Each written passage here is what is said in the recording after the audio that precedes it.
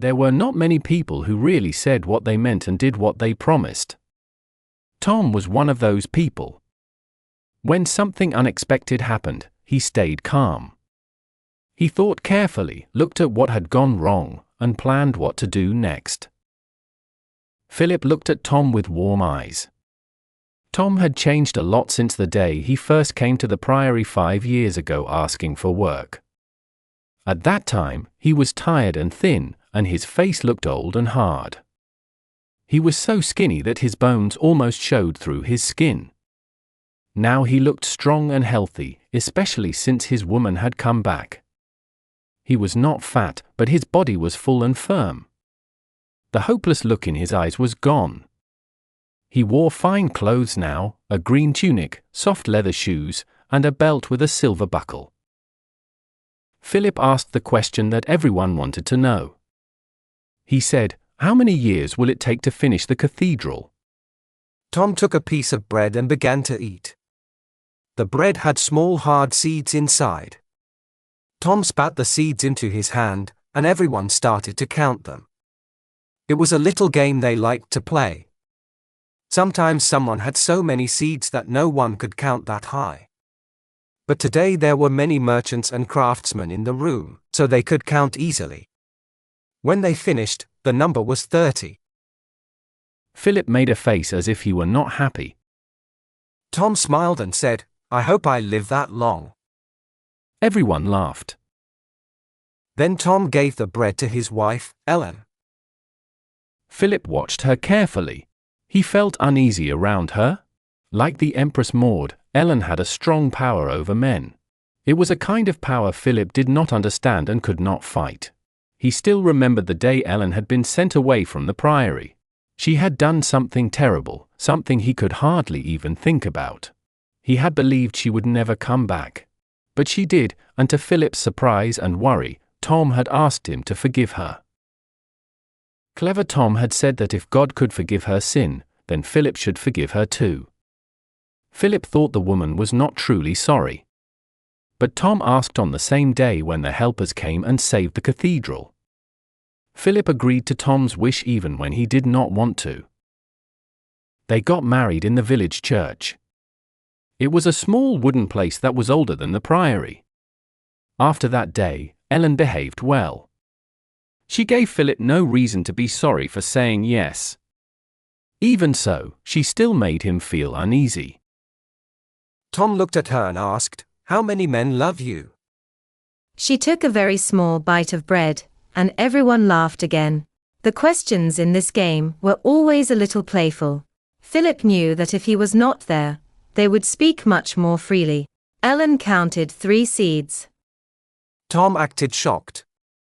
"I will tell you who my 3 lovers are," Ellen said. Philip hoped she would not say anything rude. "The first is Tom, the second is Jack, and the third is Alfred." Everyone clapped for her clever answer. Then the bread moved around the table again. Now it was Tom's daughter Martha's turn. She was about 12 years old and very shy. The bread said she would have 3 husbands, which sounded impossible. Martha passed the bread to Jack. As she did this, Philip saw how she looked at him with great love and respect. He saw that she admired her stepbrother. Jack made Philip curious. He had been a strange-looking boy with orange hair, light skin, and big blue eyes. But now he was a young man, and his face looked different. His features had grown balanced and handsome. Strangers turned to look at him when he passed. But in his nature, Jack was as wild as his mother. He did not like rules, and he did not know how to obey. When he worked as a helper for a stonemason, he was not very useful. He did not bring mortar and stones all the time as he should. He tried to collect a big pile for the whole day and then went away to do something else. He often disappeared. One day he decided that the stones on the building site were not good for his carving. He did not tell anyone. He went all the way to the quarry to choose one stone that he liked. 2 days later he came back with that stone on a borrowed pony. People still liked him.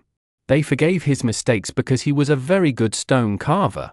They also forgave him because he was kind and friendly. Philip thought that Jack did not get this kindness from his mother. Philip sometimes thought about Jack's future. He believed that if Jack joined the church, he could one day become a bishop. How many years before you get married? Jack took a small bite of food. He seemed eager to marry. Philip wondered if Jack already loved someone. Then Jack looked upset. He had a mouthful of seeds. They counted them, and his face showed how angry he was. There were 31 seeds. I will be 48 years old. Everyone laughed. Only Philip stayed quiet. He checked the count, saw that it was right, and was surprised that Jack had done the math so quickly. Even Milius, the bursar, could not do that. Jack sat next to Aliena. Philip noticed that he had seen them together many times during the summer. He thought it was because they were both very smart. Not many people in Kingsbridge could speak with Aliena as an equal. And Jack, though sometimes wild, was more grown up than the other apprentices. Still, Philip was very interested in their friendship. At their age, 5 years was a big difference. Jack gave the bread to Aliena and asked, "How many years until you marry?" Everyone groaned. It was too easy to ask the same question again. The game was supposed to be smart and funny. Aliena, who was known for refusing many men, made them laugh.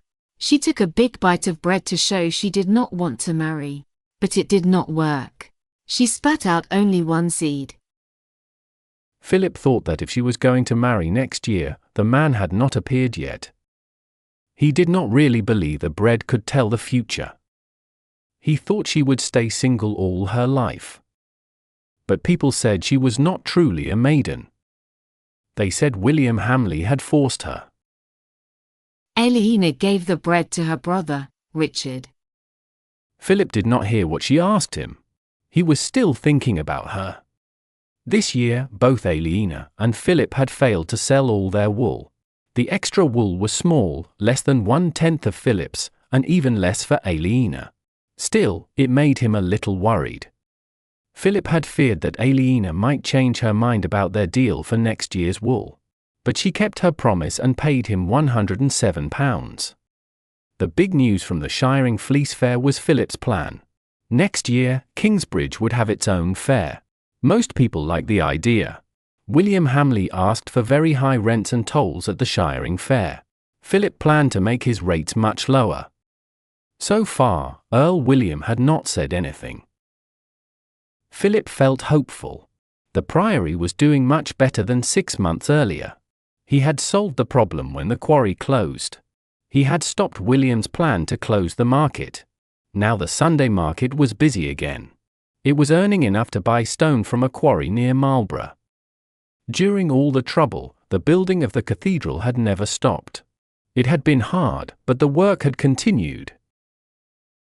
Philip still felt worried because Maud had not yet been crowned. She was in control now, and the bishops had accepted her, but she only had power because of her army. Without a real coronation, her rule was weak. Stephen's wife still ruled Kent, and the City of London was not sure who to support. Philip knew that one bad event could bring her down, just as Stephen had fallen after the Battle of Lincoln. Then everything could turn into chaos again. He tried not to think negatively. He looked at the people sitting around the table. Their game had finished, and they were eating dinner. They were good, honest people who worked hard and went to church. Philip believed that God would protect them. They ate vegetable stew, baked fish with pepper and ginger, several kinds of duck, and a custard with red and green stripes. After eating, they picked up their benches and carried them into the unfinished church to watch the play. The carpenters had built 2 wooden screens. These were placed beside the walls at the east end and blocked the space between the aisle wall and the first stone pillar. This made each side look closed at the end. Behind the screens, the monks who would act in the play waited for their turn to walk out and perform. One of them, who would play Saint Adolphus, was a young novice with a kind, innocent face. He lay on a table at the far end of the nave, covered with a cloth, pretending to be dead. He tried hard not to laugh. Philip did not know how to feel about the play. He also felt unsure about the special bread that people baked for these days. He worried that the play could easily become rude or disrespectful. But people loved it so much that, if he had forbidden it, they would have made their own play outside the church. Without his control, it might have become very improper. The monks who acted enjoyed it most of all. They liked to dress up and pretend to be other people. Acting wildly and even saying things that were not holy gave them some release, because they spent most of their time being very serious. Before the play started, there was a short prayer service. The sacrist kept it brief. Philip gave a short talk about the good life and the wonderful works of Saint Adolphus. Then he sat down with the audience to watch the play. From behind the left screen came a big man. He wore clothes made from many pieces of bright cloth, all pinned together. His face was painted, and he carried a large money bag. He was playing the rich barbarian. People murmured with surprise and then began to laugh when they saw who it was. The actor was Brother Bernard, the cook, who was fat and friendly. Everyone liked him. He walked up and down so that everyone could see his funny clothes. Then he ran toward the small children in the front. They screamed and laughed with fear. After that, he went quietly to the altar. He looked around to be sure no one was watching. Then he hid the money bag behind it. He turned to the people, smiled wickedly, and said loudly, "These foolish Christians are too scared to take my silver. They think Saint Adolphus will guard it. Ha!" Then he went back behind the screen. From the other side came a group of outlaws. They wore dirty clothes and carried wooden swords and axes. Their faces were dark with soot and chalk. They walked slowly around the hall, trying to look dangerous. Then one of them saw the money bag behind the altar. The outlaws began to argue. "We should not take it. It will bring us bad luck. A dead saint cannot hurt us." At last they decided to take the money. They went into a corner to count it. Soon the barbarian came back. He looked everywhere for his treasure but could not find it. He became very angry. He went to the tomb of Saint Adolphus and shouted at the saint because he did not guard the money. Then the saint rose from his grave. The barbarian trembled with fear. The saint did not look at him. He went to the outlaws. He pointed at them one after another. Each one fell to the ground as if dead. They rolled and twisted, making strange faces as they acted out their pain. The saint forgave only the good outlaw, who put the money back behind the altar.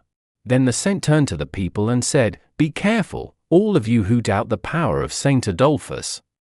The people shouted and clapped their hands. The actors stood in the church, smiling shyly for a moment. The play was meant to teach a lesson, but Philip knew what people really enjoyed. They liked the funny parts, the wild barbarian, and the outlaws pretending to die. When the cheering ended, Philip stood up. He thanked the actors and told everyone that the races would soon begin in the field near the river. That day, 5-year-old Jonathan learned that he was not the fastest runner in Kingsbridge. He joined the children's race wearing his small monk's robe. People laughed loudly when he pulled up the robe and ran with his little bottom showing. But the other children were older than him, and he finished near the end. When he saw that he had lost, his face looked shocked and sad. Tom felt sorry for him and lifted him up to make him feel better. Tom and Jonathan had become very close. No one in the village thought this was strange or looked for another reason. Tom worked all day inside the priory, where Jonathan often played, so they spent much time together. Tom was at the age when his own children were grown, but he had no grandchildren yet. He liked to smile at small children and play with them. He never thought anyone would believe that he was Jonathan's father.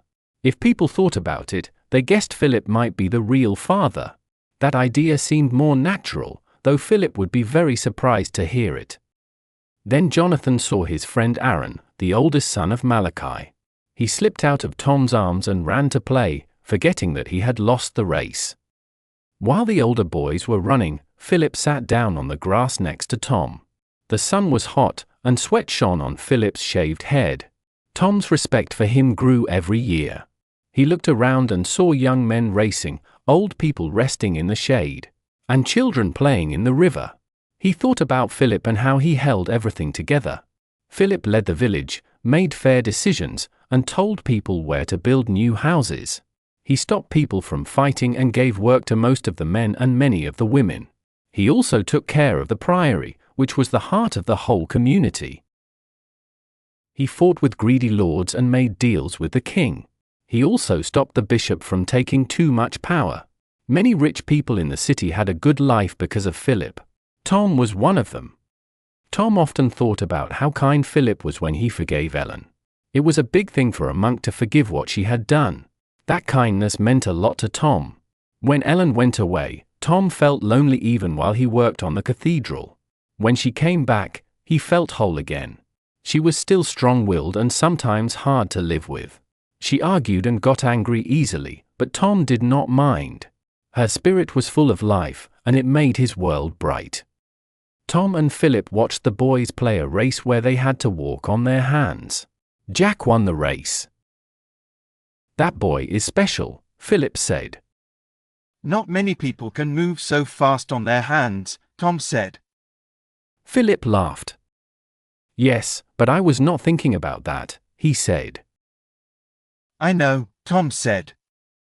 Jack's quick mind brought both happiness and worry to him. Jack liked learning about building, which Alfred never liked. Tom enjoyed teaching Jack how to build well. But Jack often argued with older people. He did not know how to stay quiet when he was right. After many years of Alfred's unkindness, Jack still had not learned this. "The boy should study more," Philip said. Tom looked unhappy. He thought Jack was already learning enough. He was an apprentice. "What do you mean?" Tom asked. He should learn to write neatly, Philip said. He should study Latin and read old books by wise men. Tom looked even more confused. "Why should he do that? He will be a mason," he said. Philip looked him in the eye. "Are you sure?" he asked. "He is a boy who does not always do what people think he will do." Tom had never thought about that. He knew there were young men who did different things from their families. Some rich men's sons did not want to be soldiers. Some royal children went into monasteries. Some poor boys became bishops. Jack could be like that. "Then what do you think he will do?" Tom asked. "It depends on what he learns," Philip said. "But I want him to serve the church." Tom was surprised. Jack did not seem like someone who would be a churchman. Tom also felt a little hurt. He had dreamed that Jack would become a great mason. He would feel sad if the boy chose a different life. Philip did not see Tom's feelings. He continued speaking. "God needs the best young men," he said. "Look at those apprentices trying to jump higher than each other. They can all work as builders or stone cutters. But how many of them could lead the church? Only one, Jack." Tom knew there was truth in that. If Jack joined the church, and Philip helped him, he could have a stronger and richer future than as a mason. Tom spoke slowly. "What exactly do you plan?" he asked. "I want Jack to become a novice monk," Philip said. "A monk?" Tom said. It sounded even harder to believe than becoming a priest. Jack already disliked the strict rules of the building site.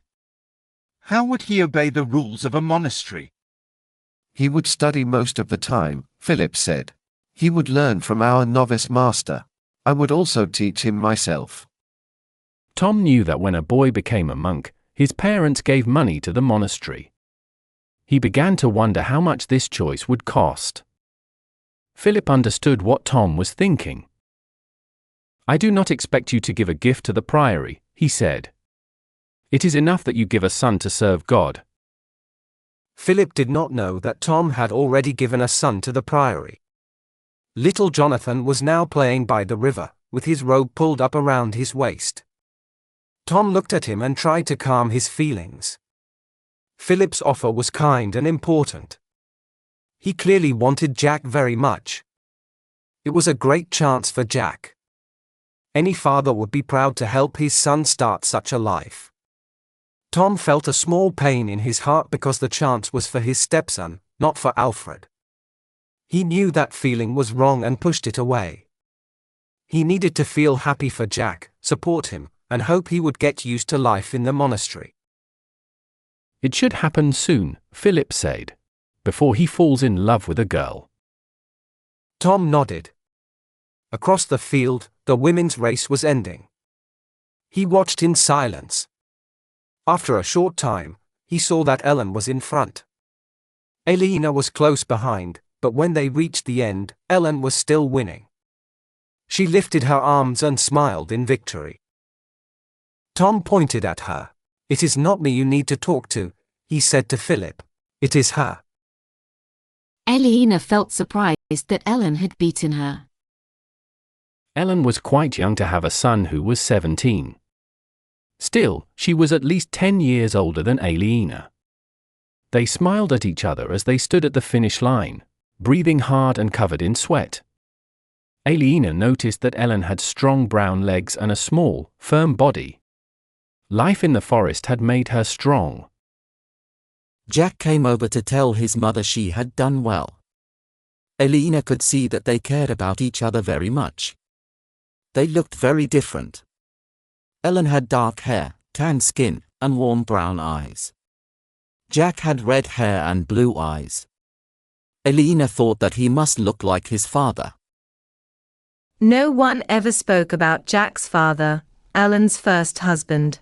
Maybe they felt ashamed about him. When Aliena looked at Ellen and Jack together, she thought that Jack might remind Ellen of the man she had lost. That could be why Ellen loved him so deeply.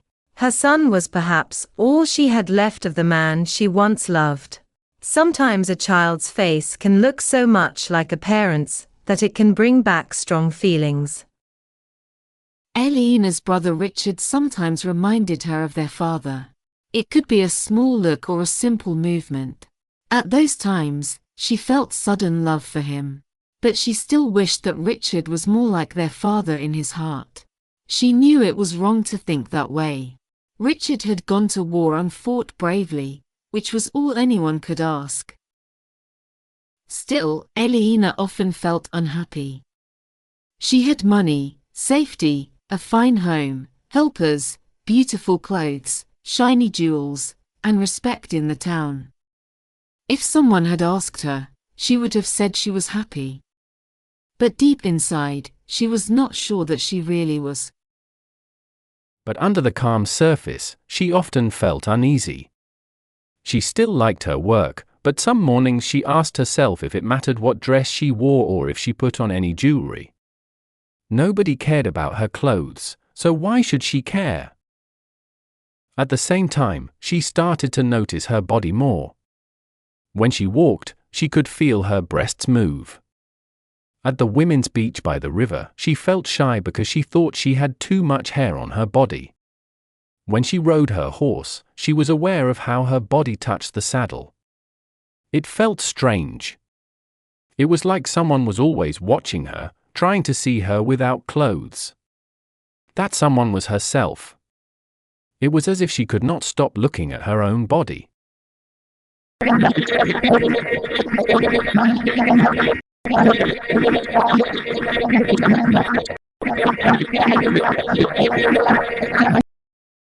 This year she had not sold all her wool. It was not her mistake. Many merchants still had fleece they could not sell, even prior Philip. Philip stayed calm, but Aliena felt worried. What could she do with all that wool? She could keep it until next year. But what if she still could not sell it then? She was not sure how long raw wool would stay good. She felt the wool might become dry and hard to use soon. If things went wrong, she could not help Richard. Being a knight cost a lot of money. His war horse had cost £20, but after the Battle of Lincoln, it became nervous and useless. Soon he would need a new horse. Aliena could pay for it, but it used much of her money. Richard felt ashamed to take her help. It was not usual for a knight to live from a lady's money. He had hoped to get enough treasure from wars to live on, but he had lost many battles. If he wanted his earldom back, Aliena had to stay rich. In her worst dreams, she lost all her money. Then both of them were poor again. They could be cheated by bad priests, chased by wicked lords, or attacked by thieves. She saw herself again in that dark prison where she had last seen her father, dying in chains. But she also had a happy dream. In that dream, she and Richard lived in their old castle. Richard ruled the land wisely, as their father had done. Aliena helped him, welcomed guests, and sat beside him at the long table during dinner. Yet even that dream no longer made her happy. She shook her head, trying to push away her sad thoughts, and turned her mind to the wool again. The easiest way was to do nothing. She could keep the extra wool until next year. If she could not sell it then, she would lose some money, but she could live with that. Still, there was a small danger that it could happen again next year, and her trade could slowly get worse. So she began to think of another way. She had tried to sell the wool to a weaver in Kingsbridge, but he had enough for now.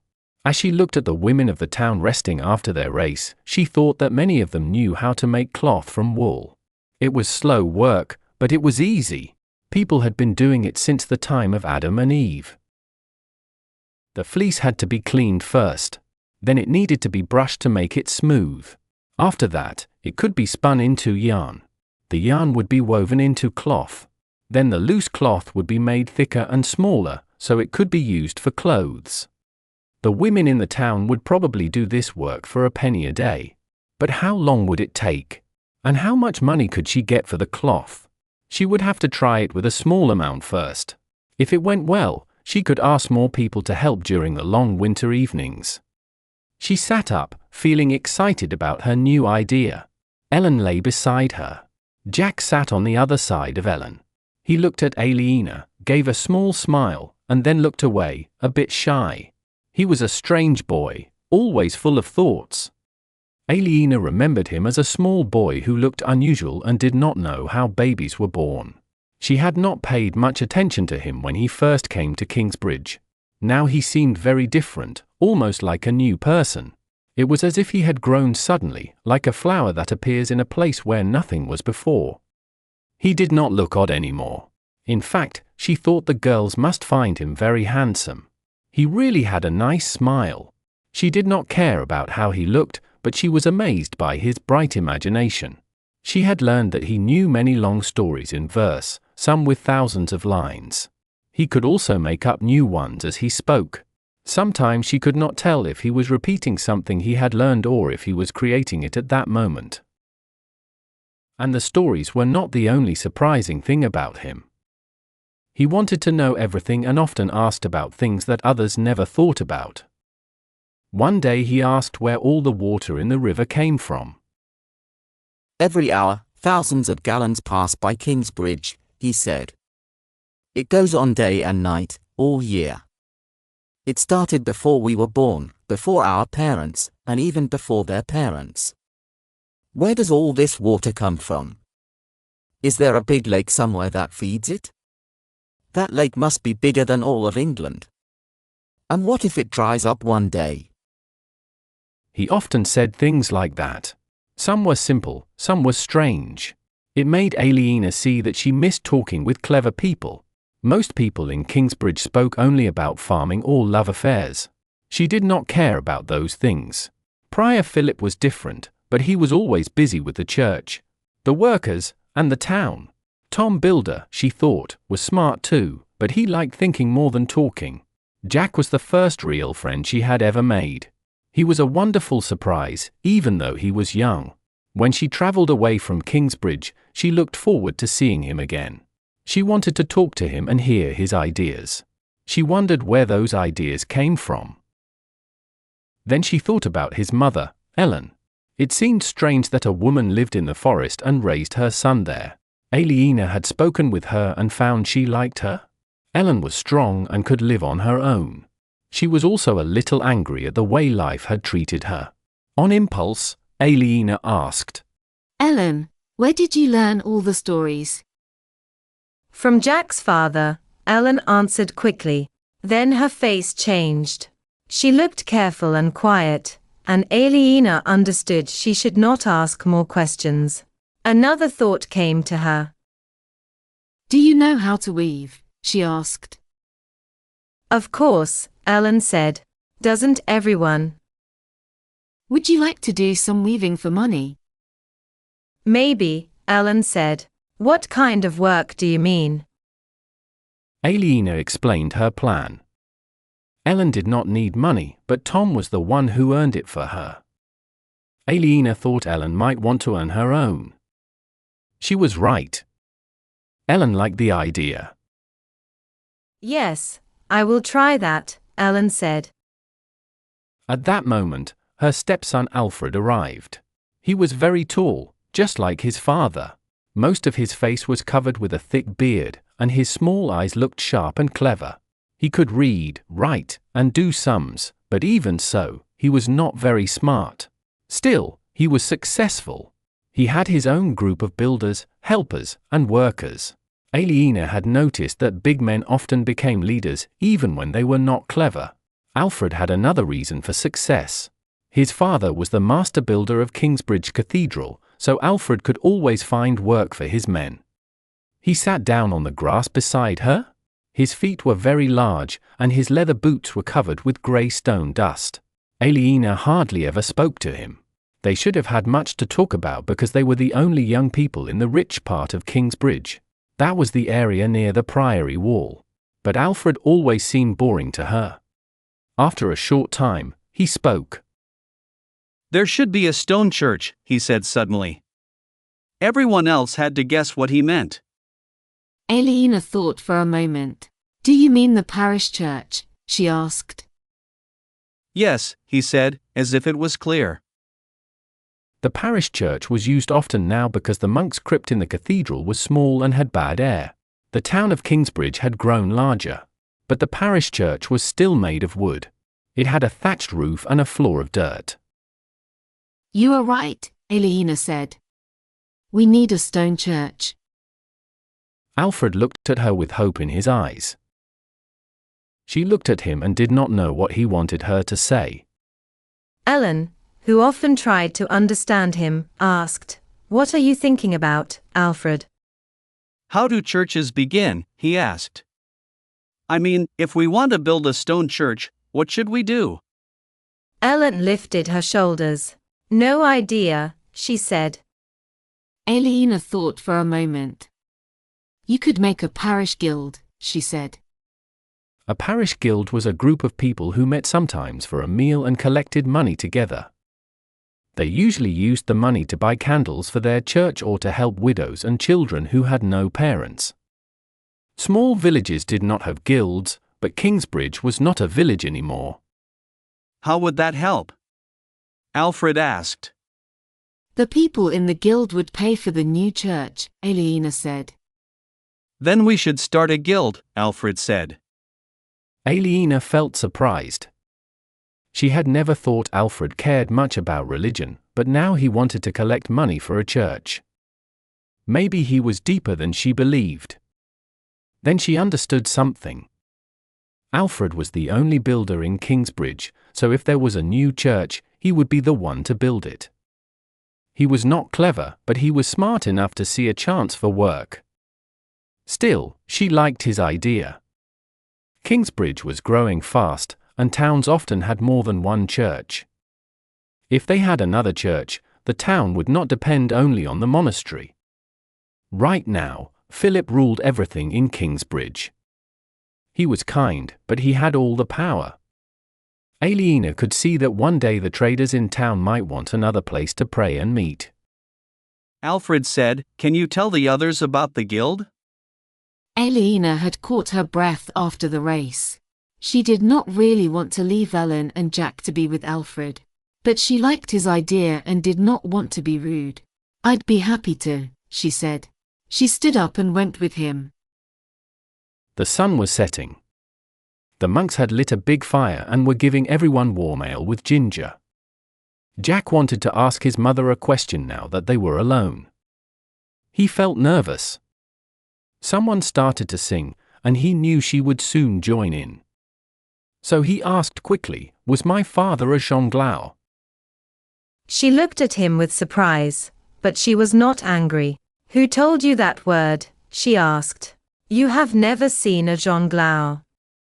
Aliena told me, he said. She used to go to France with her father. His mother looked toward the fire in the dark field. "Yes, he was a jongleur," she said. "He told me all those poems, just as I told them to you. And now you tell them to Aliena, don't you?" Yes? Jack felt a little shy. You really love her, don't you? "Is it that easy to see?" he asked. She smiled kindly. "Only to me, I think," she said. "She is quite a bit older than you." 5 years, he said. "You'll win her heart," she said. "You are like your father. He could make any woman love him." Jack felt shy when they spoke about Aliena, but happy to hear about his father. He wanted to know more. Then, to his great disappointment, Tom came over and sat down with them. Tom started to talk right away. "I have been speaking with Prior Philip about Jack," he said. His voice sounded light, but Jack felt there was something serious behind it. "Philip says Jack should get more education." His mother looked upset. "He already has an education," she said. "He can read and write in English and French. He knows his numbers. He can speak long poems by heart." Now, don't take my words the wrong way, Tom said firmly. Philip did not say that Jack is foolish. He said the opposite. He said Jack is very smart and should learn more. Jack did not smile at these kind words. He did not trust churchmen, just like his mother. He was sure there was a hidden reason for this offer. "More?" Ellen asked with a sharp voice. "What more does that monk want him to learn?" "I know. Theology, Latin, rhetoric, metaphysics. Nonsense." Do not say that so fast, Tom said quietly. If Jack goes to school and learns to write well, and studies Latin and other subjects, he can become a clerk for an earl or a bishop. Later he can be rich and important. Not all lords are born as lords. Ellen's eyes became narrow and cold. "You said if he takes Philip's offer. What is Philip's offer exactly?" That Jack becomes a young monk. "Not while I live." Ellen shouted and jumped up. "The church will not take my son. Those lying priests took his father. They will not take him too. I will stop Philip first, I swear it." Tom had seen Ellen angry before. He did not look afraid. What is wrong with you, woman? He asked calmly. The boy has a wonderful chance. Jack was surprised by her words about his father. Those lying priests took his father? What did that mean? He wanted to ask but had no time. "He is not going to be a monk," Ellen cried. "If he does not want that life, he will not have it." Ellen looked upset and silent now.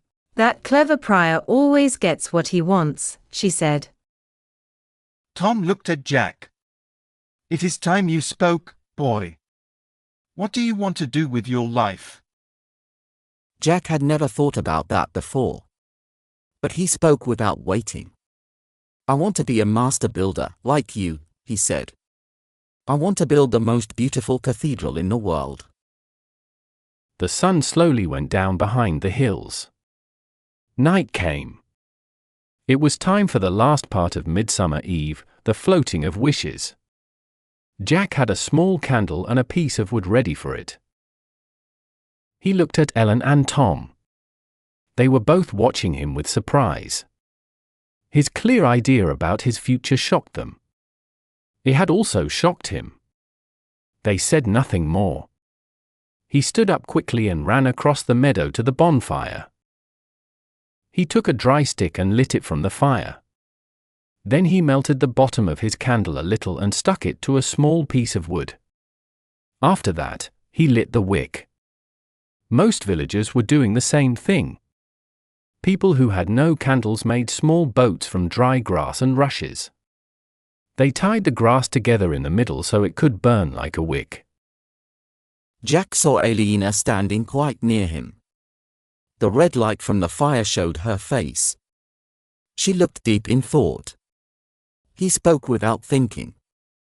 "What will you wish for, Aliena?" he asked. Peace, she answered at once. Then she looked surprised and turned away. Jack wondered if he was foolish to love her. She liked him as a friend, but she did not feel love as he did. He wanted her very much, but that feeling was far from her heart. When everyone was ready, they went down to the river. Some knelt on the bank. Others walked a little into the water. Each person held their small flame and made a wish.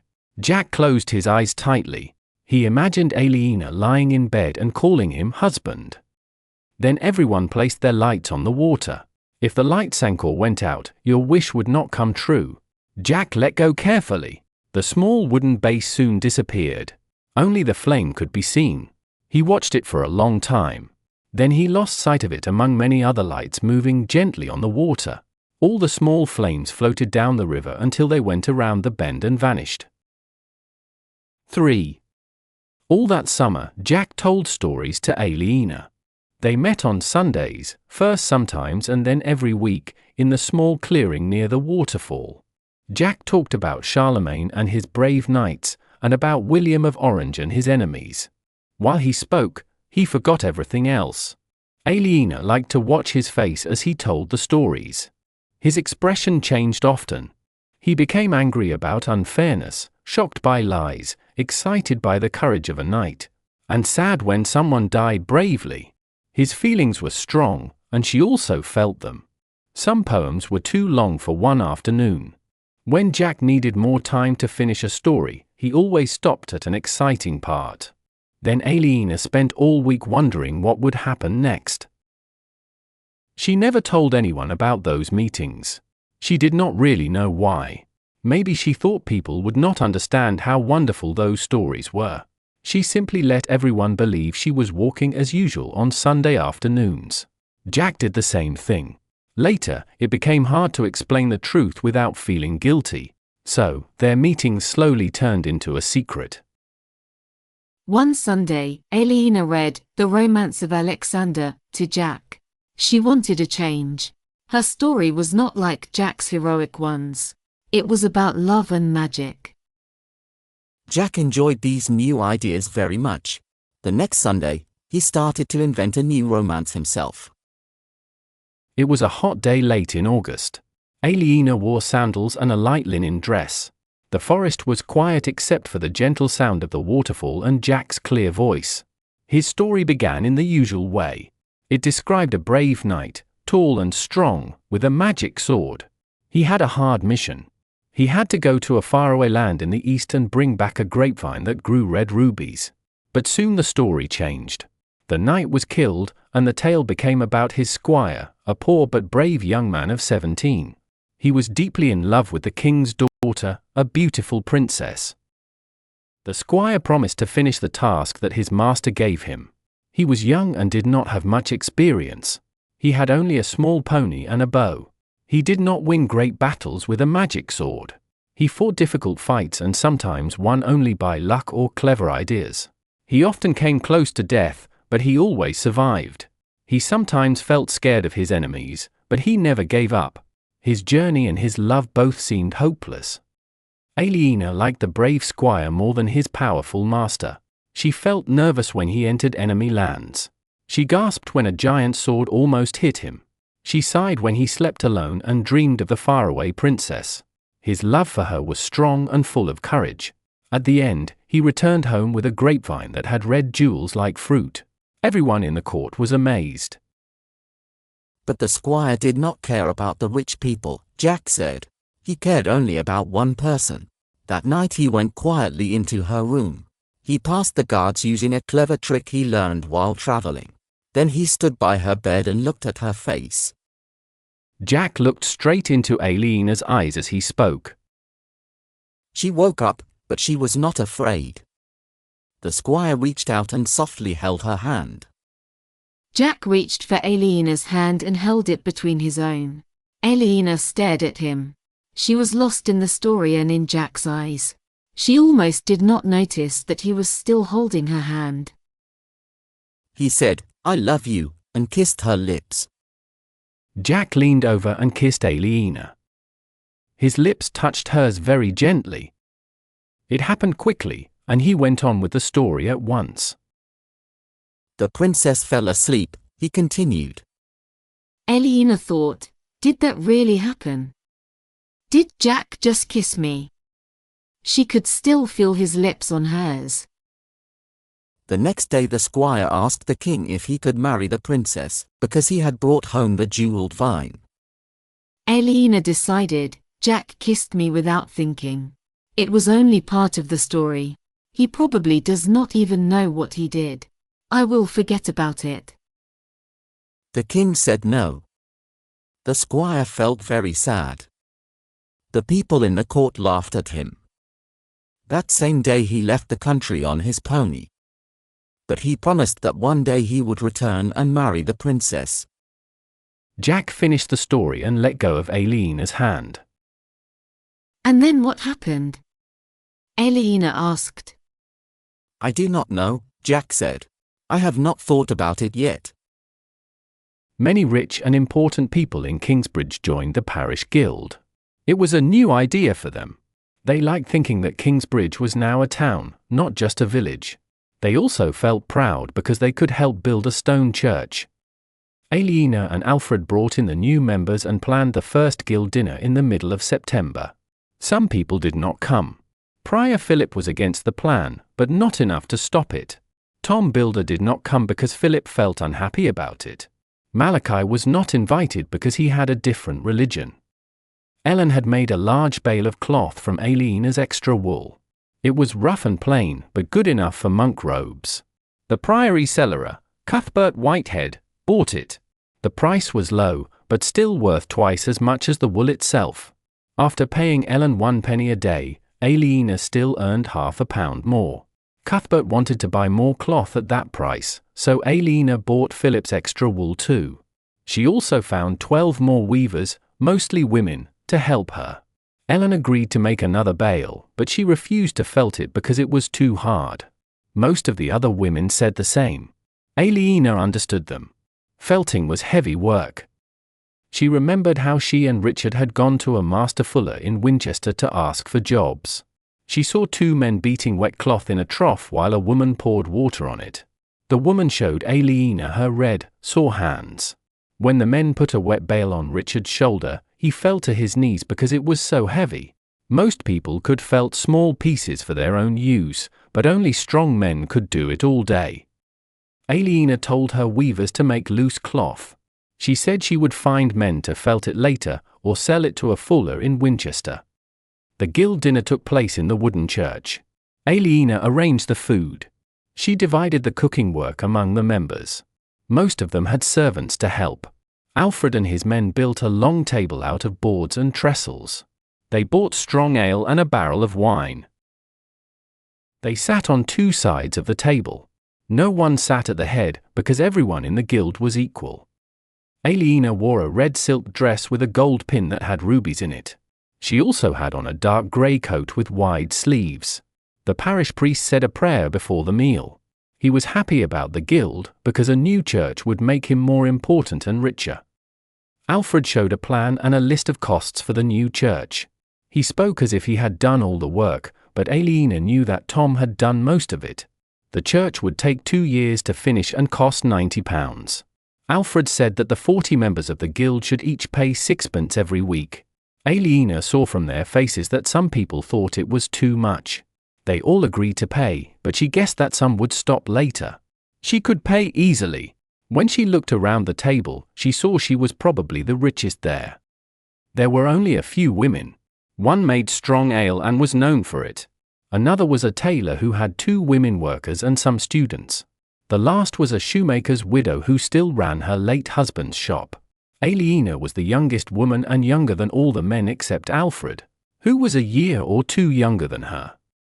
Aliena missed Jack. She had not heard the second part of his story about the young squire.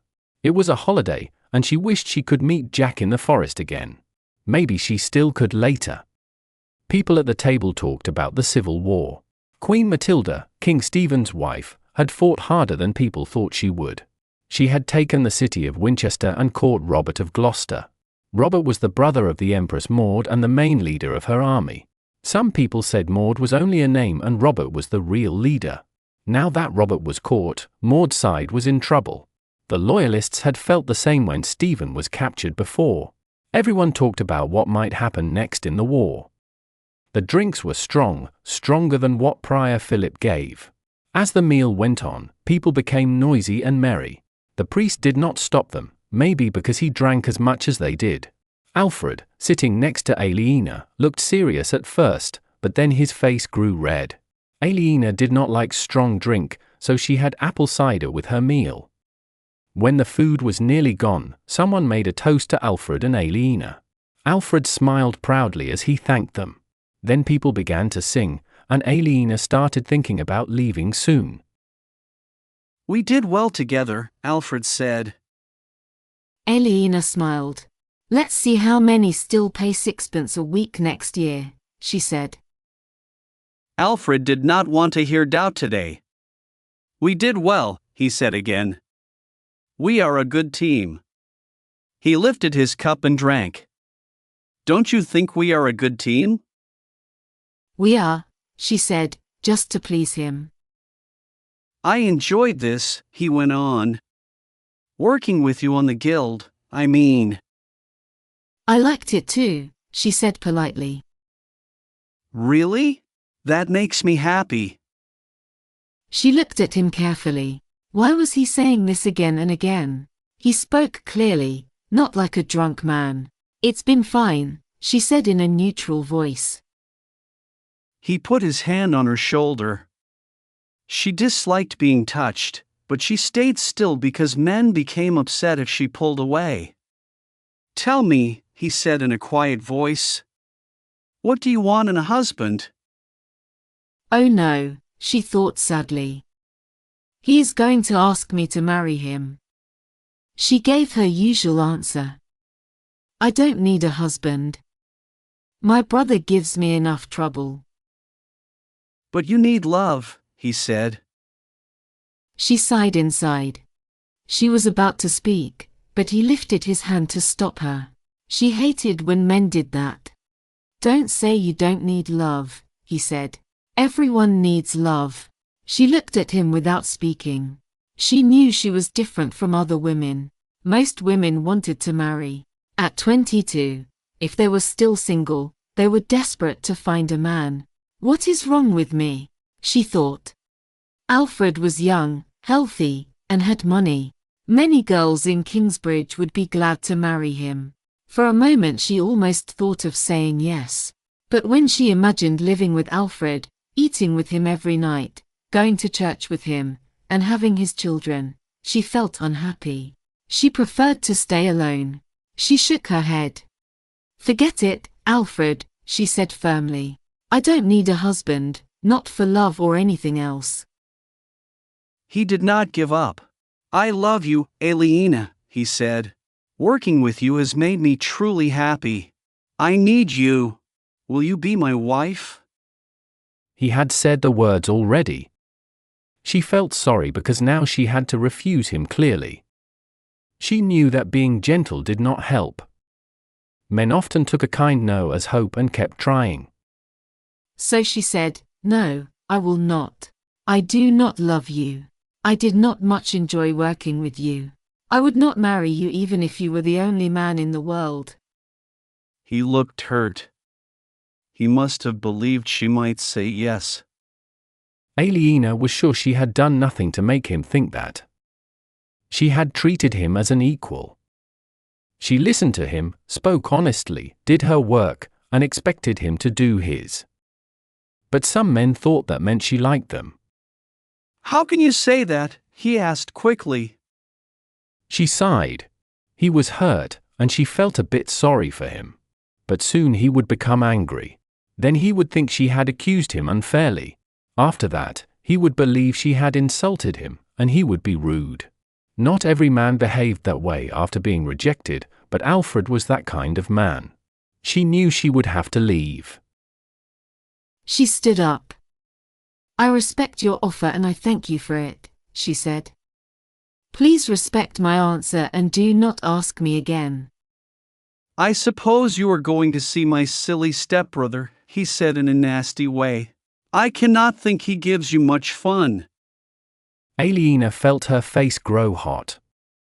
People must have begun to notice she spent time with Jack. Of course, Alfred would say something rude about it. She really was going to see Jack, and she would not let Alfred stop her. She bent down close to his face. He looked surprised. She said quietly and slowly, "Go to hell." Then she turned and left. Prior Philip held court in the crypt once each month. Before, he had done it only once a year, and the work took little time. But the town had grown 3 times larger, and now there was much more crime. The kinds of crimes had changed too. In the past, most problems were about land, crops, or animals. A farmer might move a field boundary to take land from a neighbor. A worker might steal a sack of corn.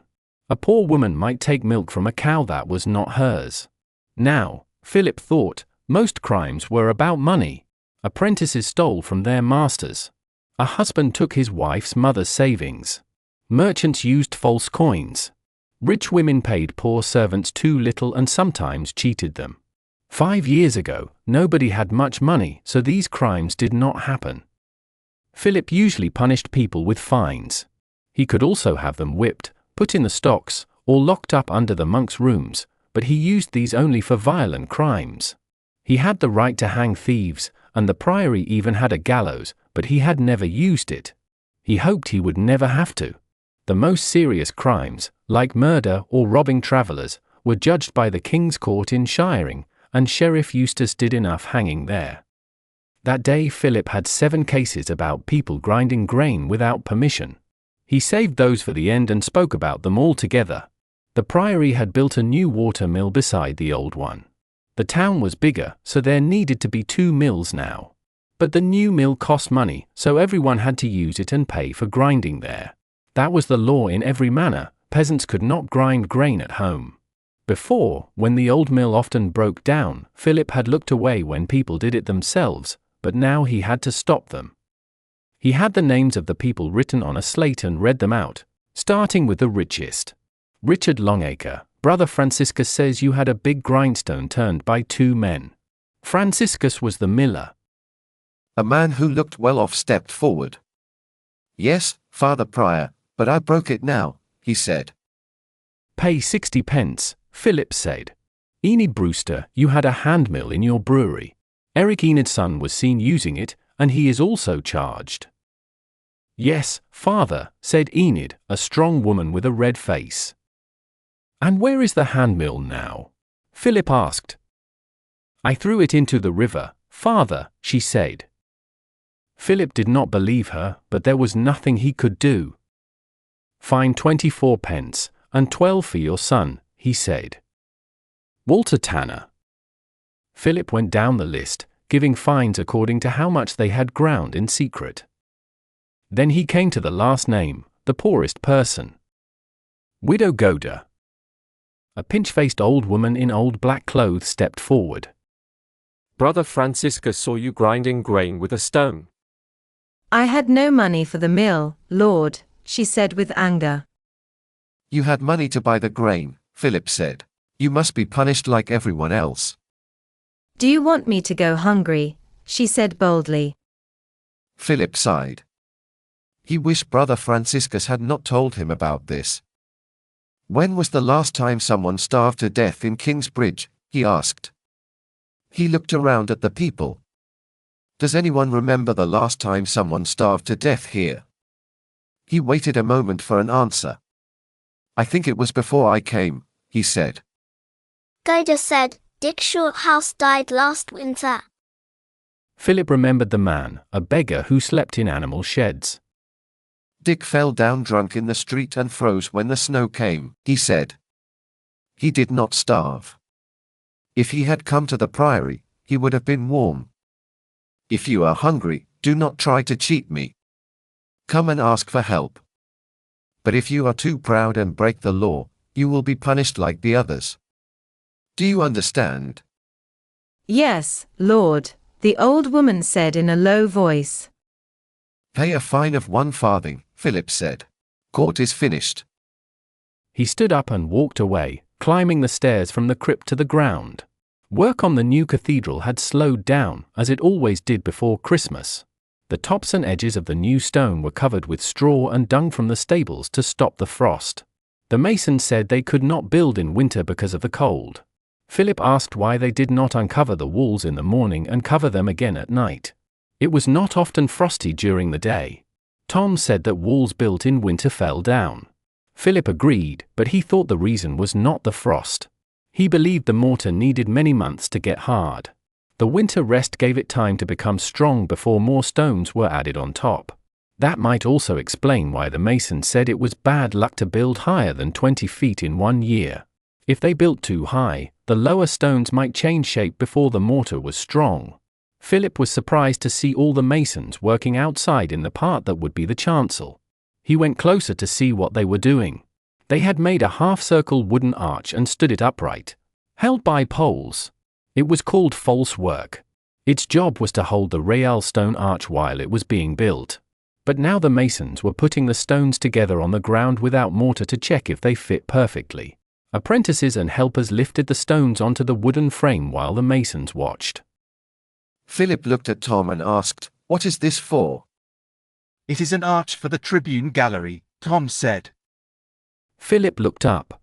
The part under the gallery had been finished last year. The gallery would be finished next year. After that, they would only have to build the top level and the roof. Now that the walls were covered for winter, the masons were cutting stones for next year's work. If this arch was correct, they would cut the other stones to match it. The apprentices, including Tom's stepson Jack, built the arch from both sides. The wedge-shaped stones were called voussoirs. The finished arch would be high up and very decorative. Each stone had 3 lines of carving, dogtooth, small circles, and a simple round line. When placed together, the carvings formed 3 perfect arcs. This made it look like several hoops of stone, but it was really one arch made of wedges. The stones had to fit perfectly or the carvings would not line up. Philip watched as Jack placed the keystone in the middle. Now the arch was complete. The masons took sledgehammers and hit the wedges that held the wooden support. The support fell with a loud sound. Even with no mortar, the arch stayed up. Tom Builder gave a short sound of pleasure. Someone pulled Philip's sleeve. He turned and saw a young monk. "You have a visitor, Father," the monk said. "He is waiting in your house." "Thank you, my son," Philip said. Philip left the builders. If the monks had asked the visitor to wait in the prior's house, the visitor must be important. He walked across the yard and went into his house. The visitor was his brother, Francis. Philip hugged him warmly. Francis looked tired and worried. "Did they give you something to eat?" Philip asked. "You look very tired." "They gave me some bread and meat, thank you," Francis said. "I spent the autumn riding between Bristol, where King Stephen was a prisoner, and Rochester, where Earl Robert was kept." "You said was," Philip said. Francis nodded. "I helped to make an exchange. Stephen was traded for Robert. It happened on All Saints' Day. Now King Stephen is back in Winchester." Philip looked surprised. "I think the Empress Maud made a bad deal," he said. "She gave away a king to get an earl." Francis shook his head. She had no choice. Without Robert she could do nothing. People do not like her or trust her. Her followers were leaving. She needed Robert beside her again. Queen Matilda was very clever. She wanted only one thing in return, King Stephen. She waited until she got him. Philip went to the window and looked out. Cold rain was falling across the building site. The high cathedral walls looked dark, and water ran from the thatched roofs of the workers' lodges. "What does it mean?" he asked. "It means Maud is again only someone who wants to be queen," Francis answered. "Stephen has been crowned. Maud never was, not really." But it was Maud who gave me permission to have my market, Philip said. Yes? That could be a problem. Is my license not good anymore? No. It is still good. It came from a true ruler, and the church accepted her. She did not wear a crown, but that does not matter. Still, Stephen might take it away. The market is paying for the stone, Philip said with worry. I cannot build without it. This is very bad. I am sorry. What about my £100? Francis lifted his shoulders. Stephen will say you should ask more to give it back.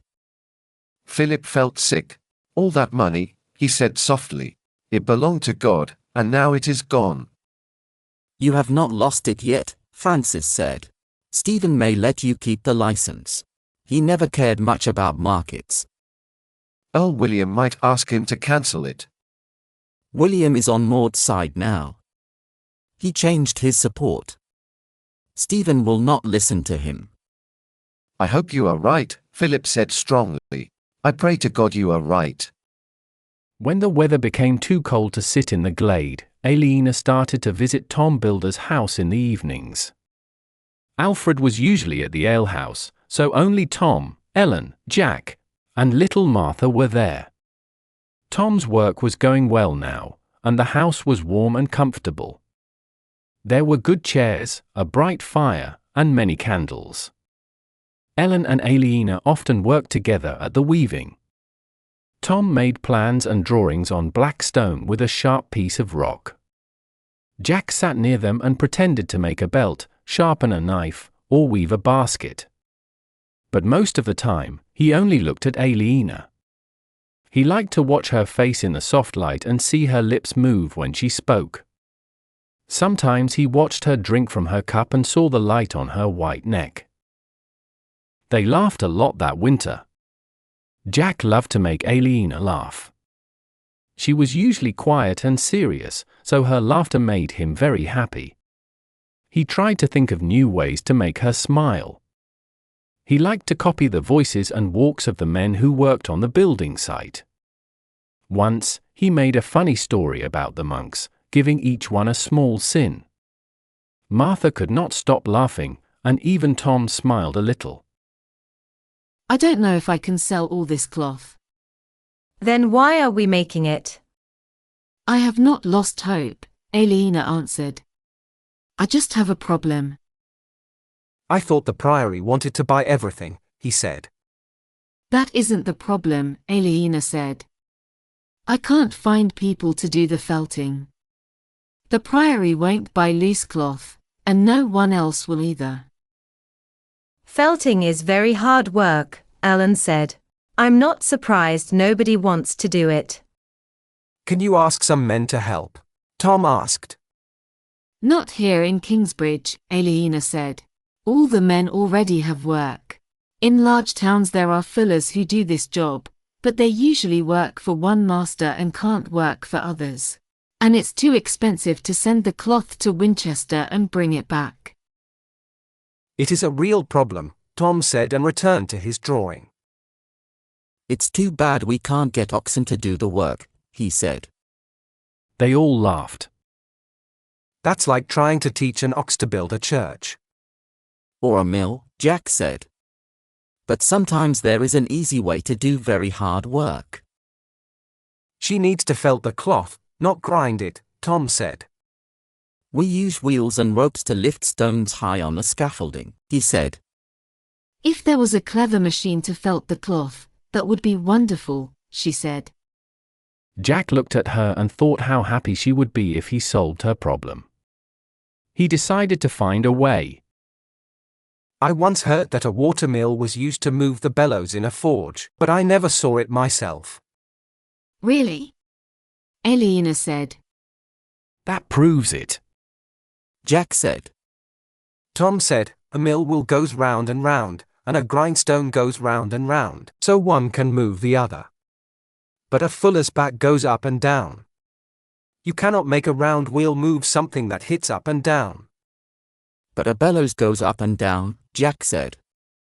That is true, Tom said. But I never saw that forge myself. I only heard people talk about it. Jack tried to imagine how the work in a mill happens. The water made the mill wheel turn. The shaft of the wheel was joined to another wheel inside the mill. That wheel stood upright and had teeth that fit with another flat wheel. The flat wheel turned the millstone. Jack said quietly, an upright wheel can move a flat wheel. Martha laughed. Jack, stop, she said. If mills could press cloth, clever people would have found that out already. Jack did not listen. He said, the fuller's bats could be fixed to the shaft of the mill wheel. The cloth could lie under the bats when they come down. Tom said, the bats would hit once, then get stuck, and the wheel would stop. Wheels go round and round, but bats must go up and down. There must be a way, Jack said stubbornly. There is no way, Tom said firmly, like he wanted to end the talk. I bet there is, Jack said softly, angry but quiet. Tom acted as if he did not hear. On the next Sunday, Jack disappeared. He went to church in the morning and ate dinner at home as usual. But he did not come for supper. Aliena was in her kitchen making thick soup with ham, cabbage, and pepper when Ellen came looking for Jack.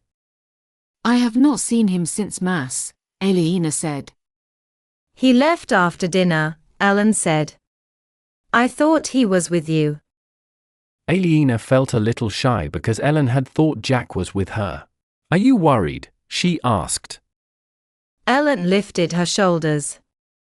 A mother always worries, she said. Did he argue with Alfred? Aliena asked, sounding nervous. I asked him the same, Ellen said. Alfred said no. She sighed. I do not think Jack is in danger. He has done this before, and I think he will do it again. I never taught him to keep regular hours. Later that evening, before going to bed, Aliena went to Tom's house to see if Jack had come back. He had not. She went home feeling worried. Richard was away in Winchester, so she was alone. She kept thinking that Jack might have fallen into the river and drowned. That would be terrible for Ellen, because Jack was her only son. Tears filled Aliena's eyes as she thought of Ellen's sadness. Then she scolded herself. She was crying over something that had not even happened. She tried to stop and think about something else. She thought about the extra cloth she had to sell. Usually she worried about business for hours, but tonight she could only think about Jack. Maybe he had broken his leg and was lying hurt in the forest. At last she fell asleep, but it was not peaceful. She woke up early and still felt tired. She put her heavy cloak over her nightshirt, pulled on her fur boots, and went outside to look for him. He was not behind the alehouse where men often slept near the warm, smelly dung heap. She crossed the bridge and walked carefully along the river bank to a bend where trash collected. Some ducks were looking for food among old wood, broken shoes, rusty knives, and meat bones. Jack was not there, thank God. She climbed back up the hill and went into the priory yard where the cathedral builders had started work. She found Tom in his shed. Has Jack come back? She asked. She said hopefully. Tom shook his head. Not yet. As she was leaving, the master carpenter came in. He looked worried. All our hammers are missing, he said to Tom. That is strange, Tom said. I was looking for one and could not find it. Then Alfred looked in through the door. Where are all the mason's bolsters? He asked. Tom scratched his head. It seems that every hammer on the site is gone, he said in surprise. Then he stopped and said, I think that boy Jack did this. Aliena suddenly understood. Hammers. Felting. The mill. She did not say anything. She left Tom's shed and hurried across the priory yard. She went past the kitchen to the southwest corner. There, a channel of water from the river moved two mills, one old and one new. The wheel of the old mill was turning. Just as she had guessed. She went inside. What she saw at first made her confused and afraid. A line of hammers was fixed to a long pole. The hammers lifted their heads together, as if they were alive. Then they came down together and struck hard with a loud bang. The sound made her jump. She cried out. The hammers lifted again, as if they heard her, and struck once more. They were beating a piece of her cloth that lay in some water in a wooden trough. Then she understood. The hammers were making the cloth thick and firm. She stopped being afraid, but the moving tools still looked strange and alive. She looked closely to see how it worked. The pole that held the hammers lay next to the shaft from the mill wheel. A plank was fixed to the shaft, turning with it. Each time the plank turned, it pushed the hammer handles down so that their heads lifted. Then, when the plank turned away, the handles were free and the hammers fell on the cloth. That was how the mill felted the cloth. It was just what Jack had talked about before. Then she heard his voice behind her. The hammers need more weight so they hit harder, he said. She turned around and saw him. He looked tired but proud. I think I solved your problem, he said with a shy smile.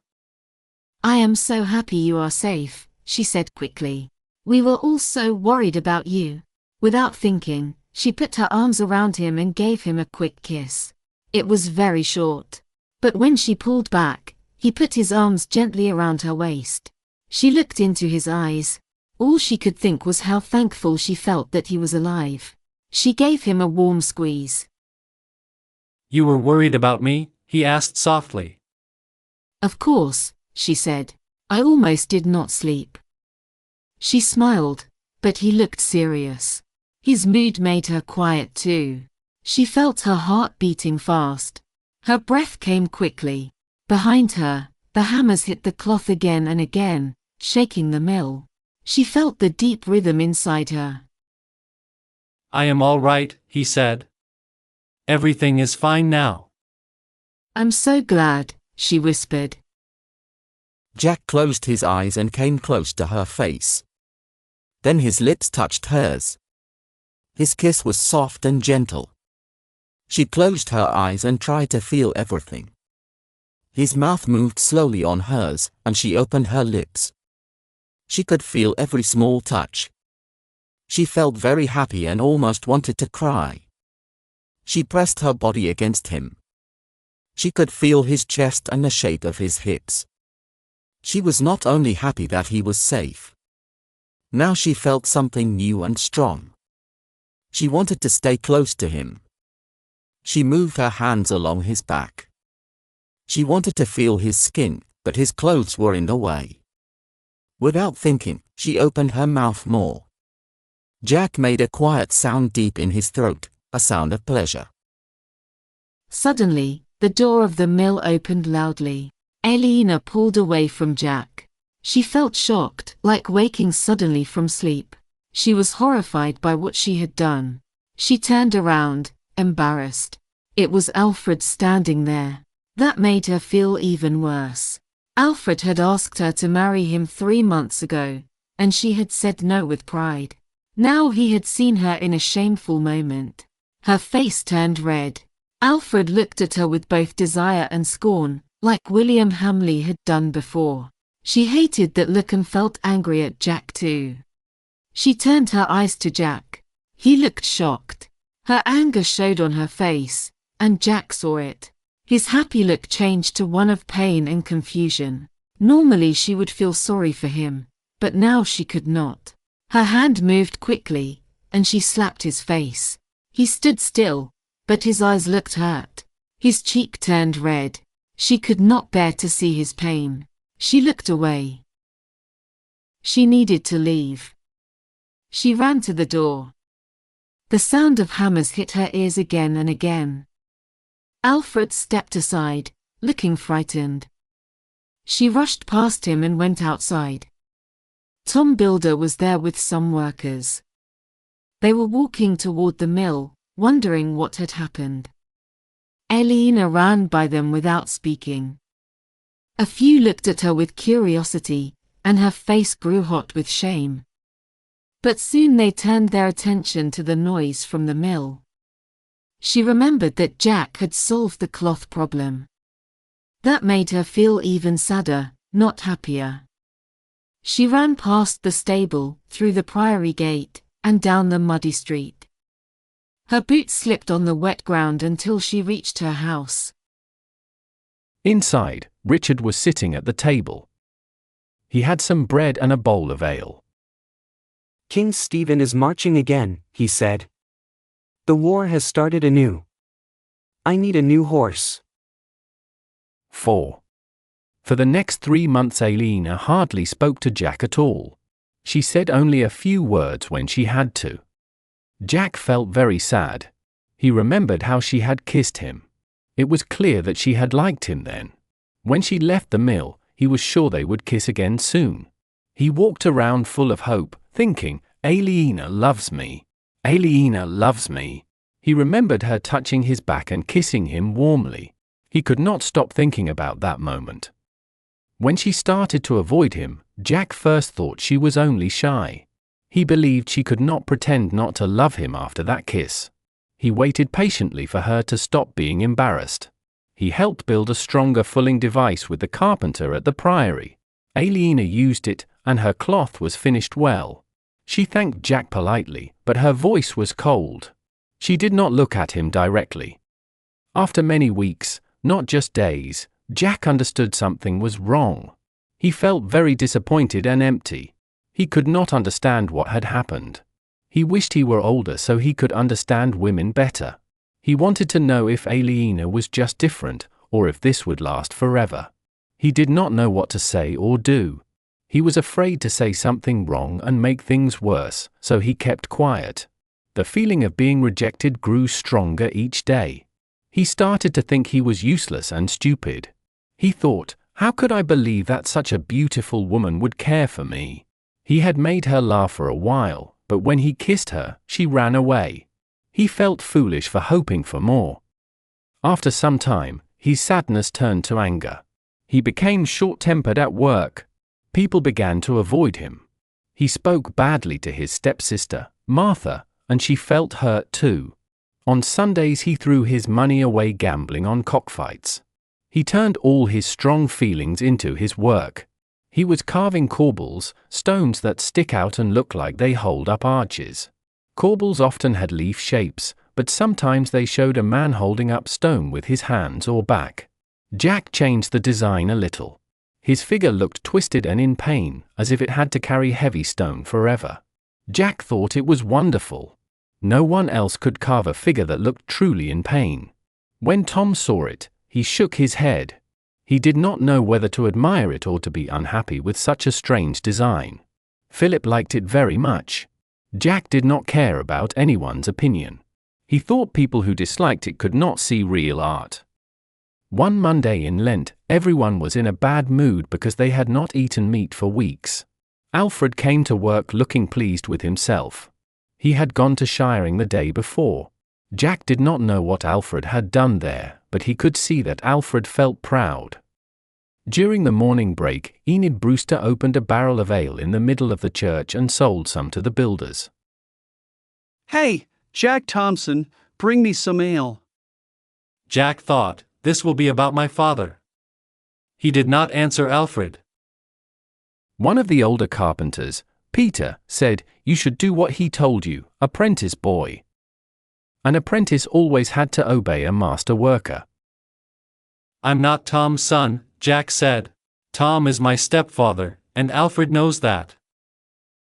Peter answered calmly, do what he says anyway. Jack took Alfred's coin, unhappy but obedient. He went to buy the ale and said loudly, my father's name was Jack Sherberg. You can call me Jack Jackson if you want to tell me apart from Jack the blacksmith. Jack Bastard suits you better. Jack looked around and said, "Has anyone ever wondered why Alfred never ties his boots?" Everyone looked at Alfred's feet. Indeed, his muddy boots were open at the top. Jack said, "It's so he can see his toes quickly if he needs to count higher than 10. The workers smiled, and the younger apprentices laughed. Jack gave the coin to Enid and got the ale. He carried it to Alfred and gave it to him with a small, mocking bow. Alfred looked upset, but not much. He clearly had something else to say. Jack went away to drink his ale with the other apprentices. He hoped Alfred would stop bothering him. But Alfred followed him a moment later.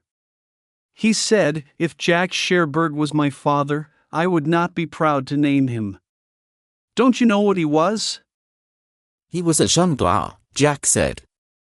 He tried to sound sure of himself, but inside he felt afraid of what Alfred would say next. "I don't think you know what a jongleur is."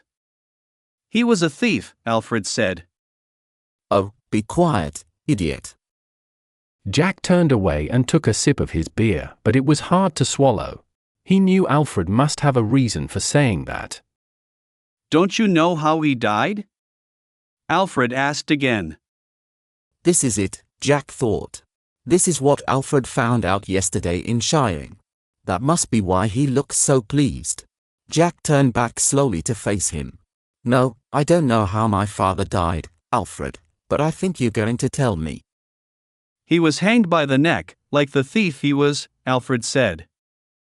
Jack made a small cry without meaning to. He suddenly knew it was true. Alfred was too sure of himself to be lying. In one moment Jack understood why his mother never wanted to talk about it. For years he had feared something like this. He had always pretended everything was fine, that he was not a bastard, that his father was a good man. But deep down, he was always afraid there was something shameful about his father. He had tried not to believe the bad talk about him, but now it was clear they were right. He already felt low because Aliena had rejected him. Now this truth hit him even harder. Alfred stood there smiling, enjoying how much his words had hurt Jack. His smile made Jack furious. It was bad enough that his father had been hanged. That Alfred was happy about it was too much. Without thinking, Jack threw his beer into Alfred's face. The other apprentices, who had been watching, quickly stepped back. Alfred wiped the beer from his eyes, shouted in anger, and hit Jack with one heavy fist. The punch was so strong that Jack's cheek went numb instead of hurting. Before he could move, Alfred's other fist hit his stomach. This time the pain was terrible. Jack could not breathe. He fell to the ground. Then Alfred kicked him in the head, and for a moment Jack saw only white light. He rolled over and tried to get up. But Alfred was not finished. As Jack stood, Alfred grabbed him. Jack struggled, afraid now. He knew Alfred would not stop. He had to escape or Alfred would beat him badly. Alfred's grip was strong, but when he pulled back his arm to punch again, Jack slipped free. Jack ran, and Alfred chased him. Jack ran around a barrel of lime and pulled it over, spilling it on the ground. Alfred jumped over it but crashed into a large water tub, knocking it down. When the water touched the lime, it hissed and steamed. Some builders shouted in anger about the waste, but Alfred did not listen. Jack only thought about getting away. He ran, still bent over in pain and half-blind from the kick. Alfred followed close behind and stuck out his foot to trip him. Jack fell hard. "I'm going to die," Jack thought. "Alfred will kill me now." He rolled until he came to rest under a ladder leaning on the high scaffolding. Alfred came after him. Jack felt trapped like a small animal. The ladder gave him an idea. When Alfred came close, Jack ran around it and climbed up fast. He went up like a rat climbing a pipe. The ladder shook as Alfred followed. Usually Jack could run faster, but now he was weak and dizzy. When he reached the top, he stumbled onto the scaffolding and fell against the wall. The wet mortar slipped, and a few stones moved and fell down. Jack almost fell with them. He looked down and saw the stones crash onto the roofs far below. He hoped no one was there. Alfred climbed up after him and came closer. His face was red, and anger filled his eyes. Jack knew Alfred could kill him now. If Alfred caught him, he would push him off. As Alfred moved forward, Jack stepped back. His foot touched something soft. It was a pile of wet mortar. He quickly bent down, grabbed a handful, and threw it into Alfred's eyes. Blinded by dust, Alfred stopped moving and shook his head to clear it away. At last, Jack had a chance to run. He hurried to the other end of the wooden platform. He wanted to climb down, leave the priory, and hide in the forest for the rest of the day. But when he reached the end, he saw with horror that there was no ladder. He could not climb down because the scaffolding did not touch the ground.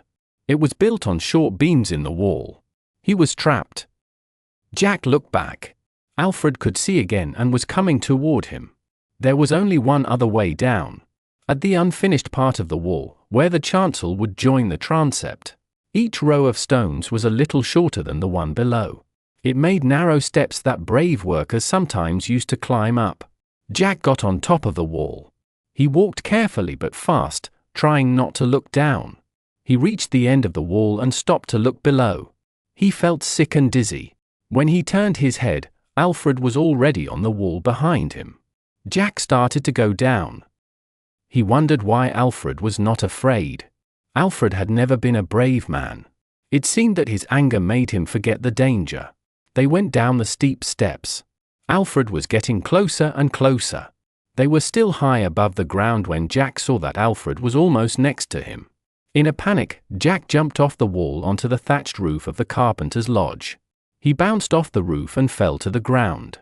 He hurt his ankle and fell down again. When he stood up, Alfred had already reached the ground and was running toward the lodge. For a moment, Jack stood with his back to the wall. Alfred stopped and waited to see what Jack would do. Jack froze for a second.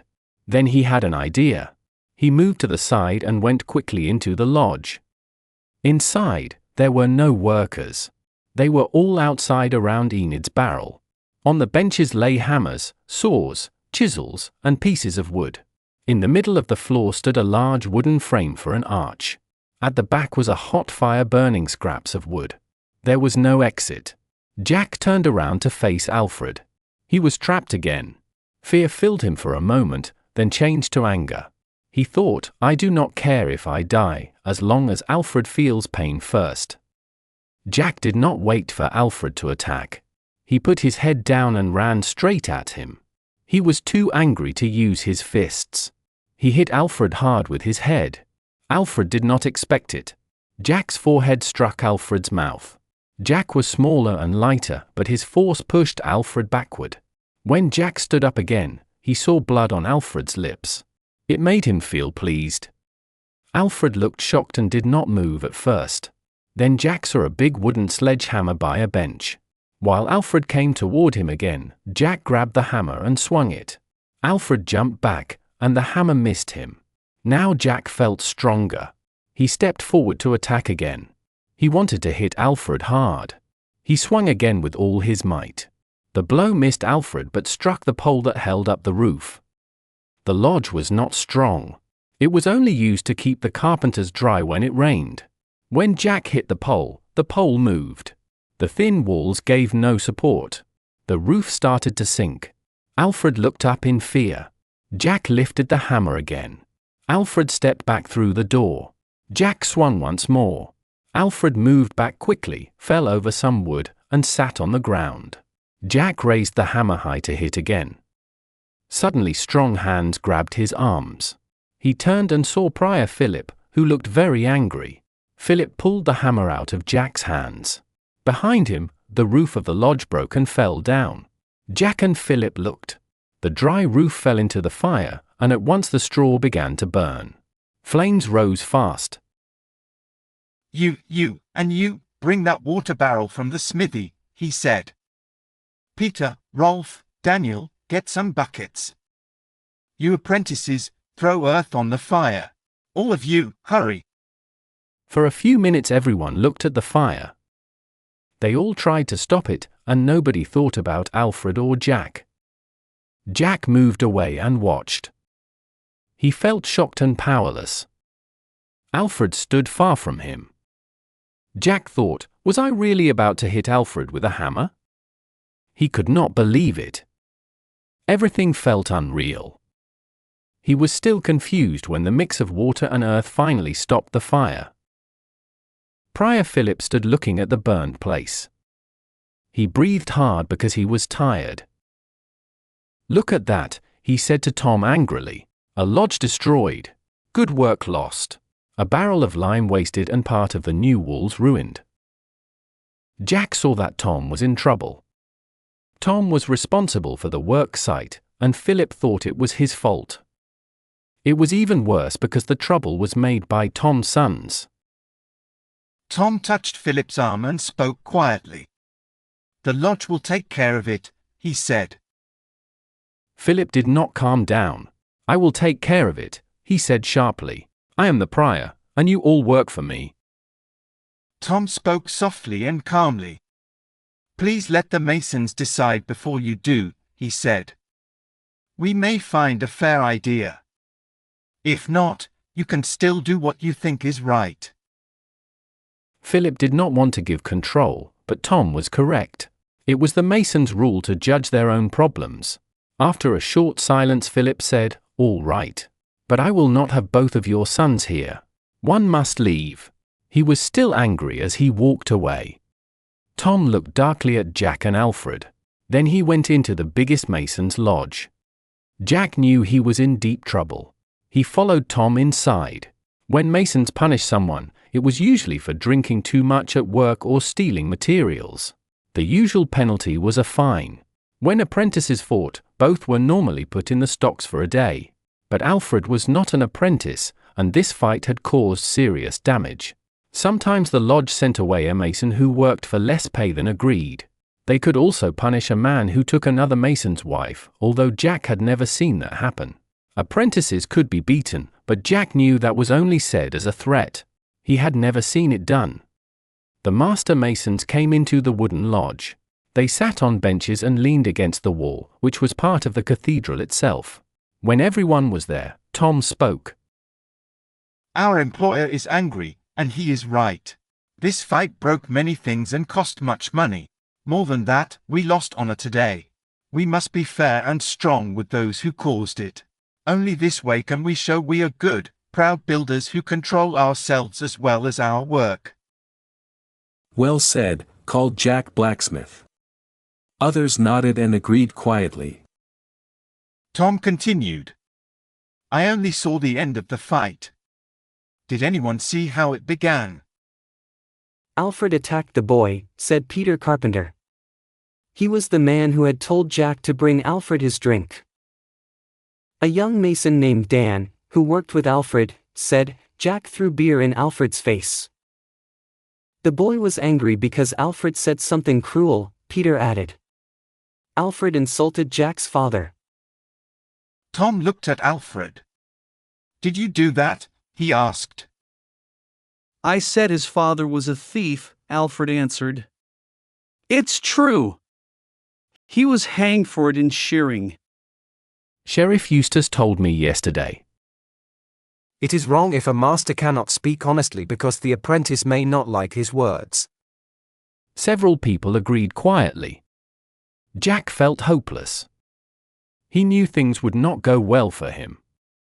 He thought, maybe I am meant to be a criminal like my father. Maybe I will end up on the gallows too. I still think it matters if the master tried to make the apprentice angry.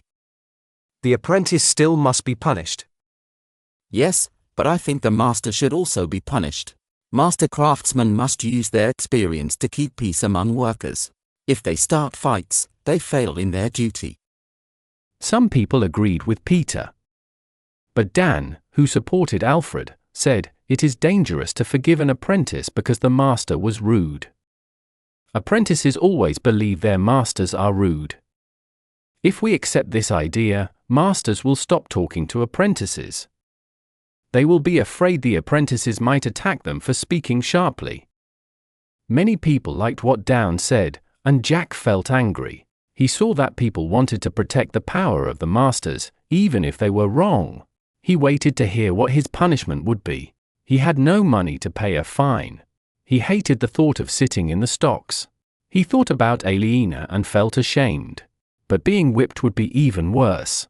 He felt he might fight anyone who tried to whip him.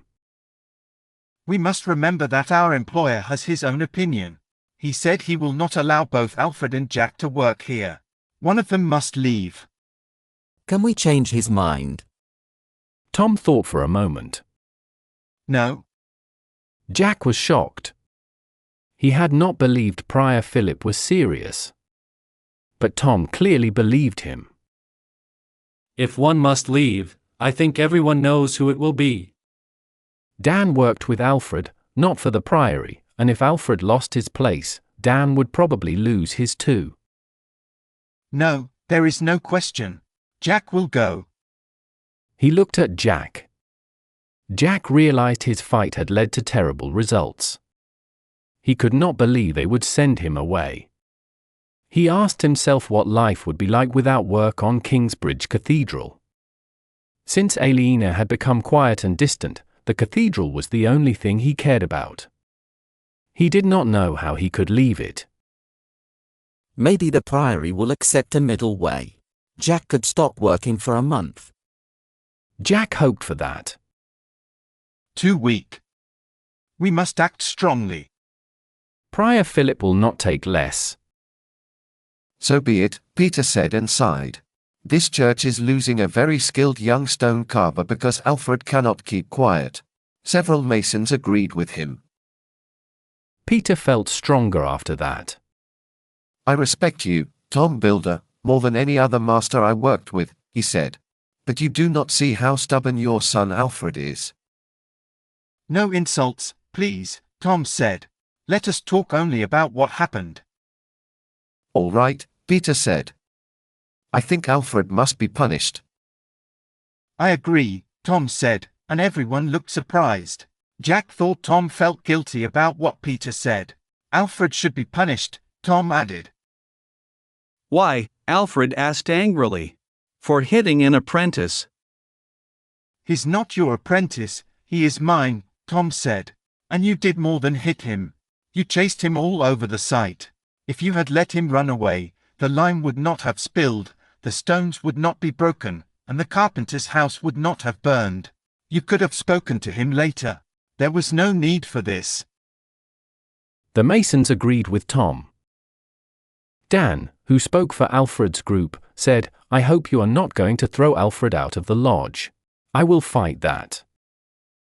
No, Tom said. It is already bad that we lose a good young worker. I do not want to lose a strong mason too. Alfred will stay, but he will pay a fine. Alfred's men looked less worried. It should be a big fine, Peter said. A week's pay, Dan said. A month's pay, Tom said. I think Prior Philip will not accept less. Several men said, yes. Are we all in agreement, brothers? Tom spoke in a calm, formal way. Aye, they all said. Then I will tell the prior what we decided. The rest of you should go back to work. Jack felt sad as he watched them leave. Alfred looked proud and pleased. Tom waited until everyone was gone. Then he said to Jack, I tried to help you. I hope your mother will understand that. You never helped me, Jack shouted. You never gave me food or clothes or a home. We were happy before you came, then we had nothing. But in the end, you will not even protect me from that stupid man you call your son. I tried, you would not even have this job if I had not burned the old church. Tom looked shocked. What did you say? Yes, I burned the old church. Tom's face went white. That fire came from lightning. There was no lightning. The night was clear. No one made a fire in the church. I set fire to the roof. But why? So you could have work. If you had no work, my mother would have died in the forest. She would not have. But your first wife did, didn't she? Tom's face grew even paler. He suddenly looked much older. Jack understood he had hurt Tom deeply. He had won the fight, but he had lost a friend. He felt bitter and sad. Tom said quietly, leave now.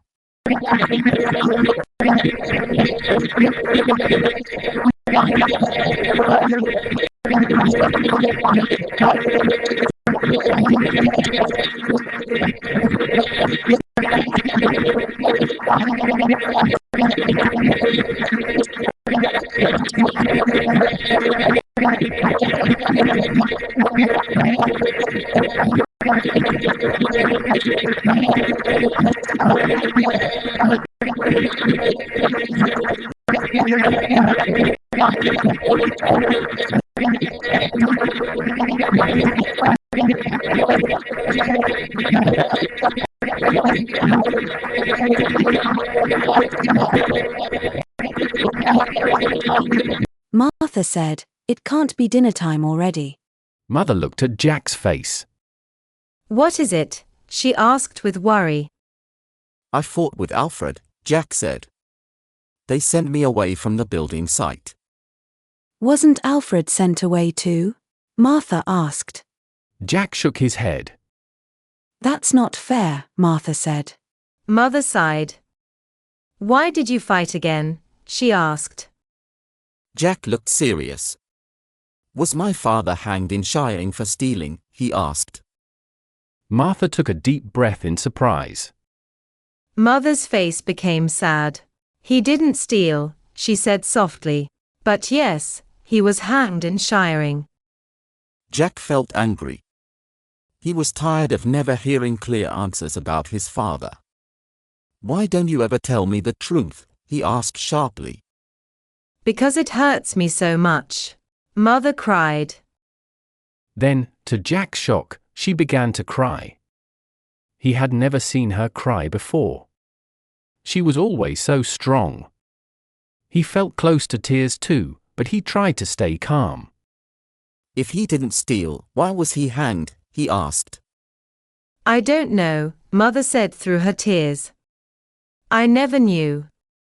He never knew either. They said he took a cup with jewels on it. Who said that? Jack asked. They said he took it from Kingsbridge Priory, she answered. Kingsbridge? Jack said. Did Prior Philip accuse him? No, Mother said quickly. It happened a long time before Philip came. She looked at Jack with wet eyes. Don't start asking who did it or why, she said quietly. Don't fall into that trap. You could spend your whole life trying to fix something wrong that happened before you were born, she said. I did not raise you to take revenge. Do not make that your life. Jack decided he would learn more later, even though she told him not to.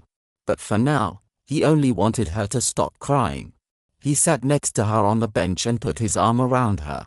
Well, he said, it looks like the cathedral will not be my life now. Martha looked at him. What will you do, Jack? She asked. I do not know, he said. I cannot live in Kingsbridge, can I? Martha looked very upset. But why not? She asked. Alfred tried to kill me, Jack said. And Tom sent me away from the building site. I will not live with them. Anyway, I am a man now. It is time for me to leave my mother. But what will you do? She asked again. Jack lifted his shoulders. The only thing I know is building, he said. You could work on another church, Martha said. I might learn to love another cathedral, he said sadly. But I will never love another woman the way I love Aliena, he thought. His mother shook her head.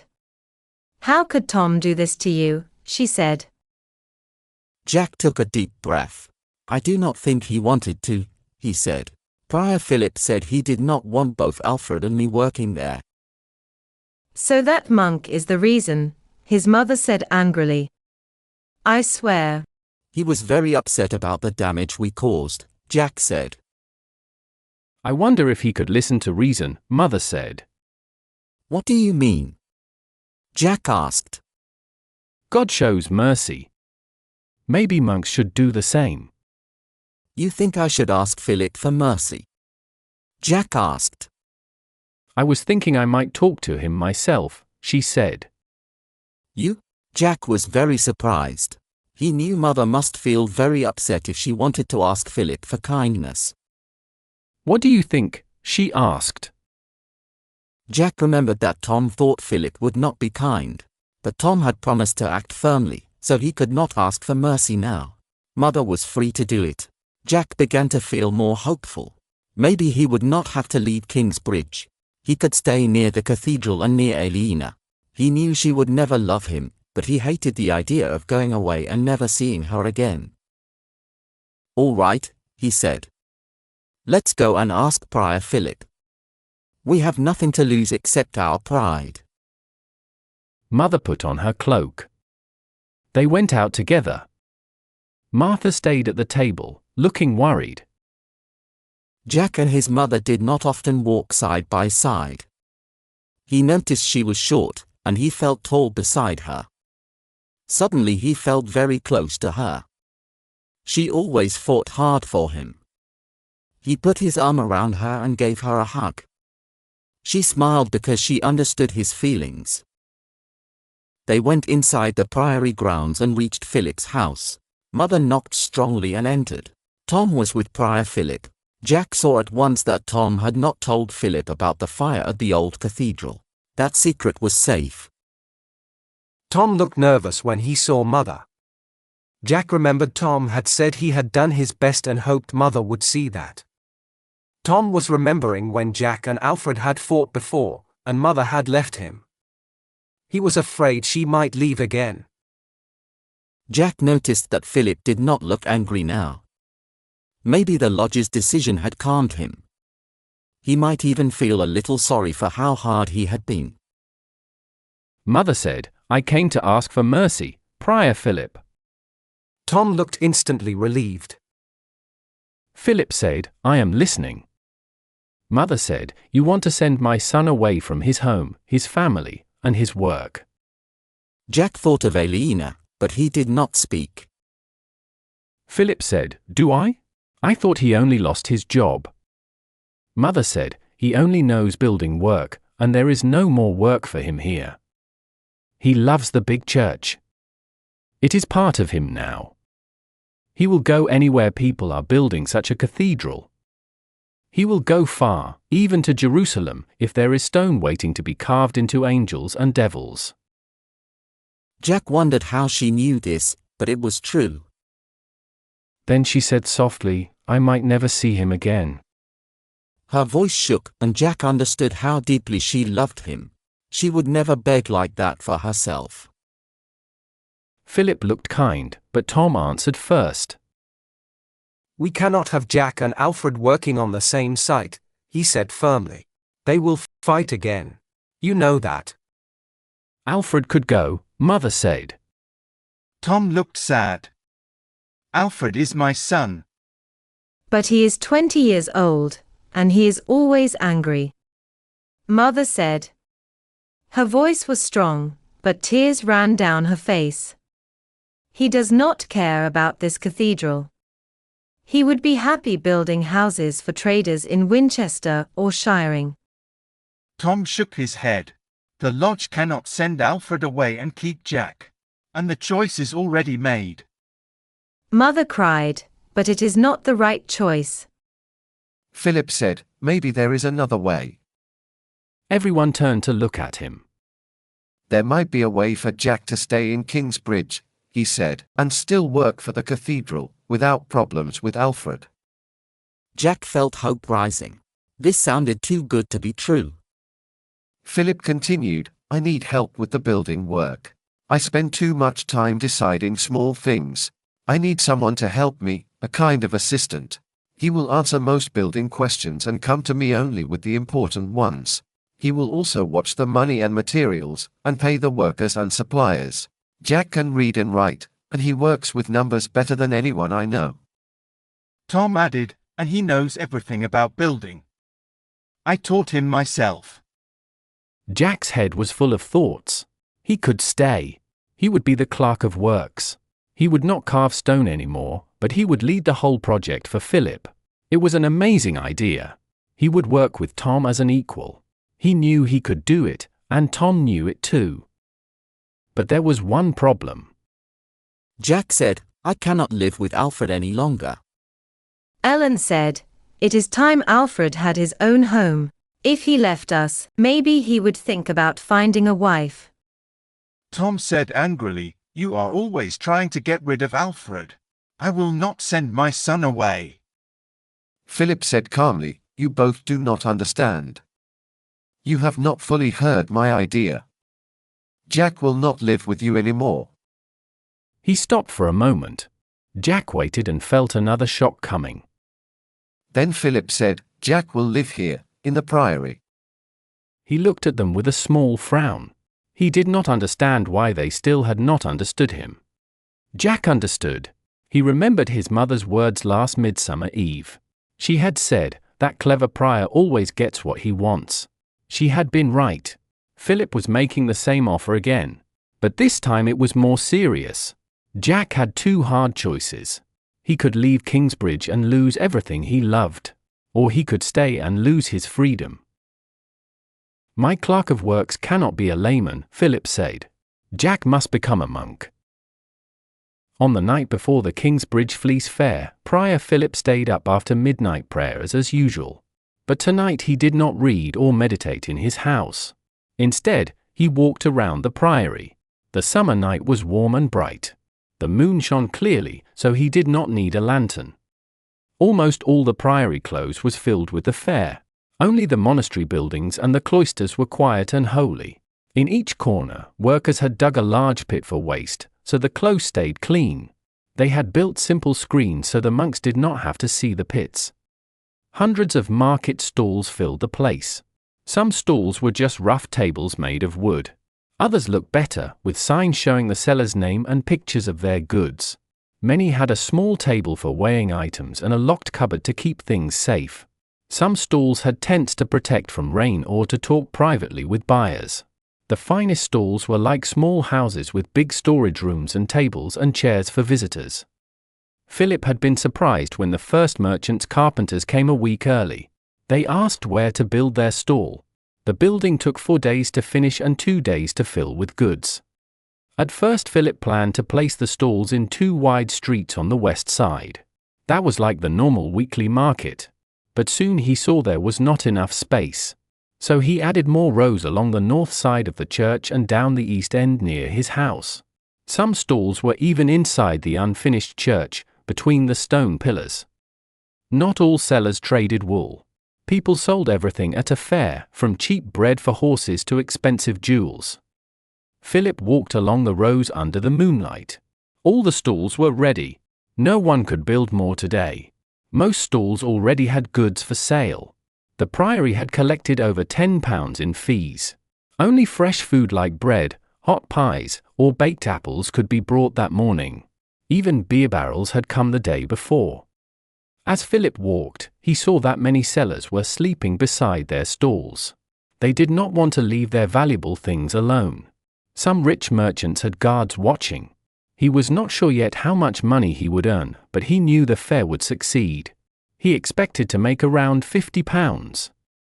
During the past few months, he had sometimes feared the fair might not happen. The civil war still continued. No side had won. But the king's license for the fair was still good. William Hamley had tried to stop the fair. He told the sheriff to forbid it. The sheriff asked one of the 2 rival rulers to confirm that order. But no answer came. William also told his tenants not to sell wool at Kingsbridge. However, most farmers already sold their wool to merchants like Aliena.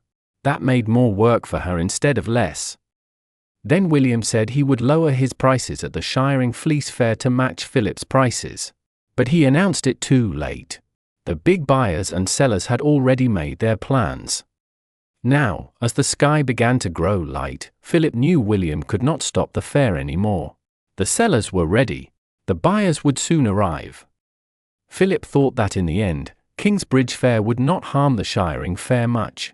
Wool sales grew every year. There was enough trade for both. He kept walking slowly until he had gone all the way around the close.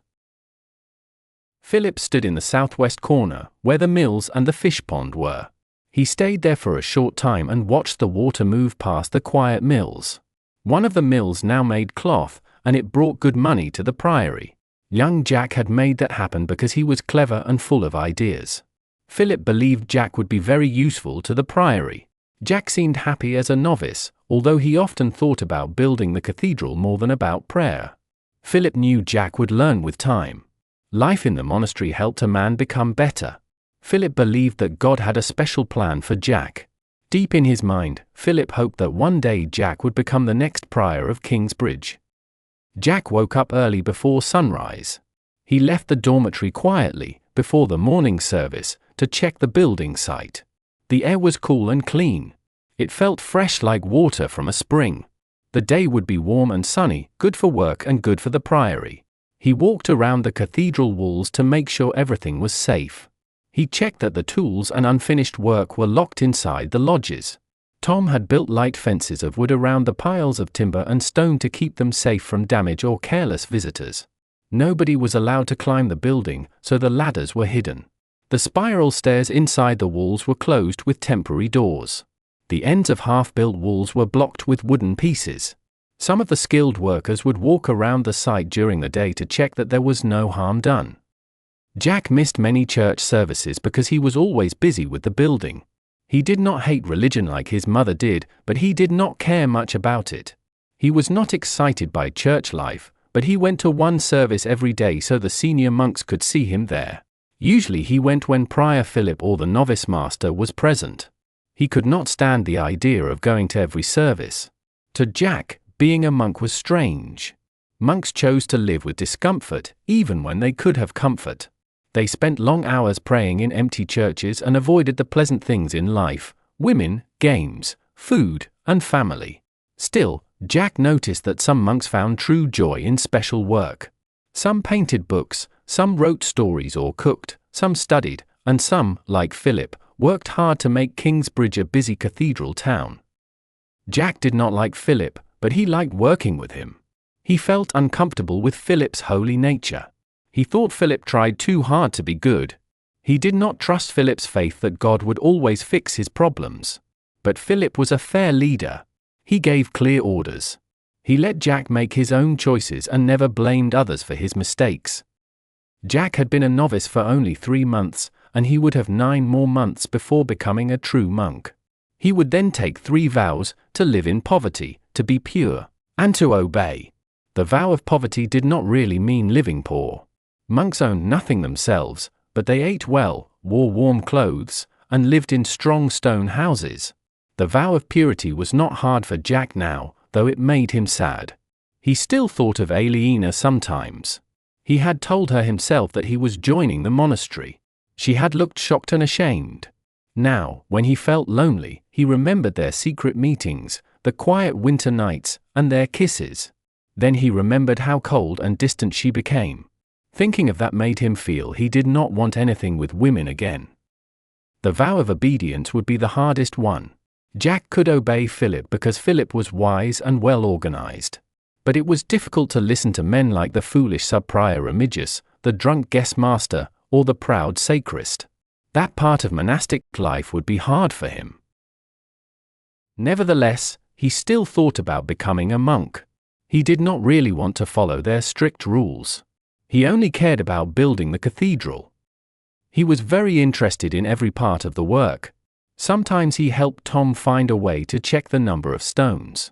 They needed to make sure that the stones coming from the quarry matched the stones arriving at the site. It was not easy because the trip from the quarry could take 2 to 4 days. They could not make a simple count every day. Another time the mason said the carpenters were not building the wooden supports well. There were also many hard engineering problems. They had to lift heavy stones high up on the walls using simple machines tied to weak scaffolding. Tom Builder talked with Jack about all these problems as if Jack were his partner. Tom seemed to have forgiven Jack for shouting at him before. Jack had said that Tom had never done anything for him. Tom also acted as if he had forgotten that Jack had burned the old cathedral. Now they worked happily together. The days passed quickly. Even during long church services, Jack was thinking about building questions. He was learning fast. He was no longer just carving stone.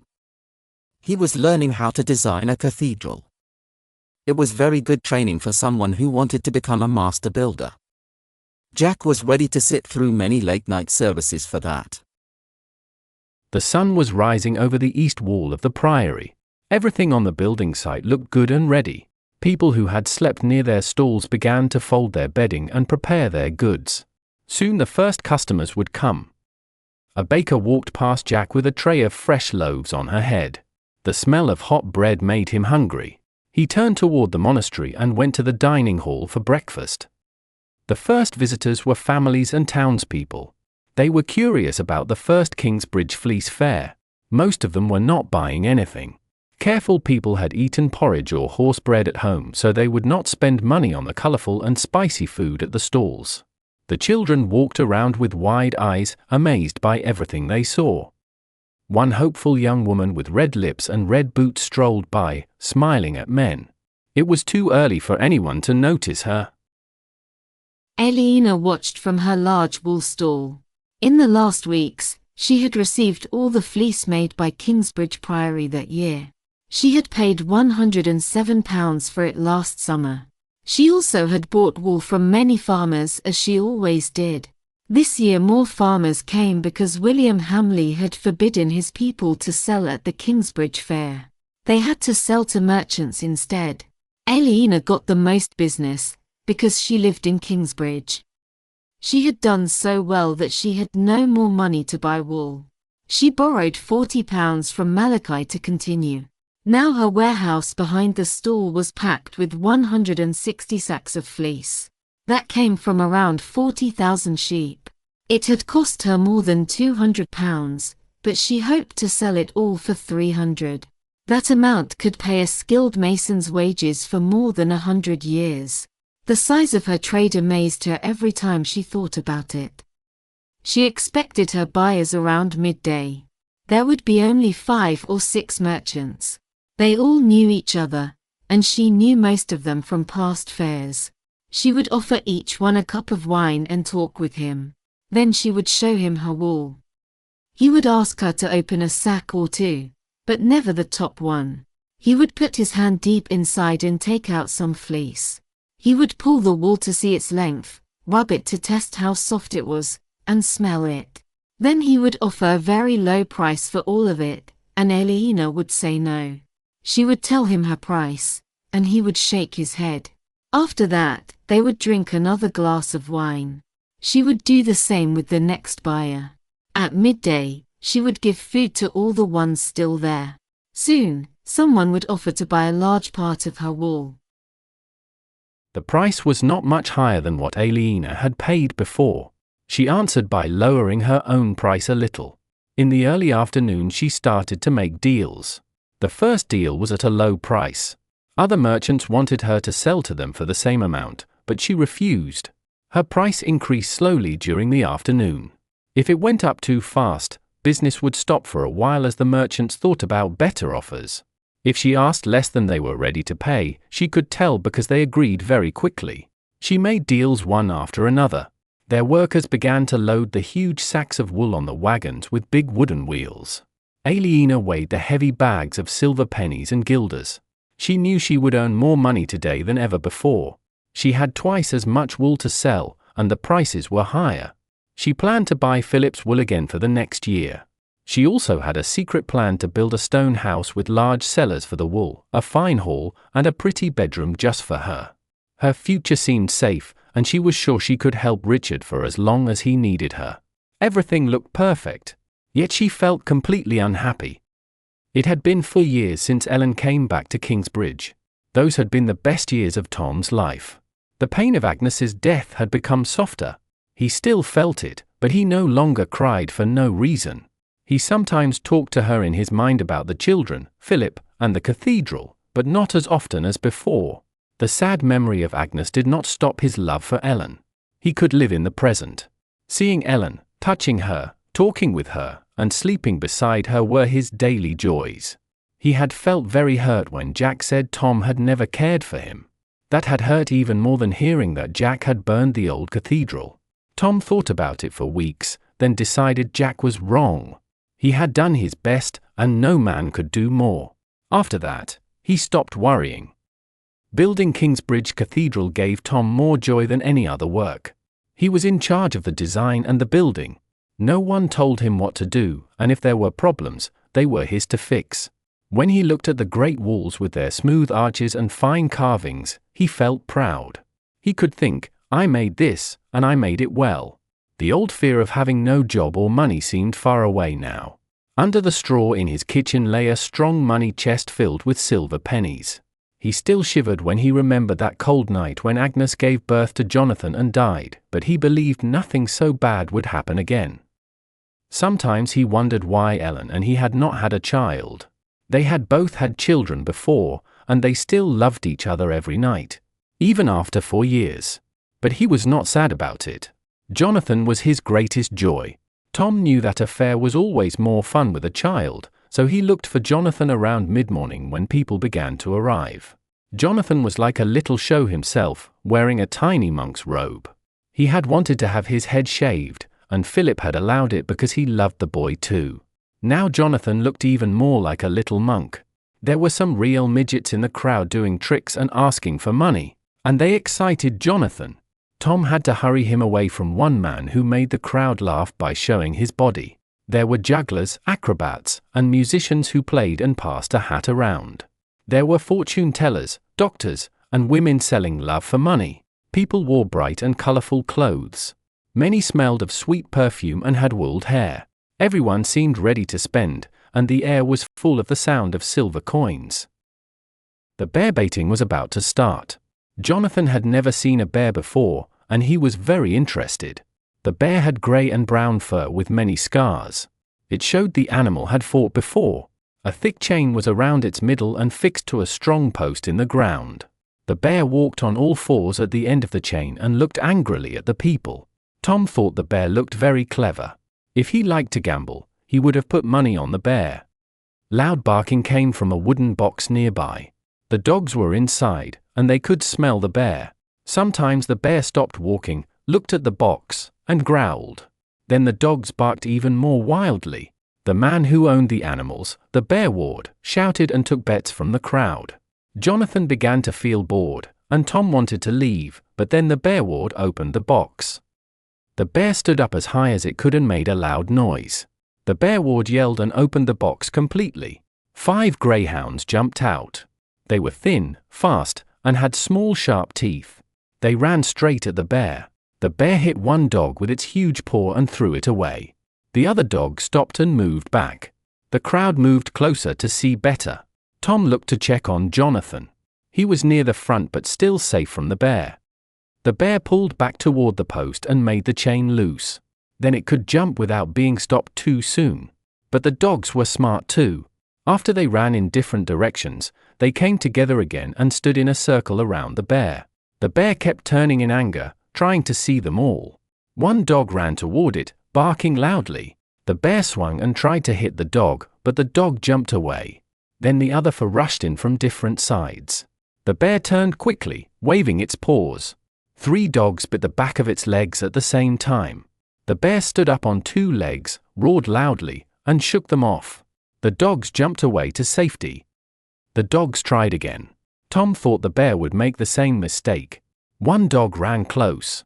The bear struck, but the dog moved back. When the others rushed in, the bear was ready this time. It turned fast, jumped forward, and hit one dog on its side. The crowd shouted for the bear as much as for the dogs. The bear's claws tore the dog's smooth skin and left long red marks. The dog gave a small cry and ran away to lick its wounds. The crowd booed loudly. The last 4 dogs walked slowly in a circle around the bear. They sometimes started to rush but pulled back before touching it. Someone began to clap slowly. Then one dog rushed right at the bear. It was very fast. It slipped under the bear's paw and jumped for its throat. The crowd screamed with excitement. The dog bit the bear's neck. The other dogs attacked too. The bear stood on its back legs, tried to push the dog away, then fell and rolled on the ground. Tom could not see clearly. Fur and movement were everywhere. Then 3 dogs ran back, and the bear got up again. 1 dog lay still on the ground. It was dead. The crowd went quiet for a moment. The bear had beaten 2 dogs, and 3 were left. But now it was bleeding from its back, neck, and legs. It looked afraid. The air smelled of blood and of the sweaty crowd. The dogs stopped barking and moved slowly around the bear. They also looked scared, but they wanted to win. The fight began again the same way. 1 dog ran forward and jumped back. The bear tried to hit it weakly and turned to meet the next dog. That dog also stopped and moved back. Then the 3rd dog rushed and did the same. The dogs kept running in and out one by one, making the bear turn all the time. Every time they came closer, the bear's claws almost caught them. The people watching could see what was about to happen.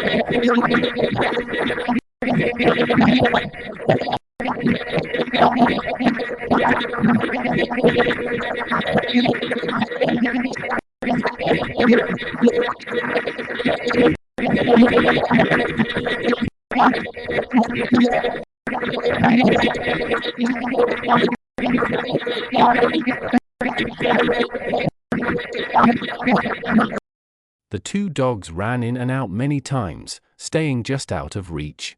The bear moved slower and slower. Soon the dogs began to go around it in circles. The bear turned again and again, trying to watch them both. It was tired and covered with blood. It could hardly stand.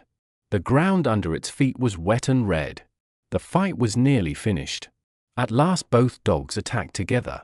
One jumped for the neck, the other for the stomach. The bear hit the first dog on its neck. Blood came out quickly. The crowd shouted again. Tom first thought the bear was dead, but it was the dog.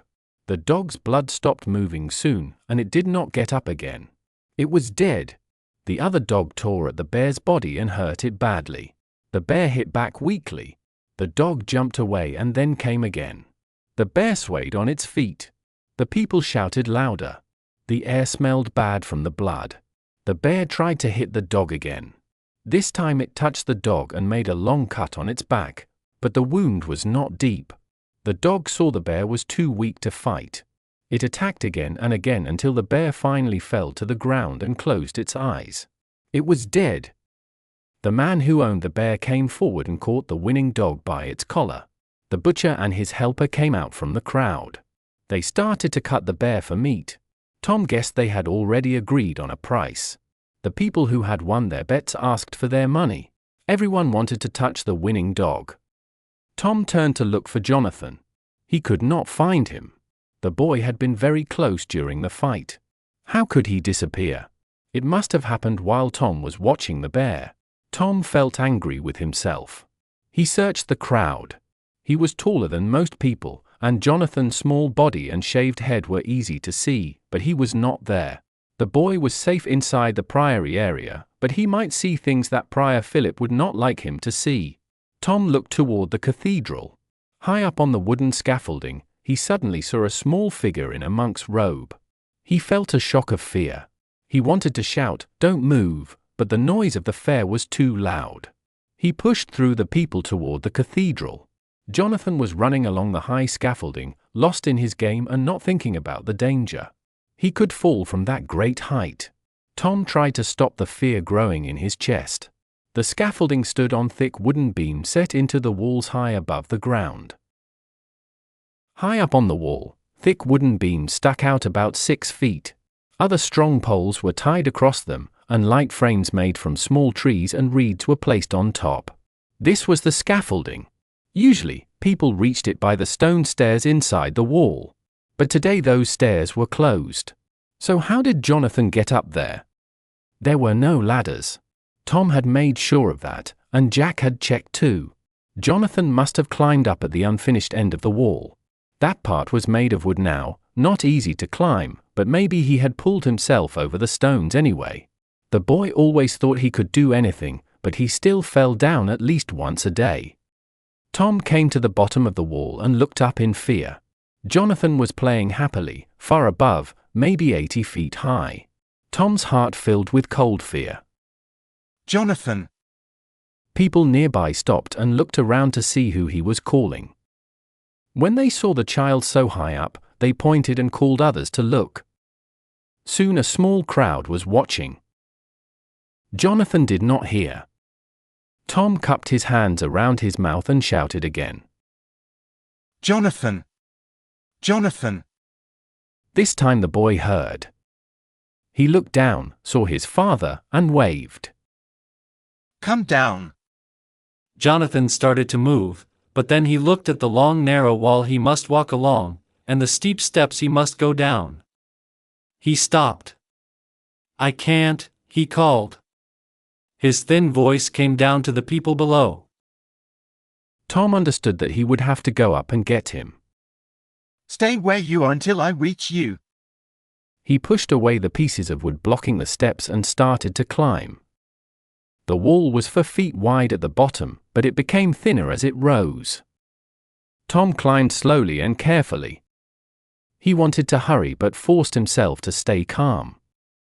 He looked up and saw Jonathan sitting at the edge, his short legs moving in the air above the empty space.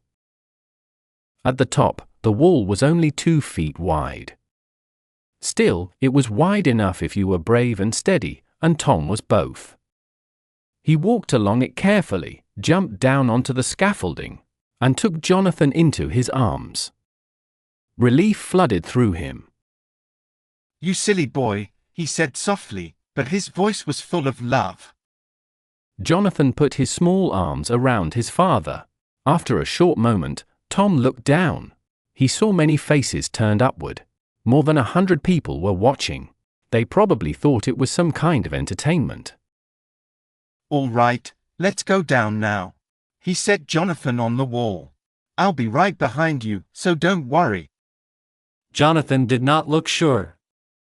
I'm scared, he said. He lifted his arms to be carried, and when Tom did not move at once, the boy began to cry. Never mind, Tom said softly. I'll carry you. He did not like the idea, but Jonathan was too upset now. Tom climbed onto the wall again, bent down, lifted the boy, and stood up straight. Jonathan held him tightly. Tom took a step forward. He could not see the stones under his feet because the boy covered his view. That could not be helped. His heart was beating fast. He walked slowly, feeling for each step. He was not afraid for himself, but the thought of the child falling made him tremble inside. At last, he reached the top of the steps. It was still narrow, but somehow it looked safer now. He began to go down. With each step, his fear lessened. When he came to the gallery level, where the wall became wider, he stopped to rest and catch his breath. He looked out over the priory yard and the town of Kingsbridge. He could see the green fields beyond. Then he noticed something strange. A cloud of dust was rising on the road to Kingsbridge, about half a mile away. He stared at it for a moment, and then he understood. It was a large group of men on horses, coming fast toward the town. He tried to see who they were. At first, he thought they might be rich merchants with many servants. But there were too many of them, and they did not look like traders. Something about them made him worry. As they came closer, he could see that some rode war horses, many wore helmets, and all carried weapons. Fear filled him again. He whispered, Jesus Christ, who are these people? Then kick it open, Tom said. Now go. Jack ran fast through the crowd. Tom pushed forward in another direction. People shouted and screamed as the riders crossed the bridge. Smoke rose above the thatched roofs. Tom's heart beat fast. He had to find Ellen and the children before the fire reached them. The noise was loud, people crying, animals running, the crackle of fire. He looked left and right but saw no sign of his family. He ran between the stalls. Some stands were already burning. He covered his mouth with his sleeve as the smoke grew thick. A man ran past with a crying child in his arms. Women tried to drag their carts away from the flames. Tom saw Alfred through the smoke. Alfred! He shouted. Father! Alfred cried and ran toward him. Where is your mother? Tom asked quickly. At the cloth stall with Martha, Alfred said, pointing. Come on, Tom said. They ran together through the confused crowd. A burning roof fell to the ground behind them. Tom felt the heat on his back. They reached the cloth stall at last. Ellen was there with Martha, helping an old woman to move her goods. When she saw Tom, she looked surprised and afraid. Tom, what's happening? She asked. Soldiers, he said. They are burning the town. We must go now. Ellen picked up Martha and turned to run. Go straight to the cloisters, Tom said. Jack will meet you there with Jonathan. It's safe inside. Ellen nodded. Be careful, she said softly. I will, Tom replied. They moved as fast as they could through the smoke. When they reached the stone wall of the monastery, Tom opened the door. Ellen, Martha, and Alfred went inside. He saw Jack there too, holding Jonathan's hand. The old monk stood near them, pale but calm. Tom turned back once more to look at the town. Flames were everywhere. He heard horses and angry voices. He knew the fair was lost, but his family was safe now. He closed the door firmly behind him. I just broke the lock. Go quickly. I will find Alfred. Go. Jack ran off fast. Tom moved toward the cockpit, pushing people out of his way. Some men shouted at him, but he ignored them. They stopped when they saw how big he was and how serious his face looked. Smoke from the burning houses began to reach the priory. Tom smelled it and saw that some others noticed it too. He knew he had only a few moments before people started to panic. The cockpit was close to the priory gate. A large crowd stood around it, shouting and laughing. Tom pushed through, trying to find Alfred. In the middle of the crowd was a small hole in the ground. 2 fighting roosters were in the hole, pecking and clawing at each other. Feathers and blood covered the ground. Alfred was near the front, shouting loudly and cheering for the birds. Tom pushed between people and grabbed his shoulder. Come on, he shouted. I bet 6 pence on the black one, Alfred shouted. We have to leave now, Tom yelled. Then the wind blew smoke over the crowd. Can you smell the fire? He said. Some people heard the word fire and looked at Tom. The smoke came again. They smelled it too. Alfred smelled it and asked, "What is it?" The town is burning, Tom said. People started to run in all directions. No one cared about the fight anymore. The black rooster killed the brown one, but nobody looked. Alfred started to go the wrong way. Tom grabbed him. We must go to the cloisters, he said. It is the only safe place. Thick smoke came quickly, and fear spread everywhere.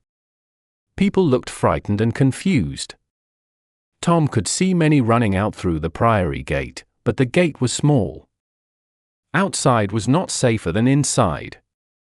Still, more people tried to go that way. Tom and Alfred had to fight through them. Then suddenly everyone turned around and started running the same way as them. Tom looked up and saw why. Horsemen were riding into the yard.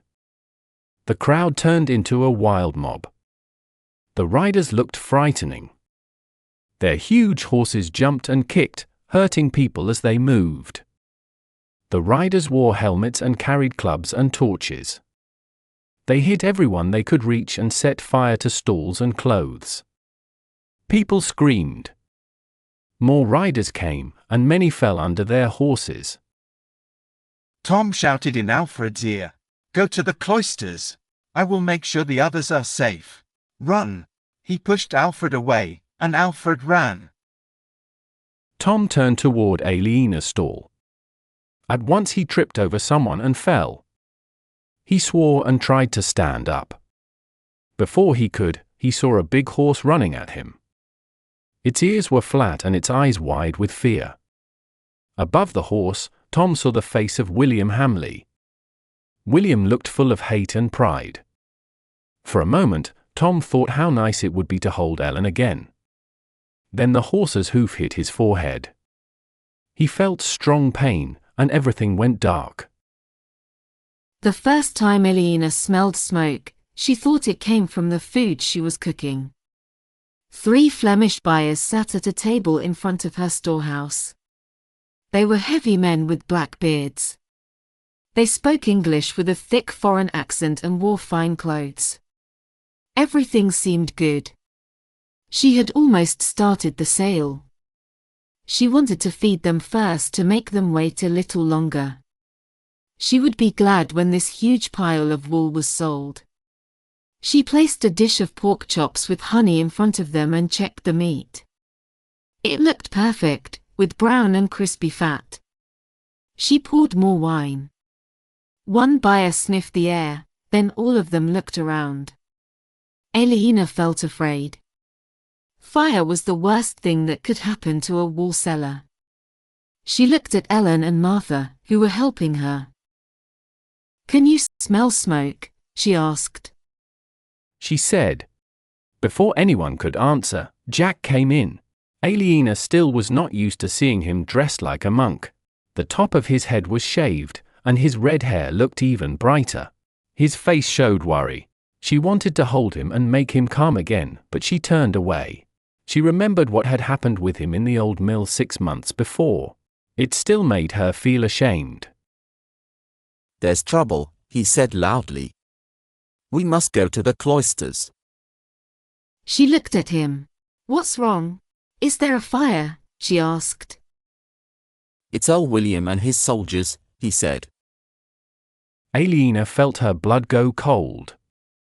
William. Again. Jack said, "They are burning the town. Tom and Alfred are going to the cloisters. Please come with me." Ellen dropped the bowl of green leaves she was carrying on the table in front of a Flemish buyer. "Right," she said. She took Martha by the arm. "Let's go." Aliena looked quickly toward her storehouse. There was so much wool inside, worth hundreds of pounds. She had to keep it safe from the fire, but how? She met Jack's eyes. He looked at her, waiting for her to move. The merchants near them got up and ran. Aliena said to Jack, "Go. I must watch my stall." Ellen called, "Jack, come on." In a moment, he said and turned to Aliena again. Aliena saw Ellen stop for a second. She looked unsure about leaving Jack behind. She called again, "Jack. Jack." He turned and shouted, "Mother, take Martha." "All right," she said. "But please, hurry." Then she left with Martha. Jack said, "The town is burning. The cloisters are stone, so they are safe. Come quickly with me." Aliena heard people screaming near the priory gate. Smoke filled the air around her. She looked everywhere, trying to understand what was going on. Her stomach felt tight with fear. All her work for 6 years was inside that storehouse. Jack called, "Aliena, come to the cloisters. We will be safe there." "I can't," she shouted. "My wool. "Forget your wool," he said. It's all I have." "It's useless if you die." "It's easy for you to say that," she cried. "I worked for years to get this." "Aliena, please," he shouted. Then the people just outside the stall started to scream with fear. Riders had entered the priory and charged through the crowd.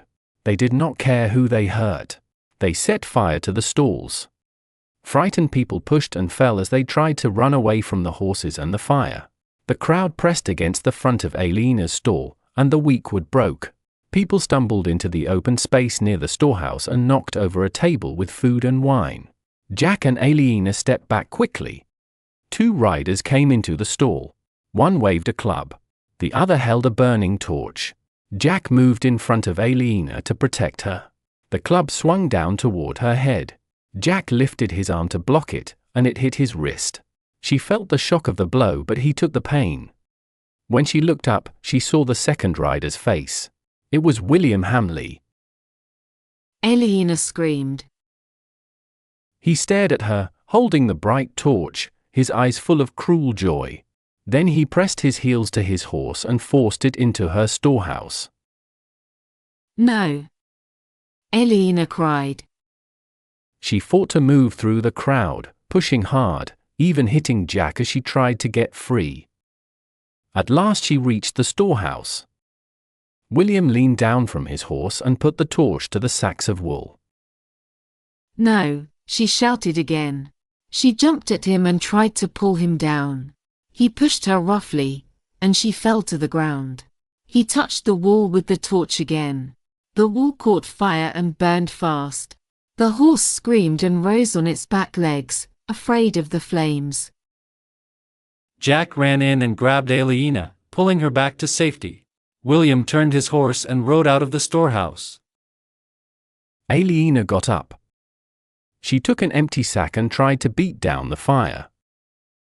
Aliena, you'll be killed, Jack said. The heat became terrible. She grabbed a wool bag that was not burning yet and tried to pull it away. Suddenly she heard a loud sound in her ears and felt strong heat on her face. She realized with fear that her hair was burning. Jack jumped toward her at once. He wrapped his arms around her head and pulled her close to his body. They fell to the ground together. He held her tightly for a moment and then let her go. She could smell burned hair, but it was not burning anymore. She saw that Jack's face was burned and his eyebrows were gone. He caught her ankle and dragged her out through the door. He did not stop pulling her, even when she tried to fight him, until they were far from the fire. Her stall area was empty now. Jack let go of her. She tried to stand up, but he held her down again. She struggled and looked wildly at the flames that destroyed everything she had worked for. Her money, her safety, all were gone. At last she was too tired to fight. She lay still and screamed. Philip was in the room under the kitchen of the priory, counting money with Cuthbert Whitehead. He heard a loud noise. He and Cuthbert looked at each other with worry and then went to see what was happening. When they opened the door, chaos waited outside. Philip was shocked. People were running everywhere, pushing and falling. Men and women were shouting and children were crying. Smoke filled the air. Everyone tried to leave the priory grounds. Besides the main gate, the only way out was between the kitchen buildings and the mill. There was no wall there, only a deep ditch filled with water from the mill pond leading to the brewery. Philip wanted to warn them about the ditch, but no one listened. The reason for the panic was clear. There was a huge fire. Thick smoke covered the air. Philip felt very afraid. So many people together could mean terrible harm. What could he do? He needed to know what was truly happening. He ran up the steps to the kitchen door to look outside. What he saw made him shake with fear. The whole town of Kingsbridge was burning. He cried out in horror and despair. How could this happen? Then he saw horsemen riding fast through the crowd with burning sticks. He understood that the fire was not an accident. At first, he thought it must be a fight from the Civil War. But the armed men were attacking the townspeople, not each other. It was not a battle. It was murder. A big blond man on a powerful horse moved through the crowd. It was William Hamley. Philip felt a deep hate rise inside him. To see so much suffering caused by greed and pride made him almost lose his mind. He shouted loudly, "I see you, William Hamley." William heard his name through the noise and stopped his horse. He looked straight at Philip. Philip yelled, "You will go to hell for this." William's face showed madness and bloodlust. He did not care about anything he feared before. He was wild and angry. He lifted his burning stick high like a flag. "This is hell, monk," he said. He shouted back, and he turned his horse and rode away. Suddenly everyone was gone, the riders and the crowds. Jack let go of Aliena and stood up. His right hand felt numb. He remembered that he had stopped the blow meant for Aliena's head. He was glad his hand hurt. He wanted it to hurt for a long time, so he would remember. The storehouse was a mass of fire, and smaller fires burned everywhere. The ground was covered with bodies, some moving, some bleeding, some still. Only the sound of burning could be heard. The crowd had escaped somehow, leaving their dead and hurt behind. Jack felt dizzy and confused. He had never seen a real battle, but he thought it must look like this. Aliena started to cry. Jack put his hand on her shoulder to comfort her. She pushed it away. He had saved her life, but she only cared about her wool, lost in the smoke forever. Jack looked at her and felt sad. Her hair was burned and she did not look beautiful anymore. But he still loved her. It hurt him to see her cry and not be able to help her. He knew she would not try to go back into the burning storehouse now. He began to worry about his family. He left Aliena and went to look for them. His face hurt. He touched his cheek, and it stung. He realized he was burned too. He looked around at the people on the ground. He wanted to help them but did not know where to start. He searched among the faces, hoping he would not find anyone he knew. He thought his mother and Martha were safe in the cloisters because they had gone ahead of the mob. But had Tom found Alfred? Jack turned toward the cloisters. Then he saw Tom. Tom's tall body lay on the muddy ground. He did not move at all. His face looked calm, but his head was badly broken. Jack was shocked. He could not believe what he saw. Tom could not be dead, but this body could not be alive. He looked away and then looked back again. It was Tom, and he was dead. Jack knelt beside him. He wanted to say something or do something. For the first time, he understood why people prayed for the dead. "Mother will miss you so much," he said. He remembered the angry words he had spoken to Tom on the day of his fight with Alfred. "Most of that was not true," he said, and tears came. "You did not fail me. You gave me food, cared for me, and made my mother happy." Then he thought there was something even more important. Tom had given him more than safety and food. He had given him something special, a passion, a skill, an art, and a way to live. "You gave me the cathedral," Jack whispered. "Thank you." Part for 1142 to 1145. Chapter 11. William's joy was destroyed by Philip's words. Instead of feeling proud and happy, he felt afraid that he would go to hell for what he had done. He had shouted bravely at Philip during the attack, saying, "This is hell, monk." But that was in the heat of the battle. When it was over and he rode away from the burning town, his heart slowed and his excitement was gone. Then he began to think about what he had done, how many people he had hurt and killed. He remembered Philip's angry face, the finger pointing down, and the words, "You'll go to hell for this." When night came, William felt very low. His soldiers wanted to talk about the fight and their victory, but soon they became quiet like him. They spent the night in a large house that belonged to one of William's men. At supper, the soldiers drank heavily. The owner of the house brought women from shiring, but few men went to them. William could not sleep. He was afraid he might die in his sleep and wake up in hell. The next morning, he did not return to Earl's Castle. He went to see Bishop Walleran. When William arrived, the bishop was not home, but Dean Baldwin said he would come that afternoon. William waited in the chapel. He looked at the cross on the altar and shivered, even though it was summer. When Walleran finally arrived, William felt so desperate that he wanted to kiss his feet.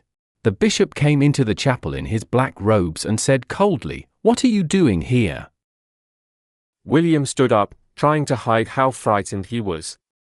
I have just burned the town of Kingsbridge. I know, Walaran said, cutting him off. I have heard about nothing else all day. What made you do it? Are you mad? This reaction shocked William.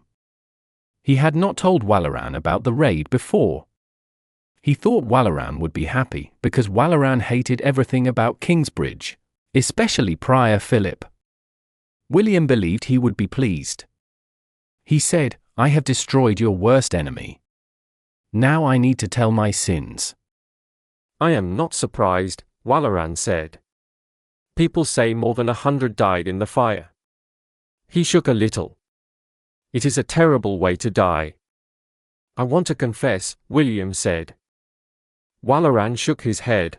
I cannot forgive your sins. William cried out in fear. Why not? You know that Bishop Henry and I now stand with King Stephen again, Walaran said. I think the king would not like it if I forgave someone who follows Queen Maud. Damn you, Walaran. You were the one who told me to follow her. Walaran lifted his shoulders. Then change again. Now William understood what Walaran wanted. He wanted him to follow King Stephen once more. Walaran did not really care about the fire at Kingsbridge. He only wanted to make a deal. When William saw this, he felt a strange kind of relief.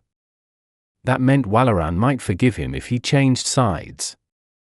But did he really want to do that again? He stayed silent for a short time and tried to think. Stephen has been winning many battles this summer, Walaran said. Maud asks her husband to come from Normandy, but he will not. Things are going our way now. William saw a terrible picture in his mind. The church would not forgive him. The sheriff would say he was a murderer. King Stephen would believe the sheriff. William would go to court and then be hanged. Follow my way, Walaran said softly. Do what Bishop Henry does. He always knows what is best. If things go well, Winchester will become its own archdiocese. Henry will be the new archbishop. He will stand equal with the Archbishop of Canterbury. And when Henry dies, who knows? Maybe I will be the next archbishop. And one day, there could even be an English pope. William looked at Walaran and felt afraid. He could see strong desire on the bishop's face. Walaran wanted great power. William thought it was even possible that Walaran dreamed of being pope. But he cared more about what that meant for him right now. He understood that he was only a piece in Walaran's plan. Walaran had gained respect from another bishop, Henry, because he could control William and his knights and send them to help one side in the war. That was the price William paid for the church ignoring his bad actions. Do you mean, William asked in a rough voice. He coughed and tried again. Do you mean you will listen to my confession if I promise to support Stephen and fight for him again? The light left Walaran's eyes, and his face turned calm. Yes, he said. That is exactly what I mean. William saw no reason to say no. He had joined Maud when she looked like she would win, and now Stephen seemed stronger. He was ready to change sides again. He also wanted freedom from his fear of hell. Agreed, he said quickly. Please hear my confession now. Very well, Walaran said. Let us pray. During the short service, William felt his guilt leave him. He began to feel proud again. When he came out of the chapel, his men saw that he was happier and they felt better too. William told them that they would fight for King Stephen again. He said this was God's will, spoken by Bishop Walaran. The men were glad and started to celebrate. Walaran asked for wine. While they waited for dinner, William said, Stephen should give me back my title now. He should, Walaran said. But that does not mean he will. I have joined his side, William said. Richard of Kingsbridge never left it, Walaran answered. William smiled proudly. I think I have taken care of the problem with Richard, he said. Oh? How? Walaran asked. Richard never had land, William said. He could keep his knights only because his sister gave him money. It is not usual, but it has worked until now, Walaran said. But now his sister has no money, William said. I burned her barn yesterday. She's poor, and Richard is poor too. Walaran nodded. In that case, he will soon disappear, he said. Then the earldom will belong to you. Dinner was ready. William's soldiers sat at the lower part of the table and talked with the women who washed clothes in the palace. William sat at the top of the table with Walaran and his archdeacons. After a while he felt calm. He looked at his men and wished he could sit with them, because the archdeacons were boring. Dean Baldwin gave William a dish of peas. Lord William, he asked, how will you stop other people from doing what Prior Philip tried to do? Someone else may try to start his own fleece fair. William looked surprised. They won't dare, he said. Maybe another monk won't dare, Baldwin said, but an earl might. He would need permission, William answered. He could get it if he fought for Stephen, Baldwin said. Not here, not in this county, William said. You are wrong, William, Walaran said. Near your lands are many towns that could hold their own fleece fair, Wilton, Devizes, Wells, Marlborough, Wallingford. William frowned. I burned Kingsbridge, he said sharply. I can burn any place. He drank his wine. The words made him angry because they made his victory sound small. Walaran took a piece of bread and broke it, but he did not eat. Kingsbridge was easy to attack, he said. It has no wall, no castle, not even a big church where people can hide. And it is run by a monk. He has no knights or soldiers. Kingsbridge cannot defend itself. Most towns are stronger than that. Dean Baldwin nodded. When the war is finished, he said, and the winner becomes king, you won't be able to burn any town like Kingsbridge again. It will break the king's peace. No king could ignore it in normal times. William understood what they meant, and it made him angry. Then maybe everything we did was useless, he said. He put down his knife. His stomach felt tight, and he could not eat any more. Of course, if Aliena loses everything, that opens a space. William did not understand. What do you mean? He asked. Most of the wool in the county was sold to her this year. What will happen next year? I don't know, William said. Walaran kept speaking in a calm voice. Except for Prior Philip, all the people who make wool around here are tenants of the earl or the bishop. You are almost the earl, and I am the bishop. If we tell all our tenants to sell wool only to us, we will control most of the wool trade in the county. We will sell it at the shiring fleece fair. There will not be enough business left for another fair, even if someone gets a license. William saw that the idea was very clever. And we will make as much money as Aliena did, he said. Yes, Walaran answered. He took a small bite of meat and ate slowly. So you have burned Kingsbridge, destroyed your worst enemy, and found a new way to make money. That is good work for one day. William drank his wine deeply and felt warm in his stomach. He looked down the table and saw a round dark-haired girl smiling at two of his men. He thought maybe he would be with her tonight. He imagined how it would be when he pulled her close. He knew that, in that moment, he would remember Aliena's face full of fear when she saw her wool burning. Then he felt sure he could do it. He smiled and cut another piece of meat. Prior Philip was deeply shaken by the burning of Kingsbridge. William's attack had been a surprise. It was cruel and terrible. The people ran in panic, and many died. Philip could do nothing to stop it. He felt empty and weak.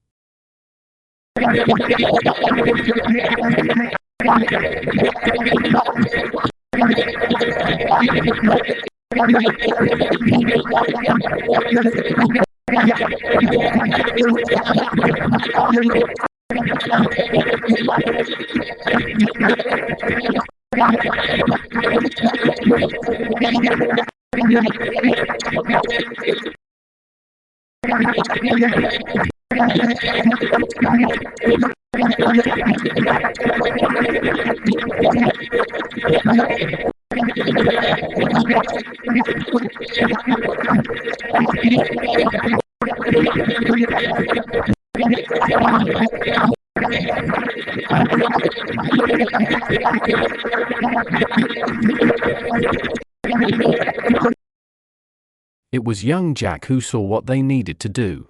He asked people to move the dead bodies to the crypt. He put the wounded in the monk's sleeping room. He made sure people had food in the meadow across the river. The weather was warm, so everyone slept outside. The day after the attack, Jack made groups of workers from the shocked townspeople. He told them to clean away the ashes and broken things near the priory. Cuthbert Whitehead and Milius Bursa ordered food from nearby farms. On the second day, they buried the dead. There were 193 new graves on the north side of the priory. Philip gave orders just as Jack suggested. Jack said that most people who survived had lost very little. They only lost poor houses and simple furniture. The crops were still in the fields. The animals were safe in the grasslands. Their savings were still buried under the hearths and were not touched by the fire. The merchants lost more. Some were ruined like Aliena. Others had silver hidden under their homes and could start again.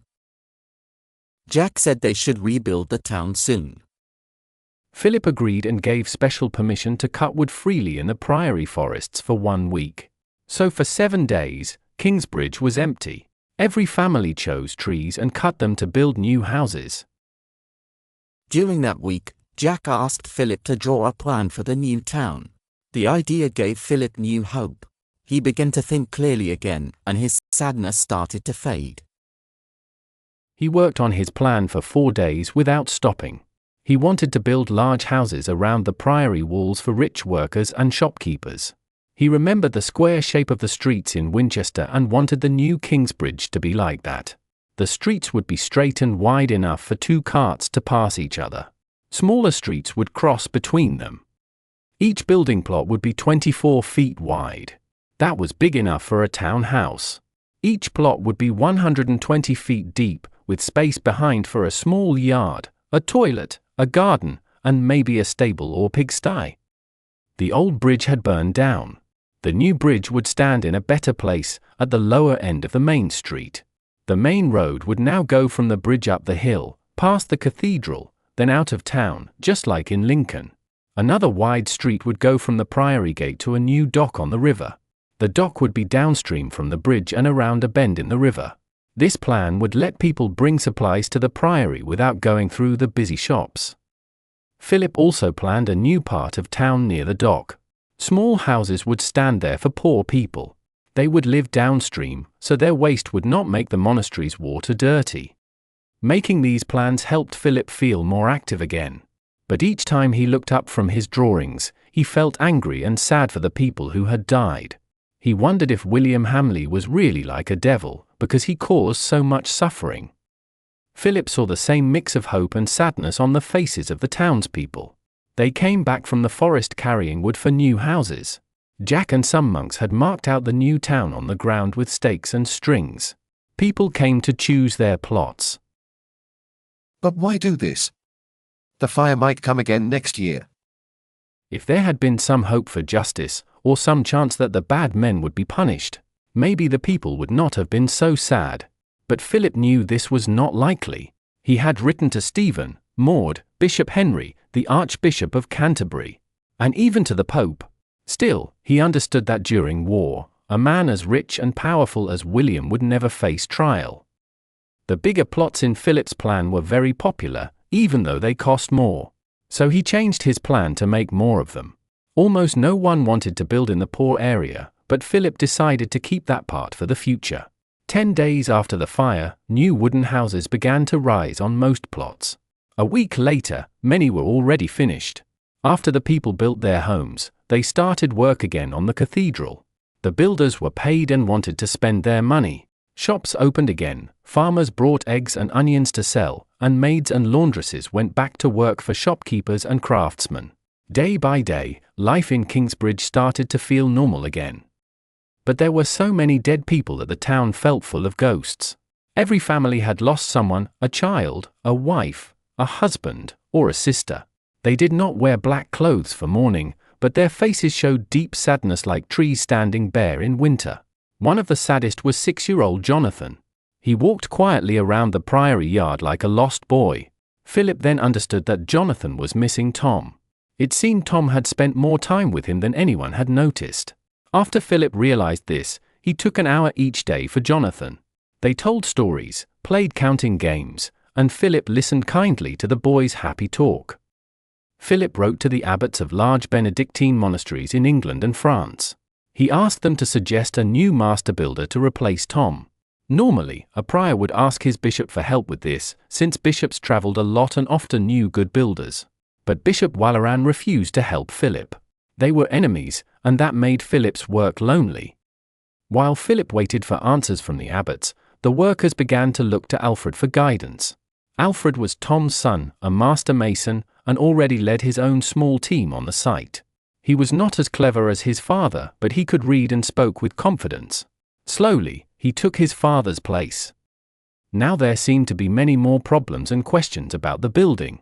Alfred often came to Philip with issues, especially when Jack was not around.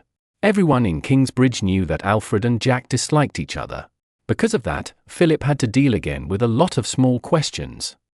As time passed, Alfred became more sure of himself. One day he came to Philip and said, "Wouldn't you like the cathedral to have a stone roof?" Wouldn't you like the cathedral to have a stone roof? Tom's plan had a wooden ceiling in the middle and stone arches only on the sides. "Yes, I would," Philip said. "But we chose wood to save money." Alfred nodded. The problem is, wood burns. Stone does not. Philip looked at him and wondered if he had judged Alfred wrongly. He had not expected Alfred to change his father's design. That was more like something Jack would do. But a fireproof church sounded very good, especially after the town's fire. Alfred said, the only building that did not burn was the new parish church. Philip remembered that Alfred had built that church, and it had a stone roof. But then he thought of a problem. "Can the walls hold the heavy stone?" he asked. We'd need stronger buttresses, Alfred said. They would just stick out a little more. Philip saw that Alfred had planned this well. "What about the cost?" he asked. It will cost more in the long run, Alfred said. And it will take 3 or 4 more years to finish everything. But each year's spending will stay about the same. Philip liked the idea more and more. "But will we have to wait another year before we can use the chancel for services?" he asked. No, said Alfred. Wood or stone, we can't start the ceiling until spring. The upper walls must harden first. A wooden ceiling is a bit faster, but either way, the chancel will have its roof by the end of next year. Philip thought for a while. He needed to choose between a roof that would not burn and for more years of building and spending money. The extra money felt far away, but the safer roof could help now. "I will talk about it with the brothers at the meeting," he said. "But I think it's a good idea." Alfred thanked him and left. Philip kept looking at the door. He wondered if he really needed to find a new master builder or not. Kingsbridge looked lively on Lammas Day. In the morning, every family made a loaf of bread. The harvest had just ended, so there was much flour. People who had no oven used their neighbor's oven, or the big ovens at the priory or the bakeries. By noon, the air smelled of fresh bread, and everyone felt hungry. The loaves were shown on tables in the meadow across the river. People walked around and admired them. No loaf looked the same. Many had fruit or spices inside: plum bread, raisin bread, ginger bread, sugar bread, onion bread, and others. Some were colored with things like parsley or egg yolk. They came in many shapes: triangles, balls, stars, rolls, even figure eights. Some looked like animals: rabbits, bears, monkeys, and dragons. There were even houses and castles made of bread. The most wonderful loaf was the one made by Ellen and Martha. It looked like the cathedral that Tom had designed before his death. Ellen's sadness had been very hard to watch. She had cried every night, and nobody could comfort her.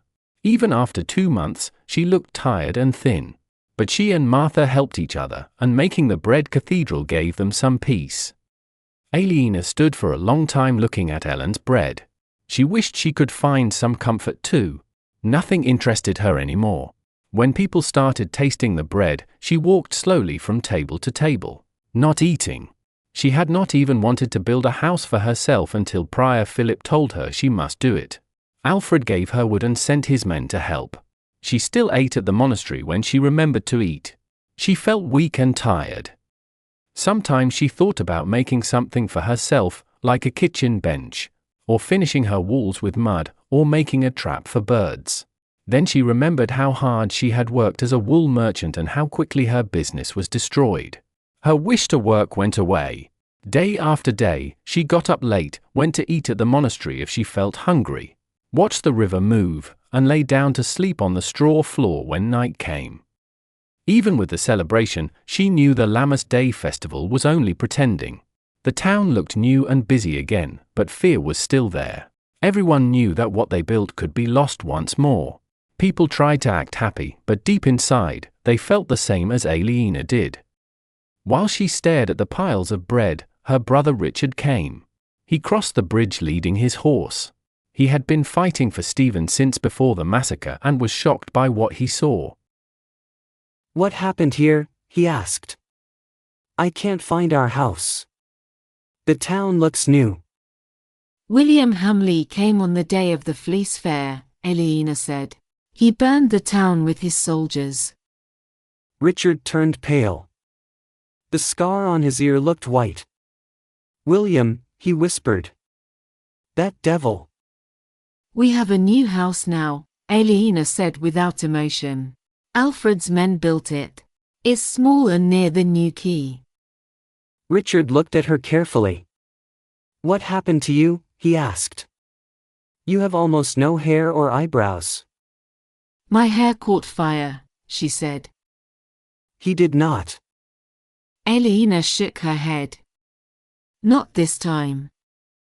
A girl brought Richard some salt bread. He took it but did not eat.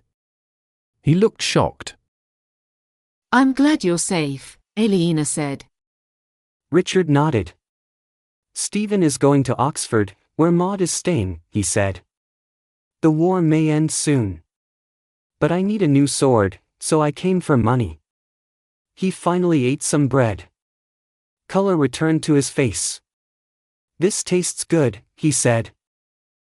"You can cook some meat for me later." Suddenly, she felt afraid of him. She knew he would be very angry.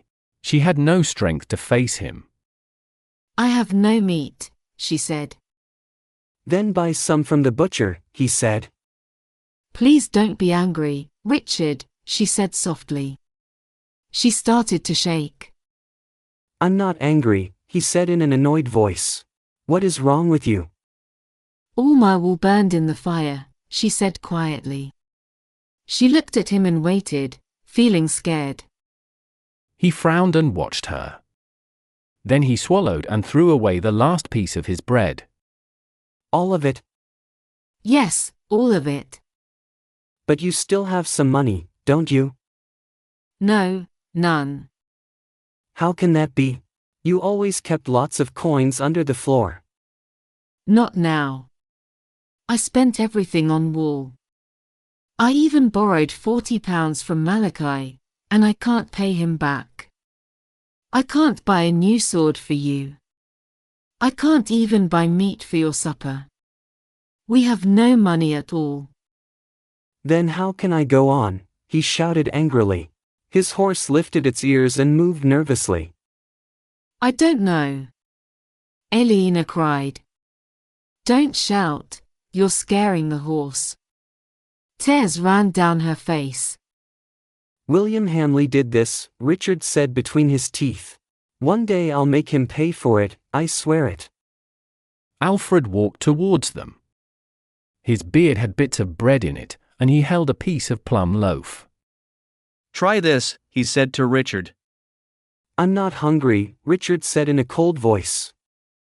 Alfred looked at Aliena. "What's wrong?" he asked. Richard answered. "She just told me we have no money." Alfred nodded. "Everyone lost something, but Aliena lost everything," he said. "You know what this means for me," Richard said. He looked at Alfred but stared at Aliena with anger. "I am finished. I cannot buy weapons or horses. I cannot pay my men. So I cannot fight for King Stephen.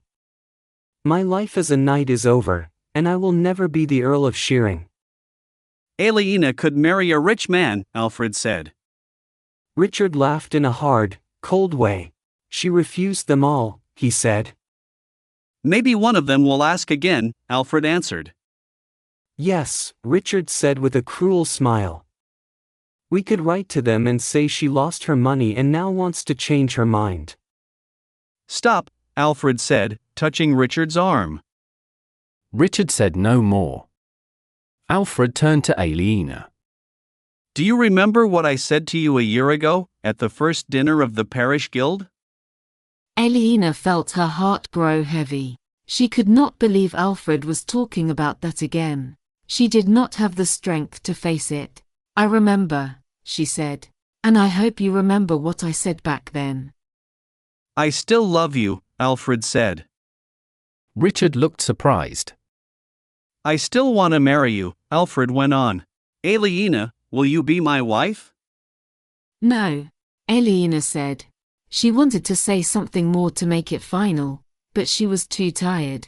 She looked at both men and felt she could not stand it any longer. She turned and walked quickly out of the meadow. She crossed the bridge to the town. She felt tired and angry that Alfred had asked her again in front of Richard. She did not want her brother to hear it. It had been 3 months since the fire. Why did Alfred wait until now? It felt as if he had been waiting for Richard to come back. Then he had spoken the moment Richard appeared. She walked through the empty new streets. Everyone else was at the priory tasting the bread. Her small house was in the poor part of town near the quay. The rent was cheap there, but she still did not know how she would pay. Richard caught up with her on his horse. He got down and walked beside her. "The whole town smells of new wood," he said in a friendly way. "And everything looks so clean." Aliena was used to this new look, but Richard saw it for the first time. The town looked strange and clean. The fire had burned away all the old, wet and dirty roofs black from smoke. It had taken the bad stables and the old rubbish heaps too. Now everything smelled new, new wood, new roofs, new rushes on floors, and new white walls on rich houses. The ground even seemed richer, and wildflowers grew in small corners. People said fewer fell ill since the fire. Some believed it was because bad smells made people sick, and now there were none. Aliena stopped in thought. Richard had said something. "What?" she asked. "I said, I did not know Alfred asked you to marry him last year," Richard said. "You had more important things then," she answered. "That was when Robert of Gloucester was taken prisoner." "Alfred was kind to build you a house," Richard said. "Yes, he was," Aliena answered. She looked at him while he looked at the small house. He looked very sad. She felt sorry for him. He had come from an earl's castle, and even the big town house they lived in before the fire had felt small to him. Now he had to live in a place like the ones where workers and widows lived. She took his horse by the bridle. "Come," she said. "There is space for the horse at the back." She led the large animal through the small house and out the back door. Low rough fences stood between the yards. She tied the horse to a post and began to take off the heavy wooden saddle. Grass and weeds had started to grow again on the burned ground. Many people had already dug toilets, planted gardens, and built small houses for pigs or chickens. But Aliena's yard was still empty and bare. Richard stayed inside the house for a short time. There was not much to see, so he followed her outside. The house is very plain, he said. There is no furniture, no pots, no bowls. I have no money, Aliena said in a tired voice. You have not worked on the garden either, he said with some dislike. I have no strength, she answered crossly. She gave him the saddle and went back inside.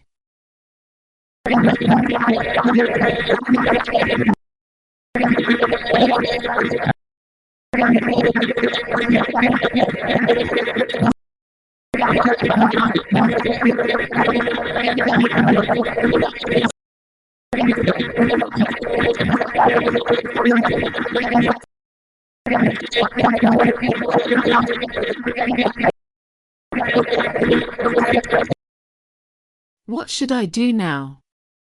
She thought. I cannot live like this forever. Just thinking of starting something new made her feel very tired. She had already saved herself and her brother from poverty once, but that had taken all her strength. She could not do it again.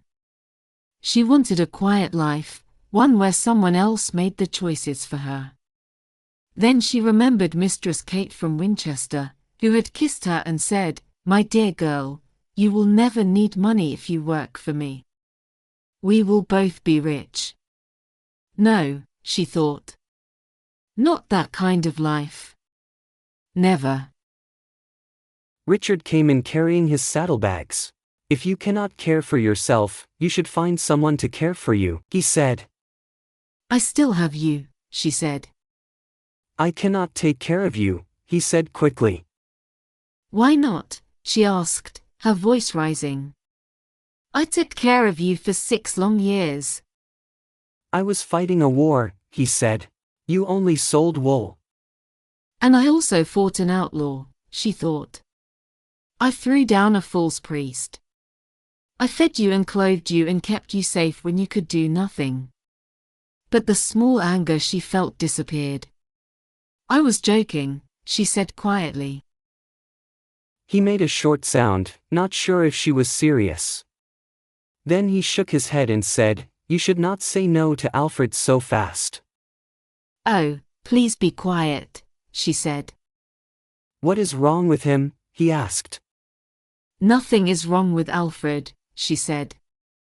Don't you understand? Something is wrong with me.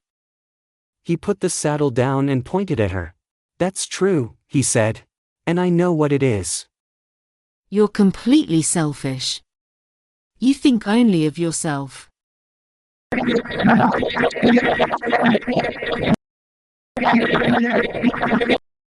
How can you say that? She said sadly. Because things would be fine if you married Alfred, but you still refuse. Marrying Alfred would not help you. Yes, it would. How? Alfred said he would help me stay in the fight if I was his brother-in-law. He cannot pay for all my soldiers, but he promised me enough for a good horse, new weapons, and my own helper. When? Aliena asked with surprise. When did he say this? Just now. At the priory.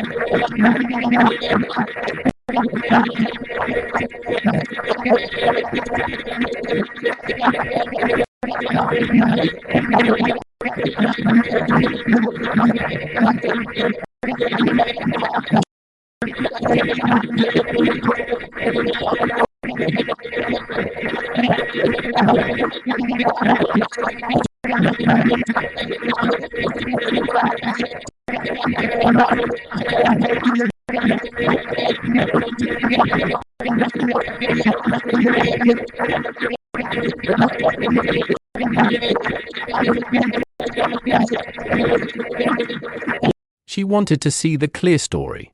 She went back to the small tower and started to climb up again. The stairs were shorter this time, but she still felt afraid. Her heart was beating fast when she reached the top. She stepped into a narrow passage inside the wall. She moved along slowly until the passage opened to a high window. She held the stone pillar between the two windows. When she looked down and saw how far the ground was, her body started to shake. Then she heard footsteps on the stairs. She began to breathe fast, as if she had been running. She could not see anyone. Was someone coming behind her? The steps came closer through the passage. She let go of the pillar and almost lost her balance. A person climbed out onto the window sill. It was Jack. Her heart was racing. "What are you doing here?" he asked carefully. I was looking to see how your cathedral is growing, she said. He pointed to the carved top of the pillar above her. "I made that," he said. She looked up. The stone showed a man who carried the heavy arch on his back. His body looked twisted, as if it hurt him. Aliena stared at it. She had never seen such a carving before. Without thinking, she said softly, "That is how I feel." When she looked at Jack again, he was beside her. He took her arm gently but firmly. "I know," he said. She glanced down at the drop below. She felt sick from fear. Jack pulled her arm a little. She let him lead her back into the passage. They went down the long stairs together until they reached the ground. Aliena felt weak and tired. Jack looked at her and said in a calm voice, "I was really near the cloisters. Then I looked up and saw you in the high window." She looked at his young face. He seemed kind and worried about her. She remembered why she wanted to be alone. She wanted to kiss him, and she saw that he wanted the same. Her whole body told her to go into his arms, but she knew she must not. She wanted to tell him she loved him strongly and completely, but instead she said quietly, "I think I will marry Alfred." Jack stared at her. He looked shocked. Then his face became sad, like someone much older than his years. She thought he might cry, but he did not. Anger filled his eyes instead. He opened his mouth to speak, stopped, waited, and then spoke at last. "You would have done better to jump from the window," he said coldly. He turned away from her and walked back into the monastery. Aliena thought, "I have lost him forever." Her heart felt like it would break. 2. Jack was seen going out of the monastery on Lammas Day. It was not a big offense, but he had done it many times before. This time he went out to meet a young woman, and that made it worse. The next day, the monks talked about his action, and they decided to keep him under strict watch. He had to stay inside the monastery, the cloisters, and the crypt. Whenever he moved from one part to another, someone had to go with him. He did not care much. He felt destroyed by what Aliena had said, and nothing else mattered. Even if they had punished him harder, he thought he would not have felt the difference. He could not work on the cathedral now, but he did not enjoy it since Alfred became the master builder. So he began spending his free afternoons reading. His Latin became much better, and now he could read any book, even if slowly. Since reading helped him learn Latin, the monks let him read any book he liked. The library was small, but it had books on philosophy and mathematics. Jack read them with great interest. Many books were boring.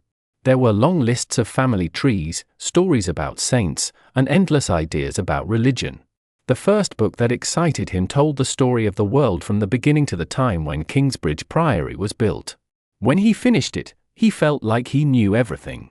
Later, he understood that the book could not tell every story, because there were things happening all over the world, in Normandy, Anjou, Paris, Rome, Ethiopia, and Jerusalem. The writer had left out many events. Still, Jack learned something new. He saw that history was like a story where one thing led to another. The world now felt smaller and easier to understand. Then he found the puzzles. One writer asked why a weak man can move a heavy stone with a long lever. Jack had never thought about that before, but now it made him curious. He remembered his time at the quarry.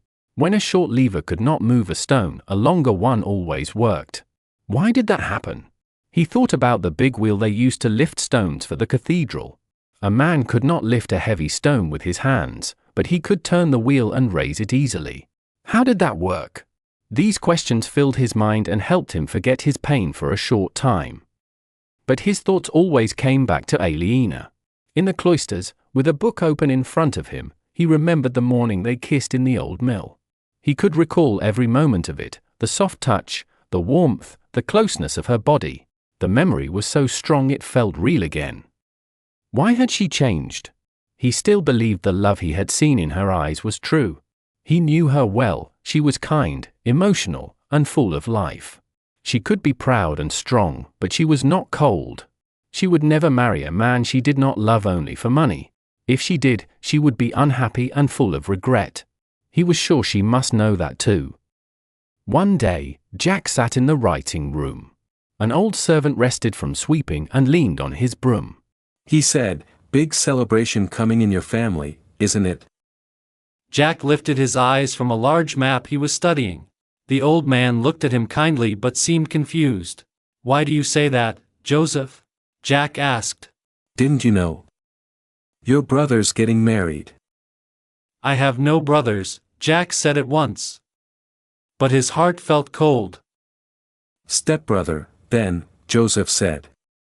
Jack looked down. He had to ask. "Who is he marrying?" he said quietly. "That Aliena," Joseph answered. So she had decided to do it. Jack had secretly hoped she would change her mind. He looked away so Joseph would not see how sad he was. Well, Jack said, trying to sound calm. Yes, her, the proud one, until she lost everything in the fire. "Did you say when?" Jack asked. Tomorrow. They will get married in the new church Alfred built. Tomorrow. Aliena was going to marry Alfred tomorrow. Jack had never really believed it would happen. Now it struck him like thunder. Aliena was marrying Alfred tomorrow. Jack felt his life would end. He looked at the map on the stand in front of him. Nothing seemed to matter anymore. Would he be happier if he understood how levers worked? He had once told Aliena to jump from the high window before marrying Alfred. Now he felt that maybe he should jump instead. He hated the priory. He thought being a monk was foolish. If he could not build the cathedral and Aliena married another man, he had no reason to live. What hurt most was knowing she would be unhappy with Alfred. It was not only because Jack disliked him. Some women might be fine with Alfred, like Edith, the girl who laughed when Jack spoke about carving stone. She did not expect much from a husband. She would obey Alfred and please him as long as life stayed easy and their children were loved. But Aliena was different. She would hate every day with Alfred. She would dislike his rough manners. She would despise his bullying. She would be angry at his greed. And she would lose patience with his slow mind. Life with Alfred would be like living in misery for her. Why could she not see that? Jack could not understand. How could she marry a man she did not love? Years ago she had shocked people by refusing to marry William Hanley. Now she accepted another man just as wrong for her. What was she thinking? Jack had to find out. He had to speak to her, even if it meant leaving the monastery. He rolled up the map, put it back in the cupboard, and went to the door. Joseph was still leaning on his broom. "Are you leaving?" he asked. "I thought you had to wait until the circuiter came." "The circuiter can go away," Jack said, and stepped outside. As Jack walked into the east side of the cloisters, he saw Prior Philip coming in from the building site. Jack turned away, but Philip called out, "Jack! What are you doing? You are supposed to stay inside." Jack did not care about the rules now. He ignored Philip and went toward the passage that led to the houses near the new quay. But he had bad luck. Brother Pierre, the circuiter, came out of the passage with 2 helpers. They stopped when they saw Jack. Pierre's round face showed anger and surprise. Philip shouted, "Stop that novice, Brother Circuiter!" Pierre held out his hand to stop Jack. Jack pushed him aside. Pierre turned red and grabbed Jack's arm. Jack pulled free and hit Pierre on the nose. Pierre cried out, more shocked than hurt. Then the 2 helpers jumped on Jack. Jack fought wildly and almost broke free. But when Pierre joined again, the 3 men forced Jack to the floor. He struggled hard, angry that these stupid rules were keeping him from seeing Aliena. He shouted, "Let me go, you fools!" The 2 helpers held him down. Pierre stood up and wiped his bleeding nose on his sleeve. Philip came beside him. Even though Jack was furious, he saw Philip was angry too, angrier than ever before. "I will not allow this kind of behavior," Philip said firmly. "You are a monk, and you will obey me." He turned to Pierre. "Take him to the obedience room." "No!" Jack shouted. "You can't do that." "I can and I will," Philip said angrily. The obedience room was a small dark cell under the dormitory, near the latrines. It was used to keep people who broke rules until they went to the prior's court or to the sheriff's jail. Sometimes monks were punished there for serious mistakes.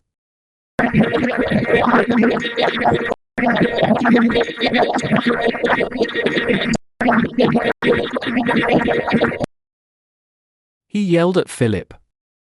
"I have to talk to Aliena." It was the worst thing he could say. Philip became even angrier. "You were punished before because you spoke to her," he said loudly. "But I must see her," Jack cried. "The only thing you must do is fear God and obey your leaders," Philip said. "You're not my leader, you fool," Jack shouted. "You are nothing to me. Let me go, all of you." "Take him away," Philip said in a hard voice. A small crowd had gathered by then. Several monks caught Jack by his arms and legs. He fought and twisted, but there were too many of them. He could not believe this was real. They carried him down the passage toward the obedience room. Someone opened the door. Brother Pierre said angrily, "Throw him in." The monk swung Jack back and pushed him through the air. He hit the stone floor hard. He got up quickly, not feeling his bruises. He ran at the door, but it shut before he reached it. He heard the heavy iron bar drop into place and the key turn in the lock. Jack hit the door with his fists as hard as he could. "Let me out," he shouted. "I have to stop her from marrying him. Let me out." There was no answer.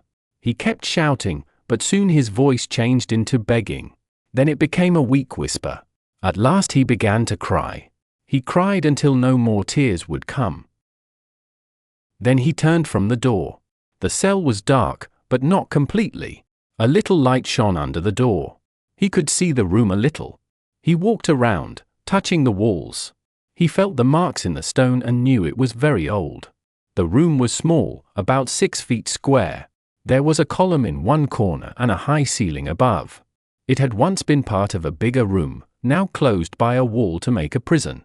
One wall had a narrow window, but it was shut tight. Even if it were open, it was too small to crawl through. The stone floor was wet and cold. He heard a steady sound of water. Then he realized a water channel ran under the cell. It came from the mill pond and went to the toilets in the priory. That was why the floor was stone, not earth.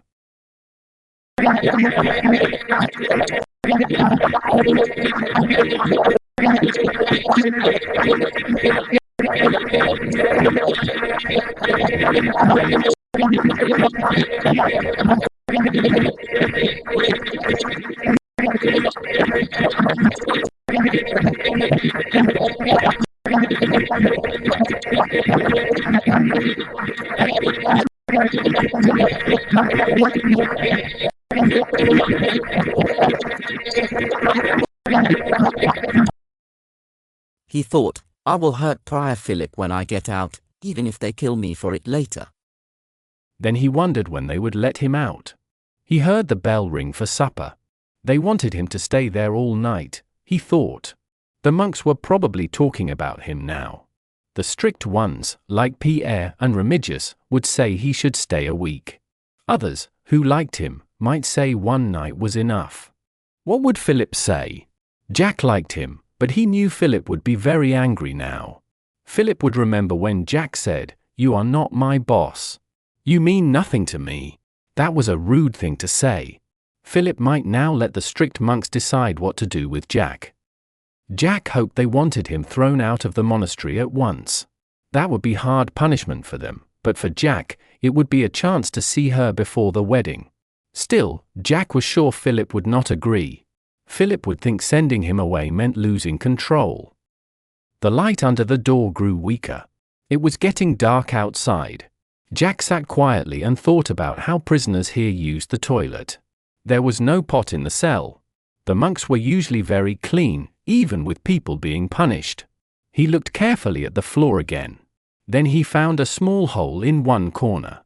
He could hear water running under it. He guessed it went to the drain below the building. So that must be the toilet. Soon after he saw this, the small shutter in the door opened. Jack jumped up. A hand placed a bowl and a piece of bread on the small ledge. Jack could not see who it was. "Who is there?" he said. "I am not allowed to talk to you," the man said in a flat voice. But Jack knew the voice. It was Luke, the old monk. "Luke, did they say how long I have to stay here?" Jack cried. Luke said the same words again. "I am not allowed to talk to you." "Please, Luke, if you know, tell me," Jack said. He did not care if he sounded weak. Luke spoke very quietly. Pierre said 1 week, but Philip changed it to 2 days. Then the small door closed with a loud sound. 2 days, Jack said in fear. But she will be married by then. No one answered. Jack stayed still and looked at nothing. The light from the small window was bright after the darkness, so he could not see for a short time. When his eyes got used to the dark again, he began to cry. The tears made him blind once more.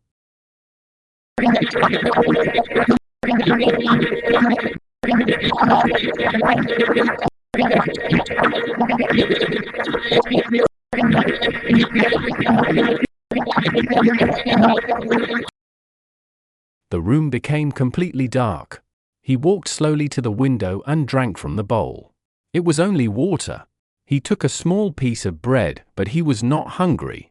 He could hardly swallow it. Then he finished the water and lay down again. He did not sleep, but he half dreamed.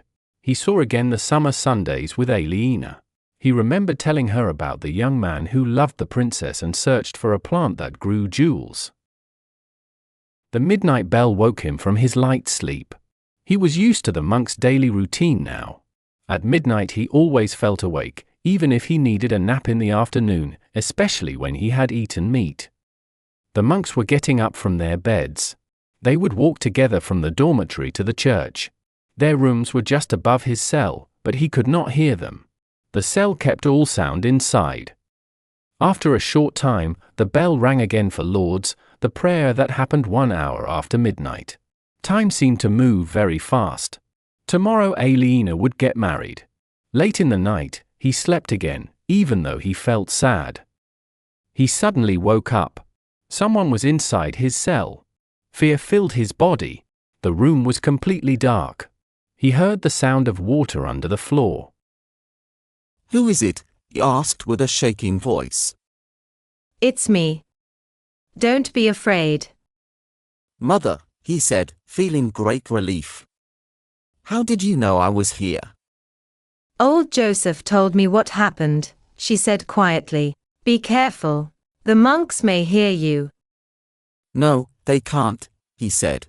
"You can sing and shout in here, and they will not hear it. I tried it before."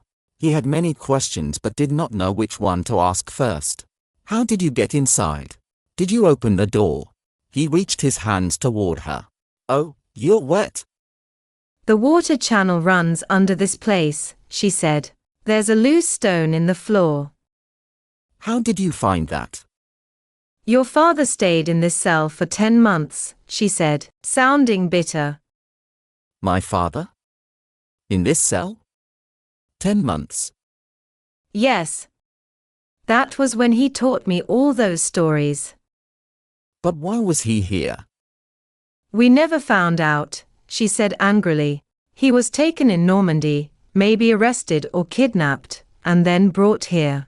He couldn't speak English or Latin, and he didn't know where he was. He worked in the stables for about a year. That's where I met him. I loved him from the first moment I saw him. He was kind, but he looked scared and sad. Still, he sang very beautifully. Nobody had talked to him for months. When I said a few words in French, he was so happy. Maybe he fell in love with me because of that, she said, her voice becoming hard again. Later they locked him in this cell. That was when I learned how to come inside. Jack suddenly thought that he might have been conceived right here on the cold stone floor. The idea made him feel embarrassed. He was glad the cell was dark so he and his mother could not see each other. He said, "But my father must have done something wrong to get arrested." He didn't, his mother answered sadly. They made up a crime. Someone gave him a cup with jewels on it and told him he could leave. When he had walked only a mile or two, they caught him again and said he had stolen the cup. Then they hanged him for that. Tears ran down her face. "Who did this?" Jack asked. The sheriff of Shiring and the prior of Kingsbridge, she said softly. It doesn't matter who. "What about my father's family?" Jack asked. "He must have had parents and brothers and sisters." Yes, she said. He had a big family in France. "Then why didn't he escape and go back home?" Jack asked. He tried once, she answered. They caught him and brought him back. That was when they put him in this cell. He could have tried again after we found the way out, but he didn't know where to go. He couldn't speak English, and he had no money. It wasn't easy for him. He should have gone anyway, but we didn't think they would kill him. Jack put his arms around her to comfort her. She was wet and cold, and she needed to get dry. Then he had a sudden thought. If she could leave the cell, he could too. He had almost forgotten about Aliena while his mother talked about his father. Now he remembered that he could meet her before the wedding. "Show me the way out," he said quickly. She wiped her tears. "Hold my arm and I'll lead you," she said. They moved across the cell. Then he felt her go down. "Now just lower yourself into the channel," she said. "Take a deep breath and put your head under the water. Then crawl against the flow. Don't go with it or you'll end up in the monk's toilet. You'll feel short of breath near the end, but stay calm and keep crawling. You will reach the exit." She went down further and he could no longer feel her. He found the hole and carefully climbed down. His feet touched the water right away. When he stood on the bottom, his shoulders were still inside the cell. Before moving down more, he found the stone and put it back in its place. He smiled, thinking the monks would be surprised when they found the cell empty. The water was cold. He took a deep breath, went on his hands and knees, and crawled against the flow. He moved as fast as he could. While he crawled, he imagined the buildings above him. He went under the passage, then the dining room, the kitchen, and the bakehouse. It was not a long way, but it felt very slow. He tried to stand up, but he hit his head on the roof of the tunnel. He felt afraid for a moment, and he thought about what his mother had told him. He was almost there. Soon he saw some light in front of him. The sun must have come up while they were talking in the cell. He crawled until he came to the bright place. Then he stood up and took a deep breath of the fresh air. When he could breathe easily again, he climbed out of the ditch.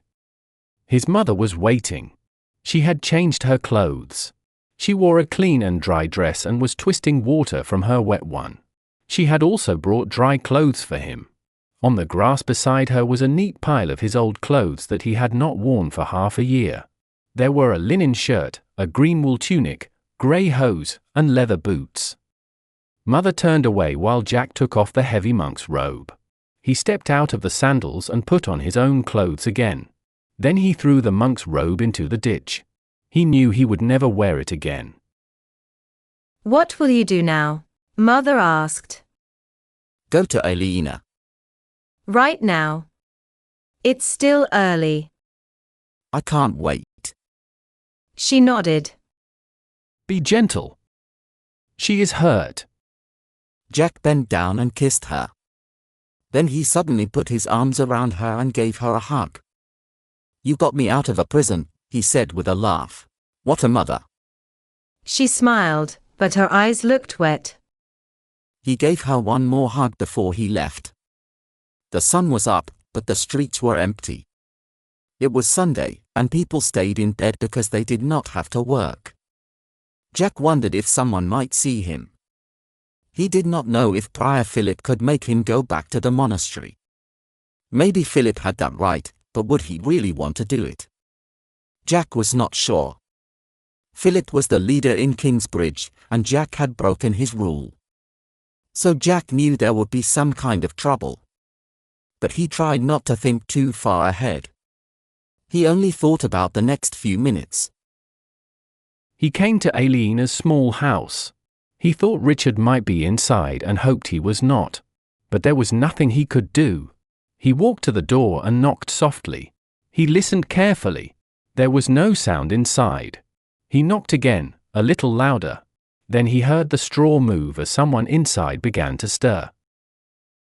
"Aliena," he said quietly but loud enough for her to hear. He heard her come to the door.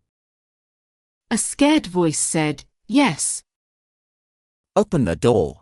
Who is it? It's Jack. Jack? There was a short silence. Jack waited. Aliena closed her eyes and leaned against the door. She felt hopeless and tired. Not Jack, she thought. Not today. Not now. His voice came again, soft and quick. Aliena, please open the door, fast. If they find me, they will lock me up again. She had already heard that he was put in a cell. Everyone in town knew it. Now she understood that he had escaped. And he came straight to her. Her heart started to beat faster. She could not send him away. She lifted the bar and opened the door. His red hair was wet and stuck to his head, as if he had just washed. He wore simple clothes, not a monk's robe. He looked at her and smiled, like she was the best sight he could see. Then he looked serious and said, "You have been crying." Why did you come here? She asked.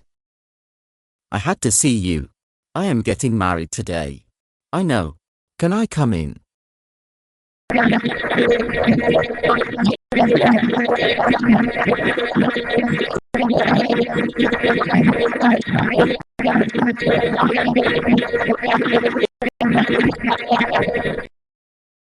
Jack stepped inside.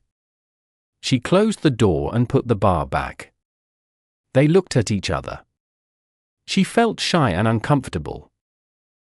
He looked at her with strong longing, like a man who needs water. Don't look at me like that, she said and turned away. Don't marry him, Jack said. I must, she answered. You will be unhappy, he said.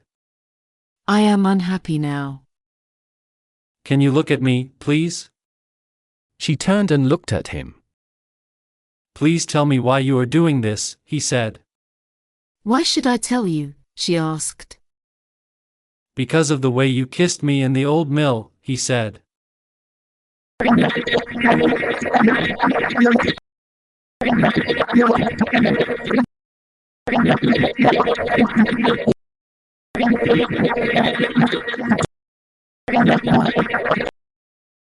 After that, you became cold, he said. She did not lift her eyes. We were good friends, he continued. All that summer, in your place by the waterfall. I told stories. We were happy. I kissed you once there. Do you remember?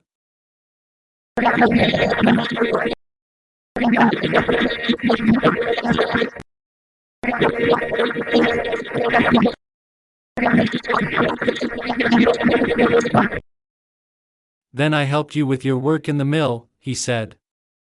I was glad I could help you. You were happy when you saw it. Then we kissed again. That kiss was not small like the first one. It was full of feeling.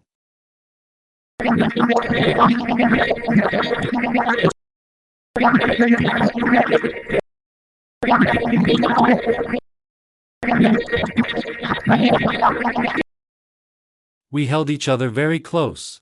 We kissed for a long time. You opened your mouth. Stop, she cried. Why? He said in a hard voice. What is wrong? Why did you become cold? Because I am scared, she said quickly. Then she started to cry. She hid her face in her hands and sobbed. Soon she felt his hands on her shaking shoulders. She did not move. After some time, he gently put his arms around her. She took her hands from her face and cried against his green shirt. Then she put her arms around his waist. He put his cheek on her hair and rubbed her back softly, like she was a child. She wanted to stay like that forever. But he moved back a little so he could look at her. Why does it make you afraid? He asked. She knew the reason, but she could not say it. She shook her head and stepped back, but he held her hands to keep her close. Listen, Aliena, he said quietly. This has been terrible for me. First you seemed to love me. Then you seemed to hate me. Now you will marry my stepbrother. I do not understand. I have never been in love before. It hurts so much. I cannot find words for it. Please tell me why this is happening. She felt very sorry. She thought about how much pain she had given him, even though she loved him deeply. She was ashamed of her behavior. He had always been kind to her, but she had broken his heart. He deserved the truth. She tried to be brave and said, Jack, something happened to me long ago. It was terrible, and I tried to forget it for years. I never wanted to remember, but when you kissed me, it came back. I could not stop it, and I felt so frightened. What happened? He asked. What was that terrible thing? After my father was taken away, she said softly. Richard and I lived in the castle with a servant named Matthew. One night William Hamley came and forced us to leave. Jack looked at her with narrow eyes. And then, he said. They killed poor Matthew, she said sadly. Jack understood that she was hiding something. Why? What do you mean? Why did they kill your servant? Because he tried to stop them, she said. Tears ran down her face. It was hard for her to speak because her throat hurt. She shook her head and tried to move away, but Jack held her. He spoke softly. Stop them from doing what? He asked. She suddenly felt she could tell him the truth. They forced me, she said quickly. The groom held me, and William, he hurt me. I tried to fight, but they hurt Richard too. They cut his ear and said they would hurt him more. She cried with relief because she could finally say it. She looked into Jack's eyes. So I let them do it, she said quietly. They made Richard watch. I'm so sorry, Jack whispered. I heard stories, but I never believed them. Dear Aliena, how could they do that? She needed to tell him everything. After William, the groom did the same. Jack closed his eyes. His face looked pale and tight. Aliena went on. When you and I kissed, I wanted you to love me. But then I thought of what they did, and I felt afraid and dirty. That's why I ran away and was unkind to you. I made you unhappy. I'm sorry. I forgive you, he said softly. He held her in his arms, and she let him. It felt warm and safe. She felt him shake. She asked, Do I make you feel sick? He looked at her. I love you, he said quietly. He kissed her lips. She did not move. She did not want that. He stopped for a moment, then kissed her once more. His lips touched her softly. Feeling thankful and friendly toward him, she pressed her lips together for a moment and then let them relax again. It was a small answer to his kiss. He felt brave and kissed her once more. She felt his breath warm on her face. He opened his mouth a little. She moved back quickly. He looked upset. Is it really so bad? He asked. She was not as scared as before. She had told him the terrible truth about herself, and he did not turn away. He was still gentle and kind. She turned her head slightly, and he kissed her again. This time it did not feel frightening. It was calm and soft. There was no anger or pressure, only kindness. The kiss was something they both enjoyed. His lips opened and she felt his tongue touch her. Her body became stiff. He slowly parted her lips. She let herself relax again. He touched her lower lip softly. She felt light and warm inside. Will you do what you did last time? He asked. What did I do? She said. I will show you, he said. Open your mouth a little. She did what he asked. She felt his tongue touch her lips again. It moved softly between her teeth and found her tongue. Then she moved back from him. There, he said. That is what you did. Did I? She asked, surprised. Yes, he said with a small smile. Then his face grew serious. If you did it again, it would take away all the sadness of the last 9 months. She lifted her face and closed her eyes. After a moment, he kissed her. She waited, then softly kissed him back. As she did, she remembered how it had felt before, in the old mill. That warm, happy feeling came back. She wanted to hold him close and touch him. She wanted to feel his skin and his hair. She wanted to be near him and not let go. Their breathing became fast. Jack held her head gently in his hands. She touched his arms and his back, feeling how strong he was. Her heart beat fast inside her chest. At last she stopped the kiss. She looked at him, out of breath. His face was warm, and he looked at her with deep feeling. Then he moved closer again, but this time he kissed her neck. She let out a soft sound of pleasure. His lips touched her skin, and she felt her body respond to his touch. She felt a deep, gentle warmth inside her. His lips touched her chest softly. She felt the warmth of his breath on her skin. Gently, she whispered with a little fear. He kissed her through the cloth. She felt sharp pleasure and took a quick breath. Then he knelt down in front of her. He rested his face close to her. At first she only felt warmth in her chest, but now she felt it move lower. He lifted the edge of her nightshirt slowly. She looked at him, feeling shy and scared. She thought he might not like her body. But he stayed calm and kind. He touched her gently, showing care and love. She moved down to kneel with him. Her breath came fast, and she felt strong need for him. She touched his knee, then moved her hand under his tunic. It was her first time touching him like this. Jack closed his eyes and made a low sound. She felt his warmth and strength under her hand. Then she lifted his tunic and kissed him softly, just as he had kissed her. They stayed close, quiet and full of feeling. She suddenly wanted to show her body to him. She sat up and looked at him. He opened his eyes. She took off her nightshirt and let it fall to the floor. Now she wore nothing. She felt shy but also excited. Jack looked at her closely. "You are very beautiful," he said. "Do you really think so?" she asked. "I always thought I looked different," she said softly. He smiled. He touched her skin with his hand. His fingers moved gently. She watched him and felt warm inside. Then she took his hands and helped him touch her more. "I want to feel you," she whispered.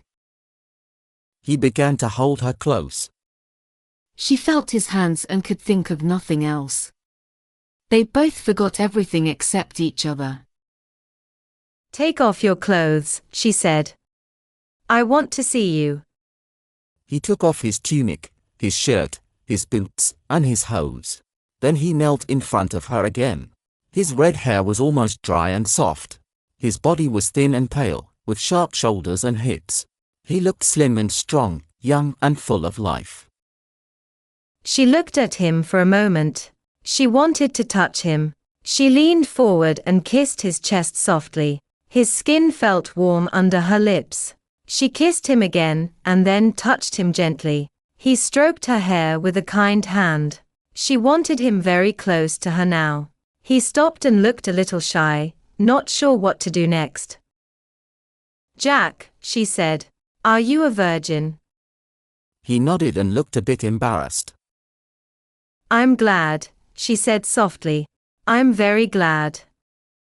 She took his hand and placed it between her legs. Her skin felt warm and sensitive. "Touch me," she said. He moved his fingers carefully, learning how to please her. She took his hand away and lay back on the straw. He leaned over her and kissed her gently. She felt his closeness and a warm feeling grew between them. He moved slowly and carefully. It hurt a little, but then the feeling changed. She felt warm and happy. She looked into his eyes. He moved again and she followed his motion. He closed his eyes as he felt strong joy. Their bodies moved together in a gentle rhythm. She breathed in quickly each time they touched. Everything around them was quiet and safe. "Touch here," she said softly. She looked pleased. "Yes," she said quietly. "That feels right." She looked at him and asked, "What is wrong?" "Do not worry," she said. "I want to be close to you." She smiled and said quietly, "I did not know it could feel like this." He slowly reached out and did as she asked. "It feels strange," he said. "I do not want to hurt you." He lay close to her, and she could feel his warm breath. She held him tightly and felt strong emotions. She wanted to kiss him, so she touched his hair and pulled his head near her. She kissed him again and again. They moved together and felt great joy. She felt her body shake with pleasure. She cried out and called his name. Then she felt another wave of feeling, and she knew he felt it too. They held each other as the feeling grew stronger and then slowly became calm. At last, she lay very still. She was tired and could not move or speak. Jack lay on top of her, his body heavy and quiet. She could feel his chest and his hand in her hair. She thought softly that this was how love should be. She understood why men and women stay together and care for each other. Jack's breathing slowed, and he fell asleep. She turned her head and kissed his face. He was not too heavy, and she liked him close to her. She wanted him to stay like that forever. Then she remembered, it was her wedding day. She felt sudden fear. "Oh God," she thought, "what have I done?" She began to cry. After a moment, Jack woke up. He kissed her wet cheeks very gently. "Oh, Jack, I want to marry you," she said. "Then we will marry," he said with a happy voice. He did not understand her, and that made her feel worse. "But we can't," she said, and more tears came. "But after this..." "I know. After this, you must marry me," he said. "We can't marry," she said quietly. "I have lost all my money, and you have nothing." Jack sat up on his elbows. "I have my hands," he said strongly. "I am the best stone carver for miles." "You were sent away from your work," she said. "It doesn't matter," he answered. "I can find a job on any building site." She shook her head sadly. "It is not enough. I must think about Richard." "Why?" he said with anger. "What does this have to do with Richard? He can take care of himself." Then Jack looked very young, and Aliena saw how much older she was. He was 5 years younger and still thought he could be happy. "I promised my father," she said, when he was dying. "I promised to look after Richard until he becomes the Earl of Shiring." "But that may never happen," Jack said. "But I made a promise," she said. Jack looked confused. He moved away from her. She felt a deep sadness and a sense of loss. "I will never be this close to him again," she thought. "You can't mean this," Jack said. "A promise is only words. It is nothing beside what we have. This is real. This is you and me." He looked at her body and touched her gently. It hurt her to feel his hand. He saw her face and stopped. For a moment she almost said yes. She almost agreed to go away with him. If he had touched her again, she might have said yes. But then she became calm again. "I am going to marry Alfred," she said. "Don't be silly," he said.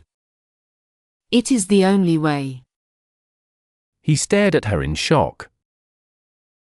"I don't believe you," he said. "It's true."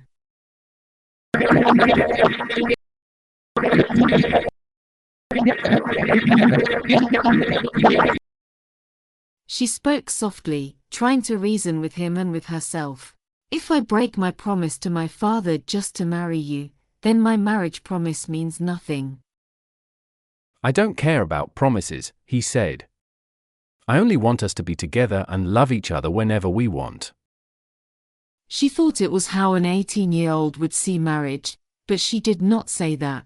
She would have agreed if she had been free. I can't do what I want, she said sadly. It is not my path. What you're doing is wrong, he said firmly. It's like throwing away beautiful things. To give up happiness is worse than doing something bad. She suddenly thought her mother would have said the same thing. She did not know why that thought came. She pushed it away. I could never feel happy, even with you, if I knew I broke my promise to my father, she said.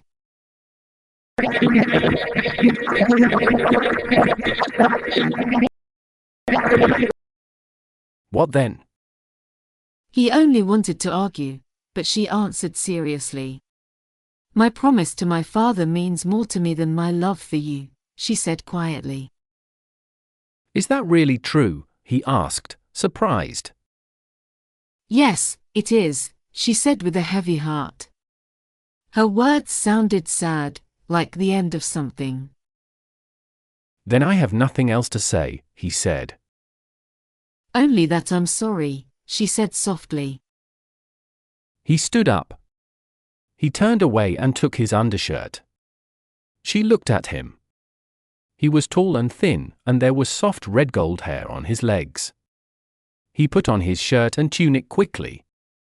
Then he pulled up his socks and stepped into his boots. It all happened too fast. You're going to be very unhappy, he said. He wanted to hurt her with his words, but it did not work. She could hear that he still cared about her. Yes, I will be, she said.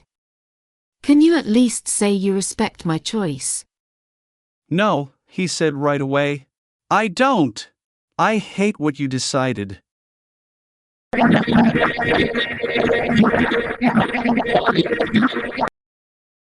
I should go, he said, and his voice shook at the end. Yes, go, she cried. He walked to the door. Jack, she called. He turned around.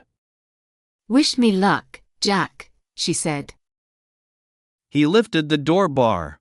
Good, he stopped and looked down. Then he looked at her again. Good luck, he said softly.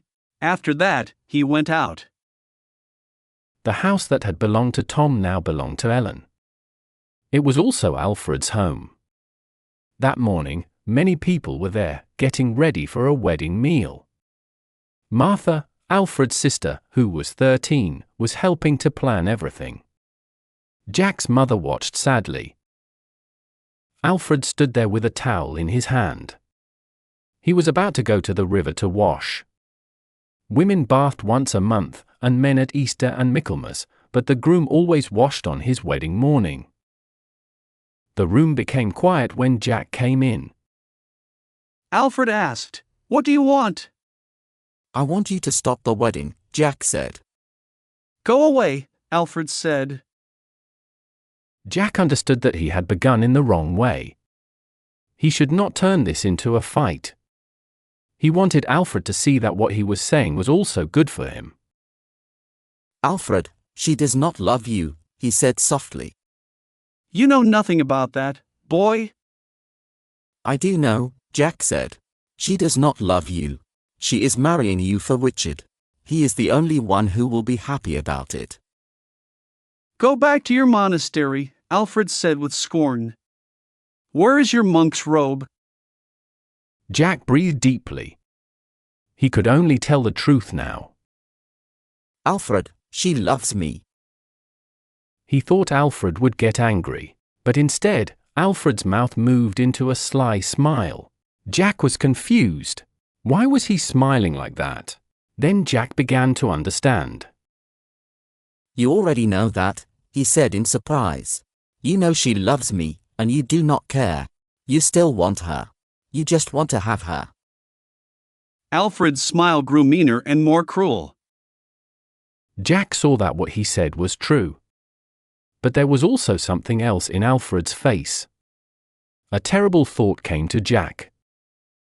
Why do you want her? He asked. Is it because you want to take her away from me? His voice became loud and angry. Are you marrying her only to hurt me? Alfred's face showed cunning pride. Jack saw that he was right. He felt crushed. It was too painful to believe that Alfred wanted Aliena not because he truly desired her, but only because he wished to be cruel. Damn you, you must be good to her, he shouted. Alfred laughed. Jack saw in that moment what Alfred really wanted. Alfred did not plan to be kind to her. That was how he would get his revenge on Jack. He would marry Aliena and make her unhappy. You disgusting man, Jack said in anger. You are dirty, stupid, and cruel. Alfred's smile changed. Jack's words made him angry. He dropped his towel and moved toward Jack with a closed fist. Jack was ready and stepped forward to strike first. Then Jack's mother came between them. She was smaller than both men, but she stopped them easily. Alfred, she said. Go and wash. Alfred quickly became calm again. He saw that he had already won without fighting. A proud look came to his face. Then he left the house. His mother looked at Jack. What will you do now? She asked. Jack was shaking with anger. He took deep breaths before he could answer. He knew he could not stop the wedding. But he also knew he could not stay to see it. I must leave Kingsbridge, he said. His mother's face showed sadness. She gave a small nod. I was afraid you would say that, she said. But I think you are right. A bell started to ring in the priory. Jack said, they will soon find out that I escaped. She spoke more quietly. Go quickly, but hide near the river so you can see the bridge. I will bring you some things. All right. He turned to go. Martha stood in front of him with tears running down her face. He hugged her. She held him tightly. Her thin body felt small and bony, almost like a boy's. Please come back one day, she said with strong feeling. He kissed her quickly and left. There were many people outside now. Some were getting water. Others were enjoying the cool autumn morning. Everyone in town knew that he had become a young monk. The town was small, so people always knew each other's news. When they saw his normal clothes, they looked a bit surprised. Nobody stopped him or asked questions.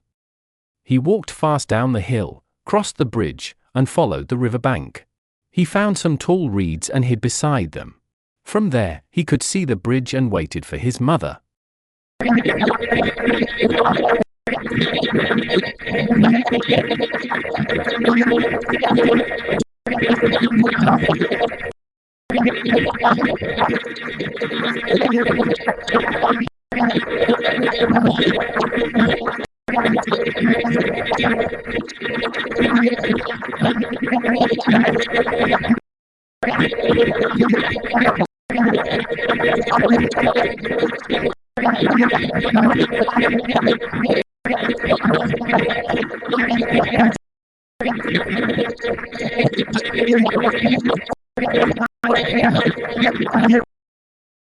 It was gentle weather and the trees were gold and green.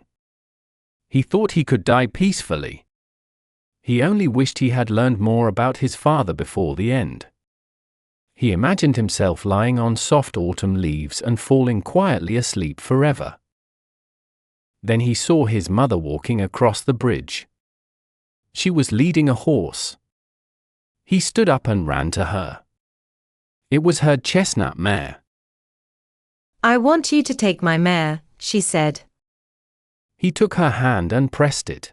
He wanted to thank her without words. She had tears in her eyes. I never took good care of you, she said. First I let you grow wild in the forest. Then you almost went hungry with Tom. Then I made you live with Alfred. You took care of me just fine, Mother, he said. I was with Aliena this morning. Now I can die happy. You silly boy, she said softly. You are like me. If you cannot have the person you love, you will have nobody else. Is that really true? He asked. She nodded.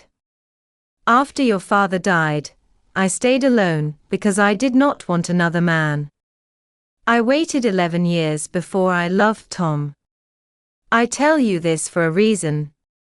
It may take a long time, but one day you will love someone else. I promise you. He shook his head. I do not think that can happen, he said quietly. I understand, she said. She looked back toward the town with worry. You must go now. He went to the horse. Its 2 saddlebags looked heavy and full. What is inside the bags? He asked. Some food and money, and a full wineskin, in this one, she said. The other one has Tom's tools. Jack felt very touched. His mother had kept Tom's tools after he died, as a memory of him. Now she was giving them to Jack. He hugged her. Thank you, he said. Where will you go? She asked. He thought about his father again. Where do the traveling singers tell their stories? He asked. On the road to Santiago de Compostela, she said. Do you think they might remember Jack Sherberg? They might. Tell them he looked like you. Where is Compostela? In Spain. Then I am going to Spain. It is very far, Jack. I have time. She put her arms around him and held him tightly. He wondered how many times she had hugged him in the last 18 years. When he hurt his knee, lost a toy, or felt sad as a boy, she had always comforted him. Now she held him again for something much sadder and more serious. He thought about all she had done for him, raising him in the forest, saving him from the punishment cell. She had always fought for him. It hurt him to leave her. She let him go, and he climbed onto the horse. He looked back at King's Bridge. When he first came, it was a quiet village with an old, broken cathedral. He had burned that old cathedral, though no one but him knew. Now King's Bridge was a busy town that thought it was important. Well, he thought, there were other towns. It was hard for him to leave, but he was stepping into something new, and that made it a little easier to go. He was ready for an adventure, even if he felt sad to leave all that he loved. Mother said, "Come back one day, please, Jack." I'll come back, he said. Promise. I promise. If you run out of money before you find work, sell the horse, not the tools, she said. I love you, Mother, he said. Take care of yourself, my son, she said softly. He touched the horse with his heel, and it started walking. He turned and waved. She waved back. Then he made the horse trot, and after that, he did not look back. Richard came home just in time for the wedding. He said King Stephen had kindly given him 2 days' leave. The king's army was at Oxford, around the castle where Maud was trapped, so the knights did not have much to do. I couldn't miss my sister's wedding day, Richard said. Aliena felt unhappy and thought, you just want to be sure everything is done so you get what Alfred promised you. Still, she was glad he was there to walk her to the church and give her away. Without him, she would have had no one. She put on a new linen undershirt and a white dress that was in the newest style. Her hair was damaged, but she twisted the longest parts into plaits and wrapped them in white silk bands. A neighbor gave her a mirror to use. She saw that her face was pale and her eyes looked tired from the sleepless night. There was nothing she could do about that. Richard looked at her quietly. He looked uncomfortable and a little guilty. He moved his hands and feet again and again. Maybe he was afraid she would stop everything at the last moment. Sometimes she really wanted to do that. She pictured herself walking away from Kingsbridge with Jack. They would hold hands and start a new life somewhere far away. It would be a simple life with honest work. They would be free from old promises and the memories of their parents. But she knew this was only a dream. She could not leave her brother behind. When she thought about that, she felt hopeless. She even imagined walking to the river and jumping in. She saw her body in a wet wedding dress, floating in the water. Then she understood that marrying Alfred was still better than dying. So she decided the marriage was the best answer to her problems. She knew Jack would laugh at her for thinking that way. The church bell started to ring. Aliena stood up. She never thought her wedding day would be like this. When she was a girl, she had imagined walking with her father. They would cross the bridge from the castle to the chapel. The knights, servants, and villagers would cheer for her. In her dream, the young man waiting for her in the chapel was always unclear. But she knew he loved her and made her happy. She had thought he was kind and wonderful. Now she saw that her life was very different from what she had imagined. Richard opened the door of their small house. Aliena stepped into the street. She was surprised to see neighbors waiting outside. They wanted to watch her go by. Some called, "God bless you," and "Good luck." She felt very thankful to them. As she walked up the street, people threw corn over her. Corn meant new life and children. She thought she would have babies, and they would love her. The parish church stood on the far side of the town, in the rich part, where she would live from tonight. They walked past the monastery. The monks were holding their service in the crypt now, but Prior Philip had said he would come to the wedding feast and bless the couple. Aliena hoped he would come. He had been important in her life since the day, 6 years ago, when he bought her wool at Winchester. They reached the new church, built by Alfred with Tom's help. Many people waited outside.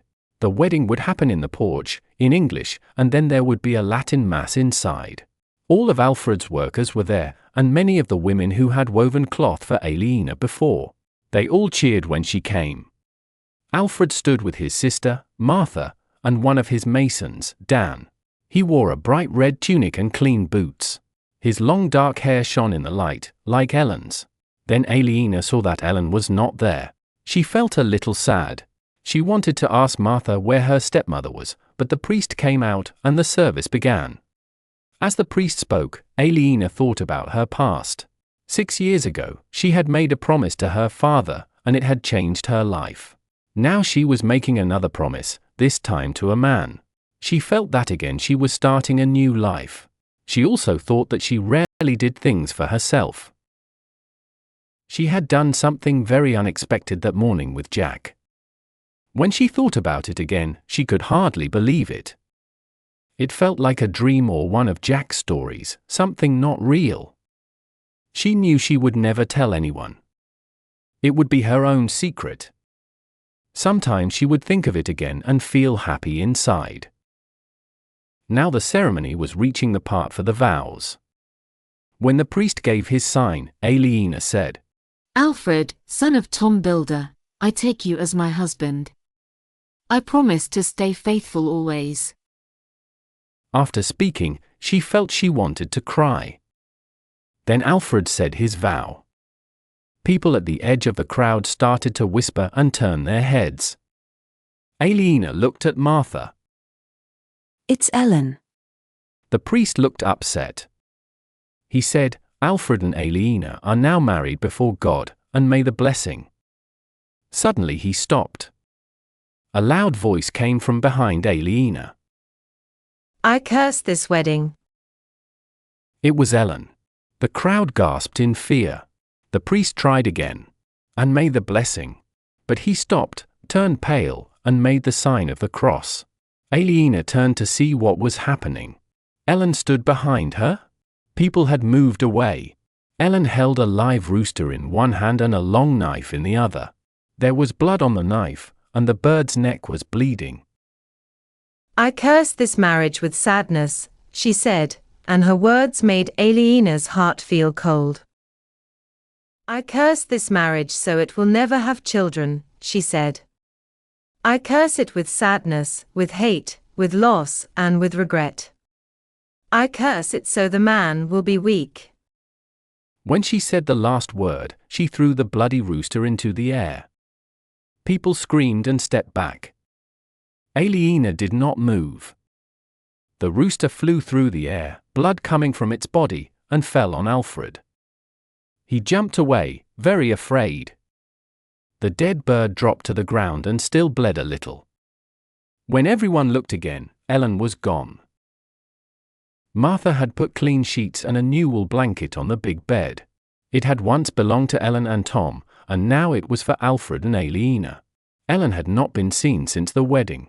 The wedding feast had been quiet and sad, like a meal on a cold day. People ate and drank because they had to, not because they wanted to. The guests left when the sun went down. No one made the usual jokes about the new husband and wife.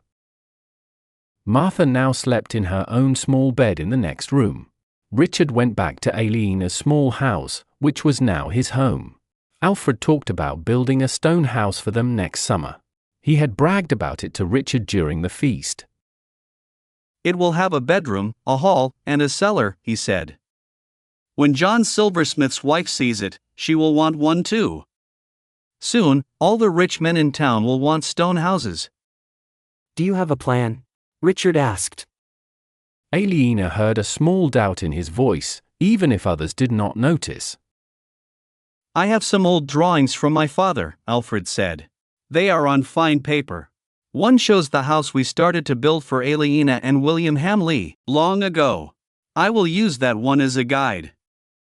Aliena turned away, feeling sick. How could he speak about that on her wedding day? Alfred had been loud and boastful all afternoon. He drank wine, told jokes, and winked at his friends. He had looked very happy. Now he sat on the bed and took off his boots. Aliena took the ribbons out of her hair. She did not know what to think about Ellen's words. They had shocked her. She did not understand what Ellen was thinking. Still, she did not feel afraid like other people did. Alfred was different. When the dead cock had fallen on him, he had almost lost control. Richard had grabbed him by the front of his clothes and shaken him back to sense. After that, Alfred had seemed fine again. But his loud joking and heavy drinking showed that he was still trying to hide his fear. Aliena felt strangely calm. She did not want what was coming next, but she knew she must do it.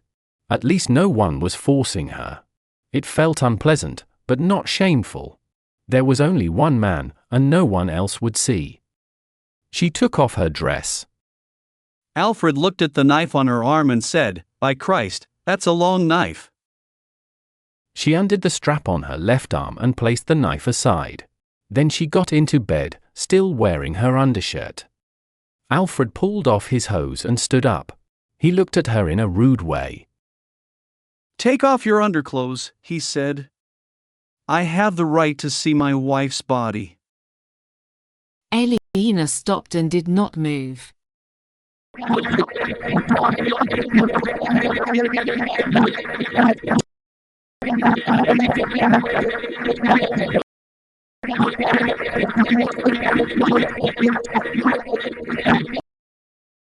Alfred looked at her and smiled. He came close to the bed and touched her chest. His hands were large and rough. He held her too hard, and she felt pain. He laughed and let go. Then he took off his tunic and hung it on a hook. He came back and pulled the sheet away from her. Aliena swallowed and felt afraid. She did not like being open to his eyes. He looked at her body and made a comment. Then he touched her between her legs. She became tense, but she made herself relax and move her legs apart. He said she was a good girl. Then he pushed his finger inside her. It hurt because she was not ready. She did not understand why, Since that morning with Jack had felt different. Alfred made a sound and moved his hand again. She wanted to cry. She knew she would not like it, but she did not think he would be so cold. He had not even tried to kiss her.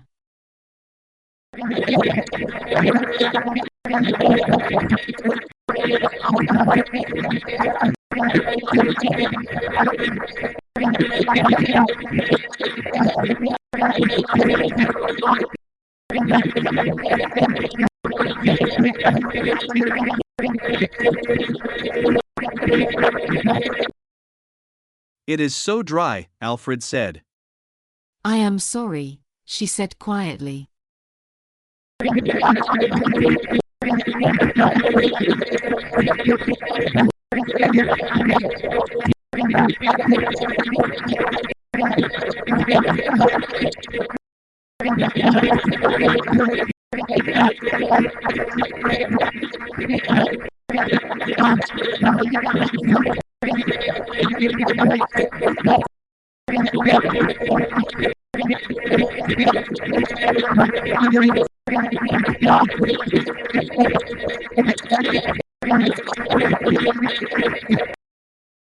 Good Lord, he said slowly. You are so still. You feel like you are not even alive. She wanted to cry. It was not fair that he blamed her. I do not know what I should do, she said with tears in her voice. Some girls like it, he said. She thought it was impossible. She could not believe it. Then she remembered the morning when she had felt great pleasure. But now it felt very different. She thought that was strange. She sat up straight. Alfred touched himself under his shirt. Let me, she said softly. She put her hand between his legs. It felt soft and still. She did not know what to do. She pressed it a little, then moved her fingers slowly. She looked at Alfred's face to see if he felt anything. He only looked upset. She kept going, but nothing changed. Do it stronger, he said. She moved her hand faster. It stayed soft, but Alfred started to move his body. He seemed to like it a bit. She felt encouraged and kept moving her hand firmly. Suddenly Alfred gave a cry of pain and moved away. She had rubbed his skin too hard. Stupid woman, he said and hit her across the face. The blow pushed her to the side. She lay on the bed, crying softly in fear and pain. You are useless, he said angrily. I did my best, she said. He spat on the floor. You are nothing to me, he said. He grabbed her arms, pulled her up, and pushed her off the bed. She fell into the straw on the floor. This is Ellen's fault, he said. She always hated me. Aliena turned over and sat up on her knees. She looked at him. He did not seem ready to hit her again.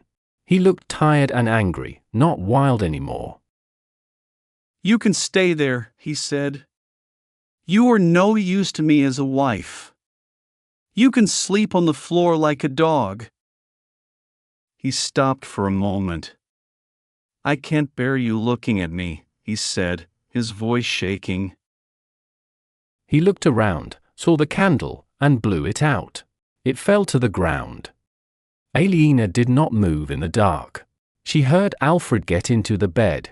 He pulled the blanket up and moved the pillows. She was afraid to make a sound. He turned again and again in the bed for a long time, but he did not get up or speak to her again. Eventually he became still, and his breathing was calm. When she saw that he was asleep, she crawled across the room. She moved slowly so the straw would not make noise. In the dark, she found the corner of the room. She curled up on the floor and stayed there. She could not sleep. After some time, she began to cry. She tried to stop, afraid he might wake up, but she could not keep the tears in. She cried quietly. If he woke, he showed no sign of it. She stayed there in the corner, crying softly, until she fell asleep. Chapter 12. Aliena was sick all that winter. She did not sleep well at night. She lay on the floor at the end of Alfred's bed, covered with her cloak. During the days she felt very tired and weak. Her stomach often hurt, so she ate very little. Still, her body grew bigger. Her waist looked thicker, and her hips and breasts were larger. She was meant to take care of Alfred's house, but Martha did most of the work. The three of them lived together, but not happily. Martha never liked her brother. Aliena now hated him deeply. So Alfred stayed away as much as he could. He worked during the day and drank in the alehouse every evening. Martha and Aliena bought food and cooked it without much care. In the evenings they also made clothes. Aliena longed for spring to come. When the weather was warm again, she could go back to her secret place on Sunday afternoons. There she could lie down and dream about Jack. Until then, her only comfort was thinking about Richard. He had a strong black horse, a new sword, and a young helper with a pony. He was again fighting for King Stephen, though with fewer men. The war still continued in the new year. Maud escaped from Oxford Castle and got away from Stephen again. Her brother, Robert of Gloucester, took back Wareham. So the fight went on, one side winning a little, then losing again. But Aliena was keeping her promise. That gave her some peace, even if nothing else did. In the first week of the year, Martha began to have her period for the first time. Aliena made her a warm drink with herbs and honey to help with the pain. She answered Martha's questions about what happens to women at that time. Then she went to look for the box of cloths she used for herself. The box was not in the house.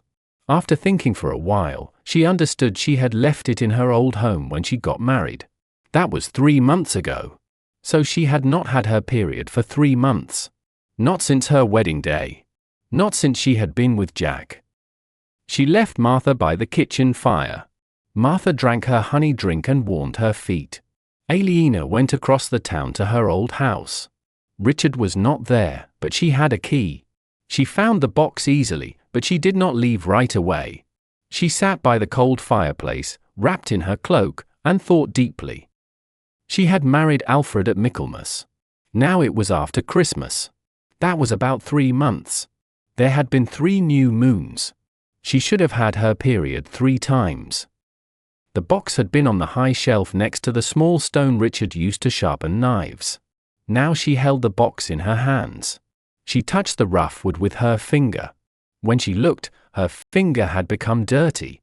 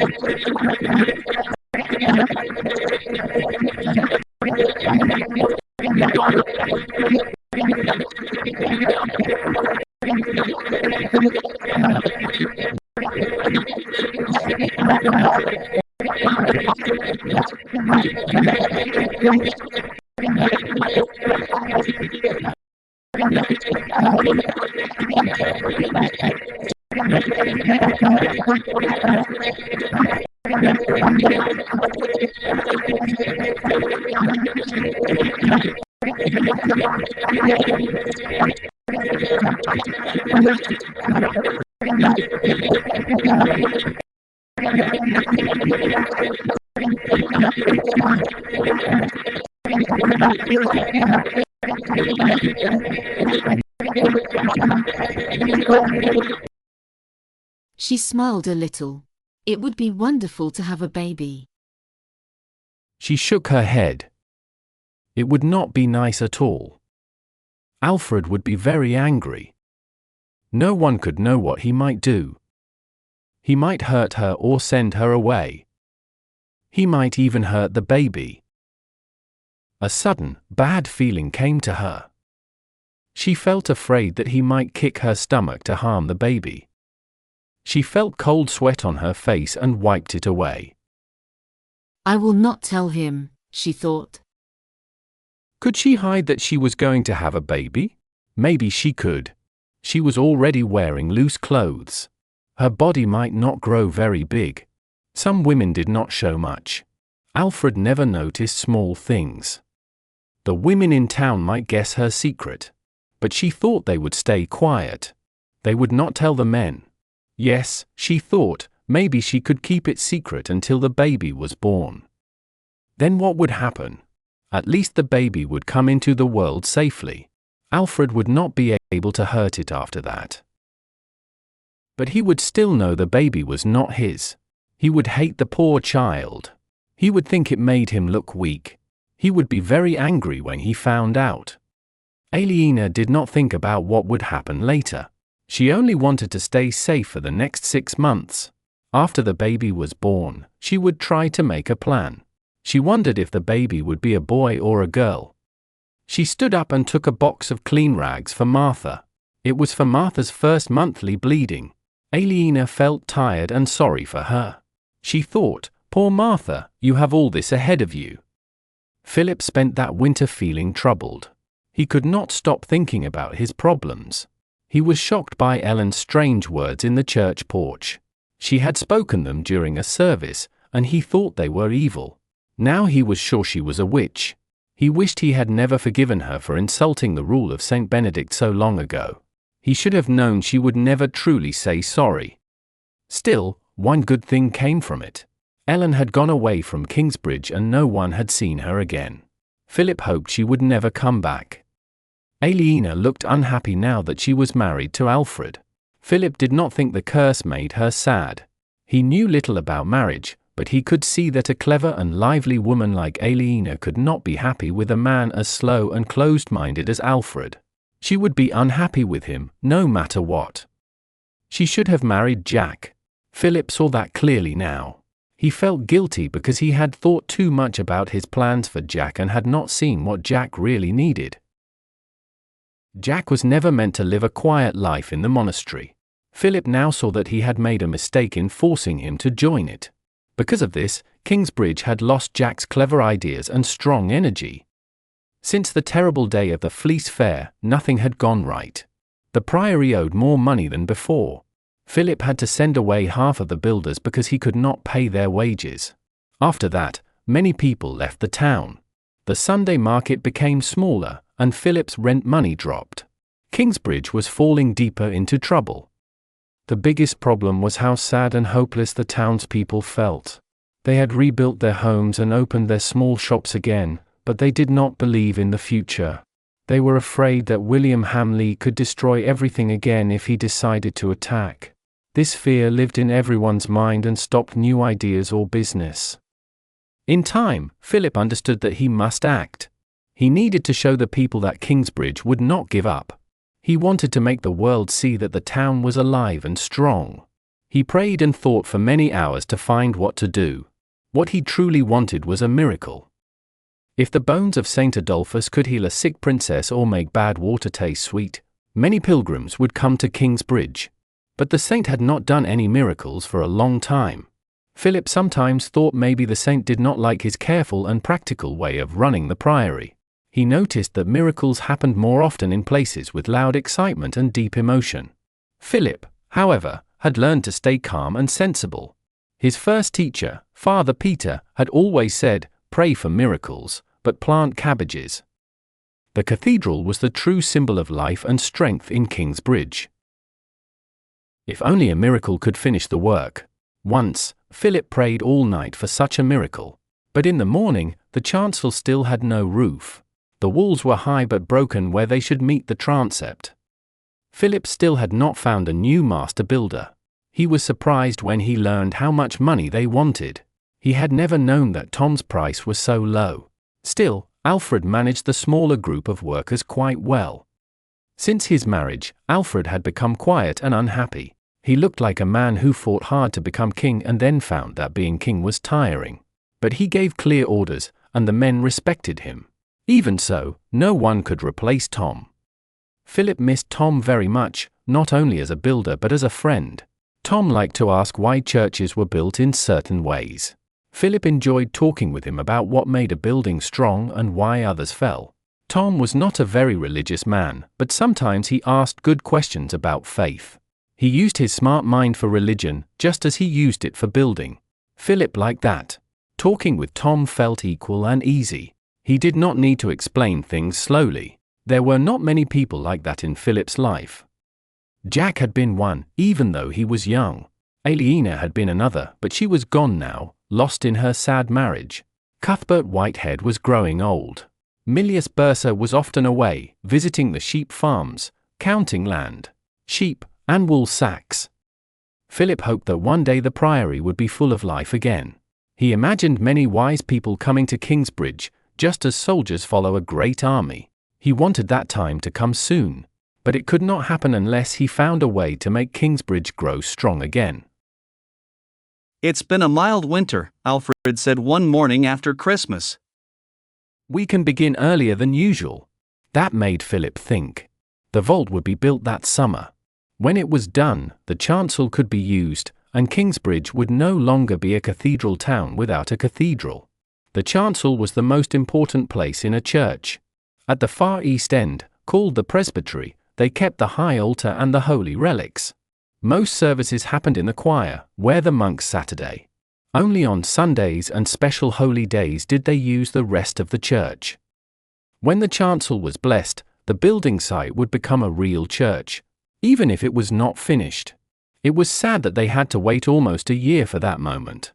Alfred had promised to finish the vault by the end of the building season. That season usually ended in November, depending on the weather.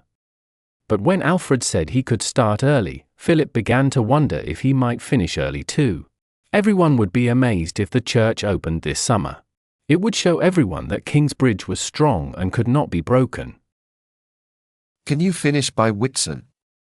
Philip asked suddenly. Alfred took a deep breath and looked unsure. Vaulting is very skilled work, he said. It cannot be rushed, and apprentices cannot do it. Philip felt annoyed. His father would have said yes or no. He said, "What if I give you extra workers, monks? Would that help?" A little, Alfred said. But we really need more masons. I might find one or two more, Philip said quickly. The winter had been mild, so the sheep would be sheared sooner. He could sell the wool early this year. I do not know, Alfred said, still looking unhappy. What if I give the masons a reward? Philip said. They will get an extra week's pay if the vault is ready by Whitsunday. I have never heard of that before, Alfred said. He looked as if someone had said something rude. Well, there is a first time for everything, Philip said, sounding annoyed. Alfred's careful way was making him angry. What do you say? I can't say yes or no, Alfred said without emotion. I will ask the men. Today? Philip asked quickly. Today? Philip had to accept that answer. William Hamley and his knights came to Bishop Walleran's palace just after an ox cart full of wool sacks. The new time for shearing had started.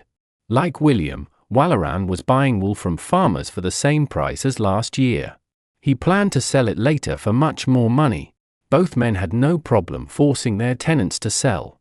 When a few peasants refused, they were sent away and their houses were burned. After that, no one resisted. As William went through the gate, he looked up the hill. There stood the short old walls of the castle the bishop had never finished. They had been there for 7 years, showing that prior Philip had beaten Walleran. When Walleran began to earn more money from wool, he would probably start building again. Long ago, in King Henry's time, a bishop only needed a small fence of wood and a narrow ditch for protection around his palace. Now, after 5 years of fighting, even men who were not earls or bishops were making strong castles. Things were good for Walaran, William thought unhappily as he got off his horse near the stable. Walaran had stayed loyal to Bishop Henry of Winchester, even when Henry changed sides many times. Because of this, Walaran became one of Henry's closest friends. He received many lands and rewards over the years and had visited Rome twice. William had not been so lucky. That was why he felt bitter. Even though he had followed Walaran's changes and had sent large armies to both sides in the war, he still had not been named Earl of Shiring. He had been thinking about this during a quiet moment in the war. He became so angry that he decided to speak directly to Walaran. He went up the steps to the hall entrance. Walter and the other knights followed him. The steward at the door carried a weapon. It showed how dangerous times had become. Inside, Bishop Walaran sat in a big chair in the center of the room. His thin arms and legs stuck out awkwardly. It looked like someone had dropped him there carelessly. Baldwin, now an archdeacon, stood beside him. He looked as if he was waiting for orders. Walaran stared into the fire, deep in thought. When William came near, Walaran looked up quickly. William felt disgust as he greeted him and sat down. Walaran's soft hands, long black hair, pale skin, and cold eyes made William's skin crawl. He was everything William hated: tricky, weak, proud, and clever. William knew Walaran felt the same dislike for him. Walaran always showed it a little when William entered. He sat up straight, crossed his arms, curled his lip, and frowned slightly, as if something upset his stomach. They talked about the war for a short time. The talk was stiff and unpleasant. William felt glad when a messenger came in with a letter. The letter was sealed with wax. Walaran sent the messenger to the kitchen for food. He did not open the letter. William used the moment to speak of another matter. I did not come here to talk about battles, he said. I came because I have lost my patience. Walaran lifted his eyebrows but said nothing. He often stayed silent when the topic was unpleasant. William continued. It has been almost 3 years since my father died, but King Stephen still has not made me Earl. It is a shame. I agree completely, Walaran said quietly. He played with his letter and looked at the seal. He touched the ribbon again and again. That is good, William said. You must do something about it. My dear William, I cannot make you an earl. William knew Walaran would say that. He was ready and did not want to hear it. You speak to the king's brother, he said. But what should I say to him? Walaran asked. Should I tell him that William Hamley has served the king well? If it is true, the king knows it already. If it is not true, he knows that too. William could not argue against Walaran's words. He ignored them. You owe me this, Walaran bigod. Walaran looked slightly angry. He pointed at William with the letter. I owe you nothing, he said. You always think of yourself, even when you do what I ask.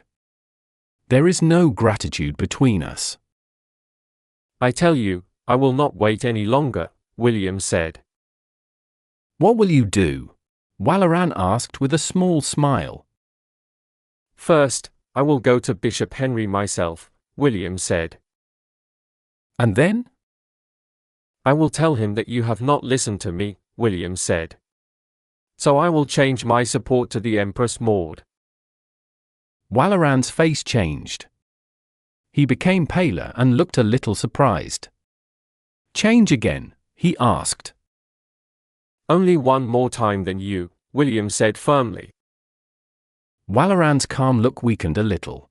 His power had grown because he could bring William and his knights to whatever side Bishop Henry chose. If William started to act alone, Walaran would lose much, but not everything.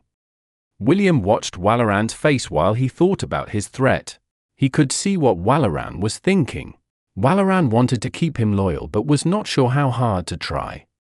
To gain time, Walaran broke the seal on his letter and opened it. As he read, his pale cheeks turned red with anger. Damn that man, he said quietly. What is it? William asked. Walaran showed him the letter. William took it and tried to read slowly. To the most holy and gracious bishop, he began. Walaran took the letter back quickly, annoyed by William's slow reading. It's from Prior Philip, he said. He says the chancel of the new cathedral will be finished by Whitsunday. He even asks me to lead the service. William looked surprised. How did he do that? I thought he sent away half his builders. He always finds a way. Nothing keeps him down. He looked at William carefully. He hates you, of course. He thinks you are very bad. William tried to guess what Walaran was thinking. So what? He asked. If you make me Earl on Whitsunday, it will hurt Philip.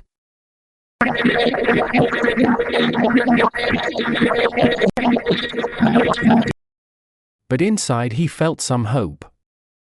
I cannot do it myself, Walaran said. But I will talk to Bishop Henry. He looked up, waiting for William's answer. William was quiet for a moment. Then he said softly, "Thank you." That spring was cold and grey.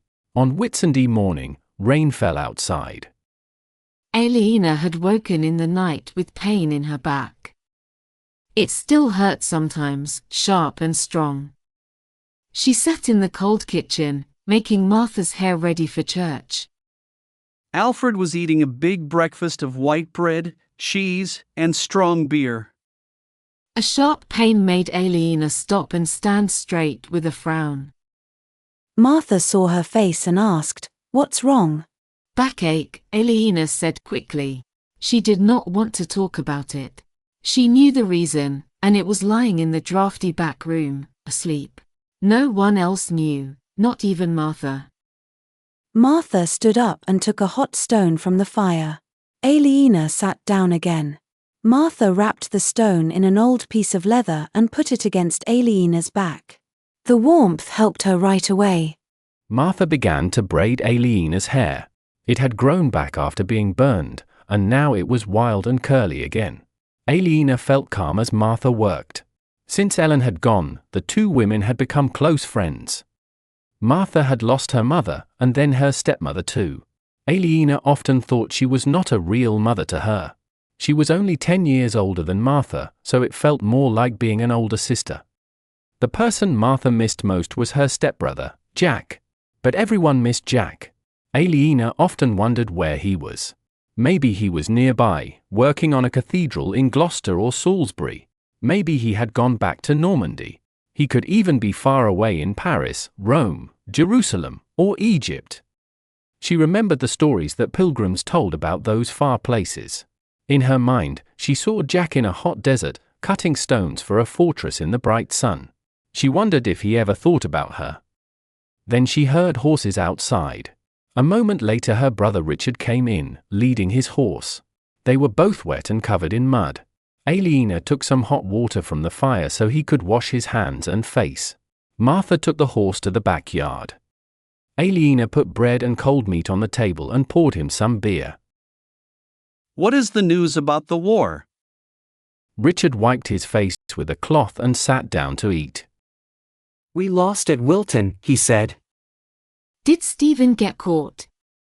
No, he got away, just like Maud escaped from Oxford. Now Stephen is in Winchester and Maud is in Bristol. They are both resting and making their side stronger. Aliena thought the news was always the same. Sometimes one side won, or both lost a little. But the war never seemed close to ending. Richard looked at her. You're getting fat, he said. She nodded and stayed quiet. She was 8 months pregnant, but no one knew. The cold weather helped her hide her body under big winter clothes. In a few weeks, the baby would come, and everyone would know. She still did not know what she would do then. The town bell rang to call the people to Mass. Alfred pulled on his boots and looked at her. I don't think I can go, she said. I feel very bad. He moved his shoulders and did not care. He looked at Richard. You should come. Everyone will be there today. It's the first service in the new church. Richard looked surprised. You finished the ceiling already? I thought that would take the whole year. We worked fast. Prior Philip gave the men an extra week's pay if they finished by today. They worked much quicker after that. We only just finished, we took down the support beams this morning. I want to see it, Richard said. He ate the rest of his bread and meat and stood up. Martha looked at Aliena. Do you want me to stay with you? She asked. No, thank you. I'm fine. You go. I'll lie down. The three of them put on their cloaks and went outside. Aliena went into the small back room with a warm stone wrapped in leather. She lay down on Alfred's bed and put the stone under her back. Since she got married, she felt very slow and tired. Before, she had managed a house and sold more wool than anyone else in the county. Now she could not even keep Alfred's home properly, although she had nothing else to do.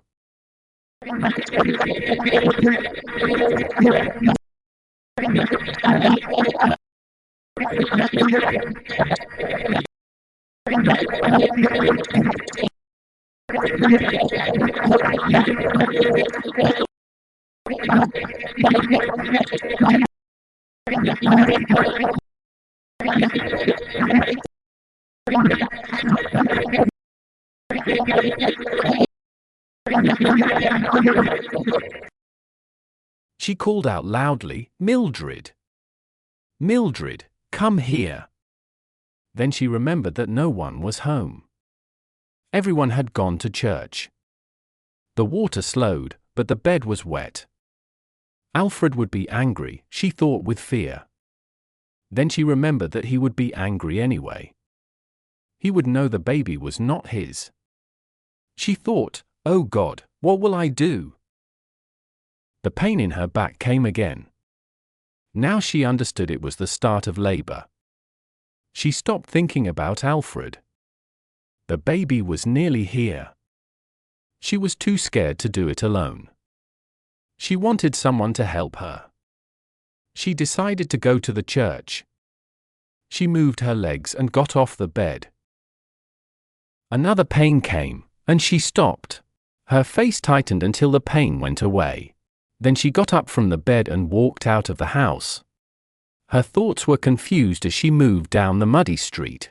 When she reached the gate of the priory, the pain started again. She leaned on the wall and held her breath until it passed. After that, she went inside the priory yard. Many people from the town were gathered inside the big church. They filled the tall main hall and the two side halls. The altar stood at the far end. The new building looked strange. Its round stone ceiling would later have a wooden roof, but now it looked open. It seemed like a bald man without a hat. Everyone in the church had their backs to Aliena. She moved slowly toward the cathedral. Then Bishop Walaran Bigod stood up to speak. With great pride and pleasure that I tell you the Lord King Stephen has confirmed Lord William as the Earl of Shiring. Near him stood William Hamley. She saw them together as if in a bad dream. Through her pain, she heard the bishop's words clearly. Aliena felt shocked and frightened. For 6 years, since the terrible day when she saw her father in the jail at Winchester, she had tried hard to win back their land. She and her brother Richard had lived through danger, violence, and war. Many times they thought they were close to success. Now all of it was gone. The people in the church began to whisper angrily. They all remembered what William had done to them. They still feared him. None of them was glad to see him honored by the king who should have kept them safe. Aliena looked around for Richard but could not see him anywhere. Prior Philip stood up with a very angry face and began the hymn. The people started to sing, but their voices were weak. Aliena leaned against a column as the pain came again. She was at the back of the crowd, and nobody saw her. Strangely, the bad news made her feel calmer. She thought, I am only having a baby. It happens every day. I just need to find Martha or Richard.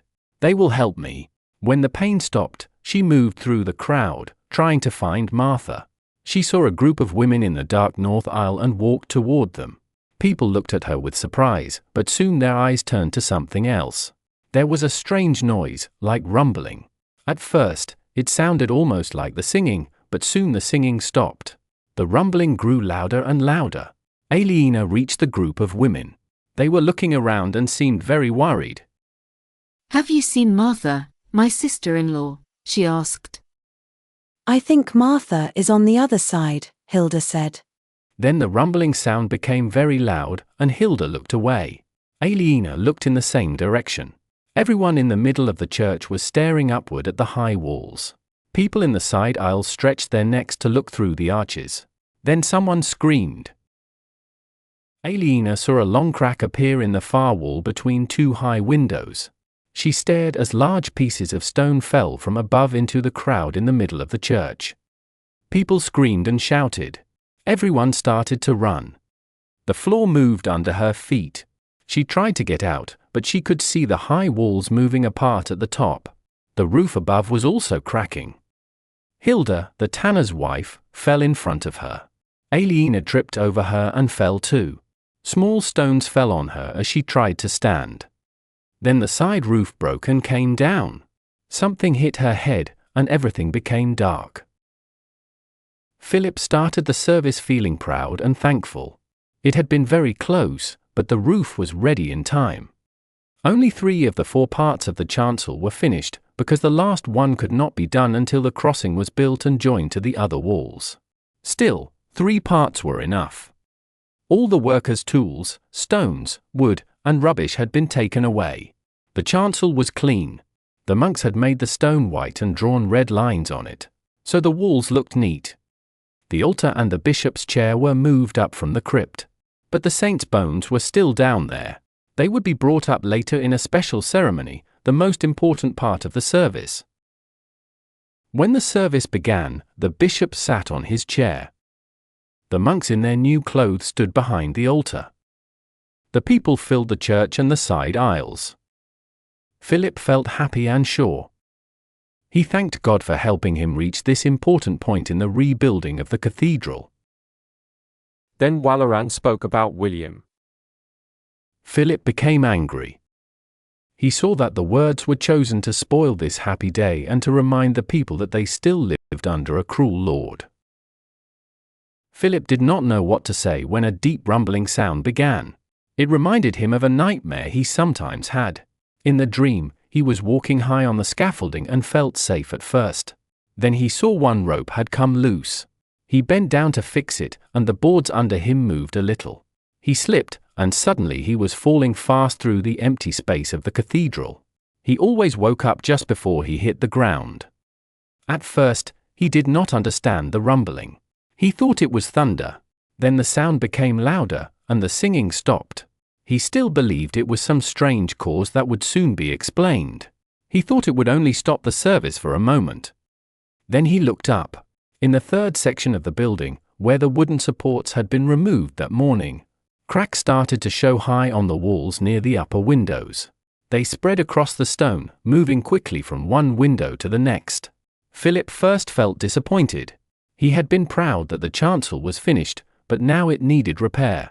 He imagined people saying the workers had rushed the job. Then he saw the top of the walls leaning outward. Suddenly he understood with horror that this was not a small problem. It was a disaster. Cracks opened in the curved roof above. A heavy stone came loose and fell through the air. People screamed and tried to move away. Before Philip could see if anyone was hurt, more stones started to fall. The crowd went wild. They pushed and shoved each other, trying to escape. Philip had a crazy thought that maybe William Hamley had attacked again. But then he saw William at the front, hitting people in fear as he tried to get out. Philip realized William would never cause this on purpose. Most people ran toward the open west end of the cathedral, away from the altar. But that end was falling down. The trouble was in the third part of the building.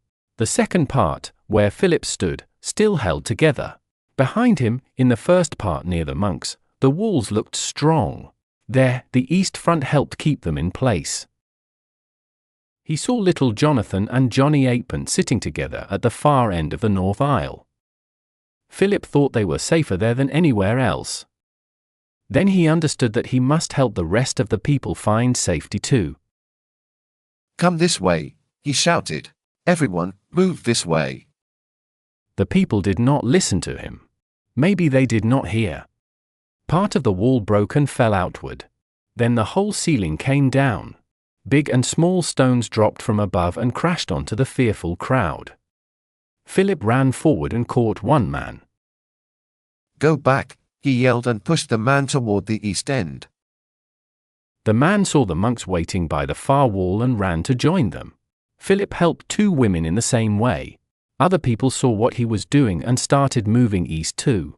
Soon many people began to go that way on their own.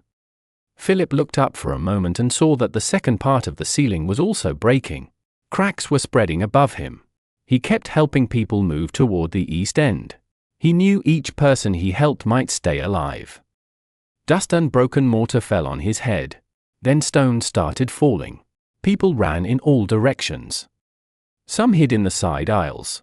Some stood close to the east wall. Bishop Walaran was among them.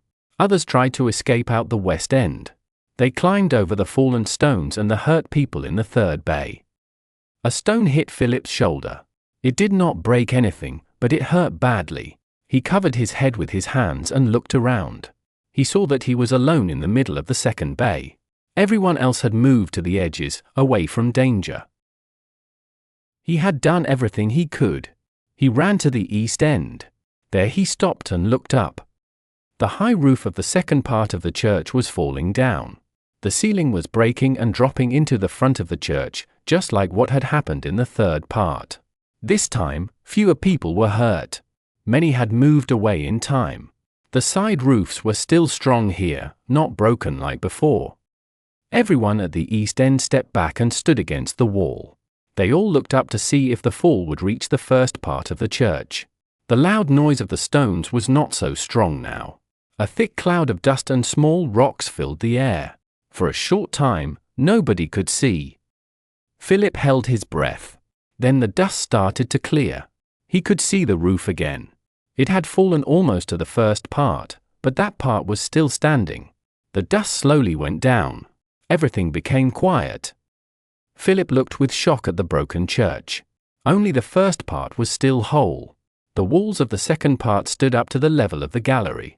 But in the third and fourth parts, only the side roofs remained. And they were damaged. The floor was covered with stones and broken pieces.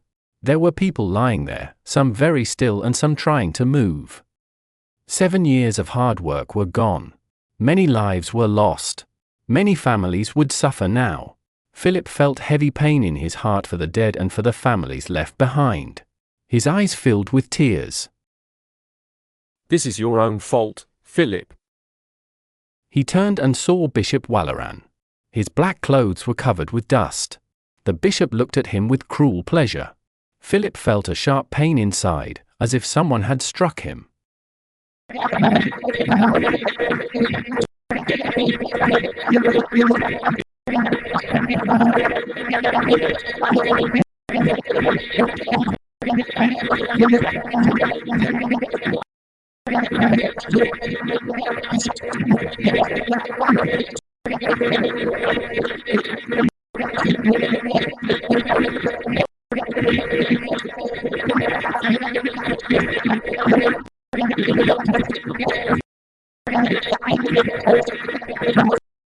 Move aside, he said loudly.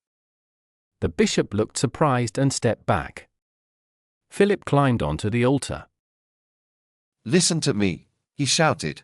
We must help the wounded and rescue those who are trapped. Then we will bury the dead and pray for them. I will choose 3 leaders to help organize this work. He looked around at the faces. He checked who was still alive and strong. When he saw Alfred, he pointed to him. Alfred Builder will lead the men who clear the rubble and rescue those who are trapped. All masons and carpenters must work with him. He looked at the monks and saw Milius was safe, which made him feel relieved. Milius Bursa will move the dead and the injured out of the church. He needs strong young people to help him. Randolph Infirmera will care for the wounded after they are outside. Older people, especially the women, can help him. Now, let's start. Philip jumped down from the altar. The crowd began to speak and move. People were giving orders and asking what to do. Philip went to Alfred, who looked frightened and shocked. Alfred was the master builder, and maybe part of the blame was his. But Philip knew this was not the moment for that. He said, "Make teams and give each team one area to work in." Alfred looked confused for a short time. Then he nodded. "Yes," he said. "We'll begin at the west end and clear the rubble to the open ground." "Good," said Philip. He left Alfred and went toward Milius. He heard Milius speaking clearly. "Carry the wounded well away from the church and put them on the grass. Take the dead bodies to the north side." Philip moved away again. He trusted Milius completely. Then he saw Randolph Infirmera climbing over the broken stones. Philip hurried after him. They moved carefully over the broken stones. Outside the church, near the west door, a group of people stood together. They had escaped before the worst part of the building fell, so they were safe. "Use those people," Philip said to Randolph. "Send someone to the infirmary to bring your tools and medicine. Ask a few of them to go to the kitchen for hot water. Tell the cellarer to bring strong wine for people who need strength again. Put the dead and injured in neat rows with space between them. That way your helpers will not trip over the bodies." Philip looked around. The survivors were starting to help. Many who had been inside the safe east end now followed him across the ruins. They were already moving the bodies. A few hurt people, only shocked and not broken, were standing up by themselves. Philip saw an old woman sitting on the ground looking lost. He knew her face. She was Maud Silver, the widow of a silversmith. He helped her stand and took her away from the rubble. "What happened?" she asked softly. She did not look at him. "I don't know what happened." "I don't know either, Maud," he said. Then he went back to help another person. But Bishop Walleran's voice came back in his mind. He had said that this was the result of Philip's pride.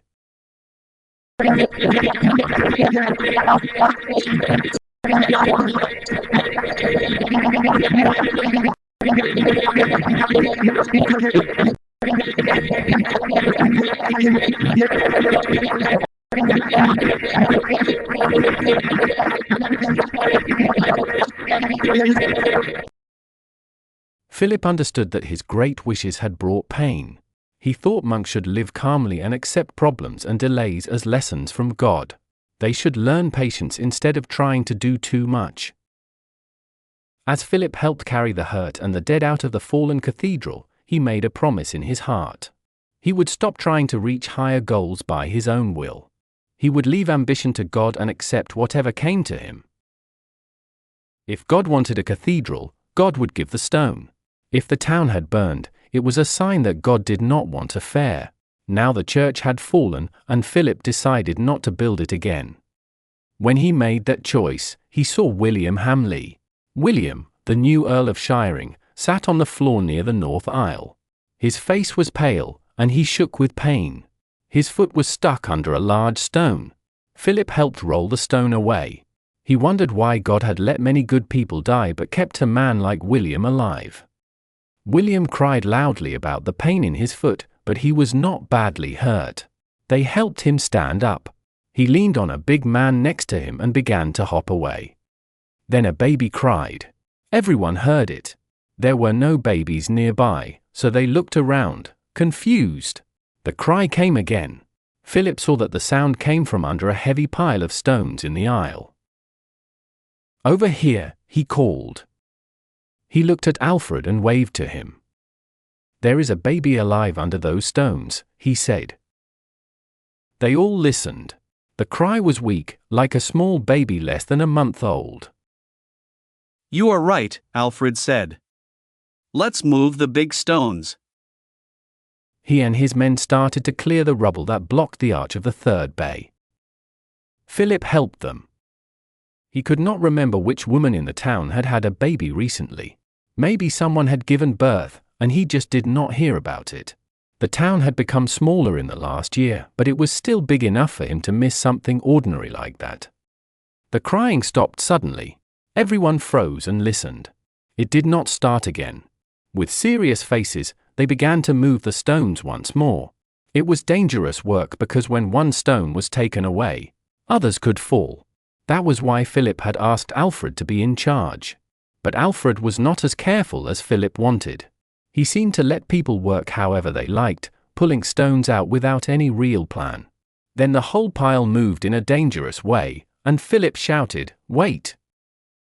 Wait! They all stopped.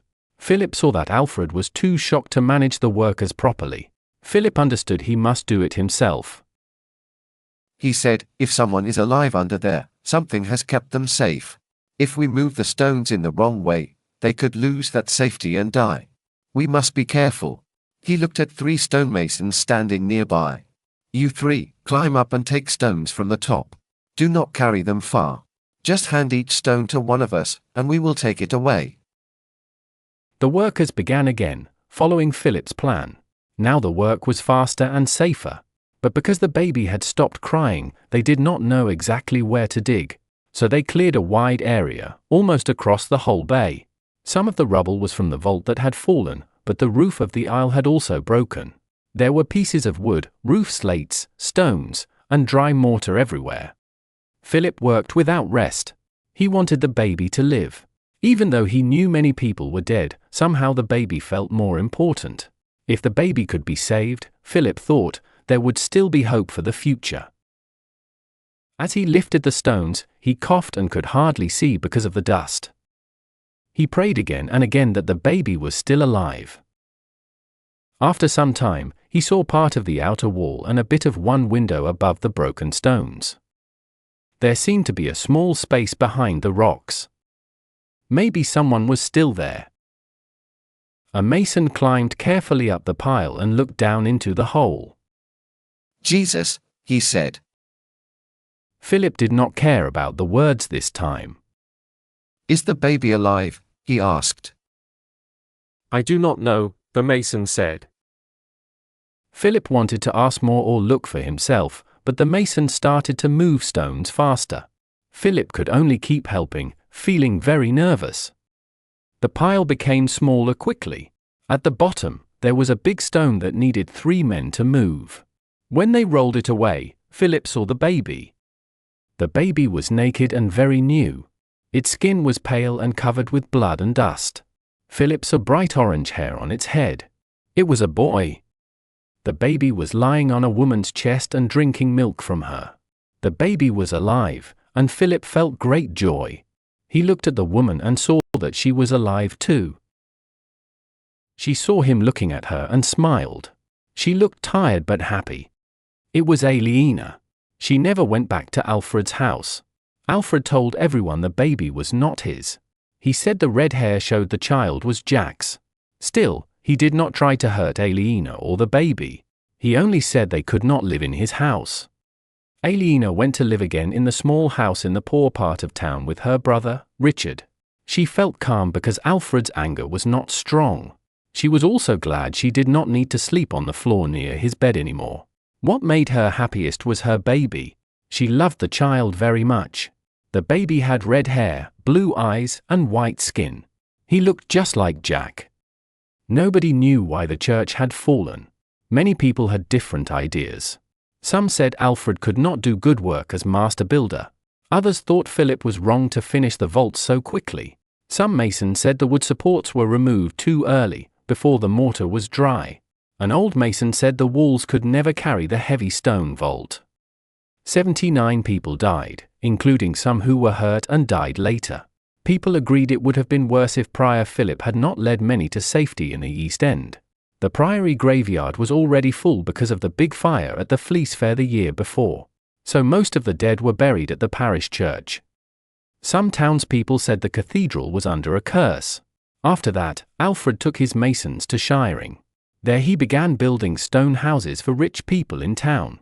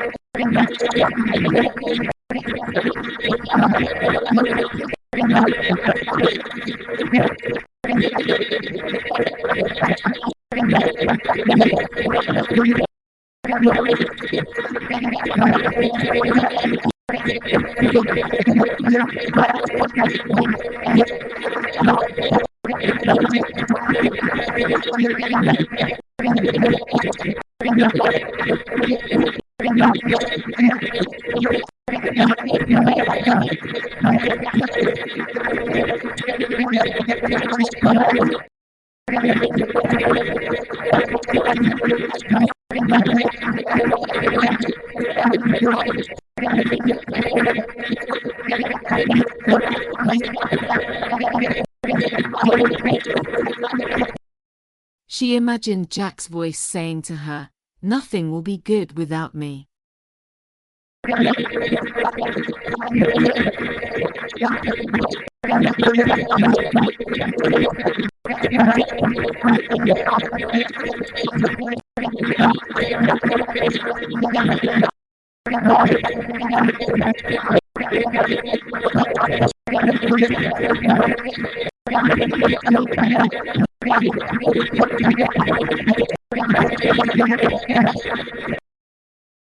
She became impatient with the baby and often spoke sharply to Martha. At the end of the summer, the farmer brought the horse back. It was not needed anymore, and suddenly Richard and Aliena lost their income. One day in early autumn, Richard went to shiring to sell his armor. While he was away, Aliena ate apples for dinner because she wanted to save money. Then Jack's mother came into the house. "Ellen," Aliena said. She was very surprised and afraid. Ellen had spoken against a church wedding, and Prior Philip might still punish her for that. "I came to see my grandson," Ellen said calmly. "But how did you know?" Aliena asked. "You hear things, even in the forest," Ellen answered. She walked to the cradle in the corner and looked at the sleeping baby. Her face became soft. "Well, well, there is no doubt whose son he is," she said. "Is he healthy?" "Yes," Aliena said proudly. "He never had anything wrong with him. He is small but strong, like his grandmother." Aliena looked at Ellen carefully. She was thinner and her skin was brown from the sun. She wore a short leather tunic that showed her tanned legs. Her feet were bare. She looked young and strong. Living in the forest seemed good for her. Aliena thought she must be about 35 years old. "You look very well," Aliena said. "I miss you all," Ellen replied. "I miss you, Martha, and even your brother Richard. I miss my Jack. And I miss Tom." Her face looked sad. Aliena still felt worried about her safety. "Did anyone see you come here?" Ellen asked. "The monks may still want to punish you." "There isn't a monk in Kingsbridge brave enough to arrest me," she said with a smile. "But I was careful. No one saw me." Ellen looked closely at Aliena. Aliena felt uneasy under Ellen's strong gaze. At last, Ellen said quietly, "You are wasting your life." "What do you mean?" Aliena asked. Ellen's words had touched something deep inside her. "You should go and find Jack," Ellen said. Aliena felt sudden hope. But I can't, she answered. Why not? Ellen asked. I don't even know where he is, Aliena said. I do, Ellen replied. Aliena's heart began to beat faster. She had thought no one knew where Jack had gone. It had seemed he had disappeared completely. But now she could picture him in a real place. That changed everything. Maybe he was not so far away. She could take their baby to see him. Ellen said, I know where he was going. Where? Aliena asked quickly. Santiago de Compostela, Ellen said. Oh, no, Aliena said softly. Her heart felt heavy. She was very disappointed. Compostela was the town in Spain where St. James was buried. It would take many months to travel there. Jack might as well be on the other side of the world. Ellen said, he wanted to talk to the traveling singers on the road and learn something about his father. Aliena nodded sadly. That sounded true. Jack had always felt unhappy because he knew so little about his father. But maybe he would never come back. On such a long journey, he would surely find a cathedral where he wanted to work, and then he might stay there. By looking for his father, he had probably lost his son. It is so far away, Aliena said. I wish I could go after him. Why not? Ellen asked. Many people go there on pilgrimage. Why can't you? I promised my father I would take care of Richard until he becomes the Earl, Aliena said. I cannot leave him. Ellen looked doubtful. How do you think you are helping him now? She asked. You have no money. William is the new Earl. Richard has no chance to win the earldom back. You are not helping him here in Kingsbridge any more than you would in Compostela. You gave your life to that promise, but now it means nothing. Your father would not blame you. If you ask me, the best thing you can do for Richard is to leave him for a while and let him learn to stand on his own. Aliena knew it was true. She was not helping Richard whether she stayed in Kingsbridge or went away. Could it be that she was now free to go and find Jack? Just thinking about it made her heart beat fast. But I do not have money to travel, she said. What happened to that big horse? We still have it. Sell it. How can I? It belongs to Richard. For heaven's sake, who really earned it? Ellen said angrily. Did Richard work for years with the wool business? Did he deal with the greedy peasants and the tough Flemish buyers? Did he collect the wool, store it, make the market, and sell it? Do not tell me it is Richard's horse. He will be so angry. Good, Ellen said.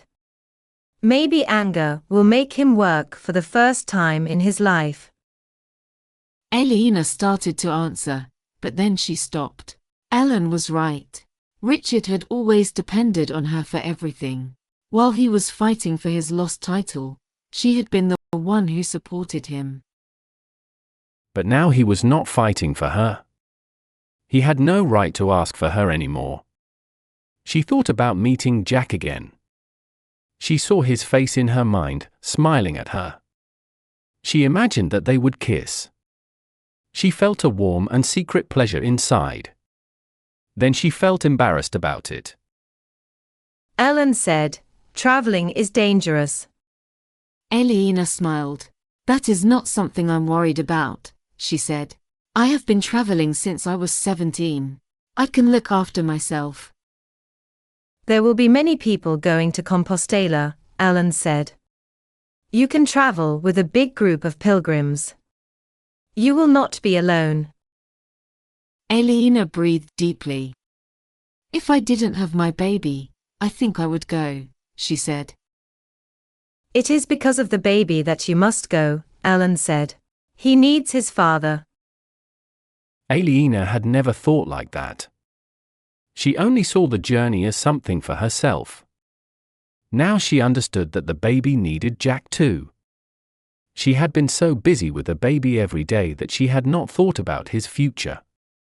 Suddenly it seemed very unfair that he might grow up without knowing his father, who was clever and special. She started to think that she really should go. The idea made her both nervous and excited. Then she thought of a problem. I cannot take the baby to Compostela. Ellen lifted her shoulders. He will not know the difference between Spain and England. You do not have to take him. What else could I do? Aliena asked. Leave him with me, Ellen said. I can give him goat's milk and honey. Aliena shook her head. I cannot be away from him. I love him too much. Ellen looked at her. If you love him, she said quietly, go and find his father. 2. Aliena found a ship in Wareham. When Aliena first went to France as a young girl with her father, they travelled in a Norman warship. The ship was long and narrow, and its front and back were sharp and high. It had many oars on each side and a square sail made of leather. The ship that would take her to Normandy now looked almost the same, but it was wider in the middle and deeper, so it could carry goods. It had come from Bordeaux. Aliena had watched sailors without shoes unload big barrels of wine for rich people. She knew she must leave her baby, but the thought made her very sad. Each time she looked at him, she tried to think again of all the reasons she must go. But nothing helped. She could not bear to leave him. Ellen had come with her to Wareham. There, Aliena met 2 monks from Glastonbury Abbey. They were going to visit their land in Normandy. 3 other people would travel on the ship too. One was a young squire going home to Toulouse after living 4 years with family in England. The other 2 were young masons who had heard that pay was better and the girls were prettier in France. On the morning of the trip, everyone waited in the alehouse while the crew loaded the ship with heavy tin from Cornwall. The masons drank a lot of ale, but they did not seem drunk. Aliena held her baby close and cried quietly. At last, the ship was ready to sail. Her grey mare, which she had bought in shiring, had never seen the sea. The horse did not want to walk up the plank. The squire and the masons helped together and finally got the horse on board. Aliena's eyes were full of tears as she gave her baby to Ellen. Ellen took the child and said softly, you cannot do this. I was wrong to tell you so. Aliena cried harder. But Jack, she said between sobs. I cannot live without Jack. I must find him. Ellen looked at her and said, oh, yes. I'm not saying you should stop your trip. But you cannot leave your baby here. Take him with you. Aliena felt full of thanks and began to cry harder. Do you really think it will be fine? He has been happy the whole way here, sitting with you. The rest of the trip will be the same. And he does not like goat's milk very much. The captain said, come on, ladies. The tide is changing. Aliena took her baby and kissed Ellen. Thank you. I am so happy, she said. Good luck, Ellen said softly. Aliena turned and ran up the wooden plank to the ship. They left right away. She waved until Ellen looked like a small dot on the shore. As they rowed out of Poole Harbour, rain started to fall. There was no cover on the deck, so Aliena sat below with the horses and the goods. The wooden floor above her did not keep the rain away completely, but she kept the baby dry under her cloak. The slow movement of the ship made him calm, and he soon slept. When night came and the ship stopped, Aliena prayed with the monks. Then she sat up, holding the baby, and slept a little. The next day they arrived in Barfleur. Aliena found a place to stay in the nearby town of Cherbourg. She spent the day walking around, talking to innkeepers and builders. She asked if they had seen a young Englishman with bright red hair. No one had.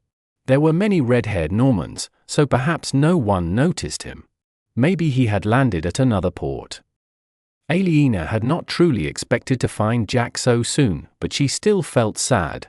The next day she started her journey south. She traveled with a knife seller, his happy fat wife, and their 4 children. They moved very slowly. Aliena was glad to stay with their pace and save her horse's energy because the road was long. She felt safer with the traveling family, but she still kept her sharp knife hidden inside her left sleeve. Her clothes were warm but simple, and her horse was strong but not fast. She carried some coins in a small purse, but she never showed the heavy money belt under her tunic. She fed the baby quietly so that strange men could not see her. That night she felt very lucky. They stopped in a small village called Lessery. There Aliena met a monk who remembered a young English builder. He said the young man had been very interested in the new stone roof of the abbey church. Aliena felt full of hope. The monk even remembered that Jack had said he came to France by boat to Hunfler. Now she knew why no one had seen him near Cherbourg. The monk talked a lot about Jack, and Aliena saw he had liked him. She felt happy to meet someone who had really seen Jack. Now she was sure she was following the right path. Later she said goodbye to the monk and went to sleep on the floor of the abbey guest house. Before she slept, she held her baby close and whispered, "We are going to find your daddy." The baby became sick when they reached Tours. The city was big, rich, and dirty. Many rats ran near the great grain houses beside the Loire River. The town was full of travelers and pilgrims. Many people started their long journey to Compostela from Tours. It was almost the feast day of Saint Martin, the first bishop of Tours, so more people came to see his tomb. Saint Martin was known as the man who cut his cloak in 2 and gave half to a poor beggar. Because of the feast, all the inns and houses in Tours were full. Aliena had to take what she could find. She stayed in an old tavern near the river. 2 old sisters owned it. They were too weak to keep it clean. At first, Aliena did not stay there much. She carried her baby and walked around the city. She asked people about Jack. Soon she saw that the city was always full of travelers. The innkeepers could not remember guests who had stayed 2 weeks ago. She understood there was no use asking about someone who had come a year before. She went to every place where people were building. She asked if they had hired a young English mason with red hair named Jack. No one had. She felt sad. She had not heard from Jack since she left Lessery. If he still wanted to go to Compostela, he would have passed through Tours. She started to worry that he had changed his plan. She went to the church of Saint Martin like everyone did. There she saw workers repairing the church. She looked for the master builder. He was a small, angry-looking man with thin hair. She asked him if he had ever hired an English mason. "I never hire the English," he said quickly. "English masons are useless." "This man is very good," she said. "He speaks French well, so you may not know he is English. He has red hair." "No, never seen him," the master said sharply and turned away. Aliena went back to the tavern feeling low. She hated being treated badly for no reason. That night her stomach hurt, and she could not sleep. The next morning she felt sick and weak. She stayed in bed all day. The smell of the river came through the window. She could also smell old wine and cooking oil from downstairs. On the next morning the baby was sick. He woke Aliena with his crying. His voice was thin and weak, not loud and strong like usual. He had the same stomach problem as Aliena, but he also had a fever. His blue eyes were closed tight, and his small hands were closed into fists. His skin was hot and red in places. He had never been sick before, and Aliena did not know what to do. She gave him her breast. He drank for a short time, then cried again, then drank again. The milk did not stay in him and did not make him calm. A kind young maid worked at the tavern, and Aliena asked her to go to the abbey to buy holy water. She thought about calling a doctor, but doctors like to take blood from sick people, and she did not believe that would help the baby.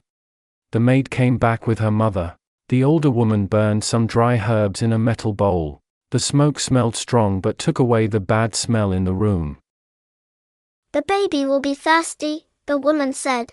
"Give him your milk whenever he asks for it." Drink enough yourself, so you can make milk. That is all you can do. Will he be all right? Aliena asked with worry. The woman looked at her kindly. I don't know, dear. When they are so small, you can't be sure. Usually they get better from things like this. Sometimes they don't. Is he your first? Yes, Aliena said.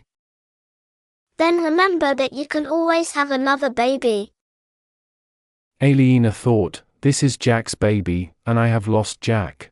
She did not say it aloud. She thanked the woman and paid for the herbs. After they left, she mixed the holy water with normal water. She put a cloth in the water and gently cooled the baby's head. He became weaker as the day passed.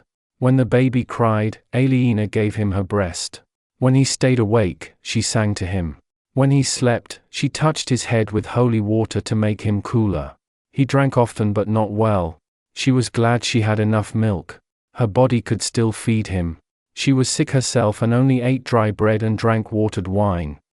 As the hours went by, she began to hate the small room. The walls were dirty, and flies were everywhere. The floor was made of rough wood. The door did not close properly. The window was tiny and poor. There were only 4 things in the room: a week-old bed, a stool with 3 legs, a clothes pole, and a candlestick with 3 metal arms but only 1 candle.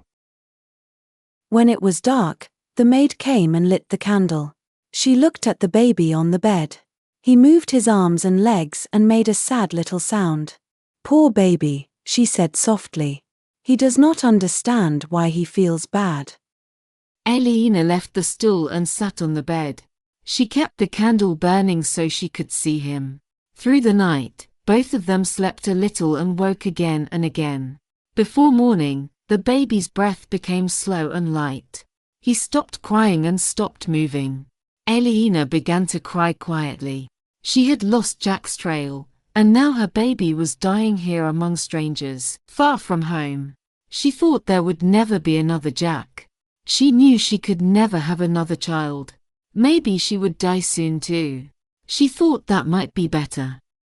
When the first light came, she blew out the candle and fell asleep. A loud sound from downstairs woke her suddenly. The sun was high, and the river below the window was busy and loud. The baby lay very still, his face calm at last. Cold fear filled her heart. She touched his chest. He was not warm, but not cold either. She gasped in fear. Then the baby gave a long, shaking breath and opened his eyes. Aliena almost fainted with joy. She picked him up quickly and held him close. He began to cry loudly. He was well again, she saw.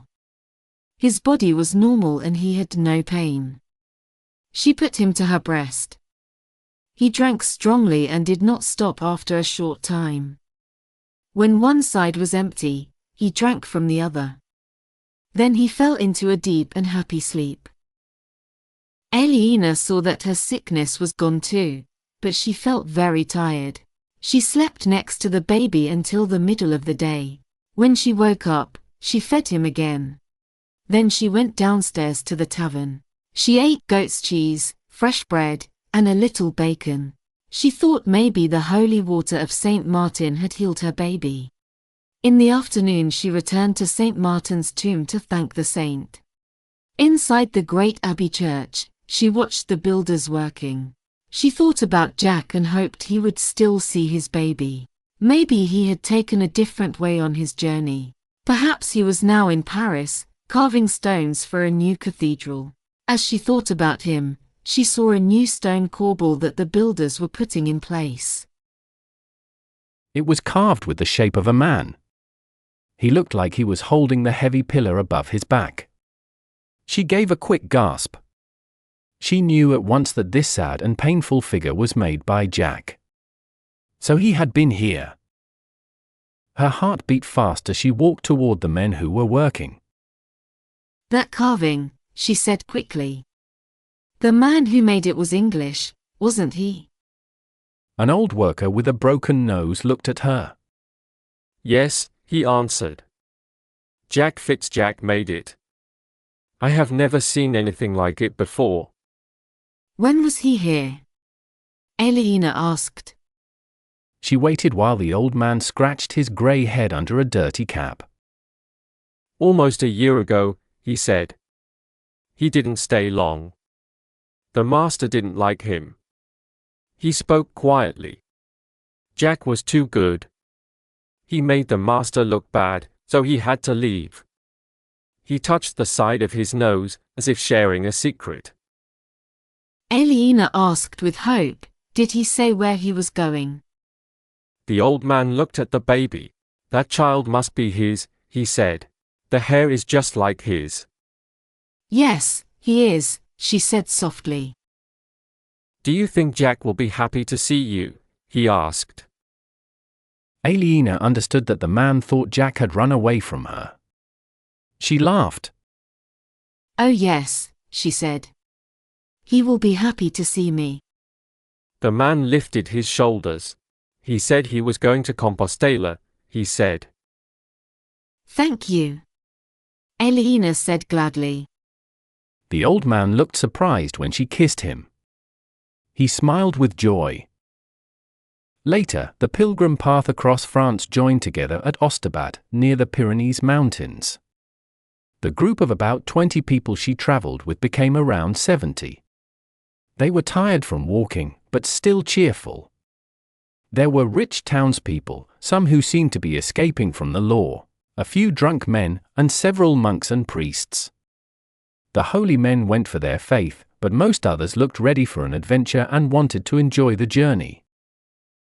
Several languages were spoken. They spoke Flemish, a German language, and a southern French language called OC. Even so, people could still talk to each other easily. As they crossed the Pyrenees together, they sang songs and played games. They told many stories. Some of them even fell in love. After the town of Tours, Aliena could not find anyone who remembered Jack. There were also fewer traveling singers in that part of France than she had thought. One Flemish pilgrim, who had made the trip before, told her there would be more singers after they crossed the mountains into Spain. He was right. In the city of Pamplona, Aliena was very happy to meet a singer who remembered talking to a young Englishman with red hair. That man had asked questions about his father. As the tired pilgrims walked slowly across northern Spain toward the sea, Aliena met more singers. Most of them also remembered Jack. Each one said Jack had gone to Compostela. No one had seen him coming back. That meant he was still there. Her body hurt more every day, but her hope grew stronger. She felt very happy during the last days of the trip. It was the middle of winter, but the days were warm and sunny. The baby was 6 months old now and in good health. Aliena felt sure she would find Jack in Compostela. They arrived on Christmas Day. They went straight to the big church and joined the Mass. The church was full of people. Aliena walked around, looking at every face. Jack was not there. She was not really surprised. He was never very religious. He only went to church when he had work there. By the time she found a place to stay, it was already dark. She went to bed but could not sleep well. She felt very excited because Jack was probably very close. Tomorrow she would see him, kiss him, and show him his baby. She got up at sunrise. The baby felt her impatience and cried while feeding. He bit her with his gums. She washed him quickly and went out, carrying him in her arms. She walked through the dusty streets and thought she might see Jack at any moment. He would be so surprised to see her. He would be so happy. But she did not see him anywhere. Then she started to visit the guest houses. When people began their work, she went to the building sites. She spoke to the masons there. She knew how to say mason and redhead in their language.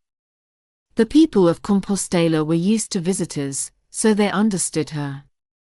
But she could not find any sign of Jack. She began to worry. Someone should know him. He was not a man people could easily forget. He must have lived here for some time. She also looked for his special carvings, but saw none. A handsome young man, is he yours? She asked. None of the local girls could win his heart. He was here at midsummer but left soon after. He didn't say where he was going. I liked him. If you see him, give him a big kiss from me. Aliena went back to her room and lay on the bed, looking at the ceiling. The baby cried a little, but she did not try to calm him. She felt tired, sad, and lonely. It was not fair. She had come all the way to Compostela to find him, but now he was gone again. Since he had not gone back to the Pyrenees, and because there was only sea to the west of Compostela, Jack must have travelled farther south. She knew she must go after him again. She would go on her grey horse, holding her baby in her arms, deep into the land of Spain.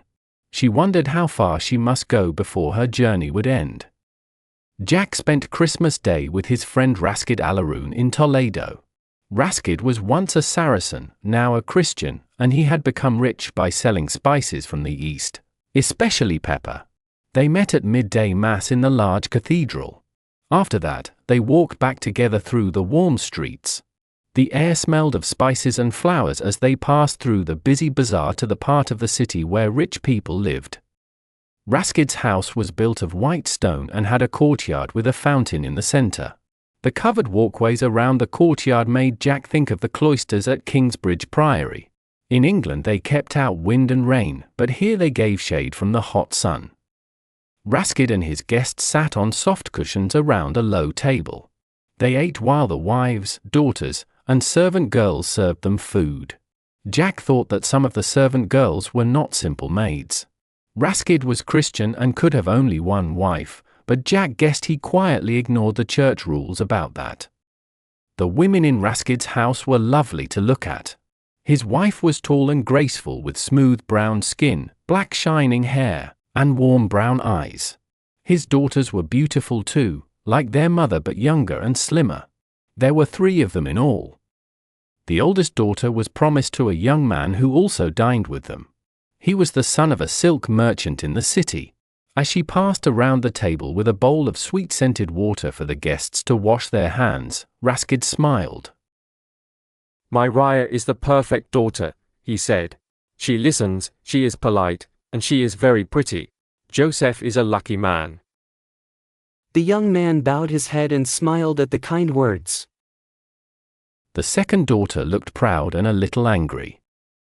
She did not seem happy that her sister was being praised so much.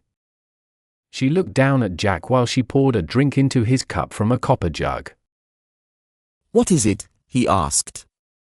Peppermint cordial, she said with a cold voice. She did not like serving him. She was the daughter of an important man, and Jack had no money. But Jack liked the third daughter, Aisha, most of all. He had been in the house for 3 months and knew Aisha quite well. She was about 15 or 16 years old, small and full of energy. She smiled almost all the time. Even though she was younger than him, she did not seem like a child. She was quick and curious.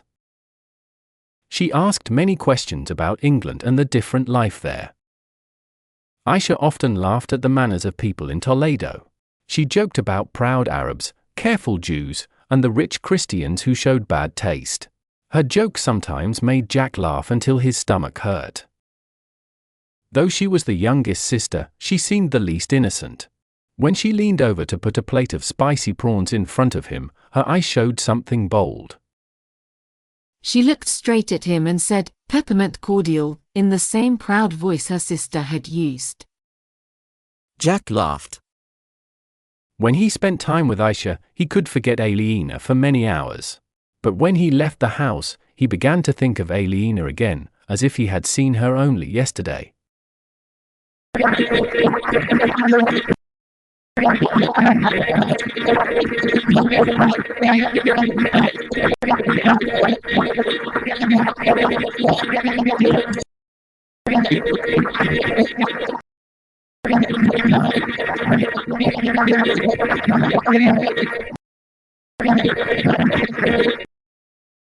Sometimes he tried to stop thinking about her by imagining what Aliena might be doing now. In his mind, he often saw her with Alfred. He imagined her taking off Alfred's boots after a long day. He saw her eating with him, kissing him, and lying with him. He even saw her feeding a little baby boy who looked just like Alfred. These thoughts hurt him very much, but he still wanted her. It was Christmas Day. Aliena would cook a swan and put the feathers back on it for the table.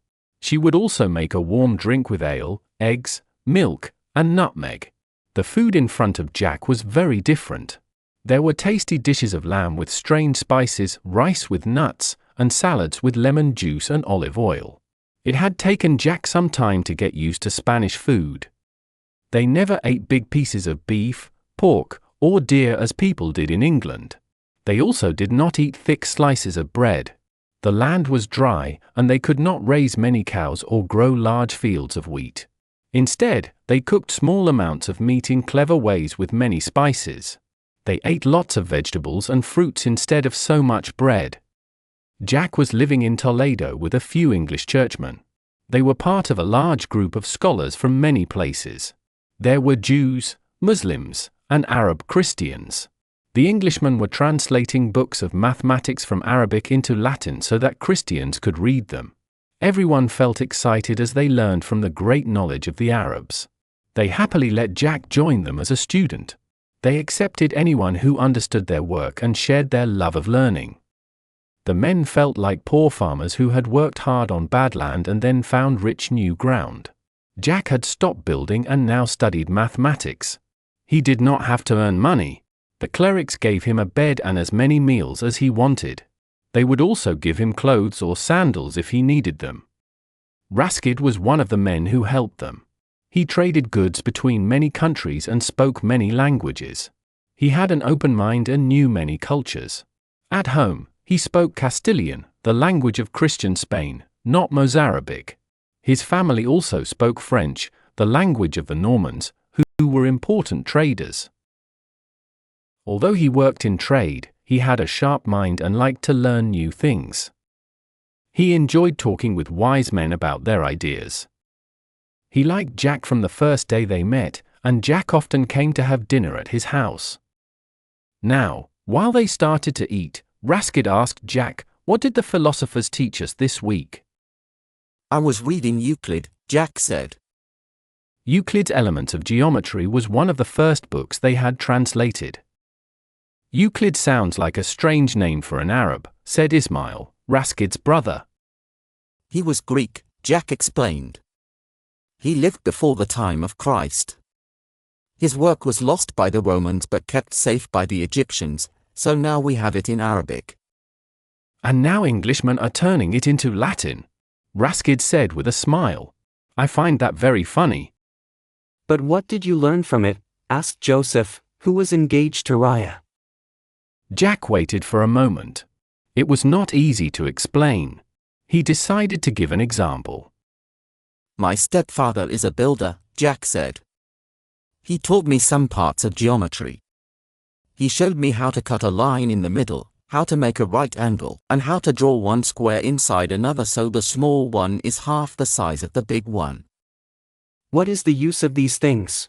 Joseph asked. His voice sounded a little unfriendly. He thought Jack was too proud and did not like how Raskid enjoyed talking to him. "These things are very useful for builders," Jack said kindly, as if he did not notice Joseph's tone. "Look at this courtyard. The area under the arcades around the sides is the same as the open space in the center. Many small courtyards are built like this, also the cloisters in monasteries. These shapes look best to people. If the center is too big, it looks like a market. If it is too small, it looks like a hole in the roof. To make it look right, the builder must draw the middle so that it covers exactly half of the total area." "I never knew that," Raskid said happily. He loved learning something new. "Euclid explains why these things work," Jack said. "For example, the two parts of a divided line are equal because they are the sides of triangles that are exactly the same." "Exactly the same?" Raskid asked. Yes, it means alike in every way, Jack answered. Ah, now I understand, Raskid said. Jack could see that the others did not really understand what he meant. Joseph said, you could do all those geometry things before you read Euclid. I don't see how you are better now. Raskid said, a man is always better when he understands something. Jack said, now that I understand geometry, I can find answers to new problems that confused my stepfather. He felt unhappy because the others did not understand how exciting Euclid was for him. He decided to speak in a different way. It's Euclid's method that I find most interesting, he said. He starts with 5 simple truths and then explains everything else clearly from them.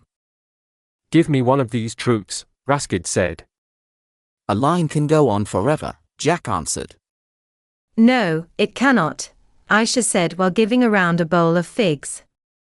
The guests were surprised that a girl joined the talk, but Raskid laughed kindly because Aisha was his favorite.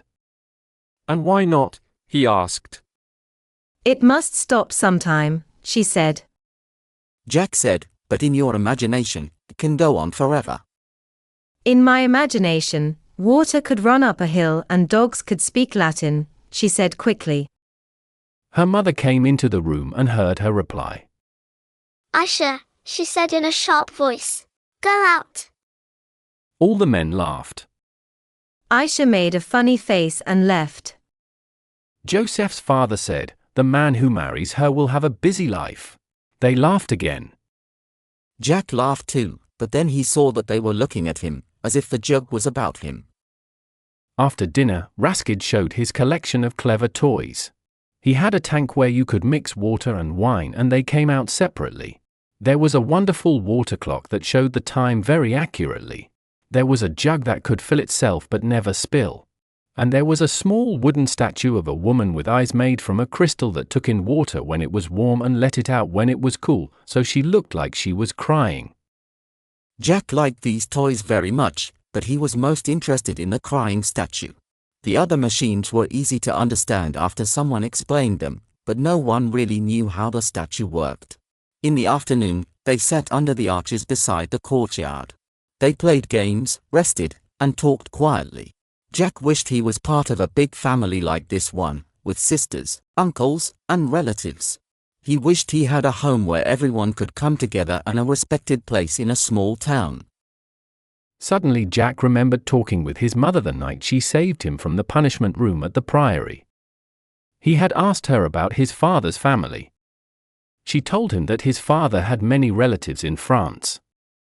Jack then thought, I also have a family like that somewhere. My father's brothers and sisters are my uncles and aunts. Maybe I have cousins too. Will I ever see them? He felt lost. He could live anywhere, but he did not belong anywhere. He had been a carver and a builder. He had been a monk and a man who studied numbers. But he did not know which one was really him. Sometimes he thought he should be a singer like his father. Other times he thought he should be a free wanderer like his mother. Now he was 19 years old. He had no home, no family, and no clear goal. One day he played chess with Joseph and he won. Then Raskid came and said, "Give me your chair, Joseph." I want to hear more about Euclid. Joseph stood up at once. He moved away because he had already heard enough about Euclid.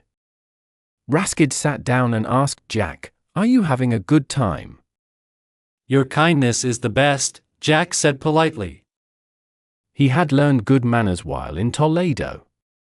Raskid smiled. Thank you, but I mean with Euclid. Yes, Jack said. I tried to explain how important this book is. I think I understand, Raskid said. Like you, I love learning. Yes. But still, every man needs to work to earn his food. Jack did not understand what Raskid meant. He waited for him to speak again.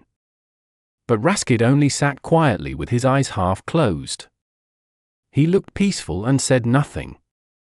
Jack started to think that maybe Raskid found him lazy. At last Jack said, "I think I will build again one day." "Good," Raskid said. Jack smiled. "When I left Kingsbridge," he said, "I was riding my mother's horse. I carried my stepfather's tools in a small bag on my shoulder.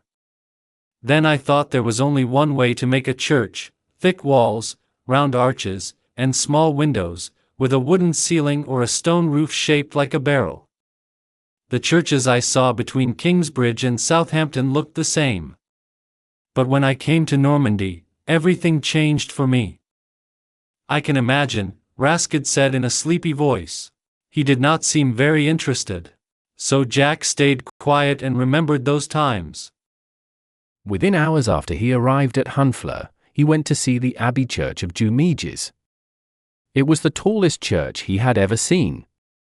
Most of it looked normal, with round arches and a wooden ceiling. But the chapter house was different. Abbot Urso had built a new kind of stone ceiling there. In this room, the ceiling had stone ribs that rose from the tops of the columns and joined together at the top of the roof. The ribs were wide and strong, but the parts between them were thin and light. A monk who took care of the building explained everything to Jack. He said it was easier to build in this way.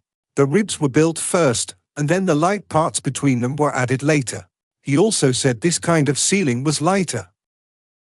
The monk asked Jack if he knew about new building ideas in England. Jack had no news to share. Still, the monk saw that Jack liked the ribbed ceiling very much. He told Jack that there was another church at Leslie where all the ceilings had ribs. Jack went there the next day. He spent a long time looking at the inside of the church. He watched the ribs with great interest. After some time, he understood why he liked it so much. The ribs showed how the weight of the roof went down into the strong columns. Because of this, the whole building looked clear and logical. Then Jack went south to the county of Anjou. He found work repairing the Abbey Church in Tours. The master builder there let him try one day of work. Jack's tools showed that he was a mason, and after seeing his skill, the master knew he was a good one. Jack had told Aliena before that he could find work anywhere, and now he proved it was true. Among his tools he had a special foot rule that had belonged to Tom. Only master builders had such a tool. When the other workers saw it, they asked Jack how he became a master so young. At first, he wanted to say he was not a real master. But then he changed his mind and said that he was. He had managed the work at Kingsbridge by himself when he was a monk, and he could draw plans as well as Tom could. The master builder, however, soon became unhappy. He did not like to think that he had hired someone who might be his rival. One day Jack shared an idea with the monk who managed the building. He drew a simple picture on the tracing floor to show what he meant. That moment was the start of his problems. The master builder began to think that Jack wanted to take his job. He started to complain about Jack's work. He gave Jack only the boring job of cutting plain stone blocks. Soon Jack decided to leave again. He traveled to the Abbey of Cluny. It was the main place of a large group of monasteries all across the Christian world. This group, called the Cluniac Order, had started and encouraged the famous trip to the tomb of St. James at Compostela. Along the road to Compostela, many churches were built for St. James. There were also Cluniac monasteries that took care of travelers. Jack knew that his father had been a traveling performer on that road. He thought his father might have visited Cluny, but he learned that his father had not. There were no performers allowed in Cluny, so Jack found no news about his father. Still, his visit was not useless. Before coming to Cluny, Jack had only seen round arches. The roofs he knew were all tunnel-shaped, made from many round arches one after another, or groined where two tunnels crossed. But when he entered the church of Cluny, he saw something new. The arches were not round. They lifted up to a point. The main arcades had pointed arches. The side aisles also had pointed arches in their crossing roofs. And above the nave was a stone roof shaped like a long pointed barrel. Jack was amazed. He had always learned that a circle was strong because it was perfect. A round arch was strong because it came from a circle. He thought pointed arches must be weak. but the monks explained that pointed arches were actually much stronger than the round ones. The church at Cluny showed this clearly. Even with so much heavy stone, its high roof stood tall and light. Jack did not stay long in Cluny. He kept walking south on the Pilgrim Road. Sometimes he left the road when he wanted to see new places. In early summer, he saw many entertainers called Jouglows along the way. They stood in big towns or near Cluniac monasteries. They told long stories in verse to groups of pilgrims in front of churches and shrines. Sometimes they played the viol as they spoke, just like Aliena had told him. Jack went to every jongleur he saw. He asked each one if he had met a man named Jack Scherberg. All of them said no. The churches Jack saw in southwest France and northern Spain amazed him. They were taller than the churches in England. Some of them had long round roofs called barrel vaults with stone bands across them. The bands went from one large pillar to another. They helped the builders make the church one part at a time. The bands also gave the church a new look. They showed that the inside was made of many equal parts, like slices of bread. That made the big space inside feel ordered and clear. By midsummer, Jack reached Compostela. He did not know places could be so hot. The church in Santiago was very tall and beautiful. The main hall was still being built, and it also had a barrel vault with bands. Then Jack went farther south. Much of Spain had been under the rule of the Saracens not long ago. Even now, the land south of Toledo was still mostly under Muslim power. Jack found their buildings very interesting. They had tall, cool rooms, long lines of arches, and white stone shining in the sun. The most exciting thing for Jack was to see that Muslim builders already used both pointed arches and ribbed vaults. Perhaps this was where the French had learned their new building ideas. Jack sat in the warm Spanish afternoon and listened to the laughter of women coming from inside the cool, large house. He thought about Kingsbridge Cathedral and felt sure he could never build another church like that. He still wanted to make the most beautiful cathedral in the world. But it would not be heavy or look like a castle. He wanted to use the new ways of building, with pointed arches and rib vaults. He wanted to use them differently from the churches he had seen before. None of them had used these ideas as well as they could. In his mind, he could see a new kind of church. He did not know all the details yet, but he felt the picture very clearly. It was open and full of light. Sunshine came through big windows, and the roof rose so high that it seemed to touch the sky. Joseph and Raya will need a house, Raskid said suddenly. If you build it, other people will ask you for work too. Jack was surprised. He had not thought about building houses. Do you think they want me to build their house? He asked.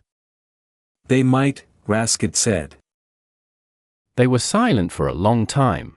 Jack thought about being a house builder for rich traders in Toledo. Then Raskid sat up straight and opened his eyes wide. I like you, Jack, he said. You are honest, and you are good to talk with. Most people I meet are not like that. I hope we can always be friends. So do I, Jack said. He was a little surprised by Raskid's kind words. I am a Christian Arab, he said. I do not keep my women hidden at home like some Muslim men do. But I also do not give them complete freedom. I let them meet male guests and talk with them. Friendships are fine. But when a friendship starts to become something more, something close, then I expect the man to act properly and speak clearly about it. If he does not, it is an insult. Of course, Jack said. I understand. Raskid stood up and touched Jack's shoulder kindly. I have never had a son, he said. But if I had one, he would be like you. Jack smiled and said quickly, but surely darker than me, I hope. Raskid looked confused for a second, then burst out laughing. His loud laugh made the other guests in the courtyard look up in surprise. Yes, he said happily. Darker. He walked into the house, still laughing loudly. The older guests started to leave. Jack sat alone and thought about what the man had told him. The air was cooler now. He knew it was a business offer. If he married Aisha, Raskid would help him become a builder for rich people in Toledo. But there was also a warning. If he did not want to marry her, he must stay away. People in Spain had polite manners, but they could speak clearly when they needed to. Jack thought about his life and found it strange. He asked himself, is this really me? Am I Jack Jackson, the son of a man who was hanged, the boy who grew up in the forest, worked as a mason, and escaped from a monastery? Now someone is offering me a wonderful life with a beautiful girl and good work in this warm city. It seems too good to be true. I even like her. The sun was setting, and shadows filled the courtyard. Only Jack and Joseph stayed in the arcade. Jack began to wonder if someone had planned this meeting. Then Raya and Aisha came out, and he understood that it had all been arranged. Even though young men and girls were not supposed to spend time alone together, their mother knew what was happening, and Raskid probably did too. They would allow the couple a few quiet minutes. Then the mother would come into the courtyard, act shocked, and tell the girls to go back inside. On the other side of the yard, Raya and Joseph started kissing at once. Jack got up when Aisha walked toward him. She wore a long white dress made of Egyptian cotton. Jack had never seen that kind of cloth before he came to Spain. It was softer than wool and finer than linen. It moved easily when she walked, and its white color looked bright in the evening light. Her brown eyes looked almost black. She stopped close to him and smiled in a playful way. What did he say to you? She asked. Jack thought she was talking about her father. He said he would help me start building houses, Jack said. What a strange gift, she said with a sharp voice. I cannot believe it. He could at least give you money. Jack saw that she did not like quiet or hidden ways of speaking. He liked how open she was. I do not think I want to build houses, he said. Then her face became serious. Do you like me? She asked. You know I do, he said softly. She stepped closer to him. She lifted her face and closed her eyes. She stood on her toes and kissed him. She smelled sweet and warm. She opened her mouth and touched his lips with her tongue in a light, playful way. He put his arms around her without thinking. His hands rested on her waist. The cloth of her dress felt very thin, almost like her bare skin. Then she took his hand and lifted it to her chest. Her body was slim and strong. She breathed quickly as she felt excited. Jack was surprised when she touched him gently. He touched her chest and she gasped, then moved away, breathing fast. He quickly let go of her. Did I hurt you? He asked quietly. No, she said. Jack thought of Aliena and felt bad for a moment. Then he told himself it was silly to feel guilty because Aliena had married another man. Aisha looked at him for a while. The light was almost gone, but he could still see the feeling on her face. She took his hand and placed it on her chest again. Touch me again, she said softly. He touched her carefully. She leaned closer and watched his face while he moved his hand. He kissed her gently. Then she moved a little and let out a quiet sound. Jack held her close, and they stayed like that for a while, breathing together in the dark. He heard her take a sharp breath. Her body shook a little. She lifted his head from her chest and held him close. He moved his face toward hers. She kissed him again and again, breathing fast and pulling him close. Jack felt excited and confused. He was also a little afraid because he had never felt like this before. He thought she was about to lose control of her feelings. Then a voice came from the doorway. It was her mother. Raya! Aisha! Come inside now, she called. Aisha looked at him, breathing quickly. After a short pause, she kissed him hard again and hurt his lips. Then she stepped back. I love you, she said quickly. She ran into the house. Jack watched her go. Raya walked after her more slowly. Their mother looked at Jack and Joseph with clear disapproval. Then she went inside and closed the door firmly.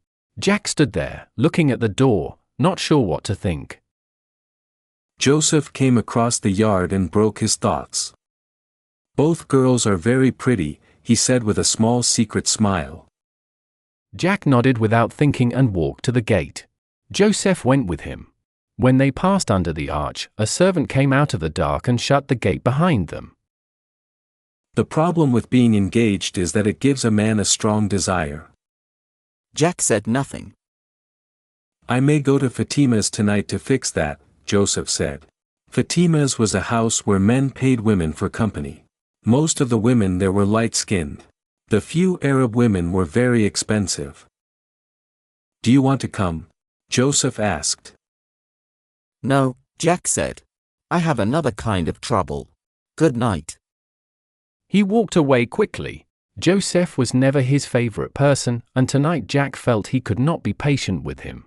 The air was cool as Jack went back to the college, where he had a hard bed in the dormitory. He felt that his life was at a turning point. A rich and easy life waited for him, but he would need to forget Aliena and give up his dream to build the most beautiful cathedral in the world. That night he had a dream. In the dream, Aisha came to him. Her body was covered with sweet oil, and she touched him softly, but she would not let him love her. When Jack woke up in the morning, he knew what he would do. The servants did not let Aliena enter Raskid Alaroon's house. She thought she must look like a beggar as she stood by the gate.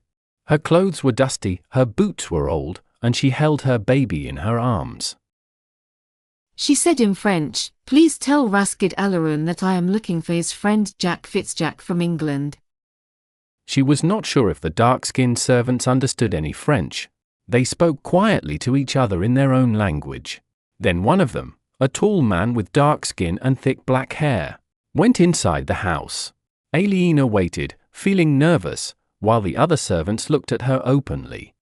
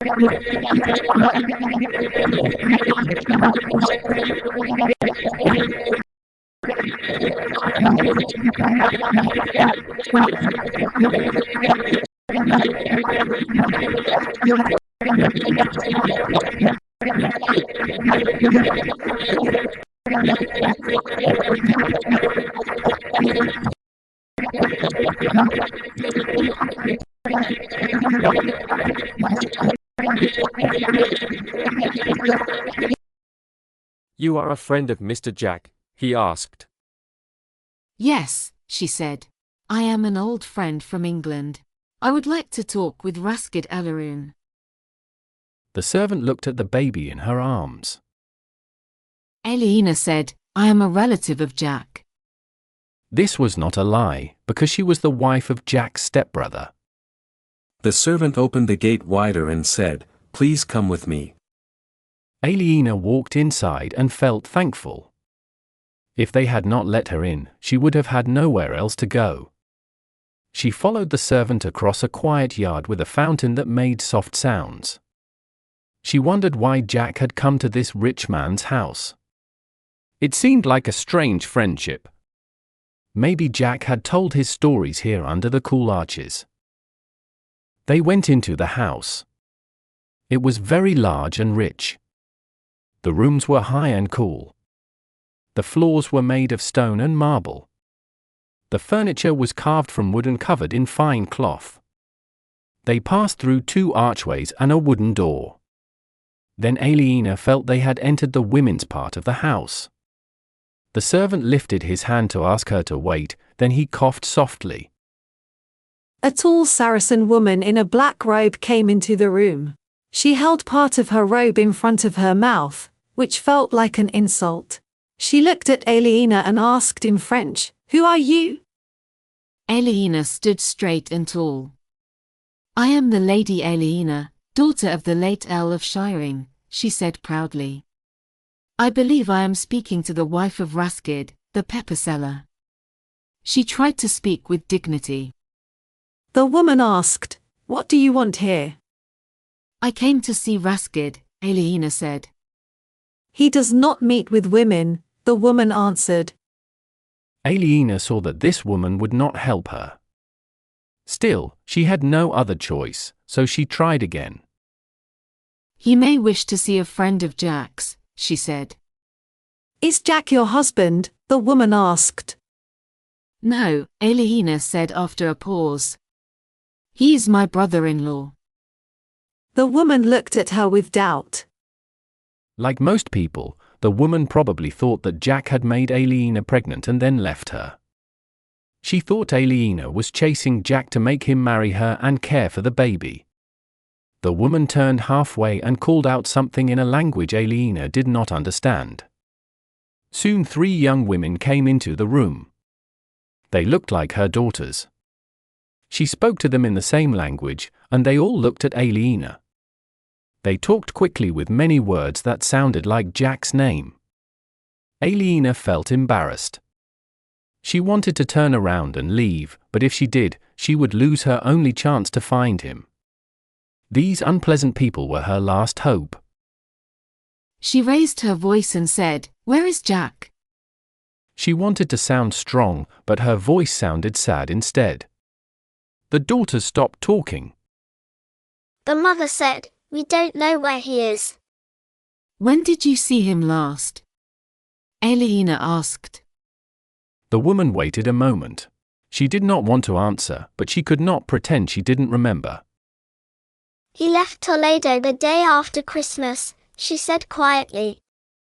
Aliena tried to smile kindly. "Did he say where he wanted to go?" she asked. "I told you, we don't know where he is," the woman said. "Maybe he said something to your husband," Aliena said. "No, he did not," the woman answered. Aliena felt hopeless. She was sure the woman knew something, but she understood that the woman would not tell her. Aliena felt tired and weak. Her eyes filled with tears. "Jack is the father of my child," she said softly. "Don't you think he would want to see his son?" The youngest daughter began to speak, but her mother stopped her. There was a short and angry argument. The mother and the daughter both had the same hot temper. But at last, the daughter said nothing more. Aliena waited for someone to speak, but the room stayed quiet. The 4 people only looked at her. Their faces showed anger, yet they also looked curious.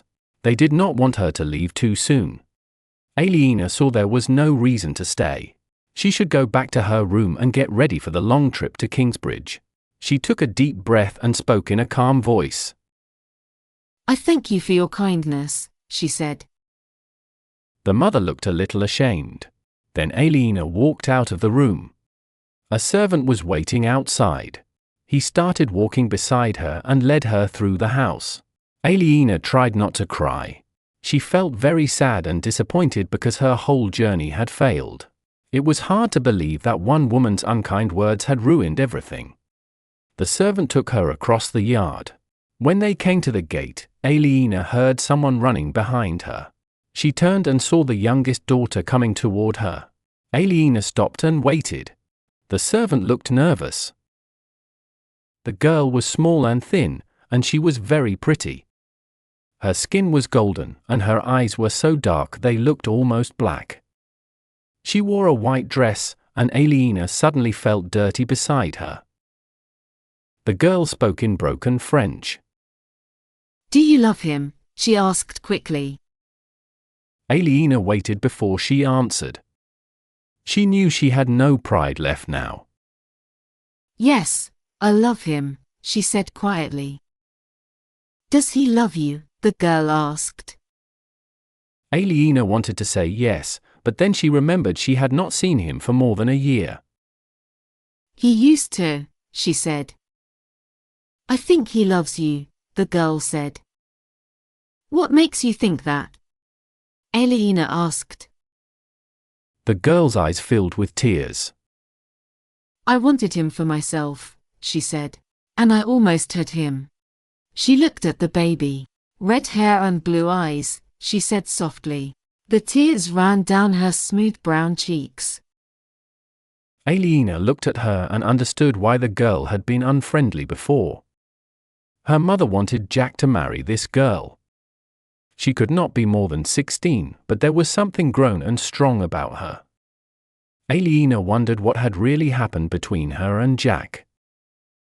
"You almost had him?" she asked. "Yes," the girl said with a hard voice. "I knew he liked me. It broke my heart when he left. But now I understand." Her face changed, and she began to cry. Aliena felt sorry for the woman who loved Jack and lost him. She touched the woman's shoulder to comfort her. But she had something more important to do. "Listen," she said quickly. "Do you know where he went?" The woman looked up and nodded while she cried. "Tell me," Aliena said. "Paris," the woman said. Paris. Aliena felt full of joy. She was on his trail again. Paris was far, but most of the way was familiar to her. Jack was only 1 month ahead of her. She felt full of new energy. I will find him, she thought. I know I will. "Are you going to Paris now?" the woman asked. "Oh yes," Aliena said. "I have come this far, I will not stop now, thank you for telling me, thank you." "I want him to be happy," the woman said softly. The servant moved nervously.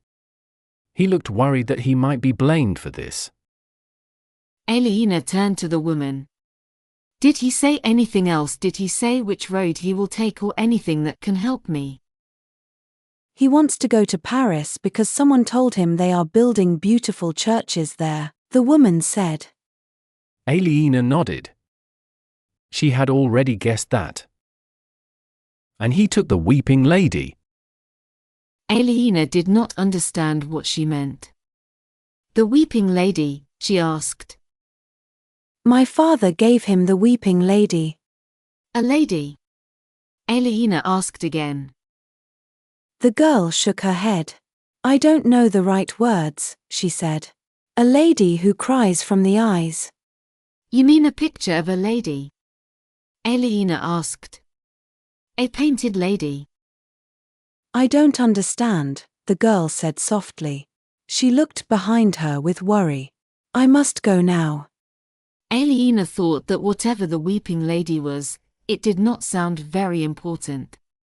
"Thank you for helping me," she said. The girl bent down and kissed the baby on the forehead. Her tears touched his round cheeks. Then she looked up at Aliena. "I wish I were you," she said. She turned and ran back into the house. Jack's room was in the Rue de la Boucherie, in a part of Paris on the left bank of the Seine. He got up early and put the saddle on his horse at sunrise. At the end of the street, he turned right and went through the tall gate that protected the Petit Pont. This bridge went toward the small island in the middle of the river. The wooden houses on each side hung over the bridge. Between the houses were stone seats. Later in the morning, well-known teachers would teach their lessons there in the open air. The bridge took Jack to the main street called the Juivery. There were many bakeries full of students buying breakfast. Jack bought a pastry with cooked eel inside. He turned left across from the synagogue. Then he turned right by the king's palace. After that, he crossed the Grand Pont, the bridge that led to the right bank of the river. The small shops on both sides of the bridge were opening for business. They belonged to money changers and goldsmiths. At the end of the bridge, he passed another gatehouse and came to the fish market. The place was already busy. He moved through the crowd and started along the muddy road that went to the town of St. Denis. When he was still in Spain, he had met a traveling mason who spoke about Abbot Sugar and the new church being built at St. Denis. As he traveled north through France that spring, he worked for a few days whenever he needed money. He often heard people talk about St. Denis. The builders were using two new building styles, rib vaults and pointed arches. The way they used them together was said to look very special. He rode for more than an hour through fields and vineyards. The road was not paved, but there were stones that showed the distance. It went past the hill of Montmartre, where an old Roman temple stood in ruins. Then it passed through a small village called Kleinencourt. About 3 miles after that, he reached the walled town of St. Denis. Denis had been the first bishop of Paris. People said he was killed at Montmartre, but he picked up his own head and walked until he reached this place. There he finally fell. A kind woman buried him, and later a monastery was built over his grave. The church became the burial place for the kings of France. The present abbot, Sugar, was a strong and important man. He had improved the monastery and was now rebuilding the church in a modern way. Jack entered the town and stopped his horse in the middle of the marketplace. He looked up at the front of the church. It was not very new or special. The front had 2 tall towers and 3 doorways with round arches. He liked how the thick stone piers pushed out from the wall. But he thought the design was simple and not worth riding 5 miles just to see. He tied his horse to a rail near the church and walked closer to it. The sculpture around the 3 doors was beautiful. The shapes looked alive, and the work was very careful. Jack stepped inside. At once, everything felt different. Before the main hall, there was a small space called the narthex. Jack looked up at the ceiling and felt very excited. He saw that the builders had used pointed arches and ribs together. The 2 designs fit perfectly. The ribs followed the lines of the arches and made them look graceful. Jack noticed more things. Between the ribs, there were not rough stones and mortar as usual. Instead, the builder had used cut stones, like building a wall. Jack thought that this way was stronger. Because of that, the ceiling could be lighter and thinner. He looked up for a long time until his neck started to hurt. Then he understood something even better. 2 pointed arches could be different in width but still reach the same height. The builder just needed to change the curve. That made the design look even and balanced. Round arches could not do that. Their height was always half their width. So if one was wide and one was narrow, the wide one would always be higher. Builders had to start the narrow ones higher up the wall to keep the ceiling straight. This made the design uneven. Now that problem was gone. Jack looked down and moved his neck. He felt very happy, almost like a king. He knew this was how he wanted to build his own cathedral. Then he looked into the main part of the church. The nave was very old but also long and wide. It had been built long ago by another builder, not the one who worked there now. The design was simple. At the center of the church, Jack saw steps going down and steps going up. The steps below probably led to the crypt with the royal tombs. The steps above went up to the chancel. It looked almost as if the chancel was lifted above the ground. Bright light came through the east windows and made it hard to see. Because of the strong sunlight, Jack thought the walls were not finished and there were open spaces where the light came in. He walked along the south side toward the center. When he came closer, he felt something amazing was waiting for him ahead. The sunlight was shining everywhere, but the ceiling looked complete. There were no holes in the walls. Jack stepped into the center space and realized the light came from many tall windows. Some windows had colored glass, and the light filled the big empty church with warmth. Jack was amazed. It looked like there was more window than wall. He could not understand how this was possible. It seemed almost like magic. He felt a little afraid as he climbed the steps toward the chancel. At the top, he stopped and looked at the mix of colored light and stone in front of him. Then he slowly understood something. He had seen this place before, in his dreams. It looked like the church he had imagined, with huge windows and high arches, full of light and air, as if held up by magic. Then everything became clear in his mind. He suddenly saw how the builders had done it. They had used the same idea that was used for rib vaults. A roof is made of strong ribs, and light material fills the space between. Here, they used this idea for the whole building. The chancel walls were made of a few strong stone supports connected by windows. The arcade that separated the chancel from the side aisles was not a solid wall. It was a line of strong columns joined by pointed arches. Light from the windows passed through these open spaces and fell into the center of the church. The aisle was divided into two parts by a row of thin columns. The pointed arches and rib vaults worked together here. They had also been used in the narthex, but the design in the narthex was much heavier and less elegant. The new work looked lighter and more open. Everything here was thin and graceful. The long narrow moldings and tall slender columns made the church look very fine. It might seem too weak to stand, but the ribs showed clearly how the weight was supported by the columns and piers. It proved that a large church did not need thick walls or small windows. If the weight was spread carefully through a strong frame, the rest could be light stone, glass, or open space. Jack could hardly believe what he saw. He felt amazed and full of wonder. It was almost like falling in love. Learning about Euclid had opened his mind, but this place was more than knowledge, it was truly beautiful. He had dreamed of a church like this, and now he was inside one, touching it, looking at it, and standing beneath its high roof. He walked around the curved eastern end, not able to think clearly, and kept his eyes on the fine vault above him. The stone ribs curved over his head like the branches of a stone forest. The ceiling between the ribs was made of carefully cut stone pieces joined with mortar. That method was lighter than the old rough mix of stone and mortar. The outer wall had pairs of large windows with pointed tops to match the pointed arches. The bright design of the building was made even more beautiful by the colored glass. Jack had not seen colored windows in England before. He had seen some in France, but they were small and dark. Here, the large windows let the morning sunlight pour through the rich colors. It was more than beautiful. It was magical. Because the church had a round end, the side aisles curved and met at the east side. They made a half-circle walkway. Jack walked around the whole curve and kept looking at everything with wonder. Then he went back to his starting place. There he saw a woman. He knew who she was. She smiled at him. His heart stopped for a moment. Aliena put her hand above her eyes. The strong light came through the windows at the east end.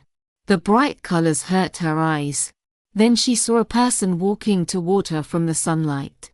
The light made his hair look like fire. He came closer.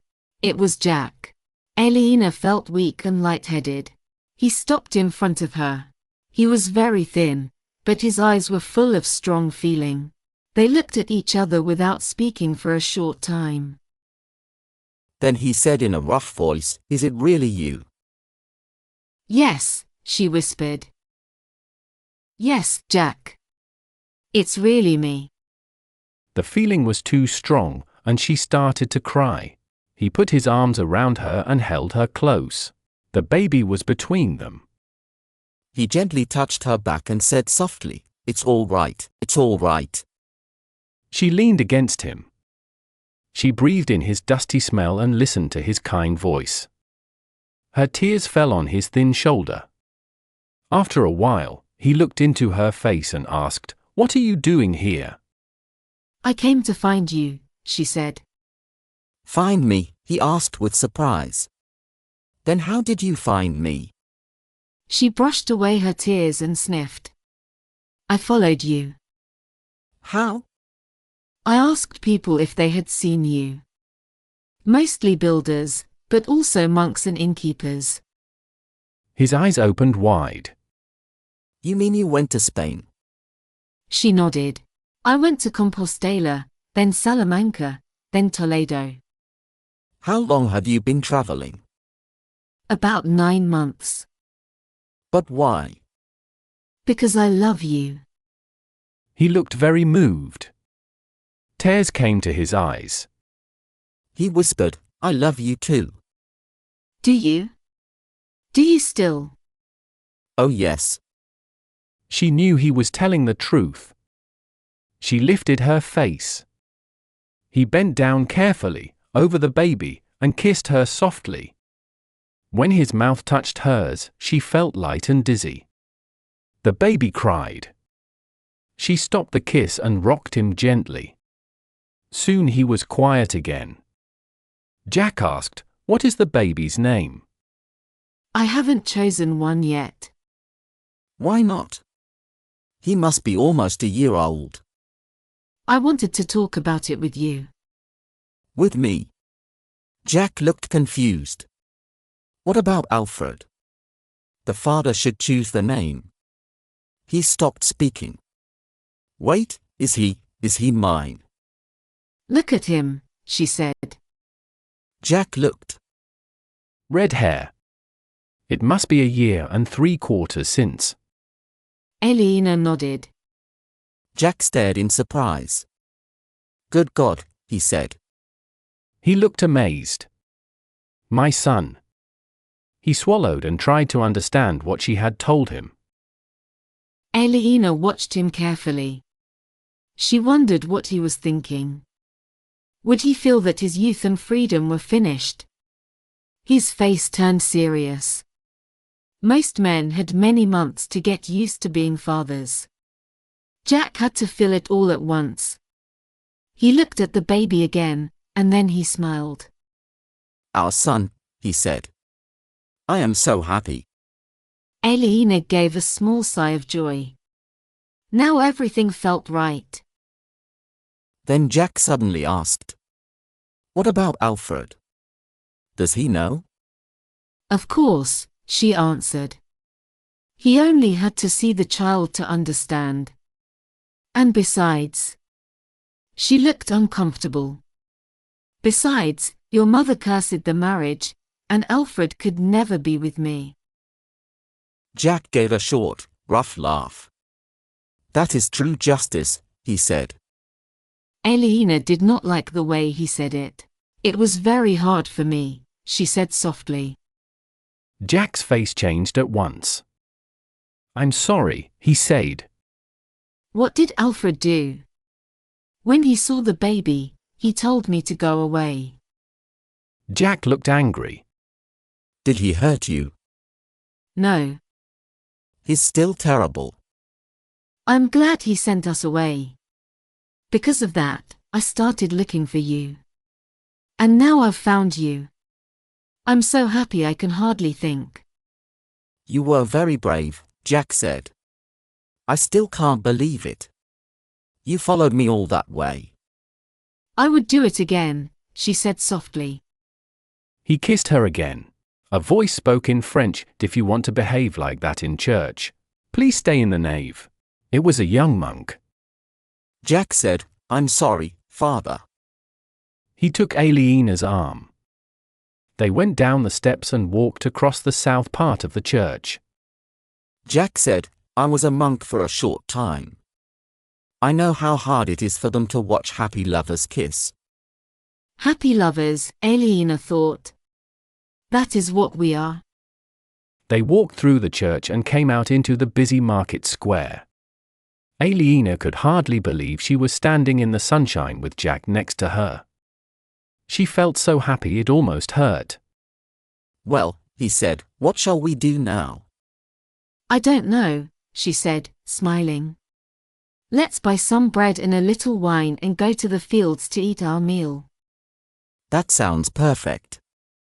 They went to the baker and the wine cellar. Then they bought some cheese from a woman at the market. Soon they were riding out of the village toward the fields. Aliena kept looking at Jack to be sure he was really there. He was beside her, smiling and breathing the same air. He said, how is Alfred doing with the building? Oh, I haven't told you, she said. She had forgotten how long Jack had been away. There was a terrible accident. The roof fell down. What? Jack shouted. His loud voice frightened his horse, and it jumped nervously.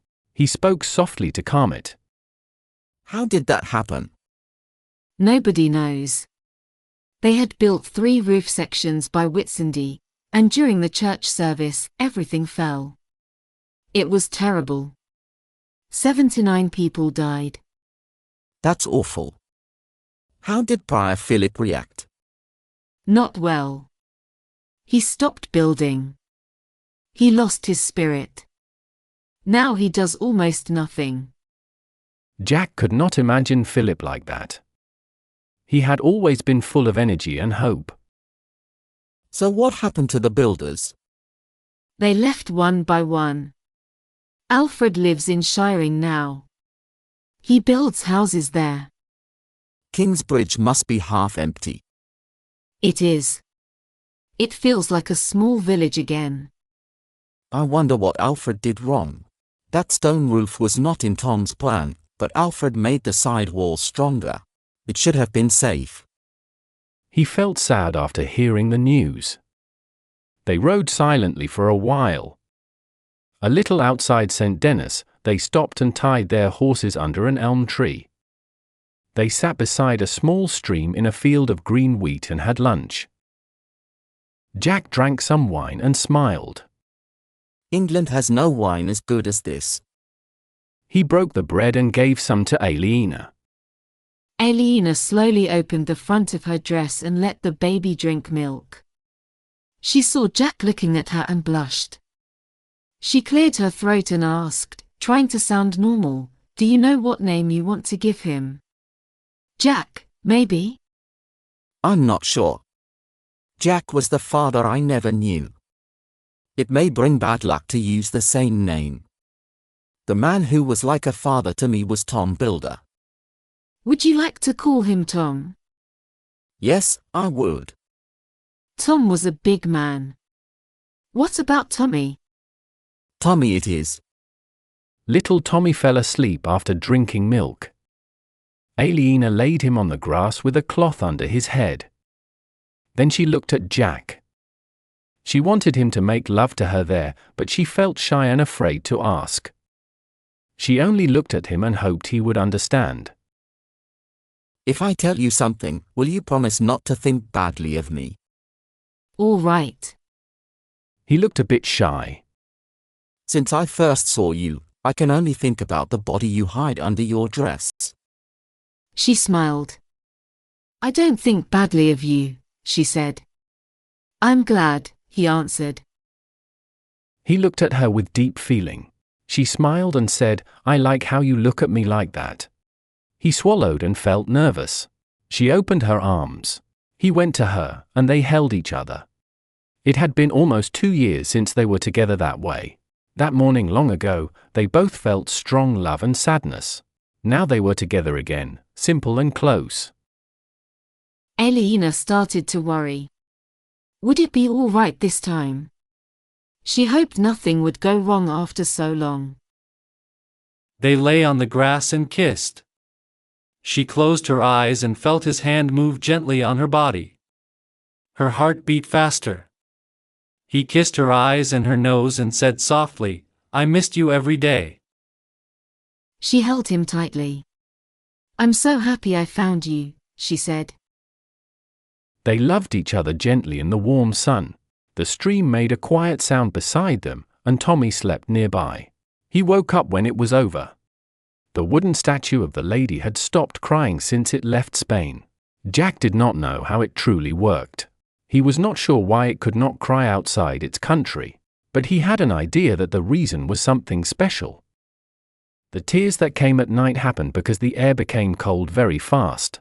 He had seen that sunsets were slower in the north, so he thought the tears came from the slower nightfall. He still kept the statue. It was heavy to carry, but it reminded him of Toledo and Raskid.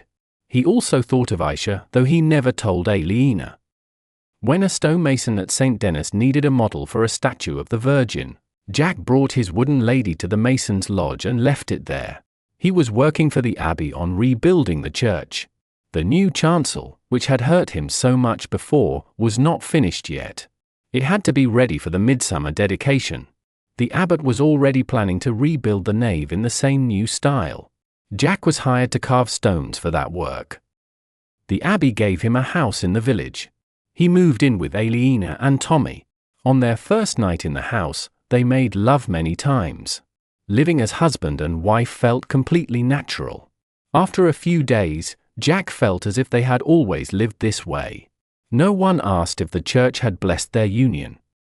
The master builder at St. Denis was the best mason Jack had ever known. As the team finished the chancel and prepared to rebuild the nave, Jack watched the master carefully and learned everything he could. The clever building ideas were the master's, not the abbot's. Abbot Sugar liked new things, but he cared more about decoration than about structure. Sugar's favorite project was the new tomb for St. Denis and his two companions, Rusticus and Eleutherius. The saints' remains were in the crypt, but Sugar wanted to move them into the new chancel so everyone could see them. The three caskets would rest in a stone tomb covered with black marble. On top was a small model of a church made of gilded wood. Inside the small church were three empty coffins, one for each saint. The tomb would stand in the middle of the chancel, behind the new high altar. Both the altar and the base of the tomb were finished. The small model of the church was in the carpenter's workshop. A careful worker was covering the wood with fine gold paint. Sugar never did things halfway. He was a strong and skilled organizer, Jack noticed, as the work for the dedication ceremony moved faster. Sugar invited everyone important. Most people agreed to come, including the King and Queen of France, and 19 archbishops and bishops. Even the Archbishop of Canterbury was coming. The craftsmen heard these bits of news while they worked on the church. Jack often saw Abbot Sugar himself, wearing his plain robe, walking quickly around the monastery. He gave orders to a group of monks who followed close behind him. They looked like baby ducks after their mother. Sugar made Jack think of Philip of Kingsbridge. Both men had grown up poor and spent their youth in a monastery. Both had managed money well and made the monastery richer. Then, like Philip, Sugar used the money to build more. He was active, full of energy, and sure of what he wanted. But Aliena said Philip was not like that anymore. Jack found it hard to believe. It was strange to think of Philip quiet and tired, just as strange as thinking of Walaran Bigod being kind. Still, Philip had been through many bad moments. The first was when the town burned down. Jack remembered that terrible day. There was smoke everywhere. People were terrified. Men on horses rode in with burning torches, and the crowd tried to escape in panic. Maybe Philip lost his spirit then. After the fire, the whole town seemed full of fear and sadness. Jack could still remember the feeling. It was like a weak but clear smell of something old and dying in the air. Philip had probably wanted the opening of the new chancel to bring new hope to everyone. Then, when it turned into another failure, he must have stopped trying. Now the builders had left. The market was slow, and the town had fewer people. Young people started moving to Shiring, Aliena said. It was really a problem of spirit, not money. The priory still owned its land and the many sheep that brought a lot of money each year. If the problem was only money, Philip could start building again, even if only a little. It would not be simple. Some masons were afraid to work on a church that had already fallen once. It would also be hard to make the local people excited again. But the biggest problem, from what Aliena said, was that Philip had lost his will to try. Jack wished he could help him find it again. Soon the bishops, archbishops, dukes, and counts began to arrive at St. Denis a few days before the ceremony. All the important guests were shown around the new church. Abbot Sugar himself guided the most special visitors. Other monks and craftsmen took care of the rest. Everyone was amazed by the light, open design, and the bright colors of the large glass windows. Jack saw that all the most important churchmen in France were there. He thought this new building style would soon be copied everywhere. Masons who could say they had worked on St. Denis would be wanted by many. Coming here had been a very clever choice. It helped Jack more than he had guessed. Now he had a better chance to design and build a cathedral of his own. King Louis came on Saturday with his wife and his mother. They stayed in the abbot's house. That night, the monks sang from evening until morning. At sunrise, many peasants and people from Paris stood outside the church. They waited to see the largest gathering of powerful and holy men they would probably ever see. Jack and Aliena joined the crowd after they had fed Tommy. Jack thought, one day I will tell Tommy, you do not remember it, but when you were 1 year old, you saw the King of France. They bought bread and cider for breakfast. They ate while waiting for the ceremony to start. People from the public could not go inside the church. The king's guards kept them back. But all the doors were open, and groups of people stood where they could look in. The nave was full of many lords and ladies. The chancel stood higher than the floor because of the crypt under it, so Jack could still see the ceremony. At the far end of the nave, there was a sudden movement. All the nobles bowed deeply. Jack looked over their heads and saw the king enter the church from the south. He could not see the king's face, but his purple clothes shone brightly as he walked to the center and knelt before the main altar. Soon the bishops and archbishops came in. They wore shining white robes with gold decorations. Each bishop carried a tall staff called a crozier. It should have looked simple, but these were covered with jewels, so the long line of men looked bright like water in the sun. They walked slowly through the church and climbed the steps to the chancel. Then they stood around the large basin that held holy water. Jack knew there were many gallons of it because he had seen the servants fill it earlier. Some time passed while they said prayers and sang hymns. People in the crowd began to move and whisper. Tommy looked tired and bored. Then the bishop started another slow procession. They left the church through the south door and went into the cloisters. The crowd felt disappointed to see them go, but soon the bishops came out again and walked across the front of the church. Each man held a small brush and a pot of holy water. As they moved, they dipped the brushes in the water and sprinkled it on the church walls. They sang while they walked. The crowd pushed forward. Many people tried to touch the white robes or asked for a blessing. The king's guards forced them back with sticks. Jack stayed behind. He did not want a blessing, and he did not want to be near the guard sticks. The bishops walked slowly along the north side of the church. The people followed them eagerly. They stepped over the old graves in the churchyard. Some people were already standing there, waiting for the procession. They did not want to lose their places, so they pushed back against the newcomers. 1 or 2 fights started. The bishops went past the north porch and walked around the new east part of the building. Here were the workshops of the craftsmen. People pushed close to the small wooden huts and almost broke them. As the leaders of the church group went back inside the abbey, the angry people became wilder and pushed harder. The king's soldiers answered with more force. Jack started to feel worried. I don't like what is happening, he said to Aliena. I feel the same, she said. Let's leave this crowd. Before they could move, soldiers and some young men at the front began to fight. The soldiers hit hard with their clubs. The young men did not run away. They fought back. The last bishops hurried into the cloisters, quickly finishing the holy water on the last part. When they were gone, the people turned on the soldiers. Someone threw a stone and hit a soldier on the head. He fell, and the crowd cheered. The fighting grew fast. More soldiers came from the west side of the church to help their friends. It became a riot. There was no chance that the ceremony could calm the people now. Jack knew that the bishops and the king were going down into the crypt to get the bones of St. Denis. They would carry the bones around inside the cloisters, but they would not take them outside. The dignitaries were not going to appear again until the service was finished. Abbot Sugar did not expect such a big crowd, and he had not planned how to keep them calm. Now the people were unhappy. The sun was high and very hot, and they wanted to show their anger. The king's men had weapons, but the people did not. At first, the soldiers were stronger. Then someone decided to break into the workers' huts to find weapons. 2 young men kicked down the door of the stonemason's hut and came out soon after with heavy hammers in their hands.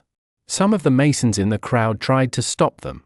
They pushed through the people, trying to reach the hut, but they were shoved aside. Jack and Aliena tried to move back, but the crowd behind them pushed forward hard. They could not escape. Jack held Tommy close to his chest. He covered the baby's head with his hands and tried to stay near Aliena. He saw a small man with a black beard come out of the mason's hut, carrying a wooden statue of a crying lady. Jack felt sad and thought, I will never see that again. But he was too busy trying to get out of the crowd to care about the theft. Next, the carpenter's hut was broken open. The workers stopped trying to protect their huts. They could not control the people anymore. The smithy was too strong to break, but the crowd smashed through the wall of the roofer's hut. They took heavy, sharp tools used for cutting and nailing metal sheets. Jack thought, someone may die before this ends. Even with all his effort, he was pushed toward the north porch, where the fighting was worst. He saw the black-bearded thief near him, still holding the statue and trying to escape, but the crowd pushed him forward too. Suddenly, Jack had an idea. He gave Tommy to Aliena and said, "Stay close to me." Then he grabbed the thief and pulled the statue from his hands. The man fought for a moment, but Jack was stronger. The thief also wanted to stay alive more than he wanted to steal. Soon he let go. Jack lifted the statue high above his head. He began to shout, "Respect the Holy Mother." At first, no one listened. Then a few people turned to look at him. "Touch not the Holy Mother," he shouted loudly. The people near him stepped back quickly and made space around him. He started to feel more confident and spoke again. "It is a sin to harm the image of the Virgin," he said. He lifted the statue high above his head and walked toward the church. Maybe this will work, he thought with new hope. More people stopped fighting to watch him. He looked behind him. Aliena was following because she could not move any other way in the crowd. The fight was slowly ending. The crowd moved with Jack, and people began to repeat his words softly. "It is the Mother of God," some said. "Hail, Mary," said others. "Make way for the statue of the Holy Maiden." They only wanted something to watch, and Jack was now giving them that. The fighting almost stopped, with only a few small struggles at the sides. Jack walked forward slowly and seriously. He felt surprised that he had stopped a riot so easily.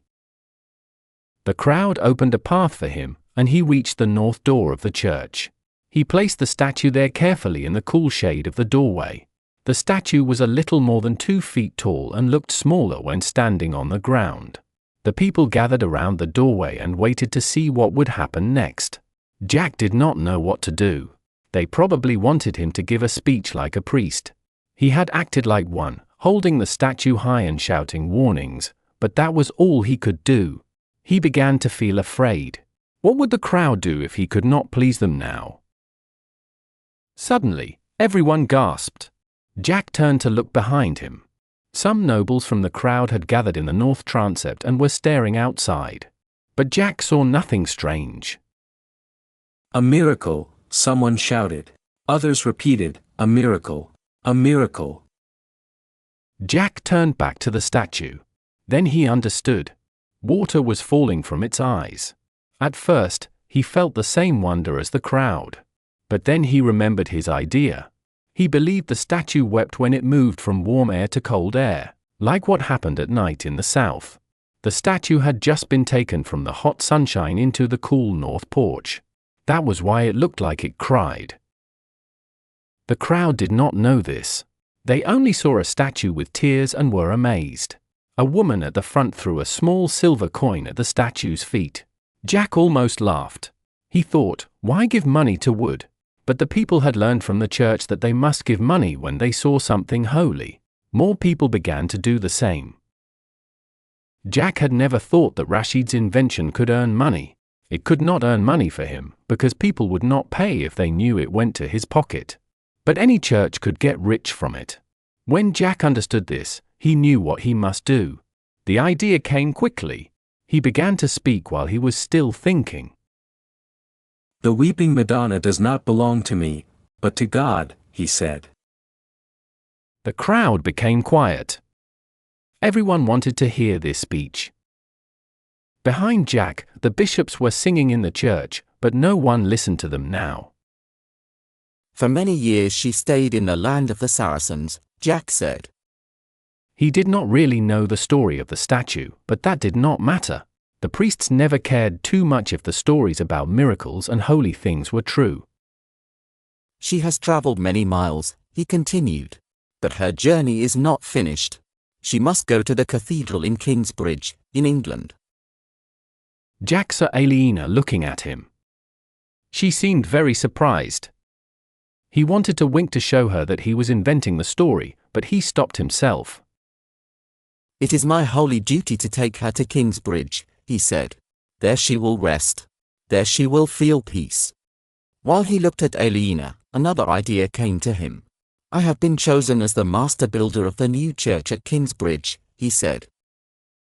Aliena opened her mouth in shock. Jack looked away. The weeping Madonna wants a new and wonderful church at Kingsbridge, he said. With her help, I will build a shrine for her that will be as beautiful as the new part of the church made for St. Denis. He looked down and saw the coins on the ground. That gave him one last idea. Your coins will help build the new church, he said. The Madonna will bless every man, woman, and child who gives a gift to help her build her new home. The people were silent for a moment. Then they started to throw coins at the base of the statue. Each person spoke while giving their money.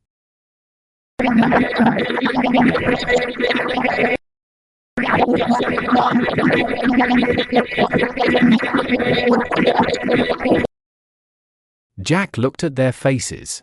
They were happy and full of excitement. They pushed forward and tried to get close to give their coins to the weeping Madonna. He looked down and watched the money gather like snow around his feet.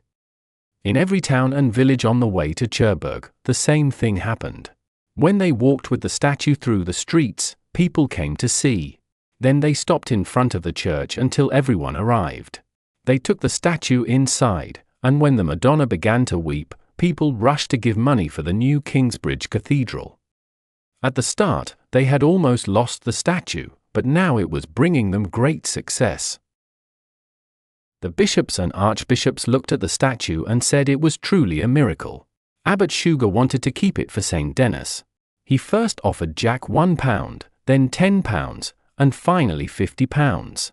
When Jack refused the money, Sugar became angry and said he would take the statue by force. Archbishop Theobald of Canterbury stopped him. Theobald also saw that the statue could bring money and visitors. He wanted it to go to Kingsbridge, which was part of his church area. Abbot Sugar finally agreed, but he was not happy. He said he was not sure the miracle was real. Jack told the workers at St. Denis that they could come to Kingsbridge if they wanted jobs. Sugar did not like this either. Most workers decided to stay where they were because they thought it was safer. But some men from England thought about going back home. Other workers would tell their friends about the new building work in Kingsbridge. In a few weeks, builders from many countries would start to travel there, just as Jack had done in the past 2 years. Aliena asked Jack what he would do if the priory in Kingsbridge did not make him the master builder. Jack said he did not know. He had spoken without planning and had no idea what to do if things went badly. Archbishop Theobald, who now claimed the Weeping Madonna for England, did not want Jack to take it alone. He sent 2 priests, Reynold and Edward, to go with Jack and Aliena. At first Jack did not like this, but later he began to enjoy their company. Reynold was young and full of energy. He liked to argue and had a clever mind. He was very interested in the mathematics Jack had learned in Toledo. Edward was older and kind, but he liked to eat a lot. The main reason for the priests was to make sure Jack did not keep any of the donation money. Ironically, the priests used the donations for their own travel costs, while Jack and Aliena paid their own. The archbishop would have done better to trust Jack instead. They traveled to Cherbourg on their way to Barfleur. From there, they planned to take a ship to Wareham. Jack felt that something was not right before they arrived in the middle of the small town by the sea. People were not looking at the statue of the Madonna. They were looking at Jack. The priests noticed it after some time. They were carrying the statue on a wooden stand, just like they always did when they entered a town. When the crowd began to follow them, Reynold whispered to Jack. "What's happening?" he asked. "I don't know," Jack said. "They look more at you than at the statue. Have you been here before?" "Never," Jack answered. Aliena spoke softly. "It's the older people who watch Jack. The young ones look at the statue." She was right. The children and the young people looked at the statue with simple interest. But the people in the middle of their lives kept their eyes on Jack. He tried to look back at them. Then they looked afraid. One person made the sign of the cross. "What do they have against me?" he said quietly. The group of people following them grew quickly, just like it always did. Soon they reached the town market with a big crowd behind them. They placed the Madonna in front of the church. The smell of salt and fresh fish filled the air. Some townspeople walked into the church. Usually, the local priests came out next to speak with Reynold and Edward. They would talk for a while and explain things. Then the statue would be carried inside, and soon it would start to weep. The Madonna had failed only once before. That time, it was a cold day. Reynold had wanted to continue even when Jack said it might not work. Now they trusted Jack's advice. The weather was good today, but they all felt something was still wrong. There was fear in the faces of the sailors and fishermen all around. The wind blew hard, but nobody moved closer. The young people felt their parents' fear too. Everyone looked at the small group with suspicion. They did not come near to ask questions about the statue. They stayed back, speaking softly, and waited for something to happen. After a while the priest came out. In other towns, priests had walked up carefully and asked questions. But this one came like a man ready to fight evil. He held a cross in front of him and a cup of holy water in his other hand. "What does he think he will do? Drive out demons?" The priest started walking toward them. He spoke in Latin and stopped in front of Jack. "I command you, evil spirit, return to the place of ghosts. In the name." "I am not a ghost, you foolish man." He felt nervous and upset. "Father, Son, and Holy Spirit." "We are here for the Archbishop of Canterbury. He blessed us himself." "He is not a ghost. I have known him since he was 12. The priest looked unsure now. "You are the ghost of a man from this town who died 24 years ago." The people in the crowd murmured that they agreed. The priest began to speak his prayer again. "I am only 20 years old. Maybe I only look like that man who died." A man came out of the crowd. "You do not just look like him. You are him. You look exactly as you did the day you died." The crowd whispered with fear. Jack stared at the man, feeling disturbed.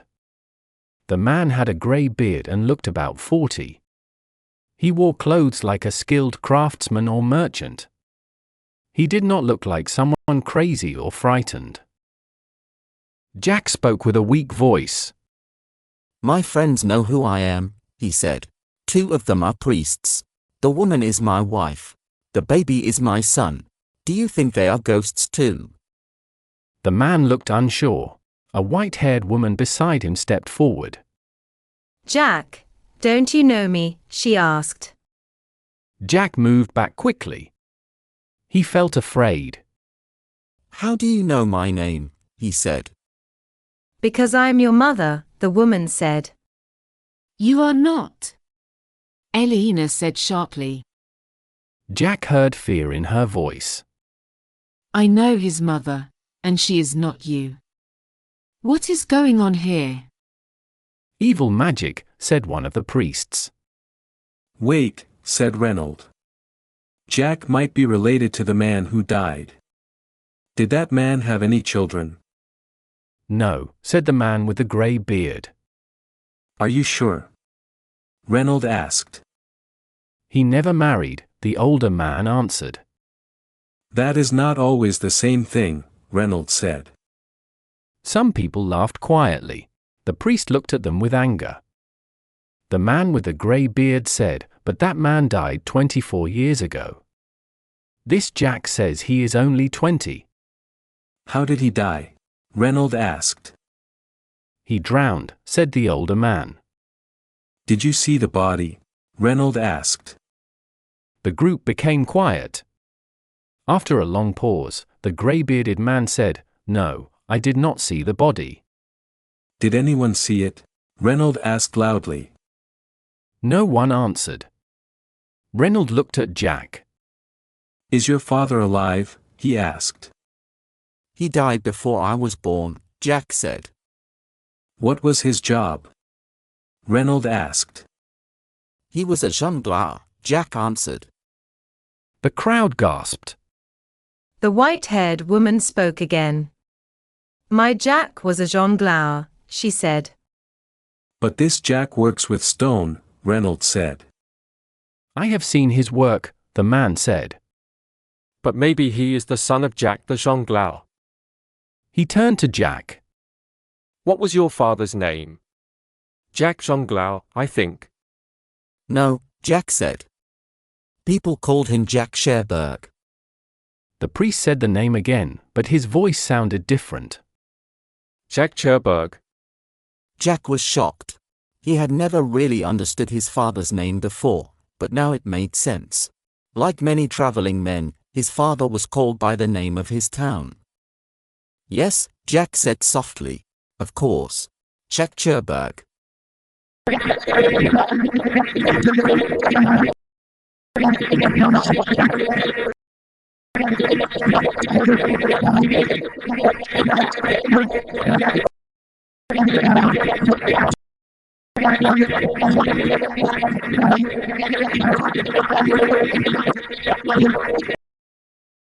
Then everything is explained, Reynolds said proudly, looking at the people around him.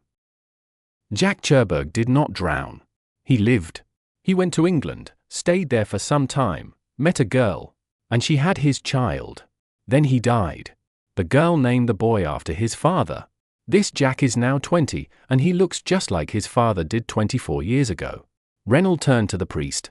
There is no ghost here, father, he said. This is only a family meeting. Aliena held Jack's arm and pressed his hand. He felt confused. He wanted to ask many questions but did not know where to begin. He asked one suddenly. Why did you all think he was dead? Everyone on the white ship died, said an old man with a gray beard. The white ship?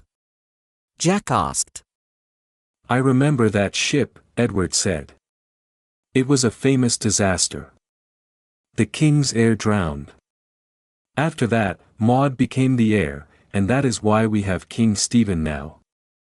But why was my father on that ship? Jack asked. An old woman who had spoken before gave the answer. He was there to play music for the nobles during their trip, she said. She looked kindly at Jack. Chapter 13. So God said to Satan, Look at my man Job. Look at him. He is a good man and does no wrong. Philip stopped for a moment to make people listen closely. He was not giving a real translation of the Bible. He was telling the story in his own way. He said, "This is a good man, a man who respects God and does not do evil." Then Satan answered, "Of course he worships you. You gave him everything.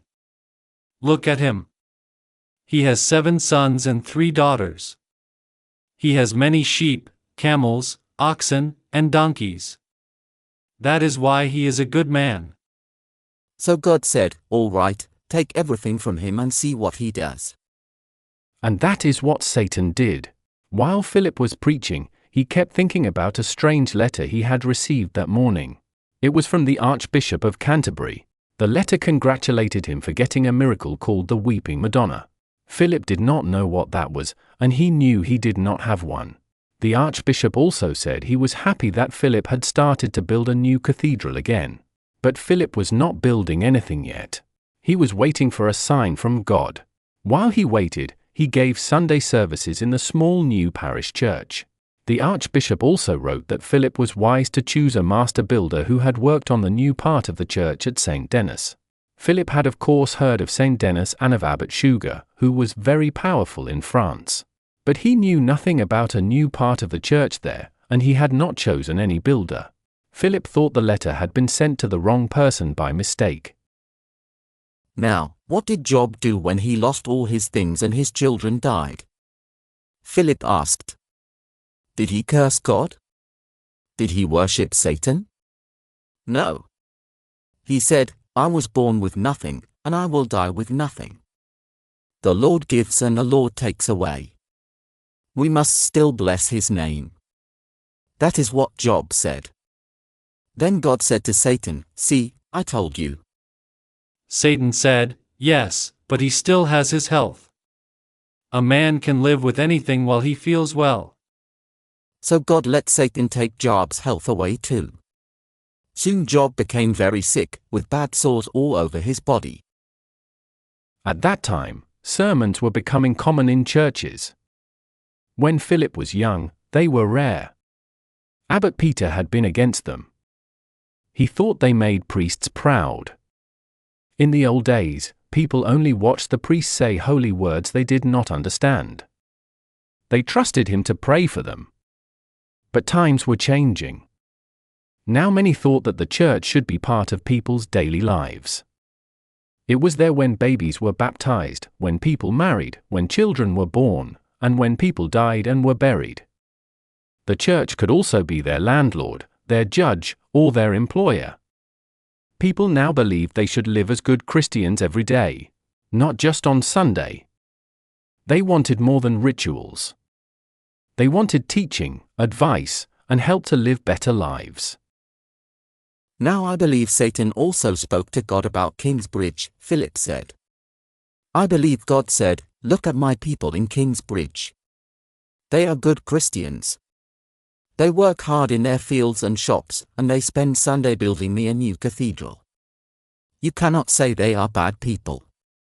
And Satan said, "They are good only because life is easy for them. You give them good weather, good harvests, money, and safety from bad lords. Take all that away, and they will follow me." Then God said, "What do you want to do?" Satan said, "Let me burn their town." And God said, "All right, burn it and see what happens." So Satan sent William Hanley to burn our fleece fair. Philip found comfort in the story of Job. Like Job, he had tried all his life to do what God wanted. And also like Job, he had met only bad luck and shame. But his sermon was meant to give hope to the people in town, and Philip saw that it was not helping. The story was not finished yet.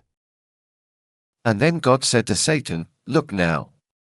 You burned my town, but they are building my new church again. They are still good people." But Satan answered, "I was too kind. Most of them escaped the fire and built small houses again. Let me send a bigger disaster and see what happens." God sighed and asked, "What do you want to do now?" Satan said, "I will make the roof of that new church fall on their heads." And he did it, as we all know. Philip looked at the people in the church. Almost every person had lost someone in that terrible accident. Widow Meg had lost her husband and 3 strong sons. Since then she had not spoken, and her hair had turned white. Others were hurt. Peter Pony's right leg was crushed, and now he walked with a limp. Before the accident he caught horses, but now he helped his brother make saddles. Almost every family in town had suffered. At the front, a man sat on the floor. He could not move his legs. Philip looked at him and tried to remember who he was. The man had not been hurt when the roof fell. Philip had never seen him before. Then he remembered hearing that a cripple begged in the streets and slept in the broken church. Philip had told someone to give him a bed in the guest house. Philip's thoughts began to wander, and he pulled himself back to his sermon. What did Job do? He asked. His wife said, curse God and die. But did he do that? No. He did not lose his faith. Satan was sad because Job stayed true. Philip lifted his hand to make his point clear. I tell you, Satan will be sad because the people of Kingsbridge will be strong too. We still pray to God, like Job did when he had his troubles. He stopped for a moment so they could think about his words. But he saw it had not touched their hearts. The faces watching him looked interested, but not hopeful. Philip was not a man who could make people feel excited. He was simple and honest. He did not win people with his way of speaking. People followed him, but only after they saw how he lived and worked. His work used to inspire them, not his voice. Philip continued with the best part of the story. What happened to Job after all his pain? God gave him back everything and even more. He had twice as many animals as before, 14,000 sheep and 6,000 camels. He had 7 more sons and 3 more daughters. The people still looked bored. Philip kept going. Kingsbridge will also grow rich again one day. Widows will marry again. Men without wives will find new ones. Parents who lost children will have babies again. Our streets will be full of people. The shops will have bread, wine, leather, and shoes. And one day we will build our cathedral again. But Philip himself was not sure if he believed his own words. That was why he could not speak with strength. No wonder the people felt nothing. He looked down at the big book on the table and read the last line. Job lived 140 more years. He saw his sons, and even their sons after them. Then he died, old and full of days. He closed the book. There was noise at the back of the small church. Philip looked up, feeling annoyed. He knew his sermon had not touched the people as he hoped, but he still wanted a quiet moment at the end. The church door was open, and people at the back were staring outside. Philip saw a big crowd there. It looked like almost everyone in Kingsbridge who was not in the church had gathered outside. He wondered what was happening. He tried to guess. Was there a fight, or a fire? Was someone dying, or were soldiers coming? But it was none of these. 2 priests entered the church carrying a statue of a woman on a board covered with a fine cloth. They looked very serious, so Philip knew the statue must be of a holy person, perhaps the Virgin Mary. Behind them came 2 more people. Philip could hardly believe his eyes. It was Aliena and Jack. Philip felt both love and frustration when he looked at Jack. That boy, he thought, since the day he first came, strange things kept happening. The old cathedral burned down, and everything around him had been unusual ever since. Still, Philip felt more pleased than angry to see him. Jack always brought trouble, but he also made life interesting. Philip looked again. Jack was not a boy anymore. He had been away for 2 years, but he looked much older. His eyes seemed tired and full of knowledge. Philip wondered where he had been and how Aliena had found him. The group walked slowly up the middle of the church. Philip stayed quiet to watch. People began whispering with excitement when they saw Jack and Aliena. Then another sound spread through the crowd, soft and amazed. Someone said, "She is crying." Others began to repeat, "She is crying. She is crying." Philip looked carefully at the statue. Water was coming from the eyes. He remembered a letter from the Archbishop about a statue called the Weeping Madonna. So this was it. Philip was not sure if it was really a miracle. He noticed the eyes looked like stone or crystal, and the rest of the statue was wood. Maybe that explained the water. The priests turned the statue so it faced the people. Then Jack started to speak. "The Weeping Madonna came to me in a land far away," he said. "A Saracen who was baptized gave her to me," Jack said. "At first I did not know why she was given to me, but I carried her with me for a long time. I began to understand that she wanted to go home," Jack said. "But where was her home? Then I knew she wanted to go to Kingsbridge." Jack raised his voice. "Then I asked myself, what will I bring her to? Where will she find her place in Kingsbridge? In which church will she rest?"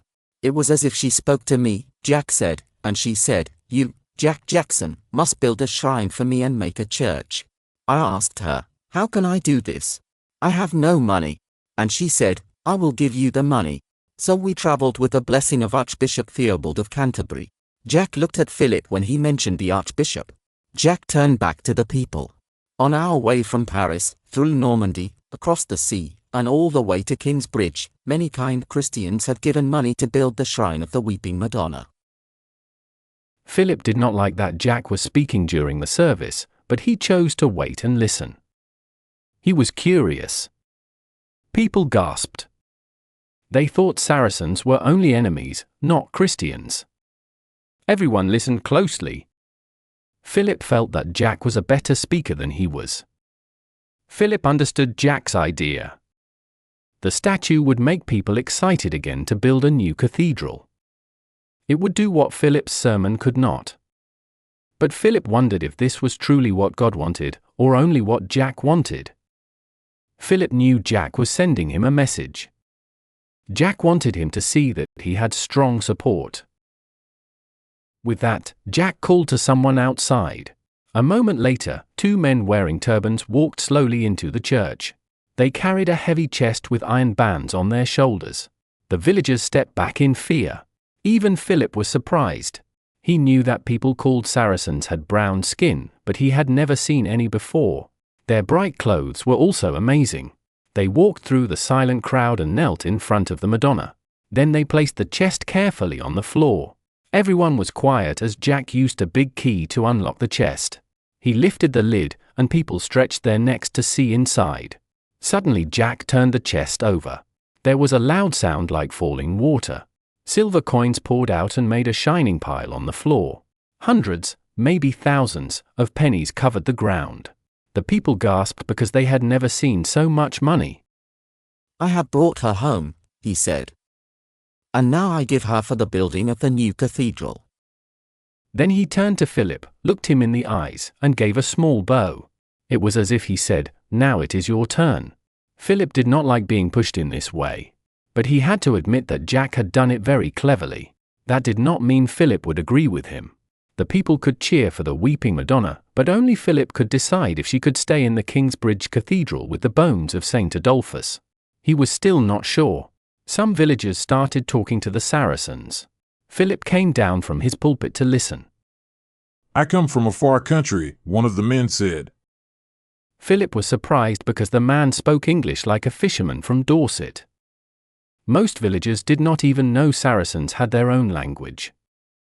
"What is your country called?" someone asked. "My country is called Africa," the man said. Philip knew Africa had many countries, although most of the villagers did not. He wondered which one the man came from. Maybe it was a place from the Bible, like Egypt or Ethiopia. That idea made him curious. A little girl slowly reached out her hand and touched the man's dark skin. He smiled at her. Apart from his color, Philip thought he looked just like anyone else. The girl asked, "What is it like in Africa?" "There are big deserts and fig trees," the man said. "What is a fig?" she asked. "It's a fruit," he said slowly. "It looks like a strawberry but tastes like a pear." Suddenly Philip began to feel suspicious.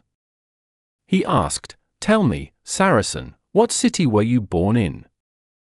"Damascus," the man said. Philip's fear was right. He felt angry. He touched Jack's arm and pulled him aside. In a quiet but angry voice he said, "What are you doing?" "What do you mean?" Jack asked, pretending not to understand. "Those two men are not Saracens," Philip said. "They are fishermen from Wareham with brown dye on their faces and hands." Jack still looked calm. He smiled and said, "How did you find out?" "That man does not know what a fig is, and Damascus is not in Africa," Philip said. "Why did you lie?" "It's only a small trick," Jack said with a friendly smile. "There is no such thing as a harmless trick," Philip said coldly. "All right," Jack said when he saw how angry Philip was. He became serious. "It is like a picture in a Bible," he said. "It is not the truth, but it helps people understand the idea." The two priests and Aliena moved away from the people around the Madonna and walked to Philip and Jack. Philip looked at Jack and said, "You are not afraid of a picture of a snake. A drawing is not a lie. Your Saracens are not drawings, they are fake." Jack said, "We got much more money when we brought the Saracens." Philip looked at the pile of coins on the floor. "The townspeople may think this is enough to build the whole cathedral," he said. "But it looks like only about £100. That is not even enough for 1 year of work." Jack said, "The money is like the Saracens. It means something. It shows we can start the building." That was true. Philip could now begin construction. The Madonna was the kind of thing that could bring Kingsbridge alive again. It would make people come to the town, pilgrims, scholars, and many others. It would give hope to the townspeople. They would see it as a good sign. Philip had waited for a message from God, and he wanted to believe that this was it. But deep inside, he did not think it really came from God. It felt more like one of Jack's tricks. The younger priest said, "I am Reynold and this is Edward. We work for the Archbishop of Canterbury. He told us to travel with the Weeping Madonna." Philip said, "If you have the Archbishop's blessing, why did you need those fairground Saracens to make the Madonna seem real?" Edward looked down, ashamed. Reynolds said, "It was Jack's idea, but I thought it would not hurt." "Are you not sure about the Madonna, Philip?" "You may call me father," Philip said sharply. "Working for the Archbishop does not give you the right to talk down to me. And yes, I am not sure about the Madonna. I will not place this statue inside Kingsbridge Cathedral until I know it is truly holy." "A wooden statue that cries," Reynolds said. "How much more of a miracle do you need?" Philip said, "The crying has no clear reason. That does not make it a miracle. The changing of water into ice cannot be explained, but it is not a miracle." "The Archbishop would be very unhappy if you said no to the Madonna," Reynolds said. "He had to fight hard to stop Abbot Sugar from taking her to St. Denis." Philip understood that this was a threat. He thought, Reynold will have to try much harder to frighten me. He answered calmly, "I am sure the Archbishop would not want me to accept the Madonna without checking that she is real." Then something moved near their feet. Philip looked down and saw the crippled man he had noticed before. The poor man pulled himself across the floor. His weak legs followed behind him as he tried to reach the statue. He could not move freely because of the crowd. Philip stepped aside so the man could pass. The Saracen guard stopped people from touching the statue, but they did not see the cripple. Philip saw the man stretch out his arm. Normally, Philip would have stopped anyone from touching a holy object. But he did not yet believe the statue was holy, so he said nothing. The man's fingers touched the bottom of the wooden dress. Suddenly he shouted loudly, full of joy. "I can feel it," he yelled. "I feel it. Everyone turned to look at him. I can feel my strength again," he cried. Philip stared, already knowing what people would think. The man bent one leg, then the other. The crowd gasped in surprise.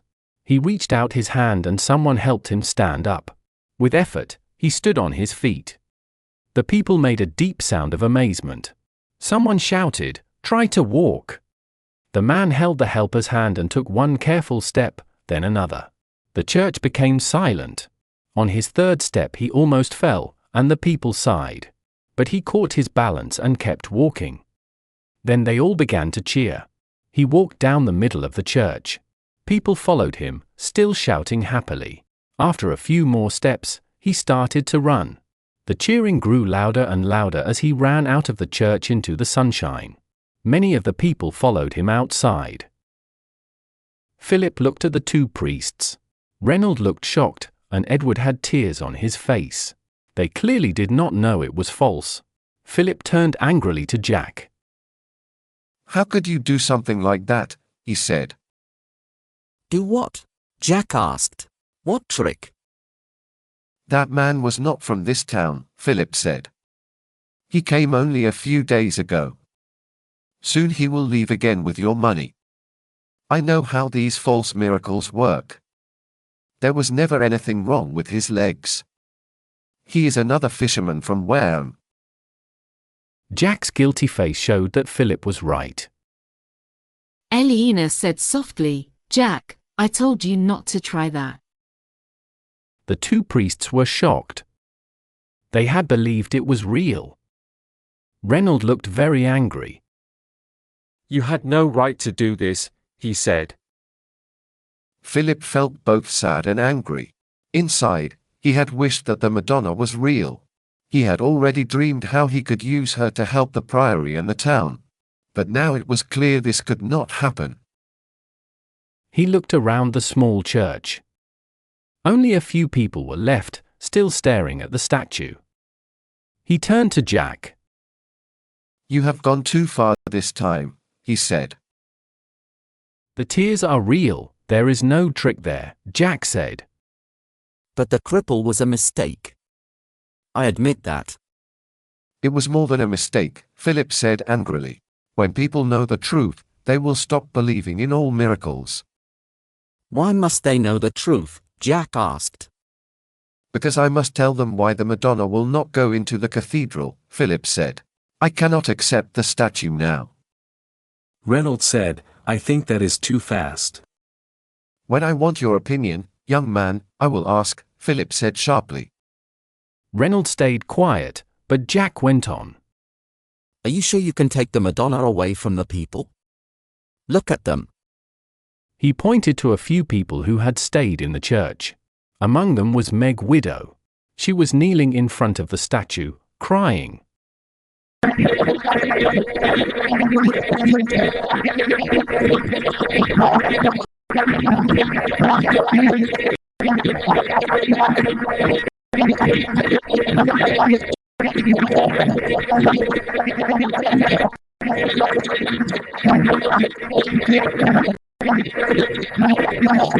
Jack went to Meg and knelt beside her. "Why are you crying?" he asked. "She cannot speak," Philip told him. Then Meg said, "The Madonna has suffered like me. She understands." Philip was shocked. "You see, the statue helps her pain. Why are you looking like that?" Jack said. "She cannot speak," Philip said again. "She has not said a word for more than a year." "That's right," Aliena said. "She lost her voice after her husband and sons died when the roof fell." "This woman," Jack said, "but she just spoke." Reynold looked confused. "You mean this is a miracle?" he asked. He said, "A real one." Philip looked at Jack's face. Jack looked more surprised than anyone else. There was no trick here. Philip felt deeply moved. He had seen what he believed was the hand of God. A miracle had happened. He was shaking a little. "Well, Jack," he said in a weak voice, "even after all you did to say the weeping Madonna was false, it seems God wants to make it special." For once, Jack could not speak. Philip turned away and went to Meg. He took her hands and helped her stand. "God has made you better, Meg," he said, his voice full of feeling. Now you can begin a new life. He remembered the time he had preached about Job. He had said that God gave Job more blessings at the end of his life than at the start. He had told the people of Kingsbridge that the same would happen to them. As he looked at Meg's happy face, he thought, maybe this is the beginning of that promise. There was great noise in the chapter house when Jack showed his new cathedral design. Philip had told him to expect problems. Philip had already seen the drawings before. Jack had brought them early one morning to the prior's house. He carried 2 drawings, one of the plan and one of the side view, both on plaster in wooden frames. They looked at them together in the morning light. Philip said, "Jack, this will be the most beautiful church in England. But the monks will not all like it." Jack knew this was true. When he had been a novice, he saw how Remigius and his friends always went against Philip's ideas. Even though 8 years had passed since Philip had beaten Remigius in the election, they still argued with him. Most monks did not support them, but Philip was still worried. They were very careful men and would be scared by Jack's new and unusual ideas. Still, they had to see the drawings and talk about them. Philip could not build the cathedral without most of the monks agreeing. The next day Jack went to the meeting and showed his plans. He placed the drawings on a bench near the wall. The monks gathered around to look. At first, they whispered to each other. Then the sound grew louder, and soon everyone was talking. Jack felt worried. Many monks sounded angry. They argued, some against the design and some for it. After some time, Philip called for peace, and they became quiet again. Milius Bursa asked the question that they had planned before. "Why are the arches pointed?" Jack answered, "It is a new way they use in France. I saw it in many churches there. The pointed arch is stronger. That is how I can build the church very high. It may be the tallest in England." The monks liked that idea, Jack could see. One monk said, "The windows are very large." Jack nodded. "Thick walls are not needed," he said. They proved that in France. The strong pillars hold the church up, especially with the ribbed ceiling. The big windows make the place beautiful. At St. Denis, the abbot has put colored glass with pictures in the windows. The whole church is full of light and air instead of darkness. Several monks nodded in agreement. Maybe they were not as old-fashioned as he thought. Then Andrew Sacrist spoke. 2 years ago, you were a novice with us, he said. You were punished before because you hit the prior, and you ran away from that punishment. Now you come back and want to tell us how to build our church. Before Jack could answer, one of the younger monks spoke quickly. "That has nothing to do with this," he said. "We are talking about the design, not Jack's past." Several monks began to talk at once. Some of them shouted. Philip told them to be quiet and asked Jack to answer. Jack had expected this question. He was ready.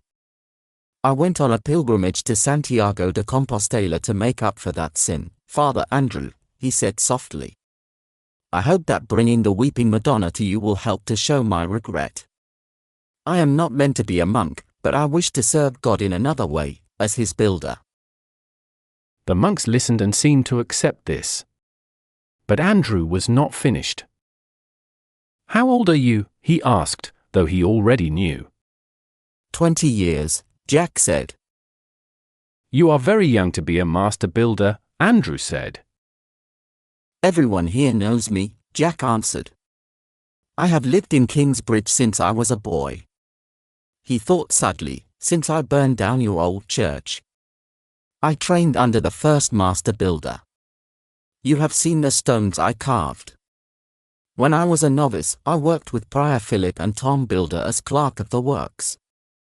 I asked the brothers to judge me by my work and not by my age." It was a speech he had prepared. He noticed one monk smile when he said humbly. Jack understood that it was a mistake to use that word. They all knew he was not a humble man.